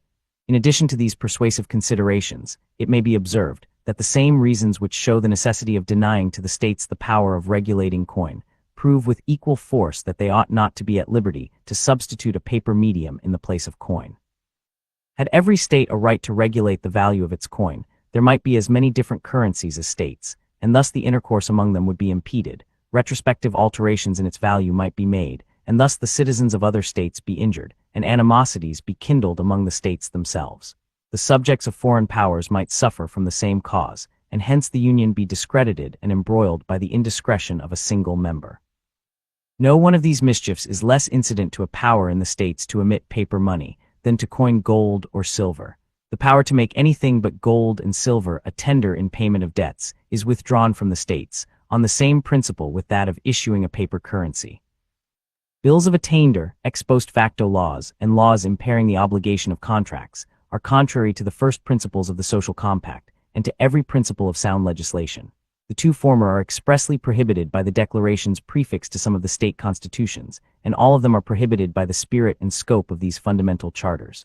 Our own experience has taught us, nevertheless, that additional fences against these dangers ought not to be omitted. Very properly, therefore, have the Convention added this constitutional bulwark in favor of personal security and private rights, and I am much deceived if they have not, in so doing, as faithfully consulted the genuine sentiments as the undoubted interests of their constituents. The sober people of America are weary of the fluctuating policy which has directed the public councils. They have seen with regret and indignation that sudden changes and legislative interferences, in cases affecting personal rights, become jobs in the hands of enterprising and influential speculators, and snares to the more industrious and less informed part of the community. They have seen, too, that one legislative interference is but the first link of a long chain of repetitions, every subsequent interference being naturally produced by the effects of the preceding. They very rightly infer, therefore, that some thorough reform is wanting, which will banish speculations on public measures, inspire a general prudence and industry, and give a regular course to the business of society. The prohibition with respect to titles of nobility is copied from the Articles of Confederation and needs no comment. 2. No state shall, without the consent of the Congress, lay any imposts or duties on imports or exports, except what may be absolutely necessary for executing its inspection laws, and the net produce of all duties and imposts laid by any state on imports or exports shall be for the use of the Treasury of the United States, and all such laws shall be subject to the revision and control of the Congress. No state shall, without the consent of Congress, lay any duty on tonnage, keep troops or ships of war in time of peace, enter into any agreement or compact with another state, or with a foreign power, or engage in war unless actually invaded, or in such imminent danger as will not admit of delay. The restraint on the power of the states over imports and exports is enforced by all the arguments which prove the necessity of submitting the regulation of trade to the federal councils. It is needless, therefore, to remark further on this head than that the manner in which the restraint is qualified seems well calculated at once to secure to the states a reasonable discretion in providing for the conveniency of their imports and exports, and to the United States a reasonable check against the abuse of this discretion. The remaining particulars of this clause fall within reasonings which are either so obvious, or have been so fully developed, that they may be passed over without remark. The 6th and last class consists of the several powers and provisions by which efficacy is given to all the rest. 1. Of these the first is, the power to make all laws which shall be necessary and proper for carrying into execution the foregoing powers, and all other powers vested by this Constitution in the government of the United States, or in any department or officer thereof. Few parts of the Constitution have been assailed with more intemperance than this, yet on a fair investigation of it, no part can appear more completely invulnerable. Without the substance of this power, the whole Constitution would be a dead letter. Those who object to the article, therefore, as a part of the Constitution, can only mean that the form of the provision is improper, but have they considered whether a better form could have been substituted? There are 4 other possible methods which the Constitution might have taken on this subject. They might have copied the 2nd article of the existing Confederation, which would have prohibited the exercise of any power not expressly delegated. They might have attempted a positive enumeration of the powers comprehended under the general terms necessary and proper. They might have attempted a negative enumeration of them, by specifying the powers accepted from the general definition. They might have been altogether silent on the subject, leaving these necessary and proper powers to construction and inference. Had the Convention taken the first method of adopting the 2nd article of Confederation, it is evident that the new Congress would be continually exposed, as their predecessors have been, to the alternative of construing the term expressonly with so much rigor as to disarm the government of all real authority whatever, or with so much latitude as to destroy altogether the force of the restriction. It would be easy to show, if it were necessary, that no important power, delegated by the Articles of Confederation, has been or can be executed by Congress, without recurring more or less to the doctrine of construction or implication. As the powers delegated under the new system are more extensive, the government which is to administer it would find itself still more distressed with the alternative of betraying the public interests by doing nothing, or of violating the Constitution by exercising powers inexpansibly necessary and proper, but at the same time not expressly granted. Had the Convention attempted a positive enumeration of the powers necessary and proper for carrying their other powers into effect, the attempt would have involved a complete digest of laws on every subject to which the Constitution relates, accommodated too, not only to the existing state of things, but to all the possible changes which futurity may produce. For in every new application of a general power, the particular powers, which are the means of attaining the object of the general power, must always necessarily vary with that object, and be often properly varied, whilst the object remains the same. Had they attempted to enumerate the particular powers, or means not necessary or proper for carrying the general powers into execution, the task would have been no less chimerical, and would have been liable to this further objection, that every defect in the enumeration would have been equivalent to a positive grant of authority.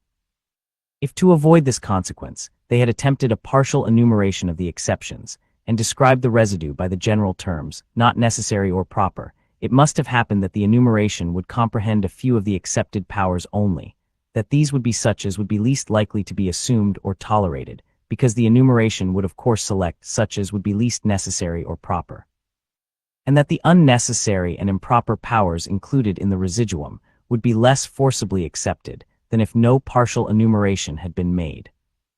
Had the Constitution been silent on this head, there can be no doubt that all the particular powers requisite as means of executing the general powers would have resulted to the government, by unavoidable implication.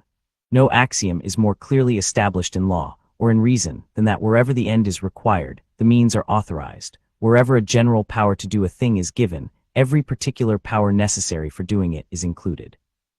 Had this last method, therefore, been pursued by the Convention, every objection now urged against their plan would remain in all its plausibility, and the real inconvenience would be incurred of not removing a pretext, which may be seized on critical occasions, for drawing into question the essential powers of the Union.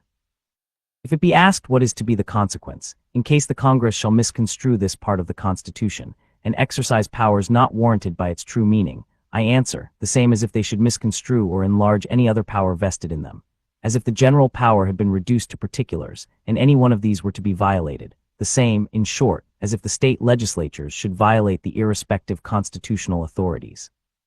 In the first instance, the success of the usurpation will depend on the executive and judiciary departments, which are to expound and give effect to the legislative acts, and in the last resort, a remedy must be obtained from the people who can, by the election of more faithful representatives, annul the acts of the usurpers.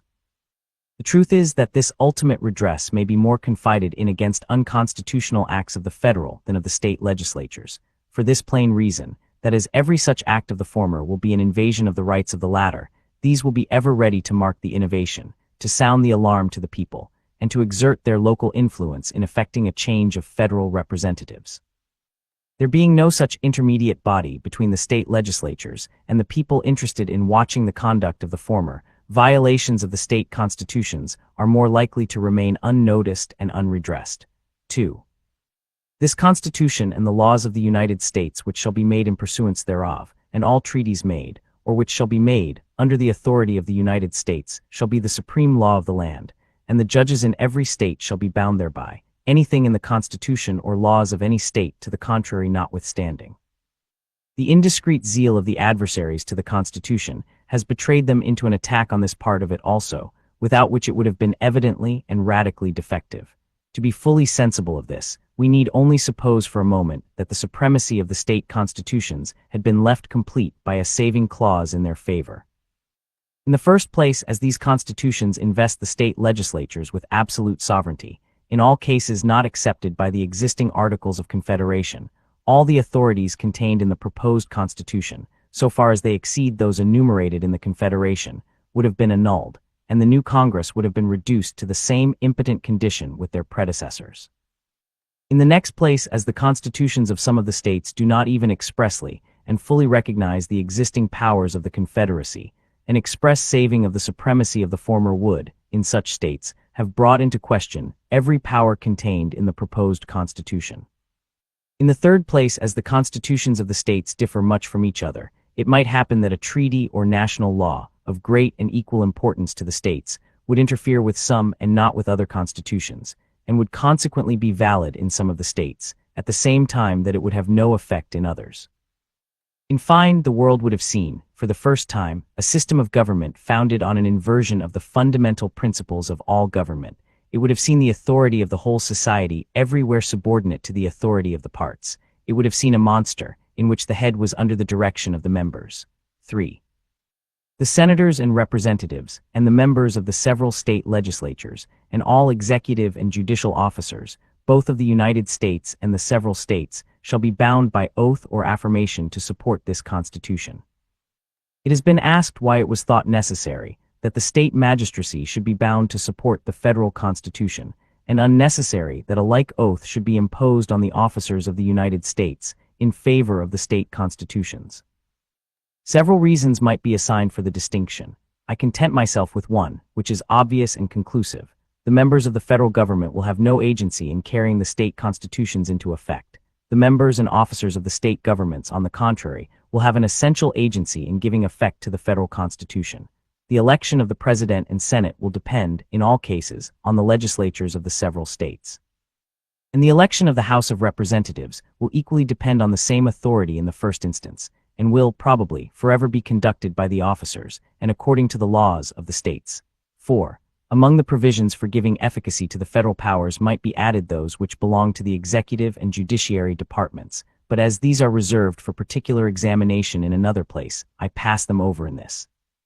We have now reviewed in detail all the articles composing the sum or quantity of power delegated by the proposed Constitution to the federal government, and are brought to this undeniable conclusion, that no part of the power is unnecessary or improper for accomplishing the necessary objects of the Union. The question, therefore, whether this amount of power shall be granted or not, resolves itself into another question, whether or not a government commensurate to the exigencies of the Union shall be established, or, in other words, whether the Union itself shall be preserved. Publius. Federalist number 45. To the people of the state of New York, having shown that no one of the powers transferred to the federal government is unnecessary or improper, the next question to be considered is whether the whole mass of them will be dangerous to the portion of authority left in the several states. The adversaries to the plan of the convention, instead of considering in the first place what degree of power was absolutely necessary for the purposes of the federal government, have exhausted themselves in a secondary inquiry into the possible consequences of the proposed degree of power to the governments of the particular states.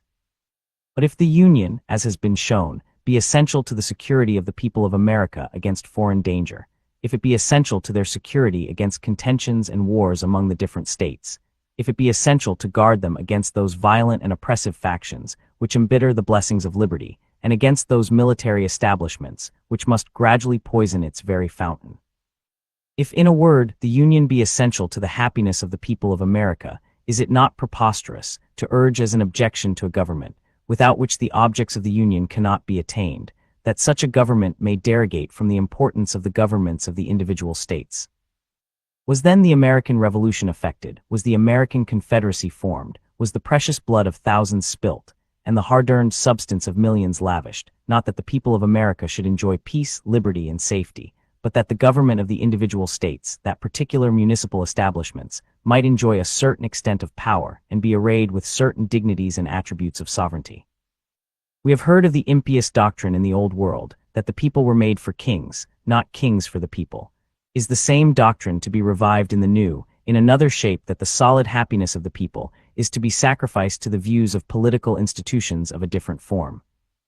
It is too early for politicians to presume on our forgetting that the public good, the real welfare of the great body of the people, is the supreme object to be pursued, and that no form of government whatever has any other value than as it may be fitted for the attainment of this object. Were the plan of the convention adverse to the public happiness, my voice would be, reject the plan. Were the union itself inconsistent with the public happiness, it would be, abolish the union.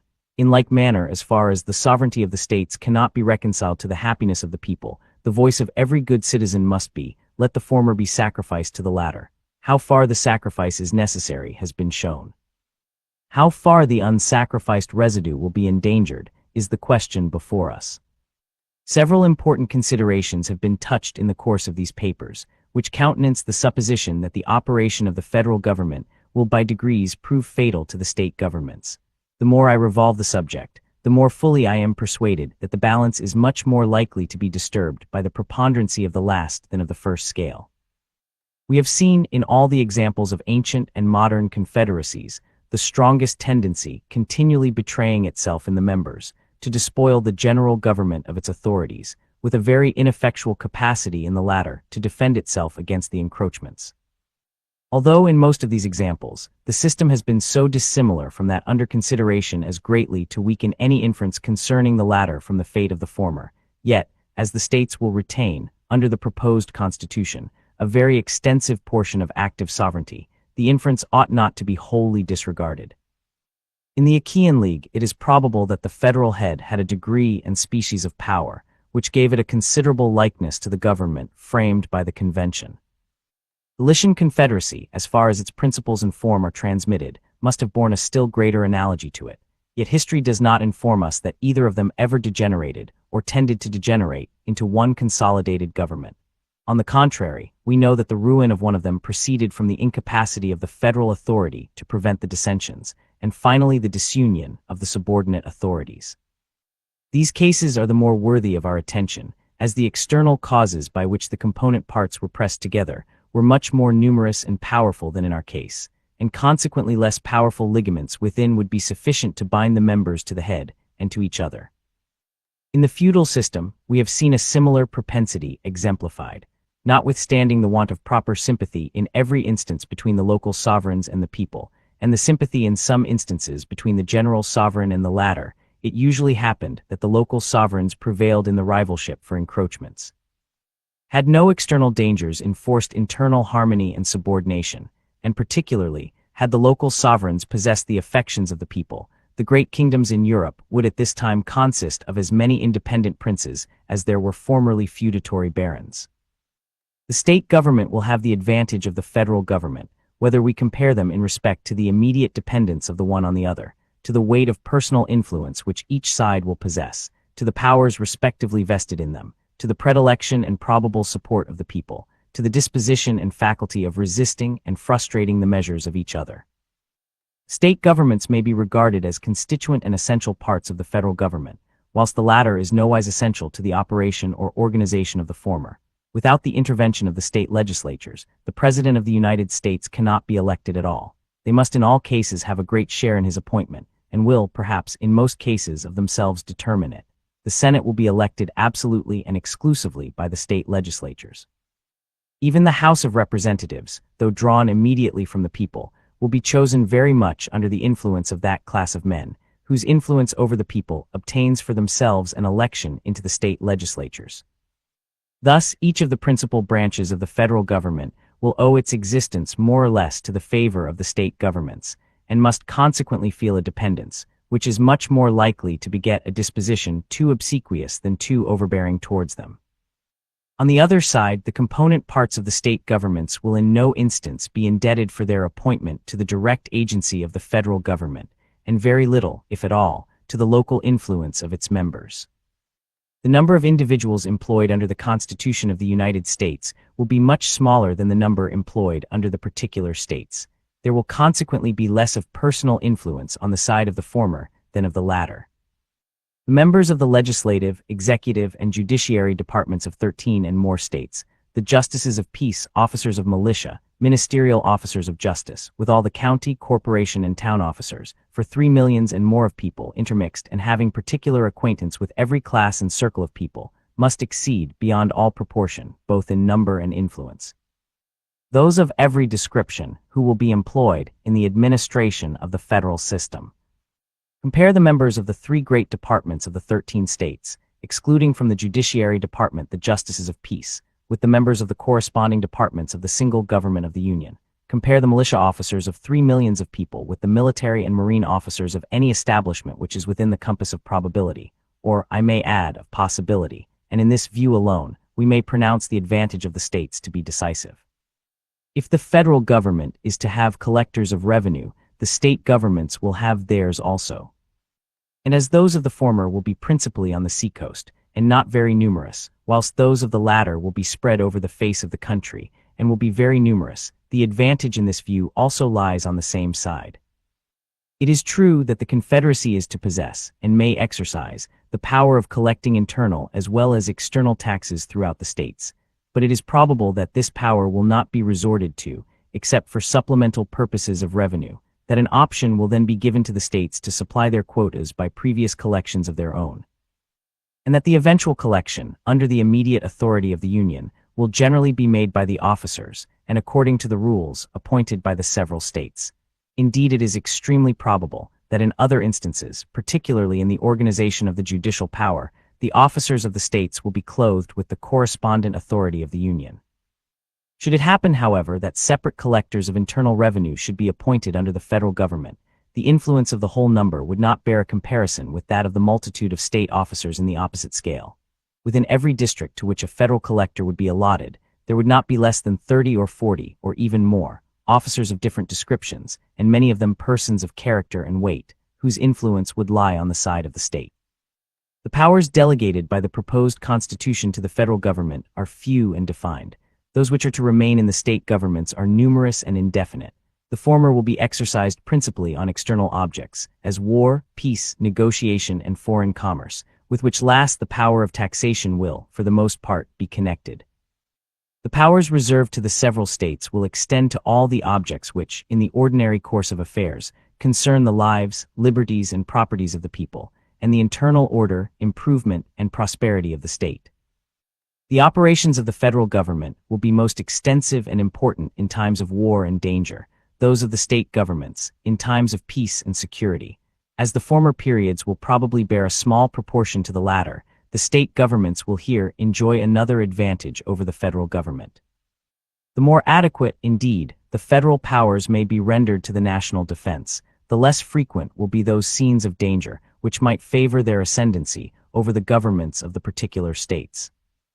If the new Constitution be examined with accuracy and candor, it will be found that the change which it proposes consists much less in the addition of new powers to the Union than in the invigoration of its original powers. The regulation of commerce, it is true, is a new power, but that seems to be an addition which few oppose, and from which no apprehensions are entertained. The powers relating to war and peace, armies and fleets, treaties and finance, with the other more considerable powers, are all vested in the existing Congress by the Articles of Confederation. The proposed change does not enlarge these powers, it only substitutes a more effectual mode of administering them. The change relating to taxation may be regarded as the most important, and yet the present Congress have as complete authority to require of the states indefinite supplies of money for the common defense and general welfare, as the future Congress will have to require them of individual citizens, and the latter will be no more bound than the states themselves have been, to pay the quotas respectively taxed on them.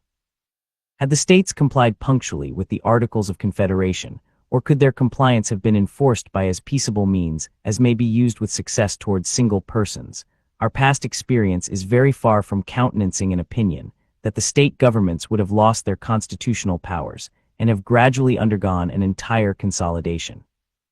To maintain that such an event would have ensued would be to say at once that the existence of the state governments is incompatible with any system, whatever that accomplishes the essential purposes of the Union. Publius. Federalist number 46. To the people of the state of New York, resuming the subject of the last paper, I proceed to inquire whether the federal government or the state governments will have the advantage with regard to the predilection and support of the people. Notwithstanding the different modes in which they are appointed, we must consider both of them as substantially dependent on the great body of the citizens of the United States. I assume this position here as it respects the first, reserving the proofs for another place. The federal and state governments are in fact but different agents and trustees of the people, constituted with different powers, and designed for different purposes. The adversaries of the Constitution seem to have lost sight of the people altogether in their reasonings on this subject, and to have viewed these different establishments not only as mutual rivals and enemies, but as uncontrolled by any common superior in their efforts to usurp the authorities of each other. These gentlemen must here be reminded of their error. They must be told that the ultimate authority, wherever the derivative may be found, resides in the people alone, and that it will not depend merely on the comparative ambition or address of the different governments, whether either or which of them will be able to enlarge its sphere of jurisdiction at the expense of the other. Truth, no less than decency, requires that the event in every case should be supposed to depend on the sentiments and sanction of their common constituents. Many considerations, besides those suggested on a former occasion, seem to place it beyond doubt that the first and most natural attachment of the people will be to the governments of their respective states. Into the administration of these, a greater number of individuals will expect to rise. From the gift of these, a greater number of offices and emoluments will flow. By the superintending care of these, all the more domestic and personal interests of the people will be regulated and provided for. With the affairs of these, the people will be more familiarly and minutely conversant, and with the members of these, will a greater proportion of the people have the ties of personal acquaintance and friendship, and of family and party attachments. On the side of these, therefore, the popular bias may well be expected most strongly to incline. Experience speaks the same language in this case. The federal administration, though hitherto very defective in comparison with what may be hoped under a better system, had, during the war, and particularly whilst the independent fund of paper emissions was in credit, an activity and importance as great as it can well have in any future circumstances whatever. It was engaged, too, in a course of measures which had for their object the protection of everything that was dear, and the acquisition of everything that could be desirable to the people at large. It was nevertheless invariably found, after the transient enthusiasm for the early congresses was over, that the attention and attachment of the people were turned anew to their own particular governments, that the Federal Council was at no time the idol of popular favor, and that opposition to proposed enlargements of its powers and importance was the side usually taken by the men who wished to build their political consequence on the prepossessions of their fellow citizens. If therefore, as has been elsewhere remarked, the people should in future become more partial to the federal than to the state governments, the change can only result from such manifest and irresistible proofs of a better administration as will overcome all their antecedent propensities.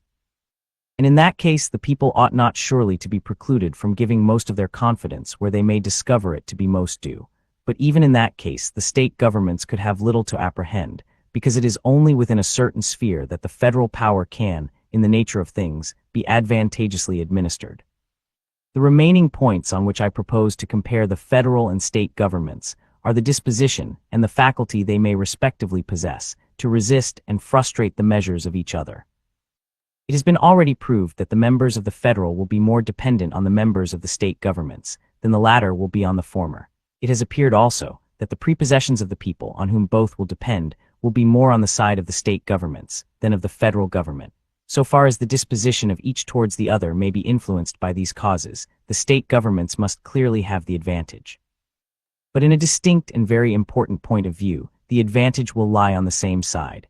The prepossessions, which the members themselves will carry into the federal government, will generally be favorable to the states, whilst it will rarely happen that the members of the state governments will carry into the public councils a bias in favor of the general government.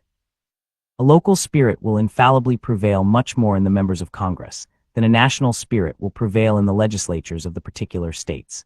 Everyone knows that a great proportion of the errors committed by the state legislatures proceeds from the disposition of the members to sacrifice the comprehensive and permanent interest of the state to the particular and separate views of the counties or districts in which they reside.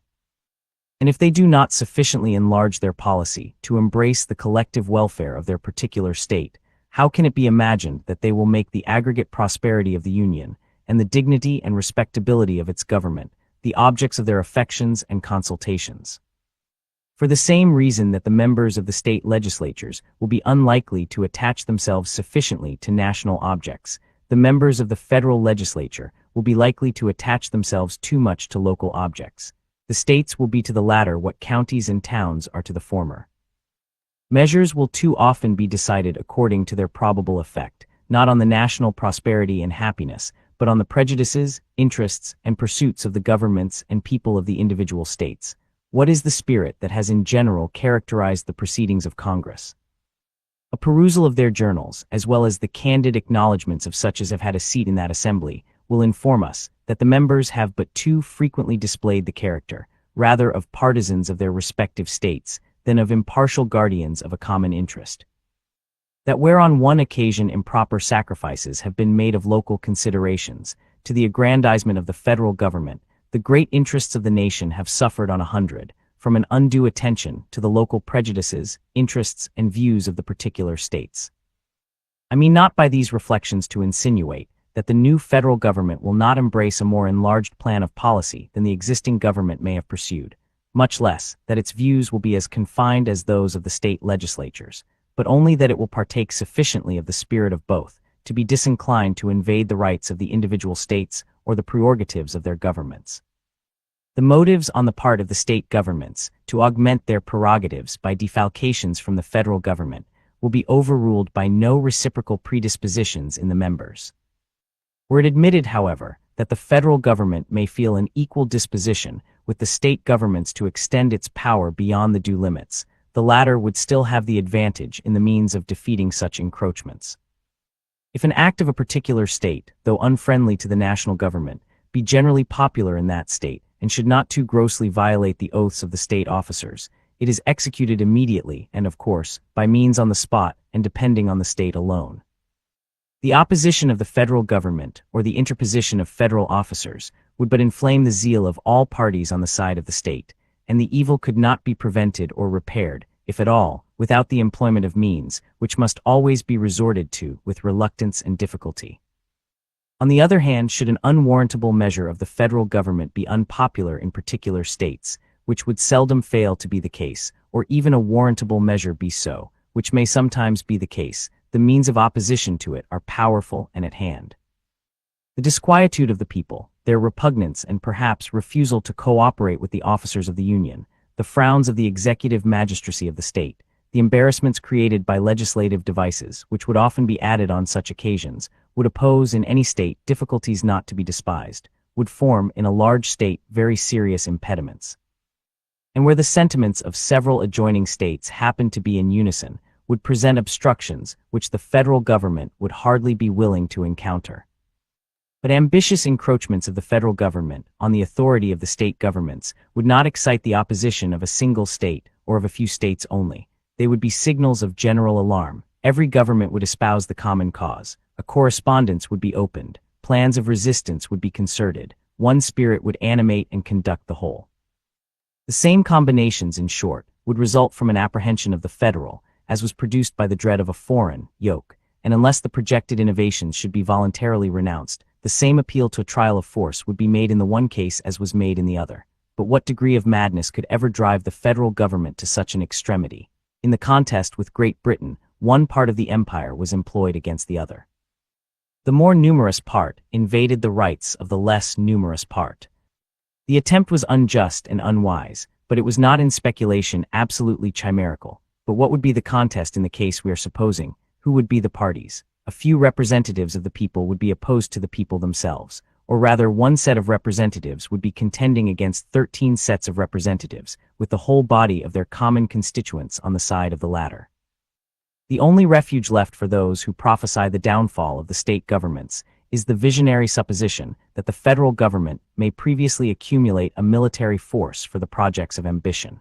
The reasonings contained in these papers must have been employed to little purpose indeed, if it could be necessary now to disprove the reality of this danger. That the people and the states should, for a sufficient period of time, elect an uninterrupted succession of men ready to betray both. That the traitors should, throughout this period, uniformly and systematically pursue some fixed plan for the extension of the military establishment. That the governments and the people of the states should silently and patiently behold the gathering storm, and continue to supply the materials, until it should be prepared to burst on their own heads, must appear to every one more like the incoherent dreams of a delirious jealousy, or the misjudged exaggerations of a counterfeit zeal, than like the sober apprehensions of genuine patriotism. Extravagant as the supposition is, let it however be made. Let a regular army, fully equal to the resources of the country, be formed, and let it be entirely at the devotion of the federal government. Still, it would not be going too far to say that the state governments, with the people on their side, would be able to repel the danger. The highest number to which, according to the best computation, a standing army can be carried in any country does not exceed 1/100th part of the whole number of souls, or 1/25th part of the number able to bear arms. This proportion would not yield, in the United States, an army of more than 25 or 30,000 men. To these would be opposed a militia, amounting to near 500,000 of citizens with arms in their hands, officered by men chosen from among themselves, fighting for their common liberties, and united and conducted by governments possessing their affections and confidence. It may well be doubted whether a militia thus circumstanced could ever be conquered by such a proportion of regular troops. Those who are best acquainted with the last successful resistance of this country against the British arms will be most inclined to deny the possibility of it.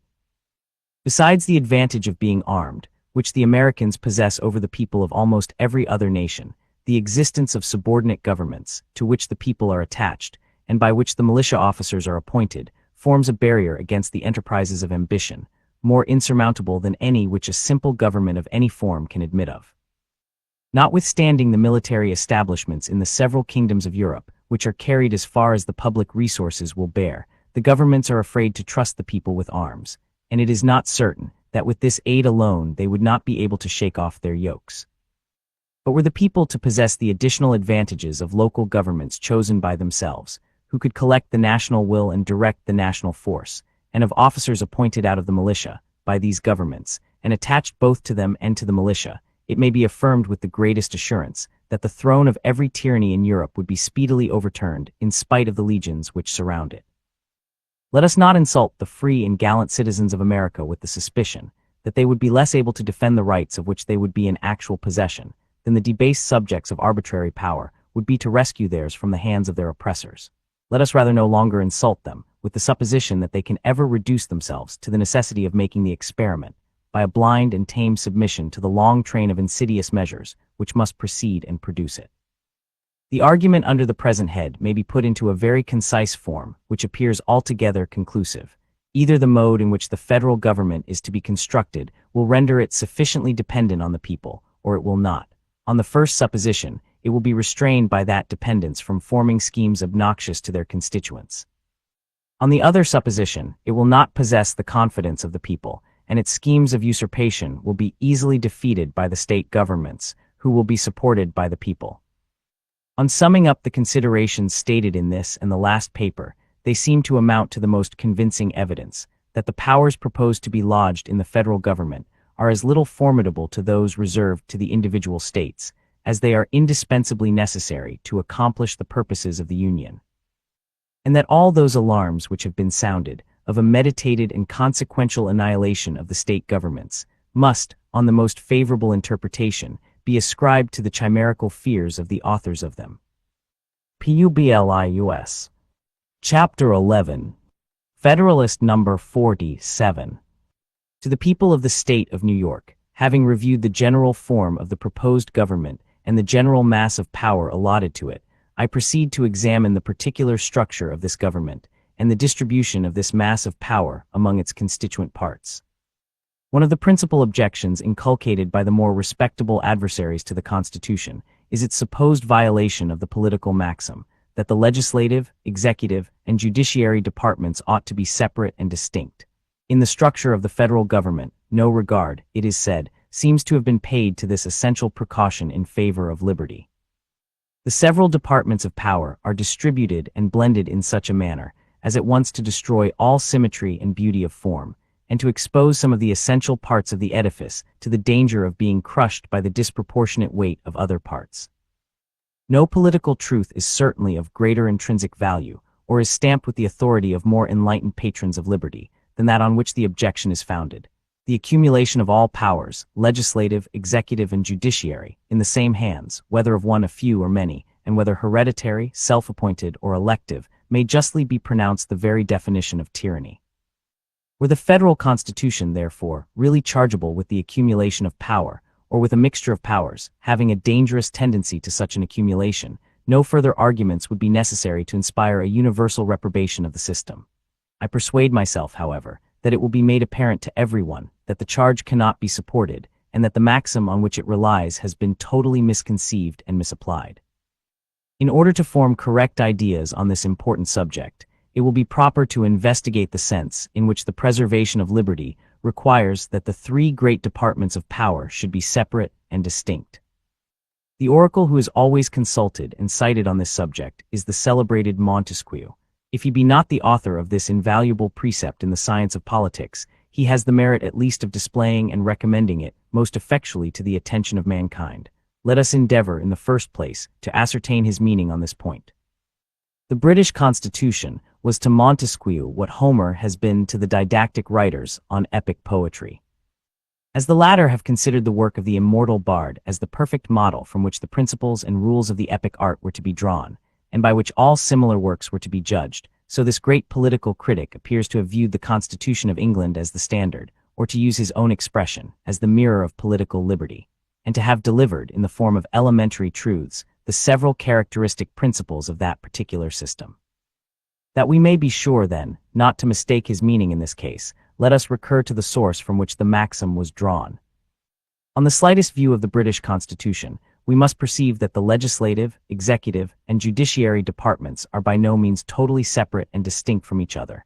The executive magistrate forms an integral part of the legislative authority. He alone has the prerogative of making treaties with foreign sovereigns, which when made have, under certain limitations, the force of legislative acts.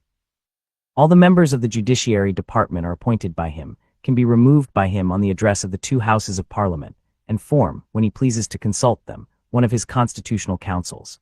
One branch of the legislative department forms also a great constitutional council to the executive chief, as on another hand, it is the sole depositary of judicial power in cases of impeachment, and is invested with the supreme appellate jurisdiction in all other cases. The judges, again, are so far connected with the legislative department as often to attend and participate in its deliberations, though not admitted to a legislative vote. From these facts by which Montesquieu was guided, it may clearly be inferred that, in saying, there can be no liberty where the legislative and executive powers are united in the same person, or body of magistrates, or, if the power of judging be not separated from the legislative and executive powers, he did not mean that these departments ought to have no partial agency in, or no control over, the acts of each other. His meaning, as his own words import, and still more conclusively as illustrated by the example in his eye, can amount to no more than this, that where the whole power of one department is exercised by the same hands which possess the whole power of another department, the fundamental principles of a free constitution are subverted. This would have been the case in the constitution examined by him, if the king, who is the sole executive magistrate, had possessed also the complete legislative power, or the supreme administration of justice, or if the entire legislative body had possessed the supreme judiciary, or the supreme executive authority. This, however, is not among the vices of that constitution. The magistrate in whom the whole executive power resides cannot of himself make a law, though he can put a negative on every law, nor administer justice in person, though he has the appointment of those who do administer it. The judges can exercise no executive prerogative, though they are shoots from the executive stock, nor any legislative function, though they may be advised with by the legislative councils. The entire legislature can perform no judiciary act, though by the joint act of two of its branches, the judges may be removed from their offices, and though one of its branches is possessed of the judicial power in the last resort. The entire legislature, again, can exercise no executive prerogative, though one of its branches constitutes the supreme executive magistracy, and another, on the impeachment of a third, can try and condemn all the subordinate officers in the executive department.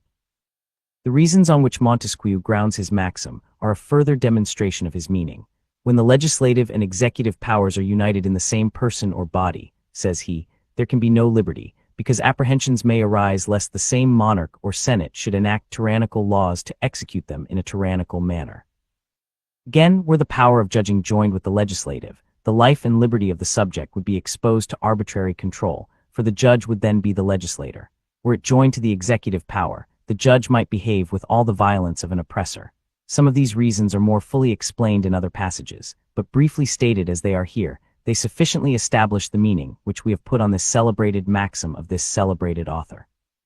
If we look into the constitutions of the several states, we find that, notwithstanding the emphatical, and in some instances, the unqualified terms in which this axiom has been laid down, There is not a single instance in which the several departments of power have been kept absolutely separate and distinct. New Hampshire, whose constitution was the last formed, seems to have been fully aware of the impossibility and inexpediency of avoiding any mixture whatever of these departments, and has qualified the doctrine by declaring that the legislative, executive, and judiciary powers ought to be kept as separate from, and independent of, each other as the nature of a free government will admit. Or as is consistent with that chain of connection that binds the whole fabric of the Constitution in one indissoluble bond of unity and amity. Her Constitution accordingly mixes these departments in several respects. The Senate, which is a branch of the legislative department, is also a judicial tribunal for the trial of impeachments. The President, who is the head of the executive department, is the presiding member also of the Senate, and besides an equal vote in all cases, has a casting vote in case of a tie. The executive head is himself eventually elective every year by the legislative department, and his council is every year chosen by and from the members of the same department. Several of the officers of state are also appointed by the legislature, and the members of the judiciary department are appointed by the executive department. The Constitution of Massachusetts has observed a sufficient though less pointed caution in expressing this fundamental article of liberty. It declares that the legislative department shall never exercise the executive and judicial powers, or either of them. The executive shall never exercise the legislative and judicial powers, or either of them. The judicial shall never exercise the legislative and executive powers, or either of them. This declaration corresponds precisely with the doctrine of Montesquieu, as it has been explained, and is not in a single point violated by the plan of the convention. It goes no farther than to prohibit any one of the entire departments from exercising the powers of another department. In the very Constitution to which it is prefixed, a partial mixture of powers has been admitted. The executive magistrate has a qualified negative on the legislative body, and the Senate, which is a part of the legislature, is a court of impeachment for members both of the executive and judiciary departments. The members of the judiciary department, again, are appointable by the executive department, and removable by the same authority on the address of the two legislative branches. Lastly, a number of the officers of government are annually appointed by the legislative department. As the appointment to offices, particularly executive offices, is in its nature an executive function, the compilers of the Constitution have, in this last point at least, violated the rule established by themselves. I pass over the constitutions of Rhode Island and Connecticut, because they were formed prior to the Revolution, and even before the principle under examination had become an object of political attention. The Constitution of New York contains no declaration on this subject, but appears very clearly to have been framed with an eye to the danger of improperly blending the different departments. It gives, nevertheless, to the executive magistrate a partial control over the legislative department, and what is more, gives a like control to the judiciary department, and even blends the executive and judiciary departments in the exercise of this control. In its council of appointment, members of the legislative are associated with the executive authority in the appointment of officers, both executive and judiciary, and its court for the trial of impeachments and correction of errors is to consist of one branch of the legislature and the principal members of the judiciary department. The Constitution of New Jersey has blended the different powers of government more than any of the preceding. The governor, who is the executive magistrate, is appointed by the legislature, is chancellor and ordinary or surrogate of the state, is a member of the Supreme Court of Appeals, and president with a casting vote of one of the legislative branches. The same legislative branch acts again as executive council of the governor, and with him constitutes the Court of Appeals. The members of the judiciary department are appointed by the legislative department and removable by one branch of it, on the impeachment of the other. According to the Constitution of Pennsylvania, the president, who is the head of the executive department, is annually elected by a vote in which the legislative department predominates. In conjunction with an executive council, he appoints the members of the judiciary department and forms a court of impeachment for trial of all officers, judiciary as well as executive. The judges of the Supreme Court and justices of the peace seem also to be removable by the legislature, and the executive power of pardoning in certain cases to be referred to the same department. The members of the executive council are made ex officio justices of peace throughout the state. In Delaware, the chief executive magistrate is annually elected by the legislative department. The speakers of the two legislative branches are vice presidents in the executive department. The executive chief, with 6 others appointed, three by each of the legislative branches, constitutes the Supreme Court of Appeals. He is joined with the legislative department in the appointment of the other judges. Throughout the states, it appears that the members of the legislature may at the same time be justices of the peace.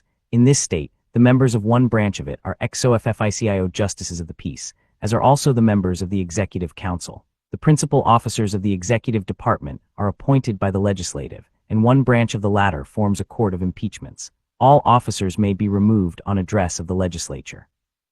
Maryland has adopted the maxim in the most unqualified terms, declaring that the legislative, executive, and judicial powers of government ought to be forever separate and distinct from each other. Her constitution, notwithstanding, makes the executive magistrate accountable by the legislative department, and the members of the judiciary by the executive department. The language of Virginia is still more pointed on this subject. Her constitution declares that the legislative, executive, and judiciary departments shall be separate and distinct, so that neither exercise the powers properly belonging to the other, nor shall any person exercise the powers of more than one of them at the same time, except that the justices of county courts shall be eligible to either house of assembly. Yet we find not only this express exception with respect to the members of the inferior courts, but that the chief magistrate with his executive council are appointable by the legislature, that two members of the latter are triennially displaced at the pleasure of the legislature, and that all the principal offices, both executive and judiciary, are filled by the same department. The executive prerogative of pardon also is in one case vested in the legislative department.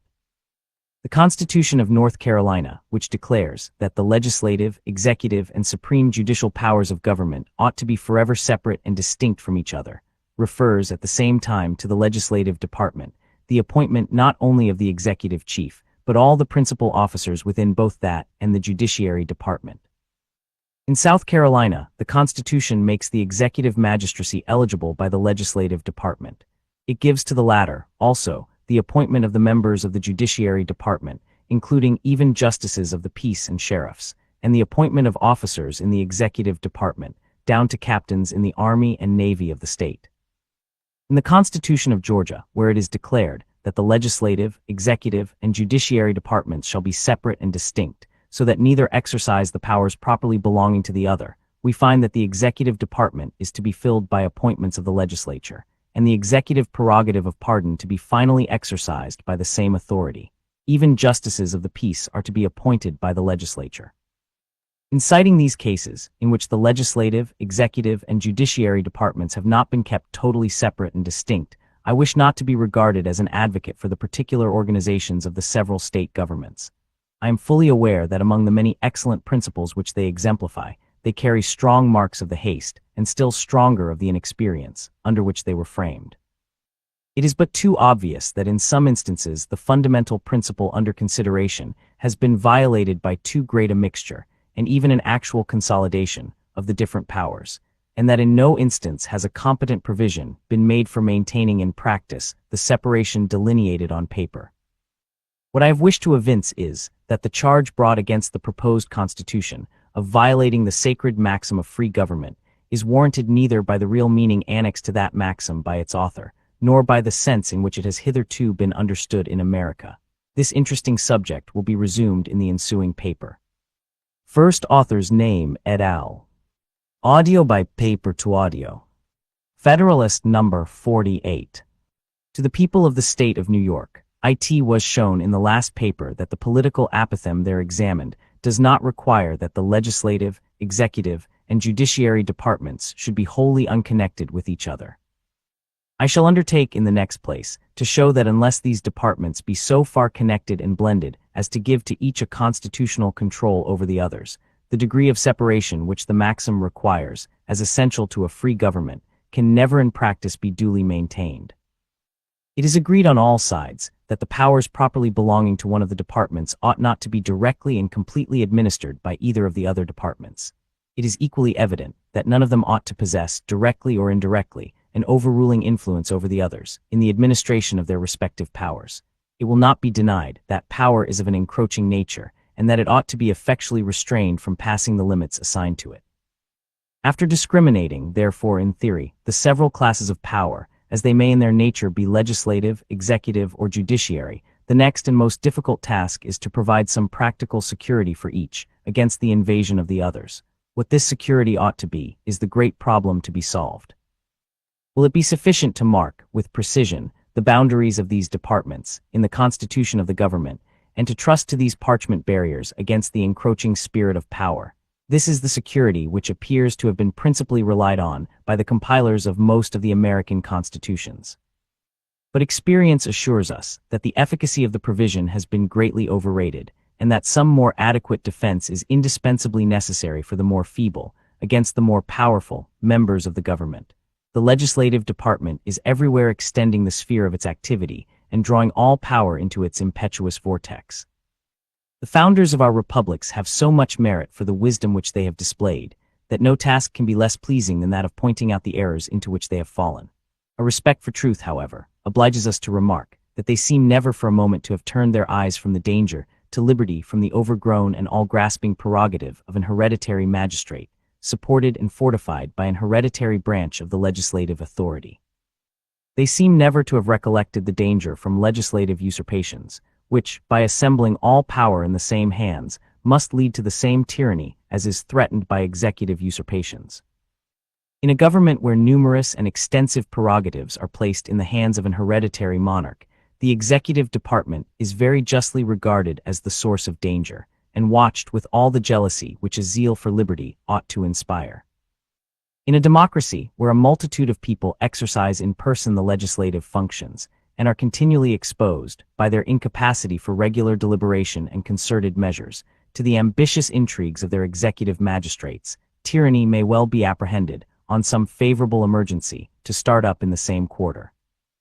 But in a representative republic, where the executive magistracy is carefully limited, both in the extent and the duration of its power, and where the legislative power is exercised by an assembly, which is inspired, by a supposed influence over the people, with an intrepid confidence in its own strength, which is sufficiently numerous to feel all the passions which actuate a multitude, yet not so numerous as to be incapable of pursuing the objects of its passions, by means which reason prescribes.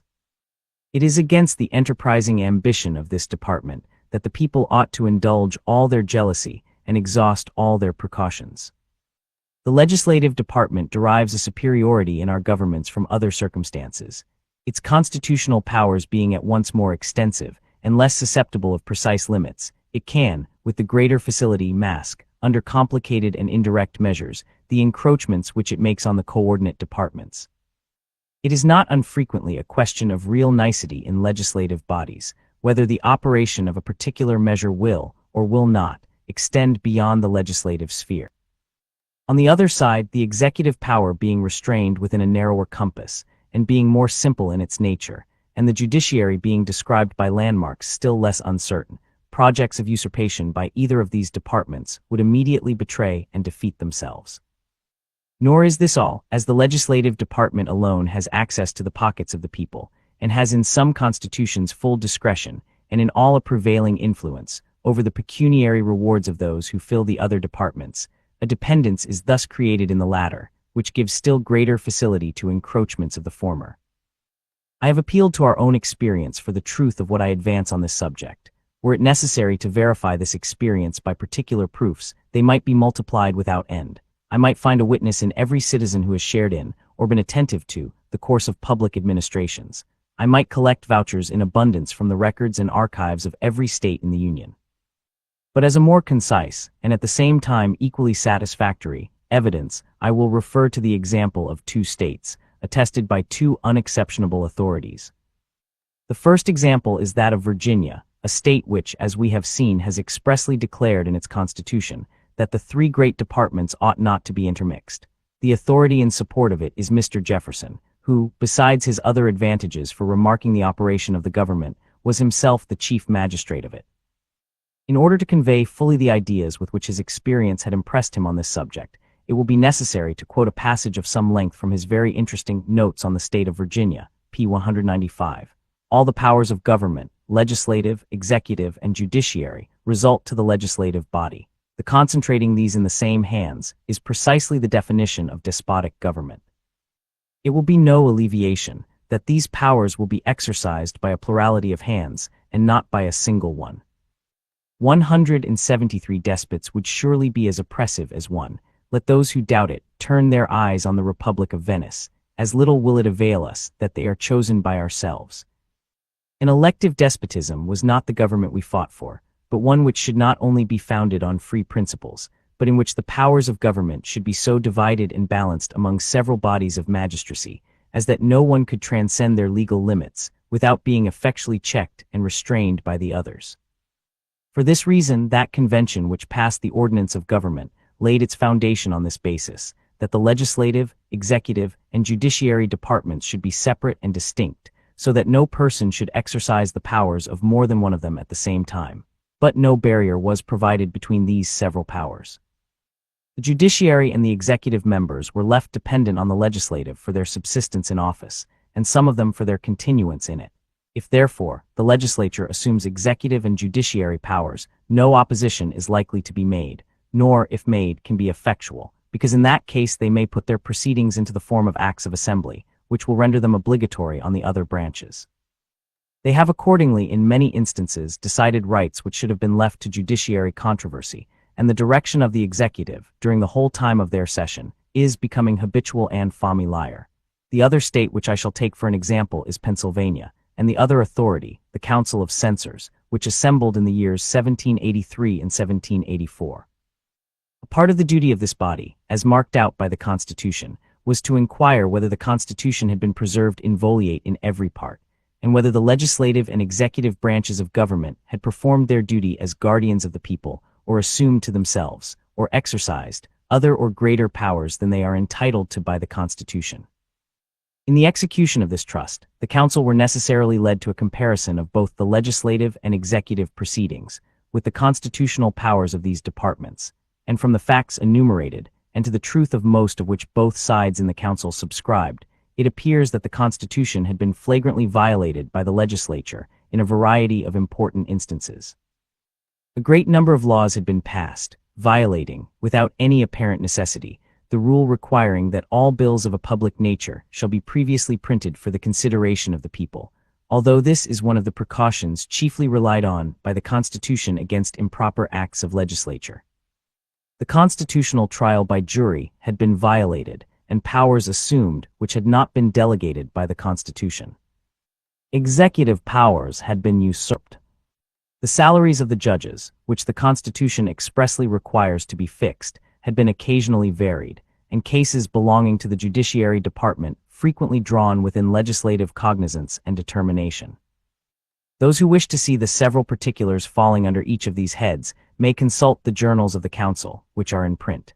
Some of them, it will be found, may be imputable to peculiar circumstances connected with the war, but the greater part of them may be considered as the spontaneous shoots of an ill-constituted government. It appears also that the executive department had not been innocent of frequent breaches of the Constitution. There are three observations, however, which ought to be made on this head. First, a great proportion of the instances were either immediately produced by the necessities of the war, or recommended by Congress or the Commander-in-Chief. Secondly, in most of the other instances, they conformed either to the declared or the known sentiments of the legislative department. Thirdly, the executive department of Pennsylvania is distinguished from that of the other states by the number of members composing it. In this respect, it has as much affinity to a legislative assembly as to an executive council, and being at once exempt from the restraint of an individual responsibility for the acts of the body, and deriving confidence from mutual example and joint influence, unauthorized measures would, of course, be more freely hazardous than where the executive department is administered by a single hand or by a few hands. The conclusion which I am warranted in drawing from these observations is that a mere demarcation on parchment of the constitutional limits of the several departments is not a sufficient guard against those encroachments which lead to a tyrannical concentration of all the powers of government in the same hands. Publius. Chapter 13. Federalist Number 49. To the people of the state of New York, the author of the Notes on the State of Virginia, quoted in the last paper, has subjoined to that valuable work the draft of a constitution, which had been prepared in order to be laid before a convention, expected to be called in 1783 by the legislature for the establishment of a constitution for that commonwealth. The plan, like everything from the same pen, marks a turn of thinking, original, comprehensive, and accurate, and is the more worthy of attention as it equally displays a fervent attachment to republican government and an enlightened view of the dangerous propensities against which it ought to be guarded. One of the precautions which he proposes, and on which he appears ultimately to rely as a palladium to the weaker departments of power against the invasions of the stronger, is perhaps altogether his own, and as it immediately relates to the subject of our present inquiry, ought not to be overlooked. His proposition is, that whenever any two of the three branches of government shall concur in opinion, each by the voices of 2/3 of their whole number, that a convention is necessary for altering the Constitution, or correcting breaches of it, a convention shall be called for the purpose. As the people are the only legitimate fountain of power, and it is from them that the constitutional charter, under which the several branches of government hold their power, is derived, it seems strictly consonant to the republican theory to recur to the same original authority, not only whenever it may be necessary to enlarge, diminish, or new model the powers of the government, but also whenever any one of the departments may commit encroachments on the chartered authorities of the others. The several departments being perfectly coordinate by the terms of their common commission, none of them, it is evident, can pretend to be an exclusive or superior right of settling the boundaries between their respective powers. And how are the encroachments of the stronger to be prevented, or the wrongs of the weaker to be redressed, without an appeal to the people themselves, who, as the grantors of the commissions, can alone declare its true meaning and enforce its observance? There is certainly great force in this reasoning, and it must be allowed to prove that a constitutional road to the decision of the people ought to be marked out and kept open, for certain great and extraordinary occasions. But there appear to be insuperable objections against the proposed recurrence to the people, as a provision in all cases for keeping the several departments of power within their constitutional limits. In the first place, the provision does not reach the case of a combination of two of the departments against the third. If the legislative authority, which possesses so many means of operating on the motives of the other departments, should be able to gain to its interest either of the others, or even 1/3 of its members, the remaining department could derive no advantage from its remedial provision. I do not dwell, however, on this objection, because it may be thought to be rather against the modification of the principle than against the principle itself. In the next place, it may be considered as an objection inherent in the principle, that as every appeal to the people would carry an implication of some defect in the government, frequent appeals would, in a great measure, deprive the government of that veneration which time bestows on everything, and without which perhaps the wisest and freest governments would not possess the requisite stability. If it be true that all governments rest on opinion, it is no less true that the strength of opinion in each individual and its practical influence on his conduct depend much on the number which he supposes to have entertained the same opinion. The reason of man, like man himself, is timid and cautious when left alone, and acquires firmness and confidence in proportion to the number with which it is associated. When the examples which fortify opinion are ancient as well as numerous, they are known to have a double effect. In a nation of philosophers, this consideration ought to be disregarded. A reverence for the laws would be sufficiently inculcated by the voice of an enlightened reason. But a nation of philosophers is as little to be expected as the philosophical race of kings wished for by Plato, and in every other nation, the most rational government will not find it a superfluous advantage to have the prejudices of the community on its side. The danger of disturbing the public tranquility by interesting too strongly the public passions is a still more serious objection against a frequent reference of constitutional questions to the decision of the whole society. Notwithstanding the success which has attended the revisions of our established forms of government, and which does so much honor to the virtue and intelligence of the people of America, it must be confessed that the experiments are of too ticklish a nature to be unnecessarily multiplied. We are to recollect that all the existing constitutions were formed in the midst of a danger, which repressed the passions most unfriendly to order and concord, of an enthusiastic confidence of the people in their patriotic leaders, which stifled the ordinary diversity of opinions on great national questions, of a universal ardor for new and opposite forms, produced by a universal resentment and indignation against the ancient government.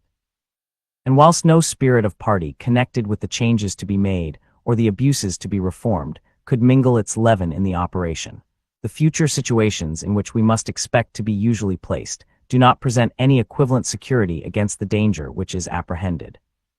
But the greatest objection of all is, that the decisions which would probably result from such appeals would not answer the purpose of maintaining the constitutional equilibrium of the government.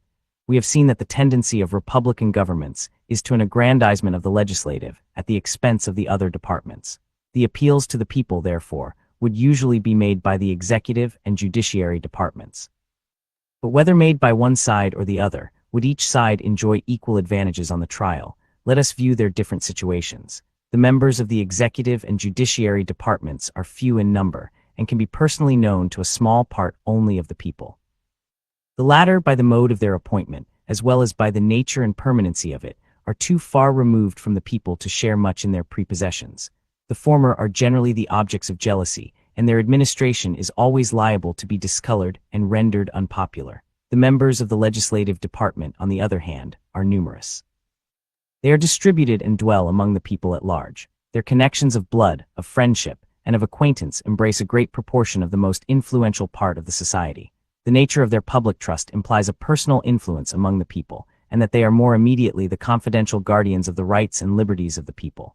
With these advantages, it can hardly be supposed that the adverse party would have an equal chance for a favorable issue. But the legislative party would not only be able to plead their cause most successfully with the people, they would probably be constituted themselves the judges. The same influence which had gained them an election into the legislature would gain them a seat in the convention. If this should not be the case with all, it would probably be the case with many, and pretty certainly with those leading characters, on whom everything depends in such bodies. The convention, in short, would be composed chiefly of men who had been, who actually were, or who expected to be, members of the department whose conduct was arraigned. They would consequently be parties to the very question to be decided by them. It might, however, sometimes happen that appeals would be made under circumstances less adverse to the executive and judiciary departments. The usurpations of the legislature might be so flagrant and so sudden as to admit of no specious coloring. A strong party among themselves might take side with the other branches. The executive power might be in the hands of a peculiar favorite of the people. In such a posture of things, the public decision might be less swayed by prepossessions in favor of the legislative party, but still, it could never be expected to turn on the true merits of the question. It would inevitably be connected with the spirit of pre-existing parties, or of parties springing out of the question itself. It would be connected with persons of distinguished character and extensive influence in the community. It would be pronounced by the very men who had been agents in, or opponents of, the measures to which the decision would relate.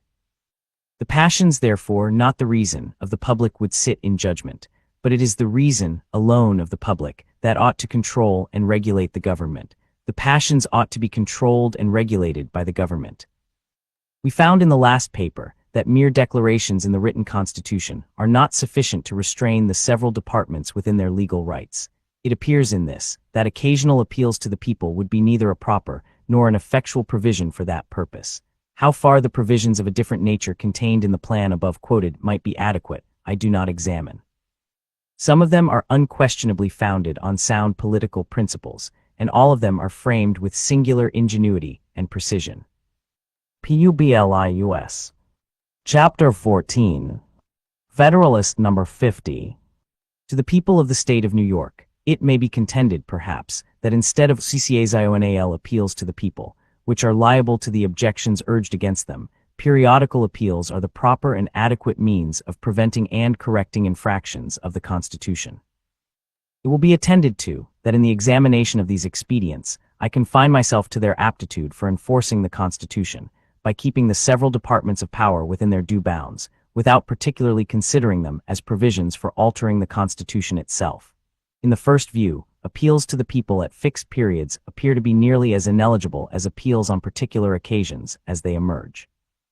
If the periods be separated by short intervals, the measures to be reviewed and rectified will have been of recent date, and will be connected with all the circumstances which tend to vitiate and pervert the result of occasional revisions.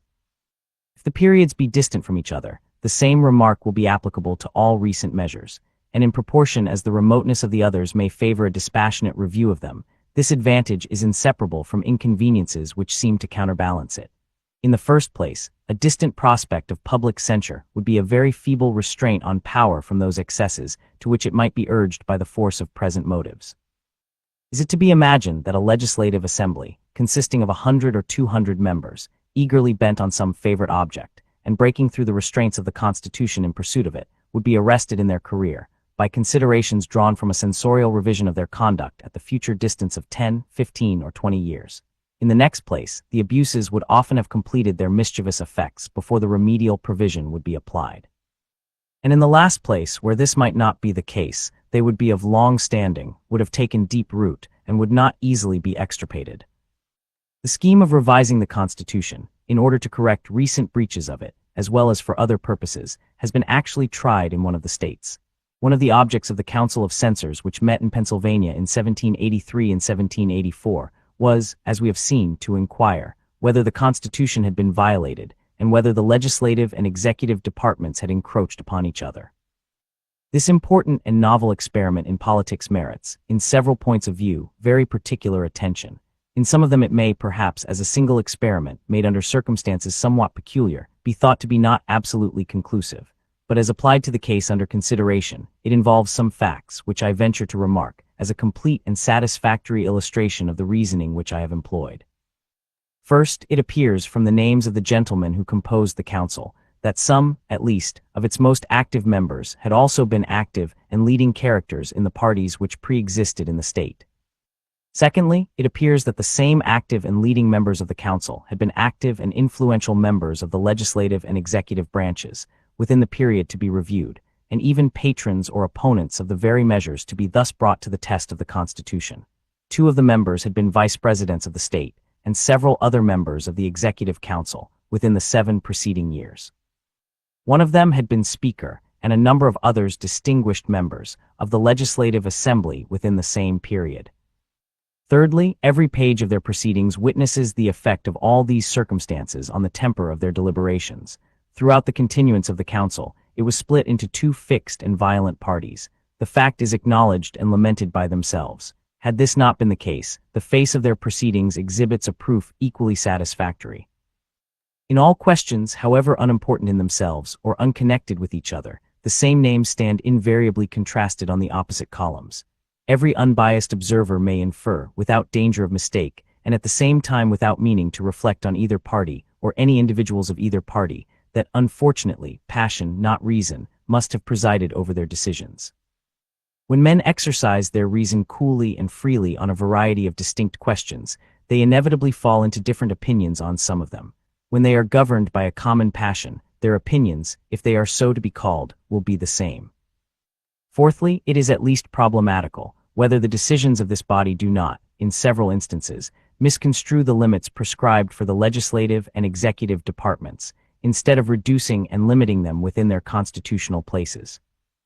Fifthly, I have never understood that the decisions of the Council on constitutional questions, whether rightly or erroneously formed, have had any effect in varying the practice founded on legislative constructions.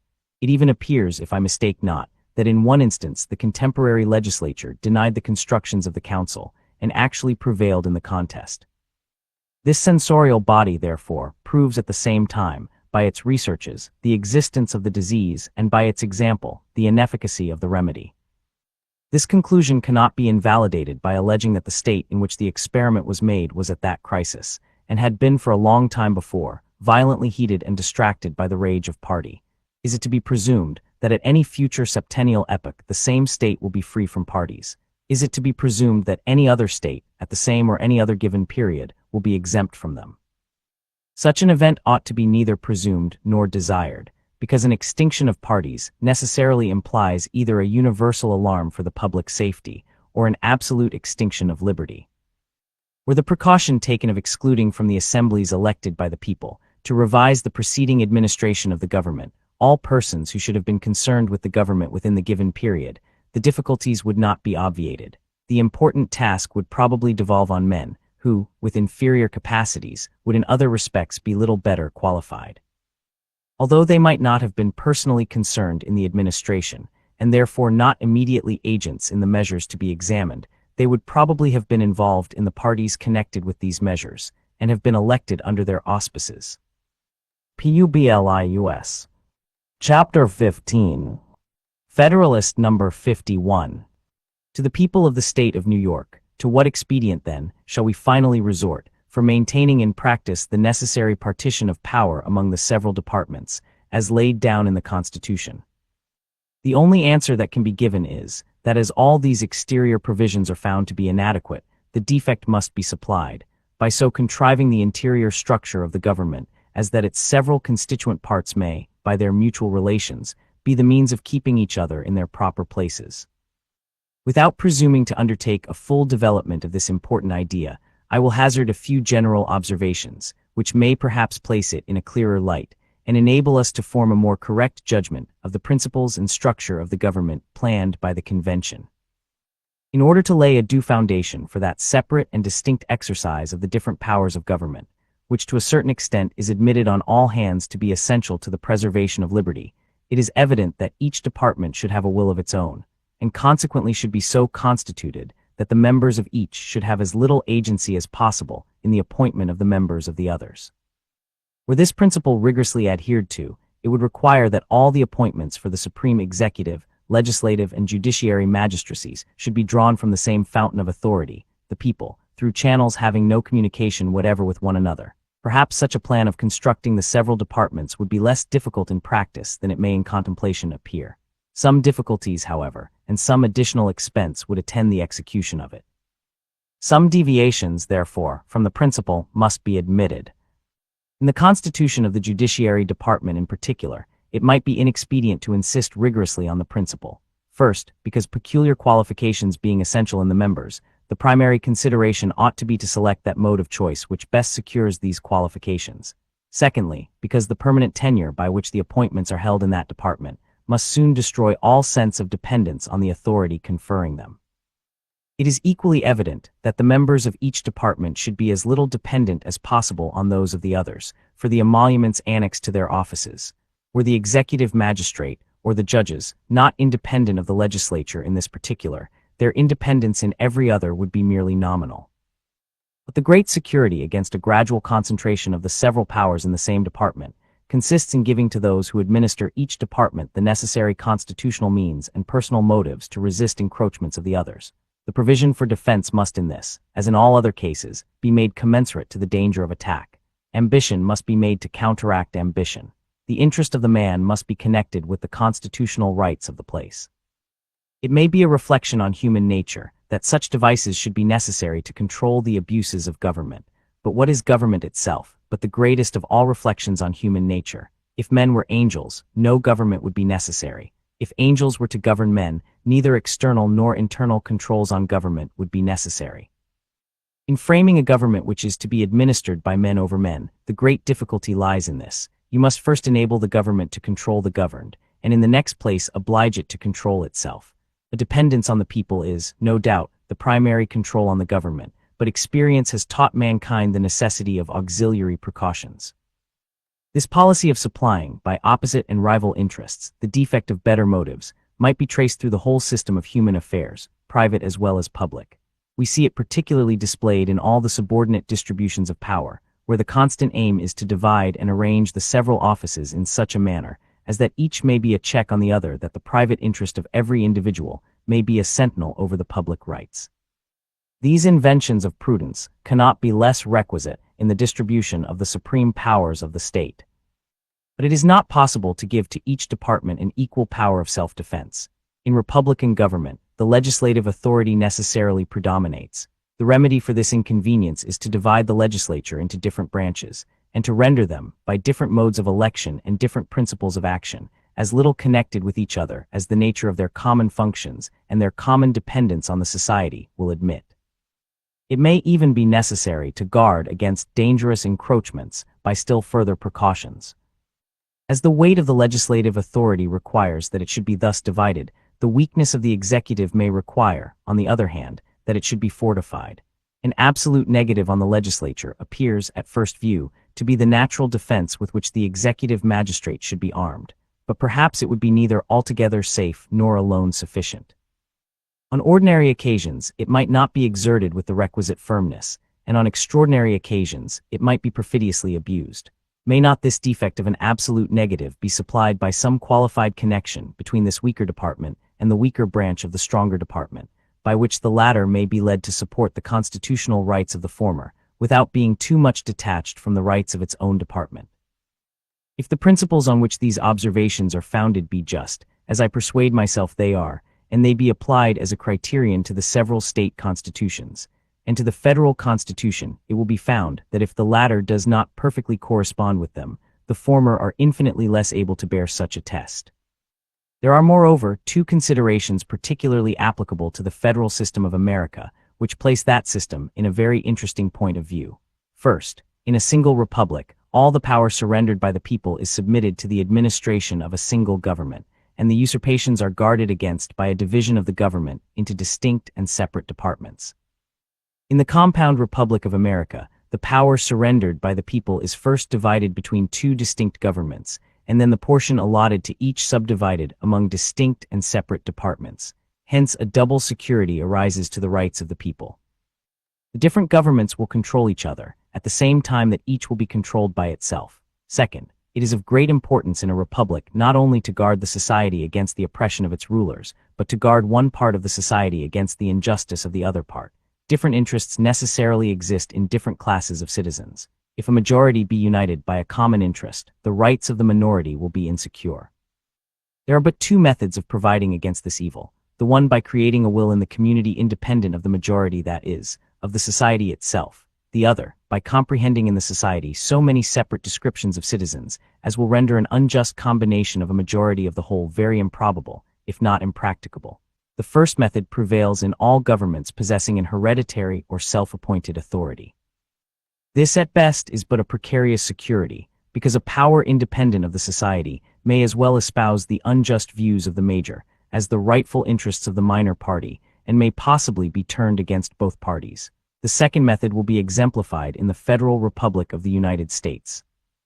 Whilst all authority in it will be derived from and dependent on the society itself will be broken into so many parts, interests, and classes of citizens, that the rights of individuals, or of the minority, will be in little danger from interested combinations of the majority.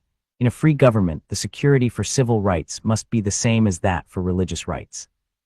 It consists in the one case in the multiplicity of interests, and in the other in the multiplicity of sects. The degree of security in both cases will depend on the number of interests and sects, and this may be presumed to depend on the extent of country and number of people comprehended under the same government. This view of the subject must particularly recommend a proper federal system to all the sincere and considerate friends of republican government, since it shows that in exact proportion as the territory of the Union may be formed into more circumscribed confederacies, or states, oppressive combinations of a majority will be facilitated. The best security, under the republican forms, for the rights of every class of citizens will be diminished. And consequently the stability and independence of some member of the government, the only other security, must be proportionately increased. Justice is the end of government. It is the end of civil society. It ever has been and ever will be pursued until it be obtained, or until liberty be lost in the pursuit. In a society under the forms of which the stronger faction can readily unite and oppress the weaker, anarchy may as truly be said to reign as in a state of nature, where the weaker individual is not secured against the violence of the stronger. And as, in the latter state, even the stronger individuals are prompted, by the uncertainty of their condition, to submit to a government which may protect the weak as well as themselves. So in the former state, will the more powerful factions or parties be gradually induced, by a like motive, to wish for a government which will protect all parties, the weaker as well as the more powerful. It can be little doubted that if the state of Rhode Island was separated from the Confederacy, and left to itself, the insecurity of rights under the popular form of government within such narrow limits would be displayed by such reiterated oppressions of factious majorities, that some power altogether independent of the people would soon be called for by the voice of the very factions whose misrule had proved the necessity of it. In the extended Republic of the United States, and among the great variety of interests, parties, and sects which it embraces, a coalition of a majority of the whole society could seldom take place on any other principles than those of justice and the general good. Whilst there being thus less danger to a minor from the will of a major party, there must be less pretext also to provide for the security of the former, by introducing into the government a will not dependent on the latter, or, in other words, a will independent of the society itself.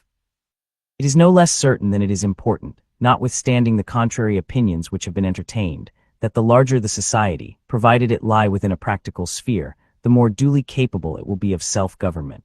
And happily for the republican cause, the practicable sphere may be carried to a very great extent, by a judicious modification and mixture of the federal principle. Publius. Part 5, the Legislative Branch, 52 to 66. Chapter 1. Federalist Number 52. To the people of the State of New York, from the more general inquiries pursued in the 4 last papers, I pass on to a more particular examination of the several parts of the government. I shall begin with the House of Representatives. The first view to be taken of this part of the government relates to the qualifications of the electors and the elected. Those of the former are to be the same with those of the electors of the most numerous branch of the state legislatures. The definition of the right of suffrage is very justly regarded as a fundamental article of republican government. It was incumbent on the convention, therefore, to define and establish this right in the Constitution. To have left it open for the occasional regulation of the Congress would have been improper for the reason just mentioned. To have submitted it to the legislative discretion of the states would have been improper for the same reason, and for the additional reason that it would have rendered too dependent on the state governments that branch of the federal government which ought to be dependent on the people alone. To have reduced the different qualifications in the different states to one uniform rule would probably have been as dissatisfactory to some of the states as it would have been difficult to the convention. The provision made by the convention appears, therefore, to be the best that lay within their option. It must be satisfactory to every state because it is conformable to the standard already established, or which may be established, by the state itself. It will be safe to the United States, because, being fixed by the state constitutions, it is not alterable by the state governments, and it cannot be feared that the people of the states will alter this part of their constitutions in such a manner as to abridge the rights secured to them by the federal constitution. The qualifications of the elected, being less carefully and properly defined by the state constitutions, and being at the same time more susceptible of uniformity, have been very properly considered and regulated by the convention. A representative of the United States must be of the age of 25 years, must have been 7 years a citizen of the United States, must, at the time of his election, be an inhabitant of the state he is to represent, and during the time of his service, must be in no office under the United States. Under these reasonable limitations, the door of this part of the federal government is open to merit of every description, whether native or adoptive, whether young or old, and without regard to poverty or wealth, or to any particular profession of religious faith. The term for which the representatives are to be elected falls under a second view which may be taken of this branch. In order to decide on the propriety of this article, 2 questions must be considered. First, whether biennial elections will in this case be safe. Secondly, whether they be necessary or useful.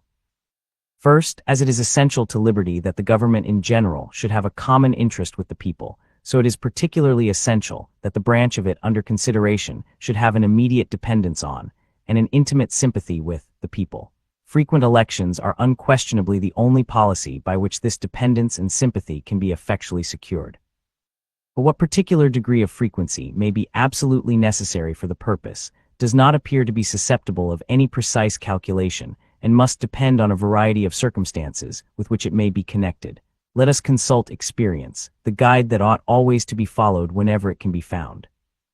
The scheme of representation, as a substitute for a meeting of the citizens in person, being at most but very imperfectly known to ancient polity, it is in more modern times only that we are to expect instructive examples. And even here, in order to avoid a research too vague and diffusive, it will be proper to confine ourselves to the few examples which are best known, and which bear the greatest analogy to our particular case. The first to which this character ought to be applied is the House of Commons in Great Britain. The history of this branch of the English Constitution, anterior to the date of Magna Charta, is too obscure to yield instruction. The very existence of it has been made a question among political antiquaries. The earliest records of subsequent date prove that parliaments were to sit only every year, not that they were to be elected every year. And even these annual sessions were left so much at the discretion of the monarch, that, under various pretexts, very long and dangerous intermissions were often contrived by royal ambition. To remedy this grievance, it was provided by a statute in the reign of Charles II that the intermissions should not be protracted beyond a period of 3 years. On the accession of William III, when a revolution took place in the government, the subject was still more seriously resumed, and it was declared to be among the fundamental rights of the people that parliaments ought to be held frequently. By another statute which passed a few years later in the same reign, the term frequently, which had alluded to the triennial period settled in the time of Charles II, is reduced to a precise meaning, it being expressly enacted that a new parliament shall be called within 3 years after the termination of the former. the last change from 3 to 7 years, is well known to have been introduced pretty early in the present century, under an alarm for the Hanoverian succession. From these facts it appears that the greatest frequency of elections, which has been deemed necessary in that kingdom, for binding the representatives to their constituents, does not exceed a triennial return of them. And if we may argue from the degree of liberty retained even under septennial elections, and all the other vicious ingredients in the parliamentary constitution, we cannot doubt that a reduction of the period from 7 to 3 years, with the other necessary reforms, would so far extend the influence of the people over their representatives as to satisfy us that biennial elections, under the federal system, cannot possibly be dangerous to the requisite dependence of the House of Representatives on their constituents. Elections in Ireland till of late were regulated entirely by the discretion of the Crown, and were seldom repeated, except on the accession of a new prince or some other contingent event. The Parliament which commenced with George II was continued throughout his whole reign, a period of about 35 years. The only dependence of the representatives on the people consisted in the right of the latter to supply occasional vacancies by the election of new members, and in the chance of some event which might produce a general new election. The ability also of the Irish Parliament to maintain the rights of their constituents, so far as the disposition might exist, was extremely shackled by the control of the Crown over the subjects of their deliberation. Of late these shackles, if I mistake not, have been broken, and octennial parliaments have besides been established. What effect may be produced by this partial reform must be left to further experience. The example of Ireland, from this view of it, can throw but little light on the subject. As far as we can draw any conclusion from it, it must be that if the people of that country have been able under all these disadvantages to retain any liberty whatever, the advantage of biennial elections would secure to them every degree of liberty, which might depend on a due connection between their representatives and themselves. Let us bring our inquiries nearer home. The example of these states when British colonies claims particular attention at the same time that it is so well known as to require little to be said on it. The principle of representation, in one branch of the legislature at least, was established in all of them, but the periods of election were different. They varied from 1 to 7 years. Have we any reason to infer, from the spirit and conduct of the representatives of the people, prior to the Revolution, that biennial elections would have been dangerous to the public liberties? The spirit which everywhere displayed itself at the commencement of the struggle, and which vanquished the obstacles to independence, is the best of proofs that a sufficient portion of liberty had been everywhere enjoyed to inspire both a sense of its worth and a zeal for its proper enlargement. This remark holds good, as well with regard to the then colonies whose elections were least frequent, as to those whose elections were most frequent. Virginia was the colony which stood first in resisting the parliamentary usurpations of Great Britain. It was the first also in espousing, by public act, the resolution of independence. In Virginia, nevertheless, if I have not been misinformed, elections under the former government were septennial. This particular example is brought into view, not as a proof of any peculiar merit, for the priority in those instances was probably accidental, and still less of any advantage in septennial elections, for when compared with a greater frequency they are inadmissible, but merely as a proof, and I conceive it to be a very substantial proof, that the liberties of the people can be in no danger from biennial elections. The conclusion resulting from these examples will be not a little strengthened by recollecting 3 circumstances. The first is, that the federal legislature will possess a part only of that supreme legislative authority which is vested completely in the British Parliament, and which, with a few exceptions, was exercised by the colonial assemblies and the Irish legislature. It is a received and well-founded maxim, that where no other circumstances affect the case, the greater the power is, the shorter ought to be its duration, and conversely, the smaller the power, the more safely may its duration be protracted. In the second place, it has, on another occasion, been shown that the federal legislature will not only be restrained by its dependence on its people, as other legislative bodies are, but that it will be, moreover, watched and controlled by the several collateral legislatures, which other legislative bodies are not.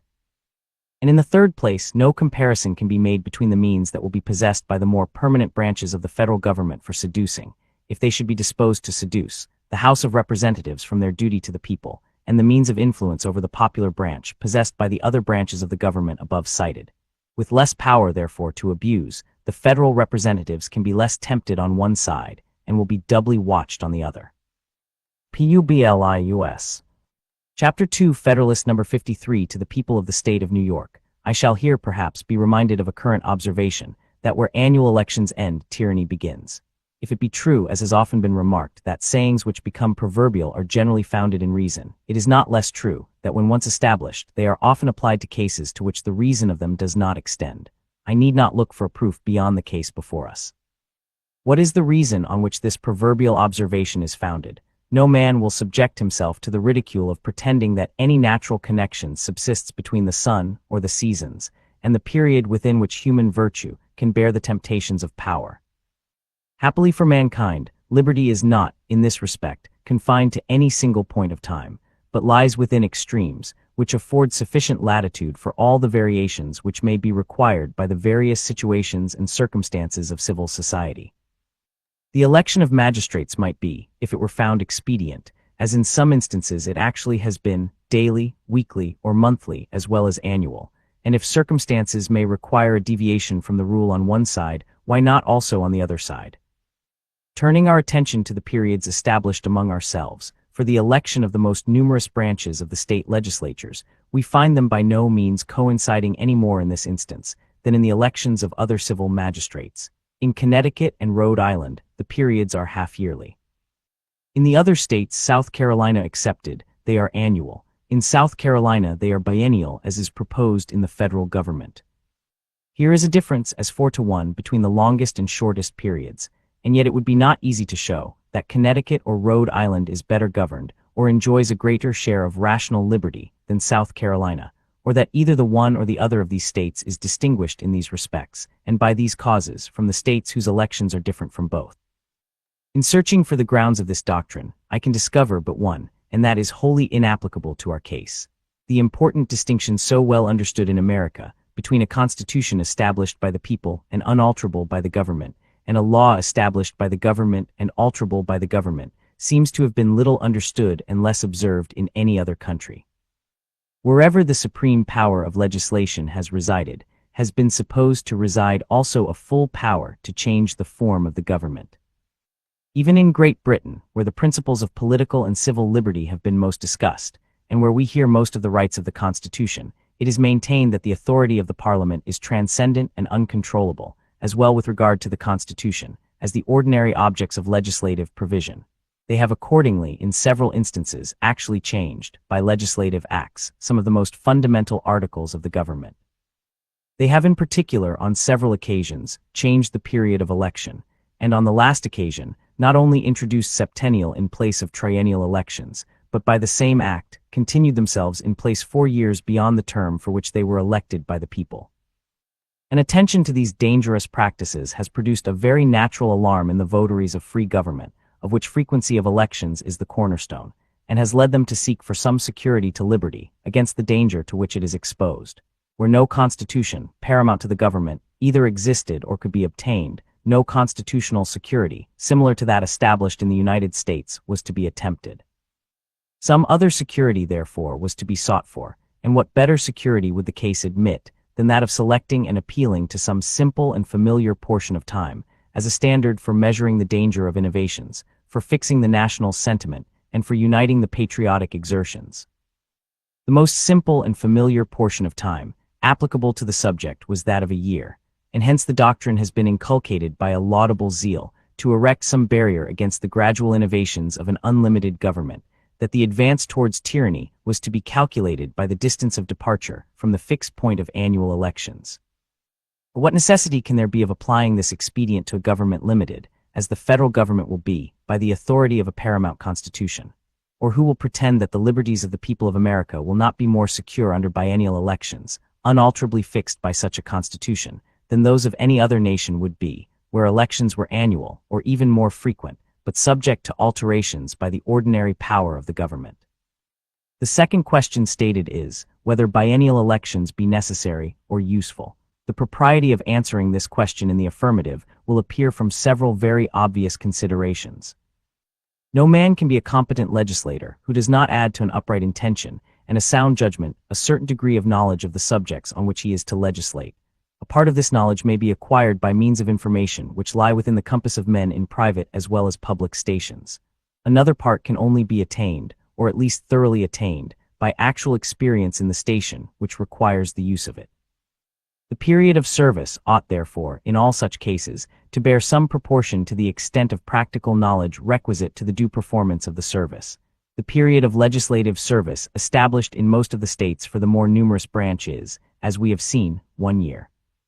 The question then may be put into this simple form: does the period of 2 years bear no greater proportion to the knowledge requisite for federal legislation than 1 year does to the knowledge requisite for state legislation? The very statement of the question in this form suggests the answer that ought to be given to it. In a single state, the requisite knowledge relates to the existing laws which are uniform throughout the state, and with which all the citizens are more or less conversant, and to the general affairs of the state, which lie within a small compass, are not very diversified, and occupy much of the attention and conversation of every class of people. The great theater of the United States presents a very different scene. The laws are so far from being uniform that they vary in every state, whilst the public affairs of the Union are spread throughout a very extensive region and are extremely diversified by the local affairs connected with them, and can with difficulty be correctly learnt in any other place than in the central councils, to which a knowledge of them will be brought by the representatives of every part of the empire. Yet some knowledge of the affairs, and even of the laws of all the states, ought to be possessed by the members from each of the states. How can foreign trade be properly regulated by uniform laws, without some acquaintance with the commerce, the ports, the usages, and the regulations of the different states? How can the trade between the different states be duly regulated, without some knowledge of their relative situations in these and other respects?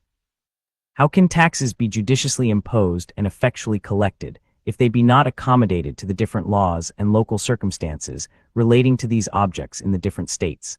How can uniform regulations for the militia be duly provided, without a similar knowledge of many internal circumstances by which the states are distinguished from each other?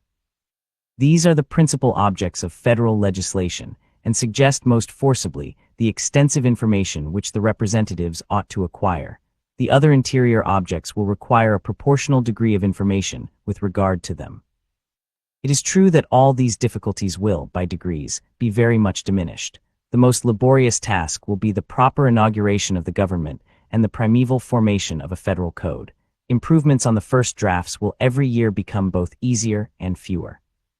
Past transactions of the government will be a ready and accurate source of information to new members. The affairs of the Union will become more and more objects of curiosity and conversation among the citizens at large, and the increased intercourse among those of different states will contribute not a little to diffuse a mutual knowledge of their affairs, as this again will contribute to a general assimilation of their manners and laws. But with all these abatements, the business of federal legislation must continue so far to exceed, both in novelty and difficulty, the legislative business of a single state, as to justify the longer period of service assigned to those who are to transact it. The branch of knowledge which belongs to the acquirements of a federal representative, and which has not been mentioned, is that of foreign affairs. In regulating our own commerce, he ought to be not only acquainted with the treaties between the United States and other nations, but also with the commercial policy and laws of other nations. He ought not to be altogether ignorant of the law of nations, for that, as far as it is a proper object of municipal legislation, is submitted to the federal government. And although the House of Representatives is not immediately to participate in foreign negotiations and arrangements, yet from the necessary connection between the several branches of public affairs, those particular branches will frequently deserve attention in the ordinary course of legislation, and will sometimes demand particular legislative sanction and cooperation. Some portion of this knowledge may, no doubt, be acquired in a man's closet, but some of it also can only be derived from the public sources of information, and all of it will be acquired to best effect by a practical attention to the subject during the period of actual service in the legislature. There are other considerations, of less importance perhaps, but which are not unworthy of notice. The distance which many of the representatives will be obliged to travel, and the arrangements rendered necessary by that circumstance, might be much more serious objections with fit men to the service, if limited to a single year, than if extended to 2 years. No argument can be drawn on this subject, from the case of the delegates to the existing Congress. They are elected annually, it is true, but their re-election is considered by the legislative assemblies almost as a matter of course. The election of the representatives by the people would not be governed by the same principle. Few of the members, as happens in all such assemblies, will possess superior talents, will, by frequent re-elections, become members of long standing, will be thoroughly masters of the public business, and perhaps not unwilling to avail themselves of those advantages. the greater the proportion of new members, and the less the information of the bulk of the members, the more apt will they be to fall into the snares that may be laid for them. This remark is no less applicable to the relation which will subsist between the House of Representatives and the Senate. It is an inconvenience mingled with the advantages of our frequent elections even in single states, where they are large, and hold but one legislative session in a year, that spurious elections cannot be investigated and annulled in time for the decision to have its due effect. If a return can be obtained, no matter by what unlawful means, the irregular member, who takes his seat of course, is sure of holding it a sufficient time to answer his purposes. Hence, a very pernicious encouragement is given to the use of unlawful means for obtaining irregular returns. Were elections for the federal legislature to be annual, this practice might become a very serious abuse, particularly in the more distant states. Each house is, as it necessarily must be, the judge of the elections, qualifications, and returns of its members, and whatever improvements may be suggested by experience, for simplifying and accelerating the process in disputed cases, so great a portion of a year would unavoidably elapse before an illegitimate member could be dispossessed of his seat, that the prospect of such an event would be little check to unfair and illicit means of obtaining a seat. All these considerations taken together warrant us in affirming that biennial elections will be as useful to the affairs of the public as we have seen that they will be safe to the liberty of the people. Publius. To the people of the state of New York, the next view which one shall take of the House of Representatives relates to the appointment of its members to the several states, which is to be determined by the same rule with that of direct taxes. It is not contended that the number of people in each state ought not to be the standard for regulating the proportion of those who are to represent the people of each state.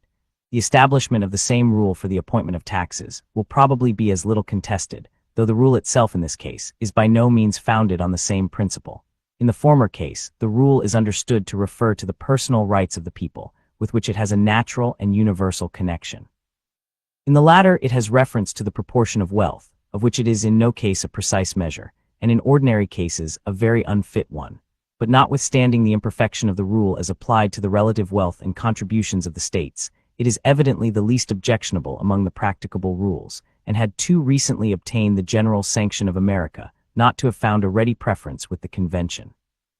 All this is admitted, it will perhaps be said, but does it follow, from an admission of numbers for the measure of representation, or of slaves combined with free citizens as a ratio of taxation, that slaves ought to be included in the numerical rule of representation? Slaves are considered as property, not as persons. They ought therefore to be comprehended in estimates of taxation which are founded on property, and to be excluded from representation which is regulated by a census of persons. This is the objection, as I understand it, stated in its full force. I shall be equally candid in stating the reasoning which may be offered on the opposite side. We subscribe to the doctrine, might one of our Southern brethren observe, that representation relates more immediately to persons, and taxation more immediately to property, and we join in the application of this distinction to the case of our slaves. But we must deny the fact that slaves are considered merely as property, and in no respect whatever as persons. The true state of the case is that they partake of both these qualities, being considered by our laws in some respects as persons and in other respects as property. In being compelled to labor, not for himself but for a master, in being vendible by one master to another master, and in being subject at all times to be restrained in his liberty and chastised in his body by the capricious will of another, the slave may appear to be degraded from the human rank, and classed with those irrational animals which fall under the legal denomination of property. In being protected, on the other hand, in his life and in his limbs, against the violence of all others, even the master of his labor and his liberty, and in being punishable himself for all violence committed against others, the slave is no less evidently regarded by the law as a member of the society, not as a part of the irrational creation, as a moral person, not as a mere article of property. The federal Constitution, therefore, decides with great propriety on the case of our slaves, when it views them in the mixed character of persons and of property. This is in fact their true character. It is the character bestowed on them by the laws under which they live, and it will not be denied that these are the proper criterion, because it is only under the pretext that the laws have transformed the Negroes into subjects of property that a place is disputed them in the computation of numbers, and it is admitted that if the laws were to restore the rights which have been taken away, the Negroes could no longer be refused an equal share of representation with the other inhabitants. This question may be placed in another light. It is agreed on all sides that numbers are the best scale of wealth and taxation, as they are the only proper scale of representation. Would the convention have been impartial or consistent if they had rejected the slaves from the list of inhabitants when the shares of representation were to be calculated, and inserted them on the lists when the tariff of contributions was to be adjusted? Could it be reasonably expected that the Southern states would concur in a system which considered their slaves in some degree as men when burdens were to be imposed, but refused to consider them in the same light when advantages were to be conferred? Might not some surprise also be expressed that those who reproach the Southern states with the barbarous policy of considering as property a part of their human brethren should themselves contend that the government to which all the states are to be parties ought to consider this unfortunate race more completely in the unnatural light of property than the very laws of which they complain? It may be replied, perhaps, that slaves are not included in the estimate of representatives in any of the states possessing them. They neither vote themselves nor increase the votes of their masters. Upon what principle, then, ought they to be taken into the federal estimate of representation? In rejecting them altogether, the Constitution would, in this respect, have followed the very laws which have been appealed to as the proper guide. This objection is repelled by a single observation. It is a fundamental principle of the proposed Constitution that as the aggregate number of representatives allotted to the several states is to be determined by a federal rule, founded on the aggregate number of inhabitants, so the right of choosing this allotted number in each state is to be exercised by such part of the inhabitants as the state itself may designate. The qualifications on which the right of suffrage depend are not, perhaps, the same in any two states. In some of the states the difference is very material. In every state, a certain proportion of inhabitants are deprived of this right by the constitution of the state, who will be included in the census by which the federal constitution apportions the representatives. In this point of view, the Southern states might retort the complaint by insisting that the principle laid down by the convention required that no regard should be had to the policy of particular states towards their own inhabitants, and consequently that the slaves as inhabitants should have been admitted into the census according to their full number, in like manner with other inhabitants, who, by the policy of other states, are not admitted to all the rights of citizens. A rigorous adherence, however, to this principle is waived by those who would be gainers by it. All that they ask is that equal moderation be shown on the other side. Let the case of the slaves be considered, as it is in truth a peculiar one. Let the compromising expedient of the Constitution be mutually adopted, which regards them as inhabitants, but as debased by servitude below the equal level of free inhabitants, which regards the slave as divested of 2/5 of the man. After all, may not another ground be taken on which this article of the Constitution will admit of a still more ready defense? We have hitherto proceeded on the idea that representation related to persons only, and not at all to property. But is it a just idea? Government is instituted no less for protection of the property than of the persons of individuals. The one as well as the other, therefore, may be considered as represented by those who are charged with the government. Upon this principle it is that in several of the states, and particularly in the state of New York, one branch of the government is intended more especially to be the guardian of property, and is accordingly elected by that part of the society which is most interested in this object of government. In the federal Constitution, this policy does not prevail. The rights of property are committed into the same hands with the personal rights. Some attention ought, therefore, to be paid to property in the choice of those hands. For another reason, the votes allowed in the federal legislature to the people of each state ought to bear some proportion to the comparative wealth of the states. States have not, like individuals, an influence over each other, arising from superior advantages of fortune. If the law allows an opulent citizen but a single vote in the choice of his representative, the respect and consequence which he derives from his fortunate situation very frequently guide the votes of others to the objects of his choice, and through this imperceptible channel, the rights of property are conveyed into the public representation. A state possesses no such influence over other states. It is not probable that the richest state in the Confederacy will ever influence the choice of a single representative in any other state. Nor will the representatives of the larger and richer states possess any other advantage in the federal legislature over the representatives of other states than what may result from their superior number alone. As far, therefore, as their superior wealth and weight may justly entitle them to any advantage, it ought to be secured to them by a superior share of representation. The new Constitution is, in this respect, materially different from the existing Confederation, as well as from that of the United Netherlands and other similar confederacies. In each of the latter, the efficacy of the federal resolutions depends on the subsequent and voluntary resolutions of the states composing the Union. Hence the states, though possessing an equal vote in the public councils, have an unequal influence, corresponding with the unequal importance of these subsequent and voluntary resolutions. Under the proposed constitution, the federal acts will take effect without the necessary intervention of the individual states. They will depend merely on the majority of votes in the federal legislature, and consequently each vote, whether proceeding from a larger or smaller state, or a state more or less wealthy or powerful, will have an equal weight and efficacy, in the same manner as the votes individually given in a state legislature by the representatives of unequal counties or other districts have each a precise equality of value and effect. Or if there be any difference in the case, it proceeds from the difference in the personal character of the individual representative, rather than from any regard to the extent of the district from which he comes. Such is the reasoning which an advocate for the Southern interests might employ on this subject, and although it may appear to be a little strained in some points, yet, on the whole, I must confess that it fully reconciles me to the scale of representation which the convention have established. In one respect, the establishment of a common measure for representation and taxation will have a very salutary effect, as the accuracy of the census to be obtained by the Congress will necessarily depend, in a considerable degree, on the disposition, if not on the cooperation, of the states. It is of great importance that the states should feel as little bias as possible to swell or to reduce the amount of their numbers. Were their share of representation alone to be governed by this rule, they would have an interest in exaggerating their inhabitants. Were the rule to decide their share of taxation alone, a contrary temptation would prevail. By extending the rule to both objects, the states will have opposite interests, which will control and balance each other, and produce the requisite impartiality, publius. To the people of the state of New York, the number of which the House of Representatives is to consist, forms another and a very interesting point of view, under which this branch of the federal legislature may be contemplated. Scarce any article, indeed, in the whole Constitution seems to be rendered more worthy of attention by the weight of character and the apparent force of argument with which it has been assailed. The charges exhibited against it are, first, that so small a number of representatives will be an unsafe depositary of the public interests.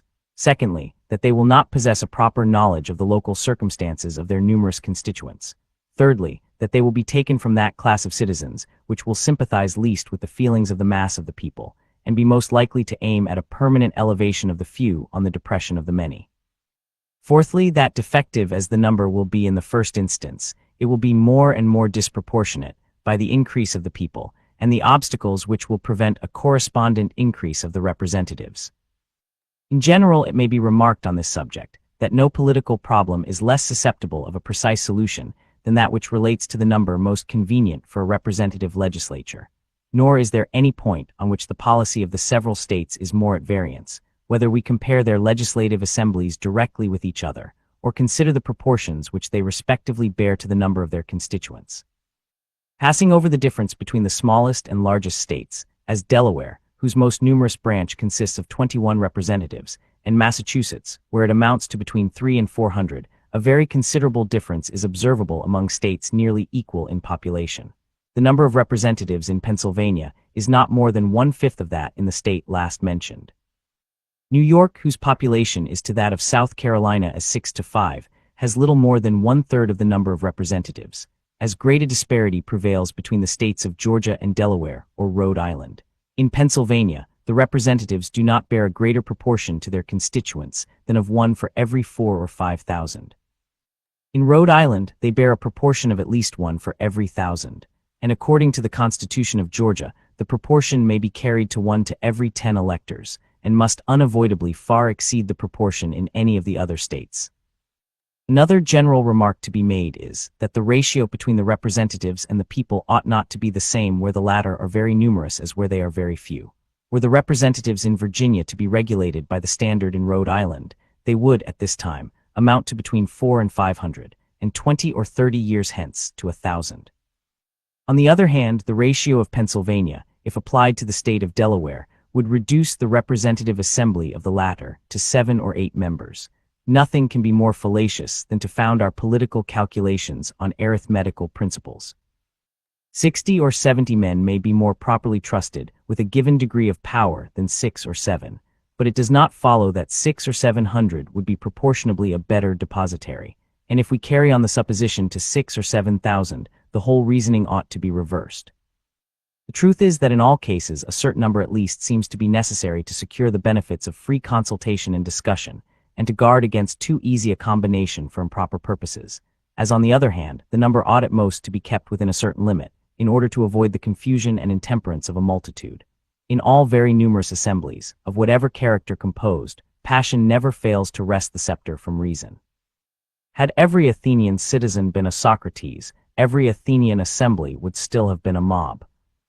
It is necessary also to recollect here the observations which were applied to the case of biennial elections, for the same reason that the limited powers of the Congress and the control of the state legislatures justify less frequent elections than the public safely might otherwise require. The members of the Congress need be less numerous than if they possessed the whole power of legislation and were under no other than the ordinary restraints of other legislative bodies.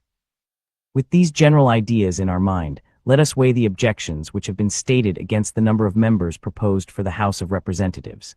It is said, in the first place, that so small a number cannot be safely trusted with so much power. The number of which this branch of the legislature is to consist, at the outset of the government, will be 6 to 5. Within 3 years a census is to be taken, when the number may be augmented to 1 for every 30,000 inhabitants, and within every successive period of 10 years the census is to be renewed, and augmentations may continue to be made under the above limitation. It will not be thought an extravagant conjecture that the first census will, at the rate of 1 for every 30,000, raise the number of representatives to at least 100. Estimating the Negroes in the proportion of 3/5, it can scarcely be doubted that the population of the United States will by that time, if it does not already, amount to 3 millions. At the expiration of 25 years, according to the computed rate of increase, the number of representatives will amount to 200, and of 50 years to 400. This is a number which, I presume, will put an end to all fears arising from the smallness of the body. I take for granted here what I shall, in answering the fourth objection, hereafter show, that the number of representatives will be augmented from time to time in the manner provided by the Constitution. On a contrary supposition, I should admit the objection to have very great weight indeed. The true question to be decided then is, whether the smallness of the number, as a temporary regulation, be dangerous to the public liberty, whether 65 members for a few years, and 100 or 200 for a few more, be a safe depository for a limited and well-guarded power of legislating for the United States. I must own that I could not give a negative answer to this question, without first obliterating every impression which I have received with regard to the present genius of the people of America, the spirit which actuates the state legislatures, and the principles which are incorporated with the political character of every class of citizens. I am unable to conceive that the people of America, in their present temper, or under any circumstances which can speedily happen, will choose, and every second year repeat the choice of 65 or 100 men who would be disposed to form and pursue a scheme of tyranny or treachery. I am unable to conceive that the state legislatures, which must feel so many motives to watch, and which possess so many means of counteracting, the federal legislature, would fail either to detect or to defeat a conspiracy of the latter against the liberties of their common constituents. I am equally unable to conceive that there are at this time, or can be in any short time in the United States, any 65 or 100 men capable of recommending themselves to the choice of the people at large, who would either desire or dare, within the short space of 2 years, to betray the solemn trust committed to them. What change of circumstances, time, and a fuller population of our country may produce, requires a prophetic spirit to declare, which makes no part of my pretensions. But judging from the circumstances now before us, and from the probable state of them within a moderate period of time, I must pronounce that the liberties of America cannot be unsafe in the number of hands proposed by the federal Constitution. From what quarter can the danger proceed? Are we afraid of foreign gold? If foreign gold could so easily corrupt our federal rulers and enable them to ensnare and betray their constituents, how has it happened that we are at this time a free and independent nation? The Congress which conducted us through the Revolution was a less numerous body than their successors will be. They were not chosen by, nor responsible to, their fellow citizens at large. Though appointed from year to year, and callable at pleasure, they were generally continued for 3 years, and prior to the ratification of the federal articles for a still longer term.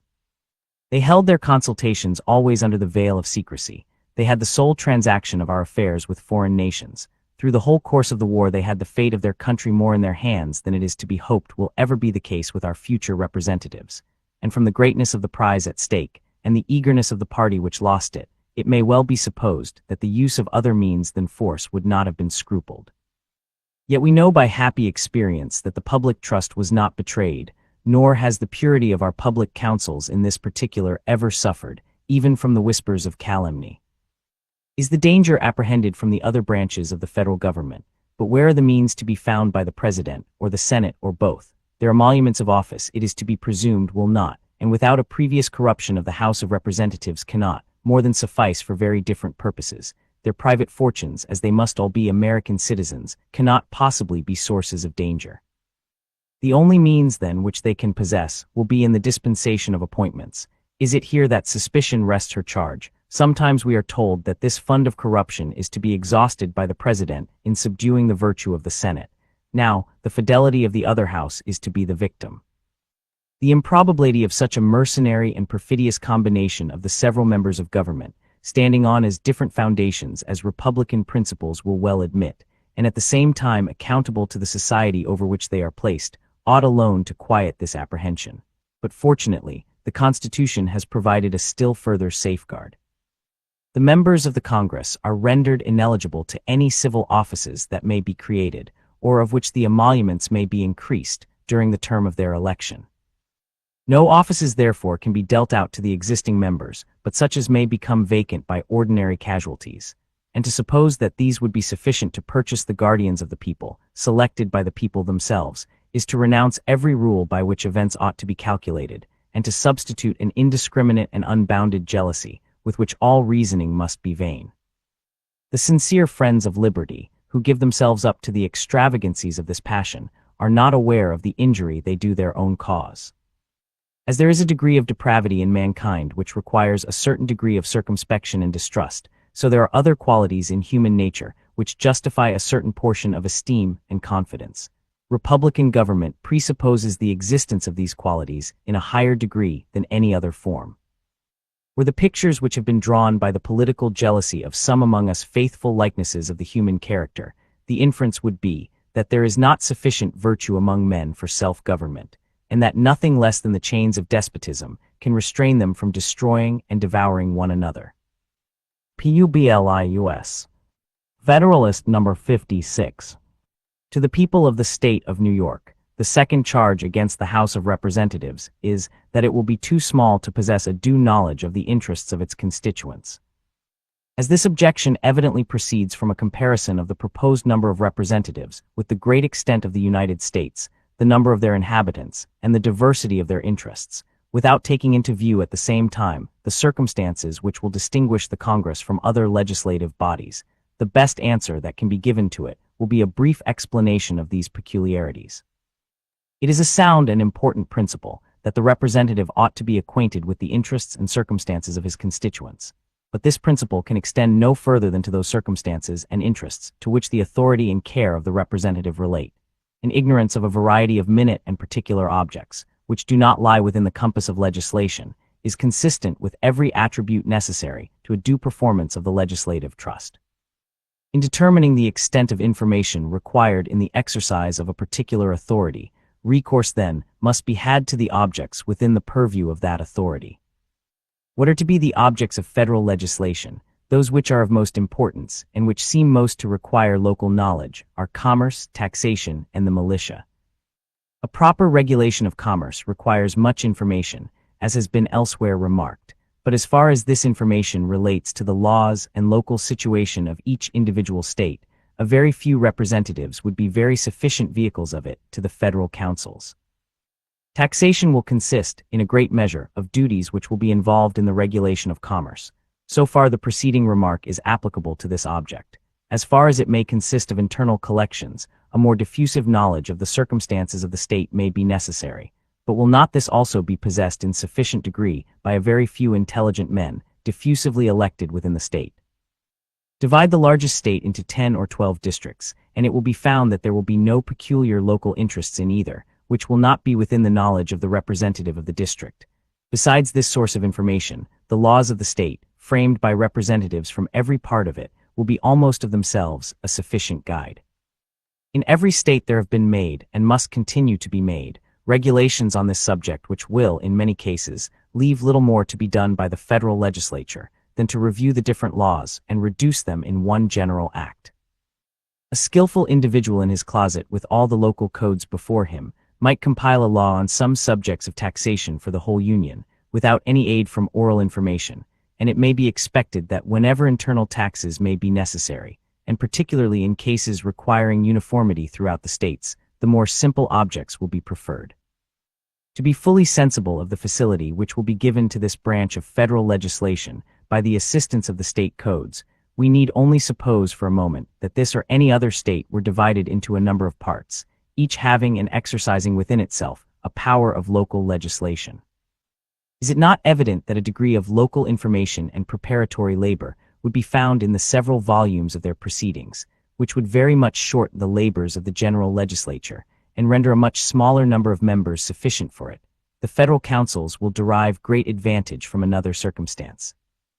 The representatives of each state will not only bring with them a considerable knowledge of its laws, and a local knowledge of their respective districts, but will probably in all cases have been members, and may even at the very time be members, of the state legislature, where all the local information and interests of the state are assembled, and from whence they may easily be conveyed by a very few hands into the legislature of the United States.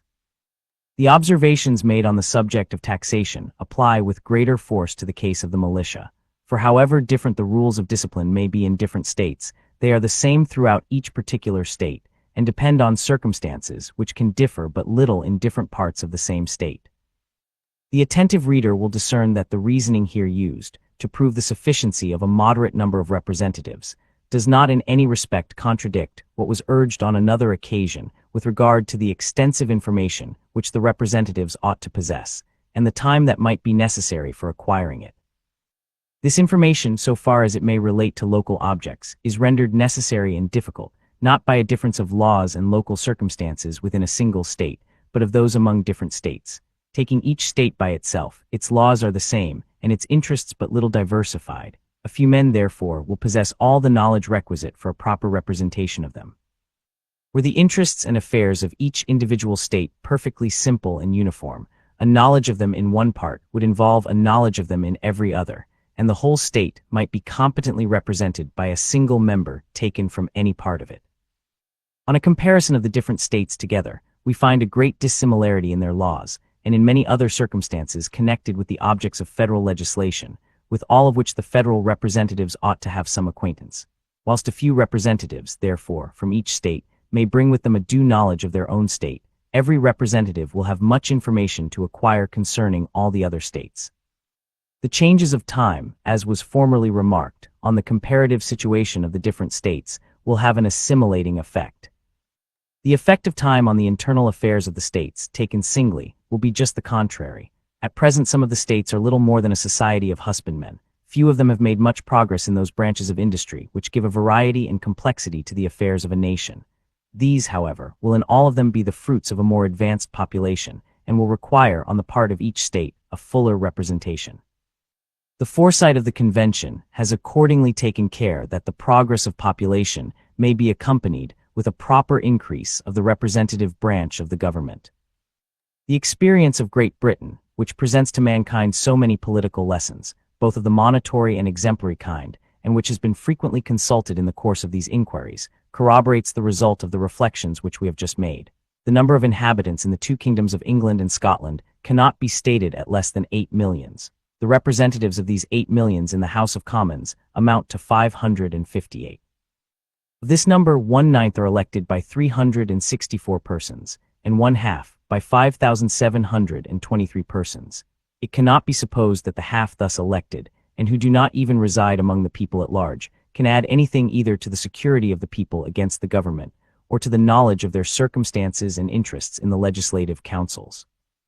On the contrary, it is notorious that they are more frequently the representatives and instruments of the executive magistrate than the guardians and advocates of the popular rights. They might therefore, with great propriety, be considered as something more than a mere deduction from the real representatives of the nation. We will, however, consider them in this light alone, and will not extend the deduction to a considerable number of others, who do not reside among their constituents, are very faintly connected with them, and have very little particular knowledge of their affairs. With all these concessions, 279 persons only will be the depository of the safety, interest, and happiness of 8 millions, that is to say, there will be one representative only to maintain the rights and explain the situation of 28,670 constituents in an assembly exposed to the whole force of executive influence, and extending its authority to every object of legislation within a nation whose affairs are in the highest degree diversified and complicated. Yet it is very certain, not only that a valuable portion of freedom has been preserved under all these circumstances, but that the defects in the British Code are chargeable, in a very small proportion, on the ignorance of the legislature concerning the circumstances of the people.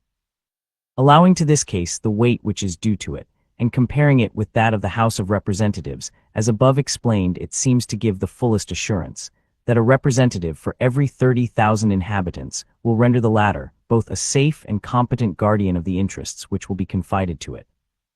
Publius. Federalist number 57. To the people of the state of New York, the three charge against the House of Representatives is that it will be taken from that class of citizens which will have least sympathy with the mass of the people, and be most likely to aim at an ambitious sacrifice of the many to the aggrandizement of the few. Of all the objections which have been framed against the federal Constitution, this is perhaps the most extraordinary. Whilst the objection itself is leveled against a pretended oligarchy, the principle of it strikes at the very root of republican government. The aim of every political constitution is, or ought to be, first to obtain for rulers men who possess most wisdom to discern, and most virtue to pursue, the common good of the society, and in the next place to take the most effectual precautions for keeping them virtuous whilst they continue to hold their public trust. The elective mode of obtaining rulers is the characteristic policy of republican government. The means relied on in this form of government for preventing their degeneracy are numerous and various. The most effectual one is such a limitation of the term of appointments as will maintain a proper responsibility to the people. Let me now ask what circumstance there is in the Constitution of the House of Representatives that violates the principles of republican government, or favors the elevation of the few on the ruins of the many. Let me ask whether every circumstance is not, on the contrary, strictly conformable to these principles, and scrupulously impartial to the rights and pretensions of every class and description of citizens, who are to be the electors of the federal representatives, not the rich more than the poor, not the learned more than the ignorant, not the haughty heirs of distinguished names more than the humble sons of obscurity and unpropitious fortune. The electors are to be the great body of the people of the United States.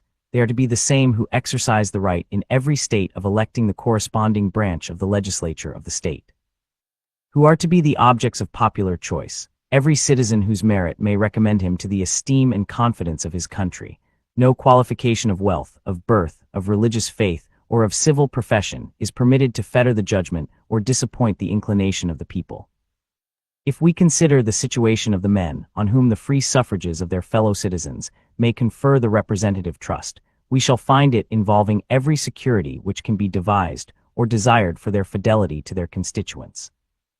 In the first place, as they will have been distinguished by the preference of their fellow citizens, we are to presume that in general they will be somewhat distinguished also by those qualities which entitle them to it, and which promise a sincere and scrupulous regard to the nature of their engagements.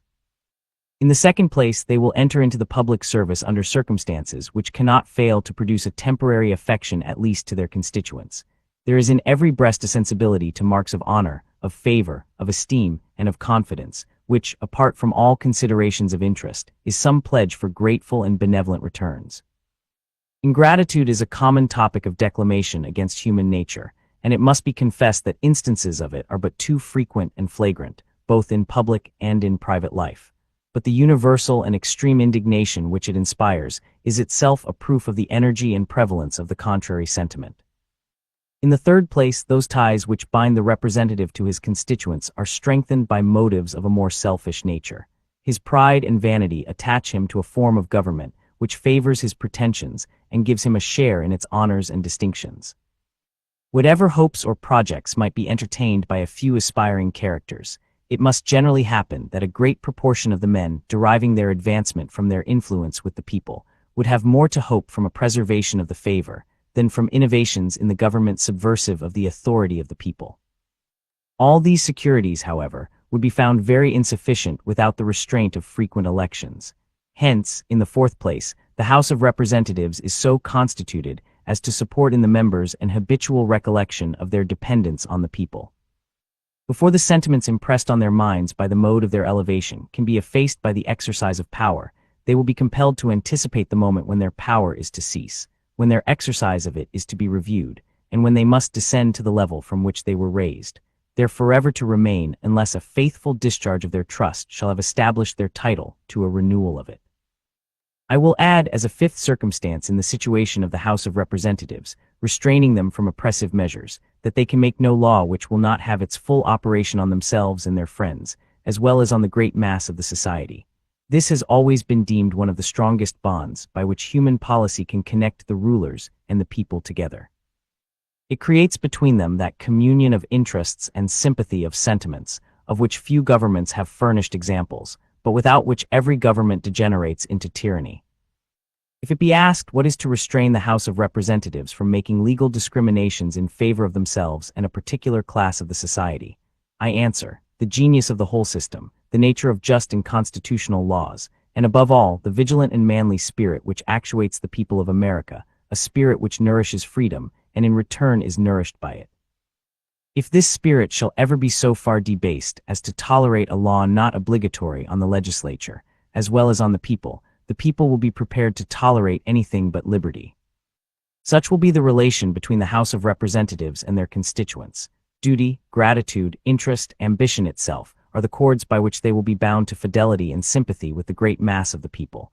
It is possible that these may all be insufficient to control the caprice and wickedness of man, but are they not all that government will admit, and that human prudence can devise? Are they not the genuine and the characteristic means by which republican government provides for the liberty and happiness of the people? Are they not the identical means on which every state government in the Union relies for the attainment of these important ends? What then are we to understand by the objection which this paper has combated? What are we to say to the men who profess the most flaming zeal for republican government, yet boldly impeach the fundamental principle of it, who pretend to be champions for the right and the capacity of the people to choose their own rulers, yet maintain that they will prefer those only who will immediately and infallibly betray the trust committed to them? Were the objection to be read by one who had not seen the mode prescribed by the Constitution for the choice of representatives, he could suppose nothing less than that some unreasonable qualification of property was annexed to the right of suffrage, or that the right of eligibility was limited to persons of particular families or fortunes, or at least that the mode prescribed by the state constitutions was in some respect or other very grossly departed from. We have seen how far such a supposition would err as to the two first points, nor would it, in fact, be less erroneous as to the last. The only difference discoverable between the two cases is that each representative of the United States will be elected by 5,000 or 6,000 citizens, whilst in the individual states, the election of a representative is left to about as many hundreds. Will it be pretended that this difference is sufficient to justify an attachment to the state governments and an abhorrence to the federal government? If this be the point on which the objection turns, it deserves to be examined. Is it supported by reason? This cannot be said without maintaining that 5,000 or 6,000 citizens are less capable of choosing a fit representative, or more liable to be corrupted by an unfit one, than 500 or 600. Reason, on the contrary, assures us that as in so great a number a fit representative would be most likely to be found, so the choice would be less likely to be diverted from him by the intrigues of the ambitious or the bribes of the rich. Is the consequence from this doctrine admissible? If we say that 500 or 600 citizens are as many as can jointly exercise their right of suffrage, must we not deprive the people of the immediate choice of their public servants, in every instance where the administration of the government does not require as many of them as will amount to one for that number of citizens? Is the doctrine warranted by facts? It was shown in the last paper that the real representation in the British House of Commons very little exceeds the proportion of one for every 30,000 inhabitants. Besides a variety of powerful causes not existing here, and which favor in that country the pretensions of rank and wealth, no person is eligible as a representative of a county, unless he possess real estate of the clear value of £600 per year, nor of a city or borough, unless he possess a like estate of half that annual value. To this qualification on the part of the county representatives is added another on the part of the county electors, which restrains the right of suffrage to persons having a freehold estate of the annual value of more than £20, according to the present rate of money. Notwithstanding these unfavorable circumstances, and notwithstanding some very unequal laws in the British Code, it cannot be said that the representatives of the nation have elevated the few on the ruins of them. But we need not resort to foreign experience on this subject. Our own is explicit and decisive. The districts in New Hampshire in which the senators are chosen immediately by the people are nearly as large as will be necessary for her representatives in the Congress. Those of Massachusetts are larger than will be necessary for that purpose, and those of New York still more so. In the last state, the members of Assembly for the cities and counties of New York and Albany are elected by very nearly as many voters as will be entitled to a representative in the Congress, calculating on the number of 65 representatives only. It makes no difference that in these senatorial districts and counties, a number of representatives are voted for by each elector at the same time. If the same electors at the same time are capable of choosing 4 or 5 representatives, they cannot be incapable of choosing one. Pennsylvania is an additional example. Some of her counties, which elect her state representatives, are almost as large as her districts will be by which her federal representatives will be elected. The city of Philadelphia is supposed to contain between 50 and 60,000 souls. It will therefore form nearly 2 districts for the choice of federal representatives. It forms, however, but one county, in which every elector votes for each of its representatives in the state legislature. And what may appear to be still more directly to our purpose, the whole city actually elects a single member for the executive council. This is the case in all the other counties of the state. Are not these facts the most satisfactory proofs of the fallacy which has been employed against the branch of the federal government under consideration? Has it appeared on trial that the senators of New Hampshire, Massachusetts, and New York, or the Executive Council of Pennsylvania, or the members of the Assembly in the 2 last states, have betrayed any peculiar disposition to sacrifice the many to the few, or are in any respect less worthy of their places than the representatives and magistrates appointed in other states by very small divisions of the people? But there are cases of a stronger complexion than any which I have yet quoted. One branch of the legislature of Connecticut is so constituted that each member of it is elected by the whole state. So is the governor of that state, of Massachusetts, and of this state, and the president of New Hampshire. I leave every man to decide whether the result of any one of these experiments can be said to countenance a suspicion that a diffusive mode of choosing representatives of the people tends to elevate traitors and to undermine the public liberty. Publius. Federalist number 58 to the people of the state of New York. The remaining charge against the House of Representatives, which I am to examine, is grounded on a supposition that the number of members will not be augmented from time to time, as the progress of population may demand. It has been admitted that this objection, if well supported, would have great weight. The following observations will show that, like most other objections against the Constitution, it can only proceed from a partial view of the subject, or from a jealousy which discolors and disfigures every object which is beheld. 1. Those who urge the objection seem not to have recollected that the federal Constitution will not suffer by a comparison with the state constitutions, in the security provided for a gradual augmentation of the number of representatives. The number which is to prevail in the first instance is declared to be temporary. Its duration is limited to the short term of 3 years. Within every successive term of 10 years, a census of inhabitants is to be repeated.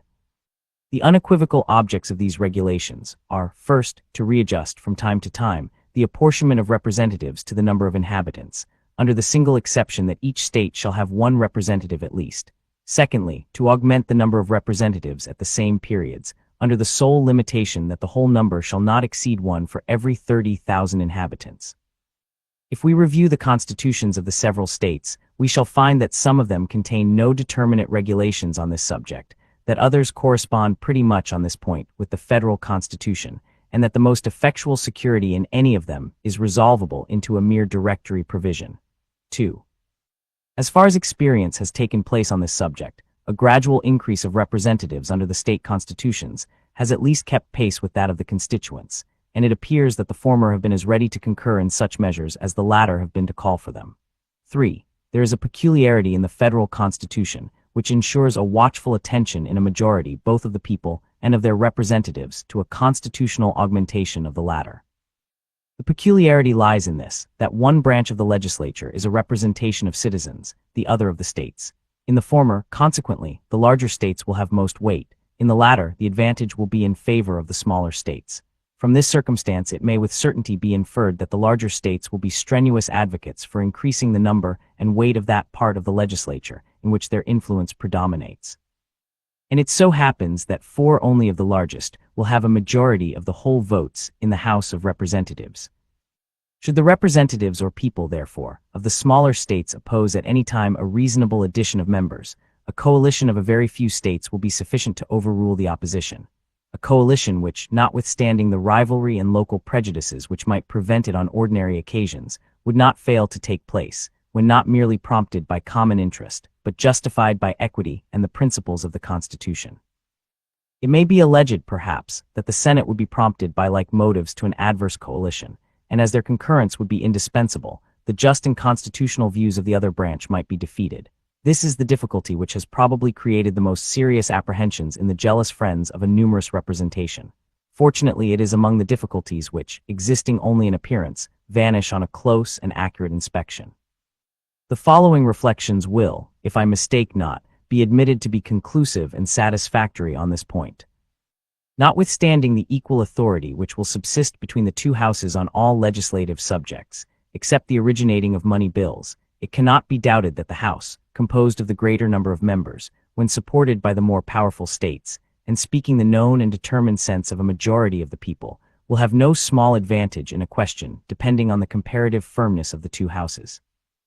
This advantage must be increased by the consciousness, felt by the same side of being supported in its demands by right, by reason, and by the Constitution, and the consciousness, on the opposite side, of contending against the force of all these solemn considerations. It is farther to be considered that in the gradation between the smallest and largest states there are several, which, though most likely in general to arrange themselves among the former, are too little removed in extent and population from the latter, to second an opposition to their just and legitimate pretensions. Hence it is by no means certain that a majority of votes, even in the Senate, would be unfriendly to proper augmentations in the number of representatives.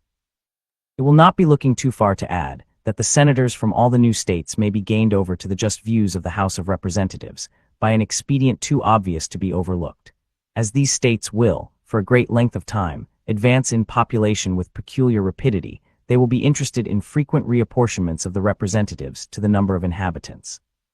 The large states, therefore, who will prevail in the House of Representatives, will have nothing to do but to make reapportionments and augmentations mutually conditions of each other, and the senators from all the most growing states will be bound to contend for the latter, by the interest which their states will feel in the former.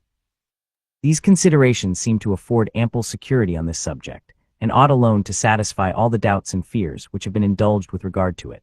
Admitting, however, that they should all be insufficient to subdue the unjust policy of the smaller states, or their predominant influence in the councils of the Senate, a constitutional and infallible resource still remains with the larger states, by which they will be able at all times to accomplish their just purposes. The House of Representatives cannot only refuse, but they alone can propose, the supplies requisite for the support of government. They, in a word, hold the purse, that powerful instrument by which we behold, in the history of the British Constitution, an infant and humble representation of the people gradually enlarging the sphere of its activity and importance, and finally reducing, as far as it seems to have wished, all the overgrown prerogatives of the other branches of the government. This power over the purse may, in fact, be regarded as the most complete and effectual weapon with which any constitution can arm the immediate representatives of the people, for obtaining a redress of every grievance, and for carrying into effect every just and salutary measure. But will not the House of Representatives be as much interested as the Senate in maintaining the government in its proper functions, and will they not therefore be unwilling to stake its existence or its reputation on the pliancy of the Senate? Or, if such a trial of firmness between the two branches were hazarded, would not the one be as likely first to yield as the other? These questions will create no difficulty with those who reflect that in all cases the smaller the number, and the more permanent and conspicuous the station, of men in power, the stronger must be the interest which they will individually feel in whatever concerns the government. Those who represent the dignity of their country in the eyes of other nations will be particularly sensible to every prospect of public danger or of dishonorable stagnation in public affairs. To those causes we are to ascribe the continual triumph of the British House of Commons over the other branches of the government, whenever the engine of a money bill has been employed. An absolute inflexibility on the side of the latter, although it could not have failed to involve every department of the state in the general confusion, has neither been apprehended nor experienced. The utmost degree of firmness that can be displayed by the Federal Senate or President will not be more than equal to a resistance in which they will be supported by constitutional and patriotic principles. In this review of the Constitution of the House of Representatives, I have passed over the circumstances of economy, which, in the present state of affairs, might have had some effect in lessening the temporary number of representatives, and a disregard of which would probably have been as rich a theme of declamation against the Constitution as has been shown by the smallness of the number proposed. I omit also any remarks on the difficulty which might be found, under present circumstances, in engaging in the federal service a large number of such characters as the people will probably elect. One observation, however, I must be permitted to add on this subject as claiming, in my judgment, a very serious attention. It is that in all legislative assemblies, the greater the number composing them may be, the fewer will be the men who will in fact direct their proceedings. In the first place, the more numerous an assembly may be, of whatever characters composed, the greater is known to be the ascendancy of passion over reason. In the next place, the larger the number, the greater will be the proportion of members of limited information and of weak capacities. Now it is precisely on characters of this description that the eloquence and address of the few are known to act with all their force. In the ancient republics, where the whole body of the people assembled in person, a single orator, or an artful statesman, was generally seen to rule with as complete a sway as if a scepter had been placed in his single hand. On the same principle, the more multitudinous a representative assembly may be rendered, the more it will partake of the infirmities incident to collective meetings of the people. Ignorance will be the dupe of cunning, and passion the slave of sophistry and declamation. The people can never err more than in supposing that by multiplying their representatives beyond a certain limit, they strengthen the barrier against the government of a few. Experience will forever admonish them that, on the contrary, after securing a sufficient number for the purposes of safety, of local information, and of diffusive sympathy with the whole society, they will counteract their own views by every addition to their representatives. The countenance of the government may become more democratic, but the soul that animates it will be more oligarchic. The machine will be enlarged, but the fewer, and often the more secret, will be the springs by which its motions are directed. As connected with the objection against the number of representatives, may properly be here noticed, that which has been suggested against the number made competent for legislative business. It has been said that more than a majority ought to have been required for a quorum, and in particular cases, if not in all, more than a majority of a quorum for a decision. That some advantages might have resulted from such a precaution cannot be denied. It might have been an additional shield to some particular interests, and another obstacle generally to hasty and partial measures, but these considerations are outweighed by the inconveniences in the opposite scale. In all cases where justice or the general good might require new laws to be passed, or active measures to be pursued, the fundamental principle of free government would be reversed. It would be no longer the majority that would rule, the power would be transferred to the minority. Were the defensive privilege limited to particular cases, an interested minority might take advantage of it to screen themselves from equitable sacrifices to the general weal, or, in particular emergencies, to extort unreasonable indulgences. Lastly, it would facilitate and foster the baneful practice of secessions, a practice which has shown itself even in states where a majority only is required, a practice subversive of all the principles of order and regular government, a practice which leads more directly to public convulsions and the ruin of popular governments than any other which has yet been displayed among us. Publius.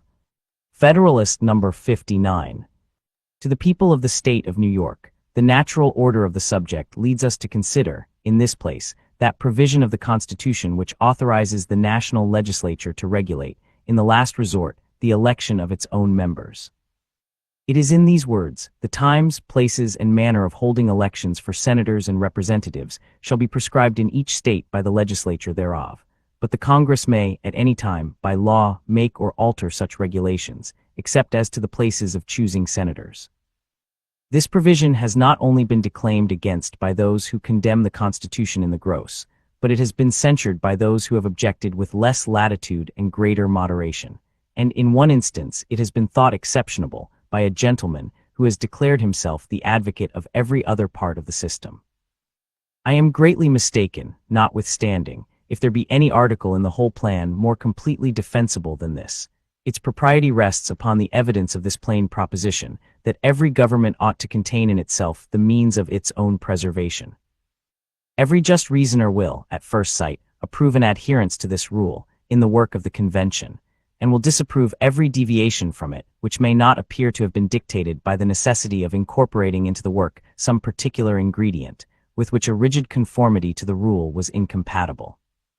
Even in this case, though he may acquiesce in the necessity, yet he will not cease to regard and to regret a departure from so fundamental a principle, as a portion of imperfection in the system which may prove the seed of future weakness, and perhaps anarchy. It will not be alleged that an election law could have been framed and inserted in the Constitution, which would have been always applicable to every probable change in the situation of the country, and it will therefore not be denied that a discretionary power over elections ought to exist somewhere. It will, I presume, be as readily conceded that there were only three ways in which this power could have been reasonably modified and disposed, that it must either have been lodged wholly in the national legislature, or wholly in the state legislatures, or primarily in the latter and ultimately in the former. The last mode has, with reason, been preferred by the convention. They have submitted the regulation of elections for the federal government, in the first instance, to the local administrations, which, in ordinary cases, and when no improper views prevail, may be both more convenient and more satisfactory, but they have reserved to the national authority a right to interpose, whenever extraordinary circumstances might render that interposition necessary to its safety. Nothing can be more evident than that an exclusive power of regulating elections for the national government in the hands of the state legislatures would leave the existence of the Union entirely at their mercy. They could at any moment annihilate it, by neglecting to provide for the choice of persons to administer its affairs. It is to little purpose to say that a neglect or omission of this kind would not be likely to take place. The constitutional possibility of the thing, without an equivalent for the risk, is an unanswerable objection, nor has any satisfactory reason been yet assigned for incurring that risk. The extravagant surmises of a distempered jealousy can never be dignified with that character. If we are in a humor to presume abuses of power, it is as fair to presume them on the part of the state governments as on the part of the general government. And as it is more consonant to the rules of a just theory to trust the Union with the care of its own existence than to transfer that care to any other hands, if abuses of power are to be hazardous on the one side or on the other, it is more rational to hazard them where the power would naturally be placed than where it would unnaturally be placed. Suppose an article had been introduced into the Constitution, empowering the United States to regulate the elections for the particular states. Would any man have hesitated to condemn it, both as an unwarrantable transposition of power and as a premeditated engine for the destruction of the state governments? The violation of principle in this case would have required no comment, and to an unbiased observer, it will not be less apparent in the project of subjecting the existence of the national government, in a similar respect, to the pleasure of the state governments. An impartial view of the matter cannot fail to result in a conviction that each, as far as possible, ought to depend on itself for its own preservation. As an objection to this position, it may be remarked that the constitution of the National Senate would involve, in its full extent, the danger which it is suggested might flow from an exclusive power in the state legislatures to regulate the federal elections. It may be alleged that by declining the appointment of senators, they might at any time give a fatal blow to the Union, and from this it may be inferred that as its existence would be thus rendered dependent upon them in so essential a point, there can be no objection to entrusting them with it in the particular case under consideration. The interest of each state, it may be added, to maintain its representation in the national councils, would be a complete security against an abuse of the trust. This argument, though specious, will not, upon examination, be found solid. It is certainly true that the state legislatures, by forbearing the appointment of senators, may destroy the national government, but it will not follow that, because they have a power to do this in one instance, they ought to have it in every other. There are cases in which the pernicious tendency of such a power may be far more decisive, without any motive equally cogent with that which must have regulated the conduct of the convention in respect to the formation of the Senate, to recommend their admission into the system. So far as that construction may expose the Union to the possibility of injury from the state legislatures, it is an evil, but it is an evil which could not have been avoided without excluding the states, in their political capacities, wholly from a place in the organization of the national government. If this had been done, it would doubtless have been interpreted into an entire dereliction of the federal principle, and would certainly have deprived the state governments of that absolute safeguard which they will enjoy under this provision. But however wise it may have been to have submitted in this instance to an inconvenience, for the attainment of a necessary advantage or a greater good, no inference can be drawn from thence to favor an accumulation of the evil, where no necessity urges, nor any greater good invites. It may be easily discerned, also, that the national government would run a much greater risk from a power in the state legislatures over the elections of its House of Representatives than from their power of appointing the members of its Senate. The senators are to be chosen for the period of 6 years. There is to be a rotation, by which the seats of a third part of them are to be vacated and replenished every 2 years, and no state is to be entitled to more than 2 senators. A quorum of the body is to consist of 16 members. The joint result of these circumstances would be that a temporary combination of a few states to intermit the appointment of senators could neither annul the existence nor impair the activity of the body, and it is not from a general and permanent combination of the states that we can have anything to fear. The first might proceed from sinister designs in the leading members of a few of the state legislatures. The last would suppose a fixed and rooted disaffection in the great body of the people, which will either never exist at all, or will, in all probability, proceed from an experience of the inaptitude of the general government to the advancement of their happiness, in which event no good citizen could desire its continuance. But with regard to the Federal House of Representatives, there is intended to be a general election of members once in 2 years. If the state legislatures were to be invested with an exclusive power of regulating these elections, every period of making them would be a delicate crisis in the national situation, which might issue in a dissolution of the Union, if the leaders of a few of the most important states should have entered into a previous conspiracy to prevent an election.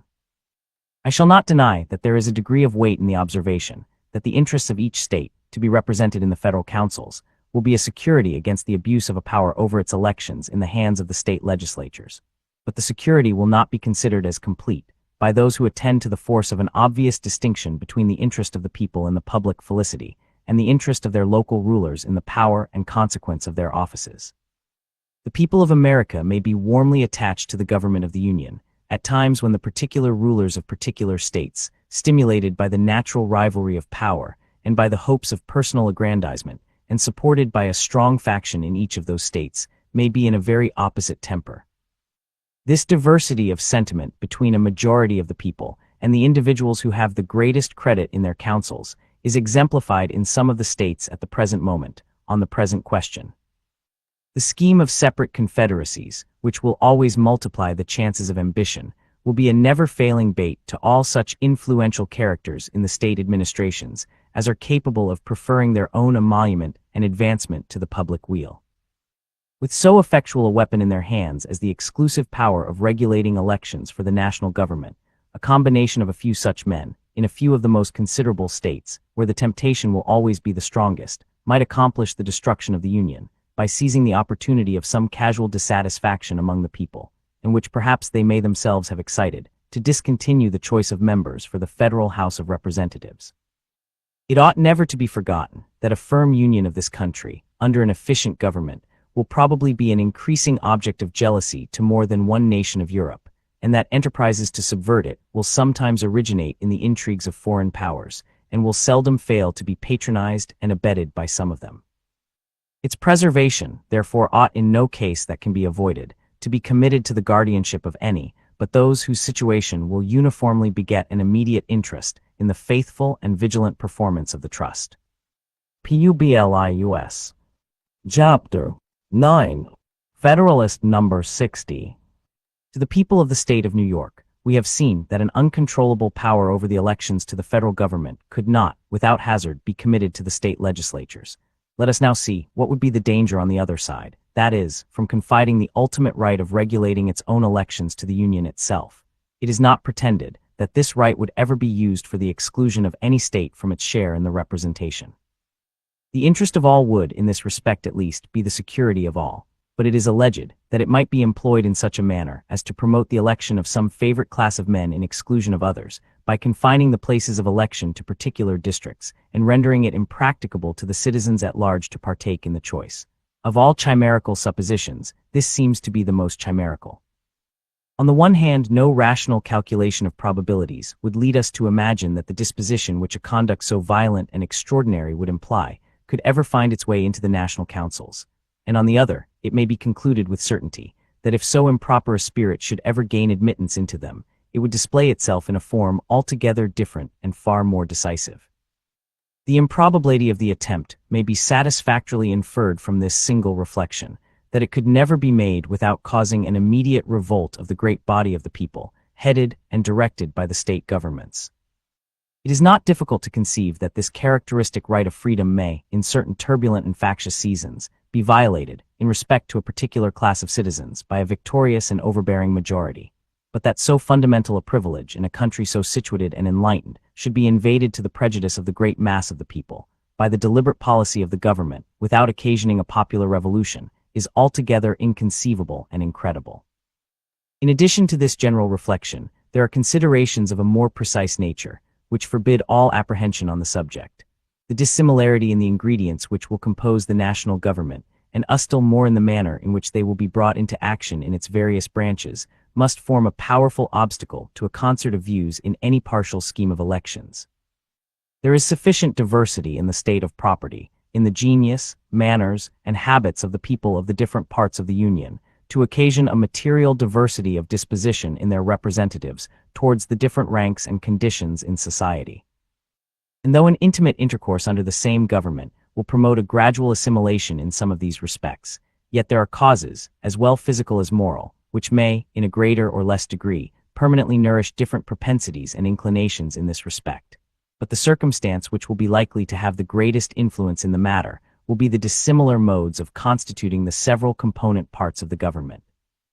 The House of Representatives being to be elected immediately by the people, the Senate by the state legislatures, the President by electors chosen for that purpose by the people, there would be little probability of a common interest to cement these different branches in a predilection for any particular class of electors. As to the Senate, it is impossible that any regulation of time and manner, which is all that is proposed to be submitted to the national government in respect to that body, can affect the spirit which will direct the choice of its members. The collective sense of the state legislatures can never be influenced by extraneous circumstances of that sort, a consideration which alone ought to satisfy us that the discrimination apprehended would never be attempted. For what inducement could the Senate have to concur in a preference in which itself would not be included, or to what purpose would it be established, in reference to one branch of the legislature, if it could not be extended to the other? The composition of the one would in this case counteract that of the other, and we can never suppose that it would embrace the appointments to the Senate, unless we can at the same time suppose the voluntary cooperation of the state legislatures. If we make the latter supposition, it then becomes immaterial where the power in question is placed, whether in their hands or in those of the Union.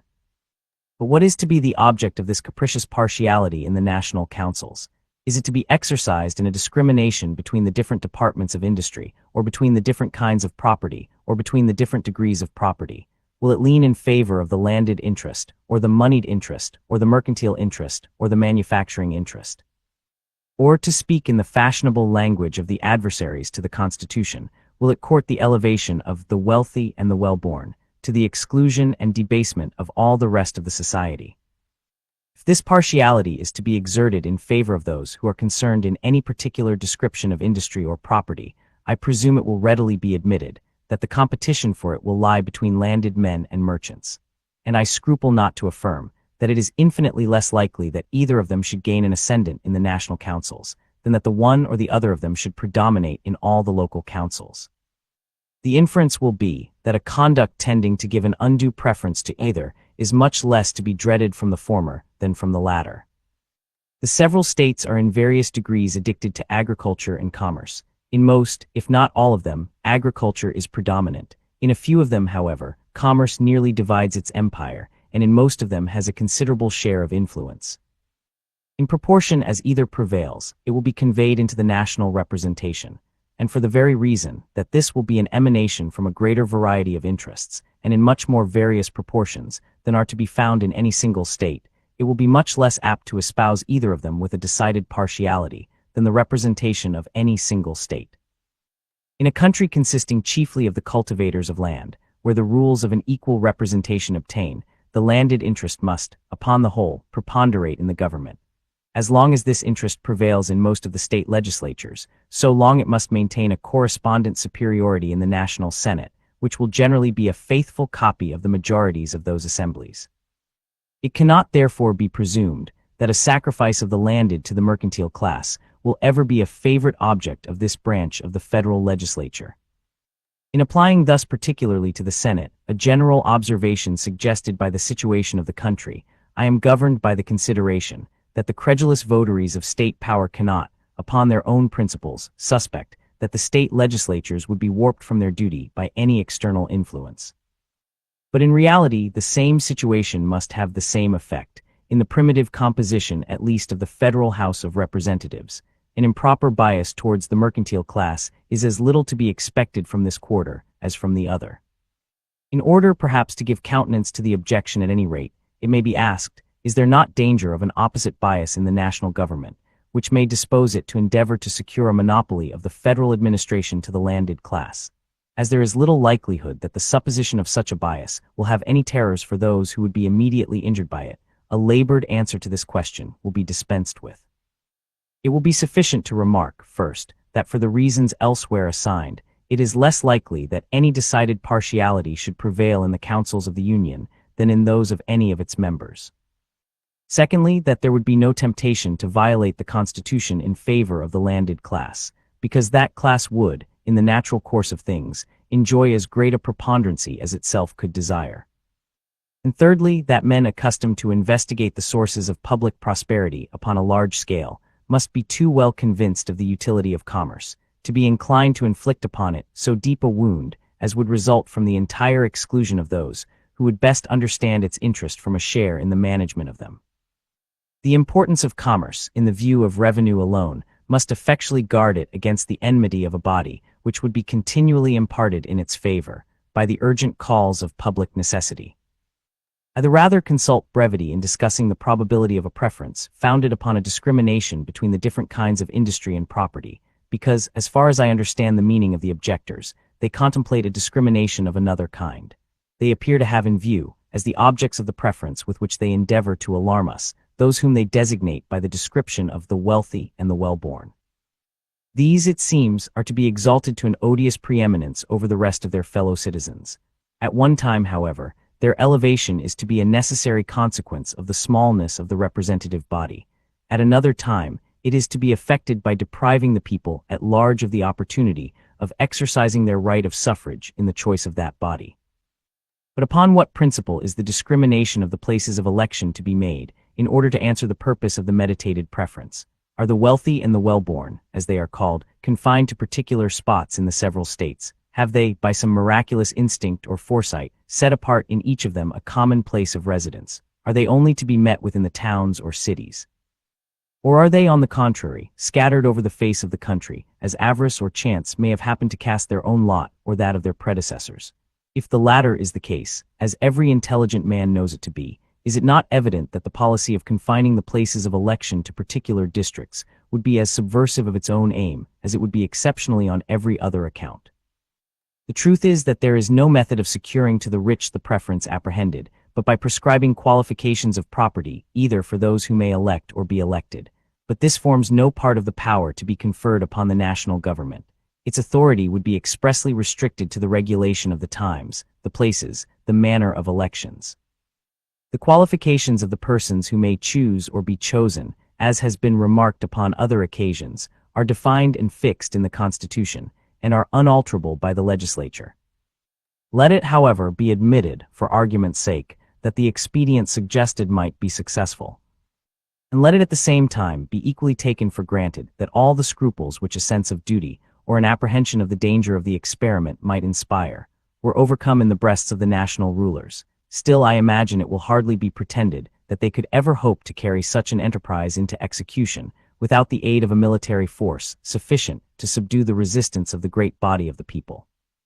The improbability of the existence of a force equal to that object has been discussed and demonstrated in different parts of these papers, but that the futility of the objection under consideration may appear in the strongest light, it shall be conceded for a moment that such a force might exist, and the national government shall be supposed to be in the actual possession of it. What will be the conclusion? With a disposition to invade the essential rights of the community, and with the means of gratifying that disposition, is it presumable that the persons who were actuated by it would amuse themselves in the ridiculous task of fabricating election laws for securing a preference to a favorite class of men? Would they not be likely to prefer a conduct better adapted to their own immediate aggrandizement? Would they not rather boldly resolve to perpetuate themselves in office by one decisive act of usurpation, than to trust to precarious expedients which, in spite of all the precautions that might accompany them, might terminate in the dismissal, disgrace, and ruin of their authors? Would they not fear that citizens, not less tenacious than conscious of their rights, would flock from the remote extremes of their respective states to the places of election, to overthrow their tyrants, and to substitute men who would be disposed to avenge the violated majesty of the people? Publius. Chapter 10. Federalist number 61. To the people of the state of New York, the more candid opposers of the provision respecting elections, contained in the plan of the convention, when pressed in argument, will sometimes concede the propriety of that provision, with this qualification, however, that it ought to have been accompanied with a declaration that all elections should be had in the counties where the electors resided. This, say they, was a necessary precaution against an abuse of the power. A declaration of this nature would certainly have been harmless. So far as it would have had the effect of quieting apprehensions, it might not have been undesirable. But it would in fact have afforded little or no additional security against the danger apprehended, and the want of it will never be considered, by an impartial and judicious examiner, as a serious, still less as an insuperable, objection to the plan. The different views taken of the subject in the two preceding papers must be sufficient to satisfy all dispassionate and discerning men, that if the public liberty should ever be the victim of the ambition of the national rulers, the power under examination, at least, will be guiltless of the sacrifice.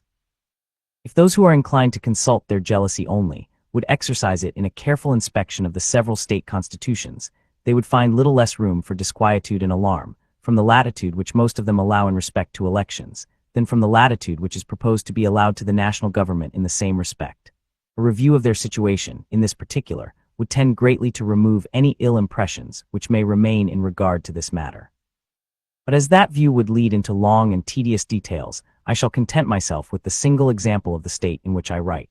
The Constitution of New York makes no other provision for locality of elections than that the members of the Assembly shall be elected in the counties, those of the Senate, in the great districts into which the state is or may be divided. These at present are 4 in number, and comprehend each from 2 to 6 counties.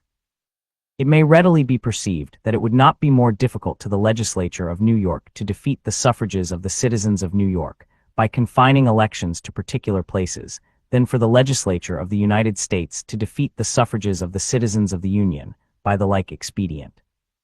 Suppose, for instance, the city of Albany was to be appointed the sole place of election for the county and district of which it is a part. Would not the inhabitants of that city speedily become the only electors of the members, both of the Senate and Assembly for that county and district? Can we imagine that the electors who reside in the remote subdivisions of the counties of Albany, Saratoga, Cambridge, etc., or in any part of the county of Montgomery, would take the trouble to come to the city of Albany to give their votes for members of the Assembly or Senate, sooner than they would repair to the city of New York to participate in the choice of the members of the Federal House of Representatives? The alarming indifference discoverable in the exercise of so invaluable a privilege under the existing laws, which afford every facility to it, furnishes a ready answer to this question. And abstracted from any experience on the subject, we can be at no loss to determine that when the place of election is at an inconvenient distance from the elector, the effect upon his conduct will be the same whether that distance be 20 miles or 20,000 miles. Hence it must appear that objections to the particular modification of the federal power of regulating elections will, in substance, apply with equal force to the modification of the like power in the Constitution of this state, and for this reason it will be impossible to acquit the one and to condemn the other. A similar comparison would lead to the same conclusion in respect to the constitutions of most of the other states. If it should be said that defects in the state constitutions furnish no apology for those which are to be found in the plan proposed, I answer that as the former have never been thought chargeable with inattention to the security of liberty, where the imputations thrown on the latter can be shown to be applicable to them also, the presumption is that they are rather the cavilling refinements of a predetermined opposition than the well-founded inferences of a candid research after truth. To those who are disposed to consider, as innocent omissions in the state constitutions, what they regard as unpardonable blemishes in the plan of the convention, nothing can be said, or at most, they can only be asked to assign some substantial reason why the representatives of the people in a single state should be more impregnable to the lust of power or other sinister motives than the representatives of the people of the United States. If they cannot do this, they ought at least to prove to us that it is easier to subvert the liberties of 3 millions of people, with the advantage of local governments to head their opposition, than of 200,000 people who are destitute of that advantage. And in relation to the point immediately under consideration, they ought to convince us that it is less probable that a predominant faction in a single state should, in order to maintain its superiority, incline to a preference of a particular class of electors, than that a similar spirit should take possession of the representatives of 13 states, spread over a vast region, and in several respects distinguishable from each other by a diversity of local circumstances, prejudices, and interests. Hitherto my observations have only aimed at a vindication of the provision in question, on the ground of theoretic propriety, on that of the danger of placing the power elsewhere, and on that of the safety of placing it in the manner proposed. But there remains to be mentioned a positive advantage which will result from this disposition, and which could not as well have been obtained from any other. I allude to the circumstance of uniformity in the time of elections for the Federal House of Representatives. It is more than possible that this uniformity may be found by experience to be of great importance to the public welfare, both as a security against the perpetuation of the same spirit in the body, and as a cure for the diseases of faction. If each state may choose its own time of election, it is possible there may be at least as many different periods as there are months in the year. The times of election in the several states, as they are now established for local purposes, vary between extremes as wide as March and November. The consequence of this diversity would be that there could never happen a total dissolution or renovation of the body at one time. If an improper spirit of any kind should happen to prevail in it, that spirit would be apt to infuse itself into the new members, as they come forward in succession. The mass would be likely to remain nearly the same, assimilating constantly to itself its gradual accretions. There is a contagion in example which few men have sufficient force of mind to resist. I am inclined to think that treble the duration in office, with the condition of a total dissolution of the body at the same time, might be less formidable to liberty than 1/3 of that duration subject to gradual and successive alterations. Uniformity in the time of elections seems not less requisite for executing the idea of a regular rotation in the Senate, and for conveniently assembling the legislature at a stated period in each year. It may be asked, why then could not a time have been fixed in the Constitution? As the most zealous adversaries of the plan of the convention in this state are, in general, not less zealous admirers of the Constitution of the state, the question may be retorted, and it may be asked, why was not a time for the like purpose fixed in the Constitution of this state? No better answer can be given than that it was a matter which might safely be entrusted to legislative discretion, and that if a time had been appointed, it might, upon experiment, have been found less convenient than some other time. The same answer may be given to the question put on the other side. And it may be added that the supposed danger of a gradual change being merely speculative, it would have been hardly advisable upon that speculation to establish, as a fundamental point, what would deprive several states of the convenience of having the elections for their own governments, and for the national government at the same epochs. Publius. Federalist number 62. To the people of the state of New York, having examined the Constitution of the House of Representatives, and answered such of the objections against it as seemed to merit notice, I enter next on the examination of the Senate. The heads into which this member of the government may be considered are 1. The qualification of senators, 2. The appointment of them by the state legislatures, 3. The equality of representation in the Senate, 4. The number of senators, and the term for which they are to be elected, 5. The powers vested in the Senate. 1. The qualifications proposed for senators, as distinguished from those of representatives, consist in a more advanced age and a longer period of citizenship. A senator must be 30 years of age at least, as a representative must be 25, and the former must have been a citizen 9 years, as 7 years are required for the latter. The propriety of these distinctions is explained by the nature of the senatorial trust, which, requiring greater extent of information and stability of character, requires at the same time that the senator should have reached a period of life most likely to supply these advantages, and which, participating immediately in transactions with foreign nations, ought to be exercised by none who are not thoroughly weaned from the prepossessions and habits incident to foreign birth and education.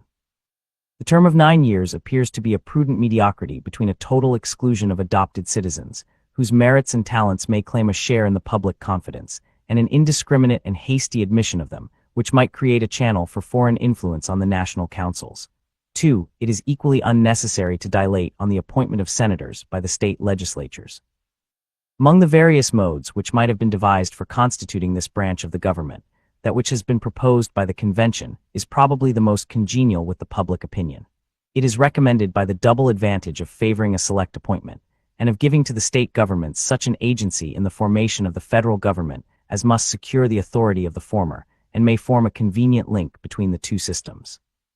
3. The equality of representation in the Senate is another point, which, being evidently the result of compromise between the opposite pretensions of the large and the small states, does not call for much discussion.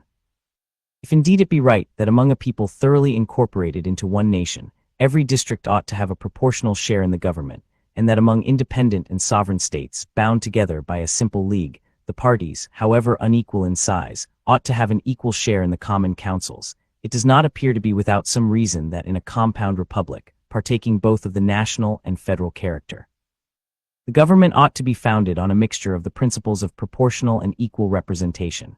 But it is superfluous to try, by the standard of theory, a part of the Constitution which is allowed on all hands to be the result, not of theory, but of a spirit of amity, and that mutual deference and concession which the peculiarity of our political situation rendered indispensable. A common government with powers equal to its objects is called for by the voice, and still more loudly by the political situation, of America. A government founded on principles more consonant to the wishes of the larger states is not likely to be obtained from the smaller states. The only option, then, for the former lies between the proposed government and a government still more objectionable.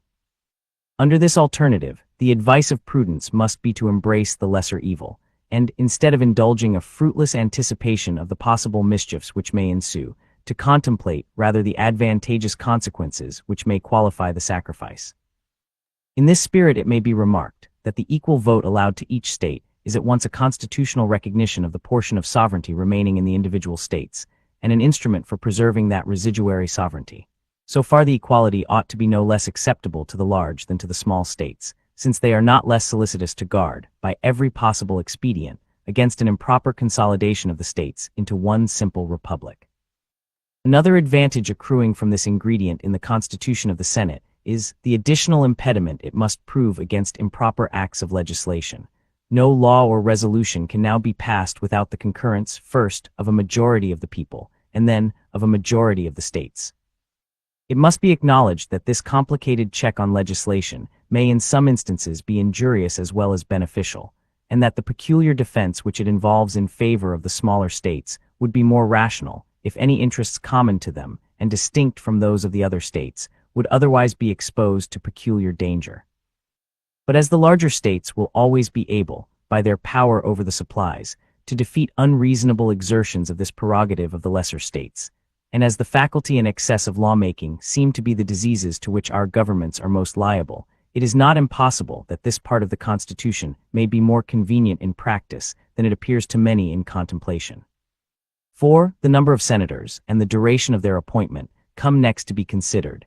In order to form an accurate judgment on both of these points, it will be proper to inquire into the purposes which are to be answered by a Senate, and in order to ascertain these, it will be necessary to review the inconveniences which a republic must suffer from the want of such an institution. First, it is a misfortune incident to republican government, though in a less degree than to other governments, that those who administer it may forget their obligations to their constituents and prove unfaithful to their important trust. In this point of view, a Senate, as a second branch of the legislative assembly, distinct from, and dividing the power with a first, must be in all cases a salutary check on the government. It doubles the security to the people, by requiring the concurrence of two distinct bodies in schemes of usurpation or perfidy, where the ambition or corruption of one would otherwise be sufficient. This is a precaution founded on such clear principles, and now so well understood in the United States, that it would be more than superfluous to enlarge on it. I will barely remark that as the improbability of sinister combinations will be in proportion to the dissimilarity in the genius of the two bodies, it must be politic to distinguish them from each other by every circumstance which will consist with a due harmony in all proper measures, and with the genuine principles of republican government.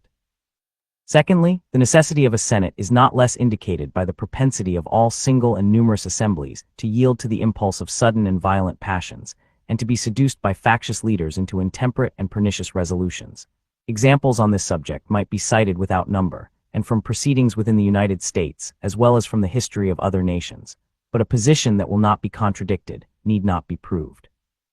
All that need be remarked is, that a body which is to correct this infirmity ought itself to be free from it, and consequently ought to be less numerous.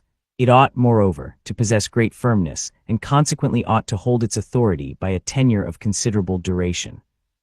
Thirdly, another defect to be supplied by a Senate lies in a want of due acquaintance with the objects and principles of legislation. It is not possible that an assembly of men called for the most part from pursuits of a private nature, continued in appointment for a short time, and led by no permanent motive to devote the intervals of public occupation to a study of the laws, the affairs, and the comprehensive interests of their country, should, if left wholly to themselves, escape a variety of important errors in the exercise of their legislative trust. It may be affirmed, on the best grounds, that no small share of the present embarrassments of America is to be charged on the blunders of our governments, and that these have proceeded from the heads rather than the hearts of most of the authors of them. What indeed are all the repealing, explaining, and amending laws, which fill and disgrace our voluminous codes, but so many monuments of deficient wisdom, so many impeachments exhibited by each succeeding against each preceding session, so many admonitions to the people, of the value of those aids which may be expected from a well-constituted Senate. A good government implies two things. First, fidelity to the object of government, which is the happiness of the people. Secondly, a knowledge of the means by which that object can be best attained. Some governments are deficient in both these qualities. Most governments are deficient in the first. I scruple not to assert that in American governments too little attention has been paid to the last. The federal Constitution avoids this error, and what merits particular notice, it provides for the last in a mode which increases the security for the first. Fourthly, the mutability in the public councils arising from a rapid succession of new members, however qualified they may be, points out, in the strongest manner, the necessity of some stable institution in the government. Every new election in the states is found to change one half of the representatives. From this change of men must proceed a change of opinions, and from a change of opinions, a change of measures. But a continual change even of good measures is inconsistent with every rule of prudence and every prospect of success. The remark is verified in private life, and becomes more just, as well as more important, in national transactions. To trace the mischievous effects of a mutable government would fill a volume. I will hint a few only, each of which will be perceived to be a source of innumerable others. In the first place, it forfeits the respect and confidence of other nations, and all the advantages connected with national character. An individual who is observed to be inconstant to his plans, or perhaps to carry on his affairs without any plan at all, is marked at once, by all prudent people, as a speedy victim to his own unsteadiness and folly. His more friendly neighbors may pity him, but all will decline to connect their fortunes with his, and not a few will seize the opportunity of making their fortunes out of his.